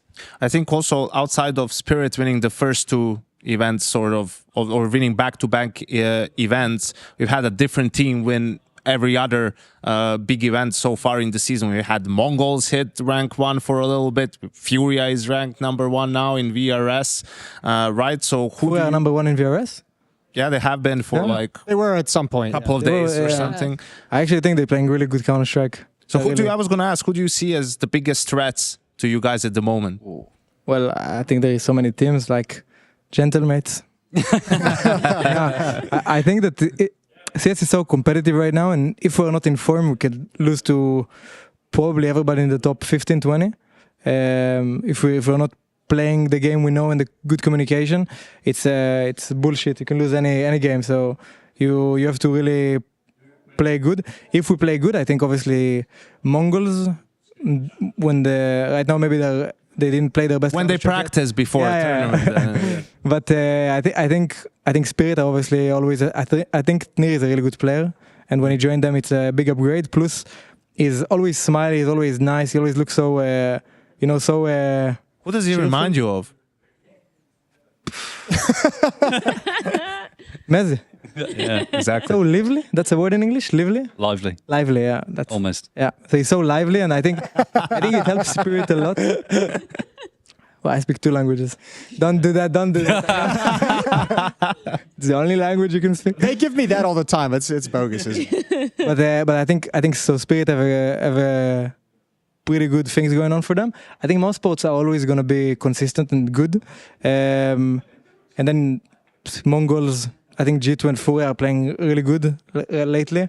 There is so many teams that are just, they just need maybe like or a little roster change, like one player that is shooting a bit more headshots, and they could be so good instantly. So it's terrifying right now. Do Falcons fall into that category? Falcons, yeah, forgot about them. And they didn't even think of it. No, but they're also, the thing is with them is that their individuals is so good, and they're really grinding. Like I see Nico, Tessa, so like they're all of them really, really grinding the game, like that much and whatnot. So they obviously I think they will always have a competitive roster in terms of shooting good. But on the other hand, it's always weird with them that they could have like a sick 4 months, 5 months. They're just finals, winning tournaments, and then those kind of players, not Falcons specifically yet, and then they could drop down in form in a really important tournament and then lose some confidence, and you get sort of like how G2 were. But I think they're always going to be a threat to any team, and even if they're top 10 on the leaderboards on VRS, they could always win the top 1 in a dominant fashion. So yeah. Let me ask you a question, just because you brought up the Falcons individual level as a reason why they can be so dangerous. Do you think you stack up to them pound for pound, player to player down the roster in terms of skill? Falcons versus Vitality. Like if you match up, let's match it up. I mean, the thing that I've always thought about, I mean, name value or name wise, whenever you put them down on paper, I think when people first look, they might think Falcons, but I think we've kind of proven over a longer period, or even though maybe Flamesy or Mezzi isn't like one of the household big names like a Nico or Monacy and so on, I think over this period, I think we've kind of shown individually that we can be battling out with the best and shown individually that we can. So, yeah, I mean, I think as well for me, for Falcons, it's always been kind of big on how Nico's playing. I think this event and recently, like he said, I've seen him grinding a lot. I think he's been playing really well. So I think it's really important that he's playing well for them. And I think if he can, it's always going to be a good matchup, at least for us. I think we're pretty confident anyway. I think going up against them, I think we can match up pretty well. Hell yeah.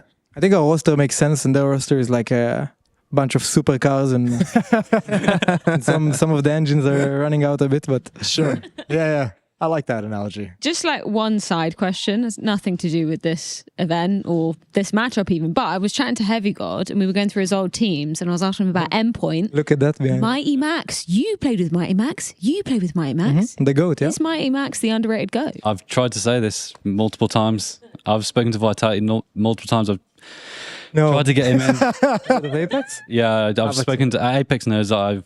Looks like we like the bullying. I respect Apex. He's the British Ocean. Is what? Ocean's our figurehead in this. Ocean. Sorry. I thought you meant like a literal ocean. I was like, what? Yeah, a literal one.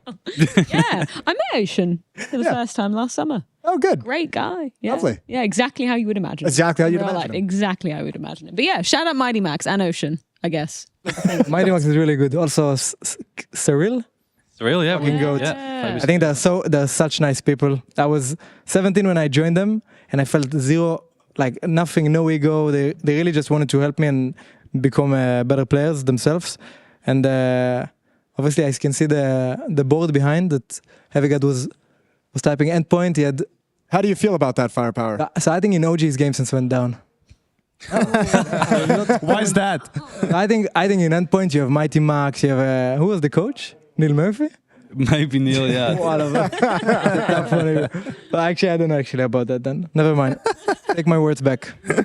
Thank you, gentlemen. We'll let you get on your way. Enjoy the off day, practice day, however Congratulations, you guys. spend your day tomorrow. Congrats. See you on media day. See you on Friday. GG, guys. Bye-bye. Beautiful. Well, Vitality locked and loaded. Only a few more spots remaining in that 8-team playoff bracket. That makes me Wait. happy, Yanko. We got the games, Freya. Oh, we do. Already. There we Phase go. 1. I wasn't aware of that. Yes, they did. Ooh. See you later. Some bangers in there. Aurora versus FaZe Clan. The Mongols versus Na'Vi. And 3D Max, after having to go up against Mouse today, be going up against G2 tomorrow. Doesn't get any easier for them. Obviously, they already played FaZe and Na'Vi, so couldn't go up against those two teams.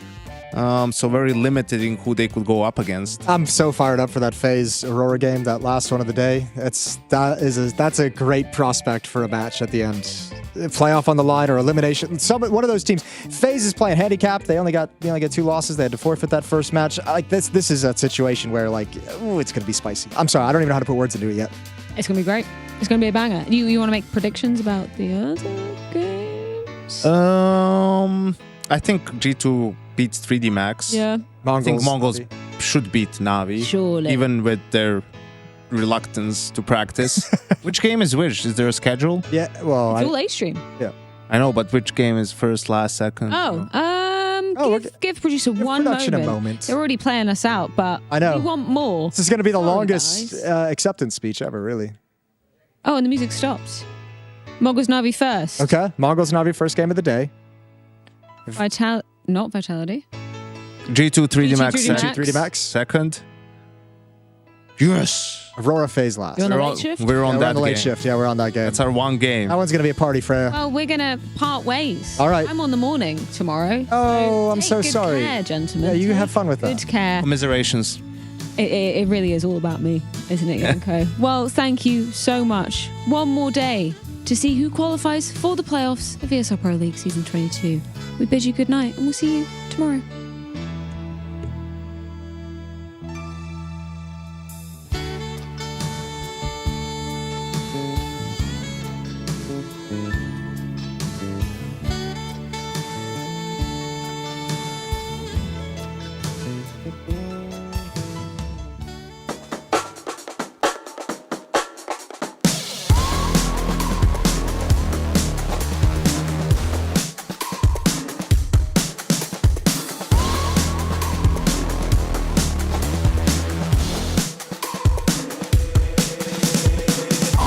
I'm such a weirdo. Tattoos from my toes to my earlobes. Was a role model, I never had a hero. I learned how to live through the stereo. Coming from where I come from, the inferior. Everything you see ain't what it appears though. Everything that I built made that from zero, then added a zero. I am my hero. You couldn't imagine what it's like in my mind. It's beauty and catastrophe at the same time. Remember they laughed at me when it was game time. Now I know that they mad at me. I'm what you can't find. I'm not from the day. I come alive at night. I'm not what you used to. Couldn't recognize. They all on the ground while I'm taking flight. Yeah, you're welcome to join me. I promise I won't bite. Things they say, they're never getting in my way.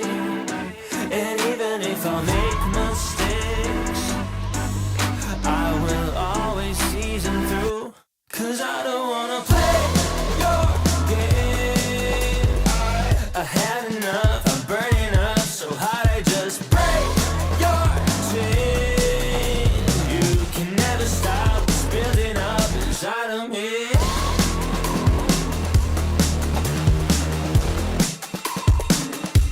Inside of me.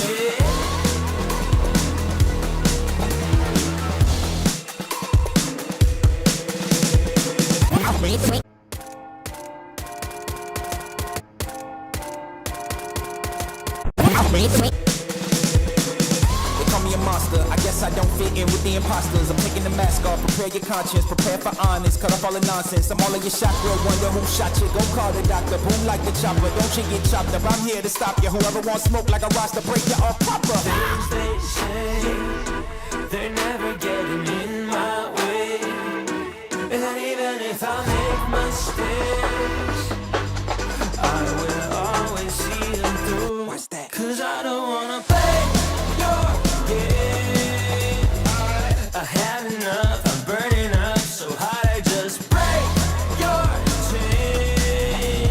You can never stop what's building up inside of me. Play your game. I had enough, I'm burning up so hot I just break your chain. Alright, let's do this.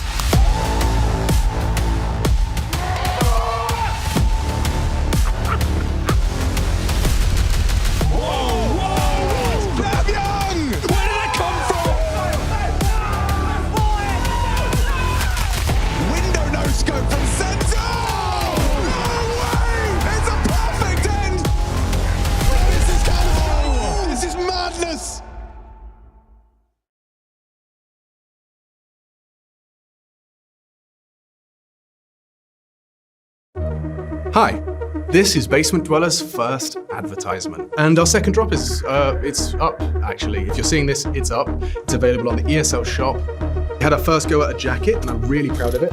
I've always had an interest in clothes, but you know, seeing behind the scenes how the sausage is made has been a lot of fun. And if you like the clothes, tell me. If you hate the clothes, tell me, but try them before you slag them off. I think they're really comfy. So yeah, that's my advert. I'm gonna try again. I'm gonna record another one. It starts with a dream, with a team you barely know, in an amateur official that feels like the grand final, where practice becomes progress, and every loss feels like a lesson. When will your journey begin?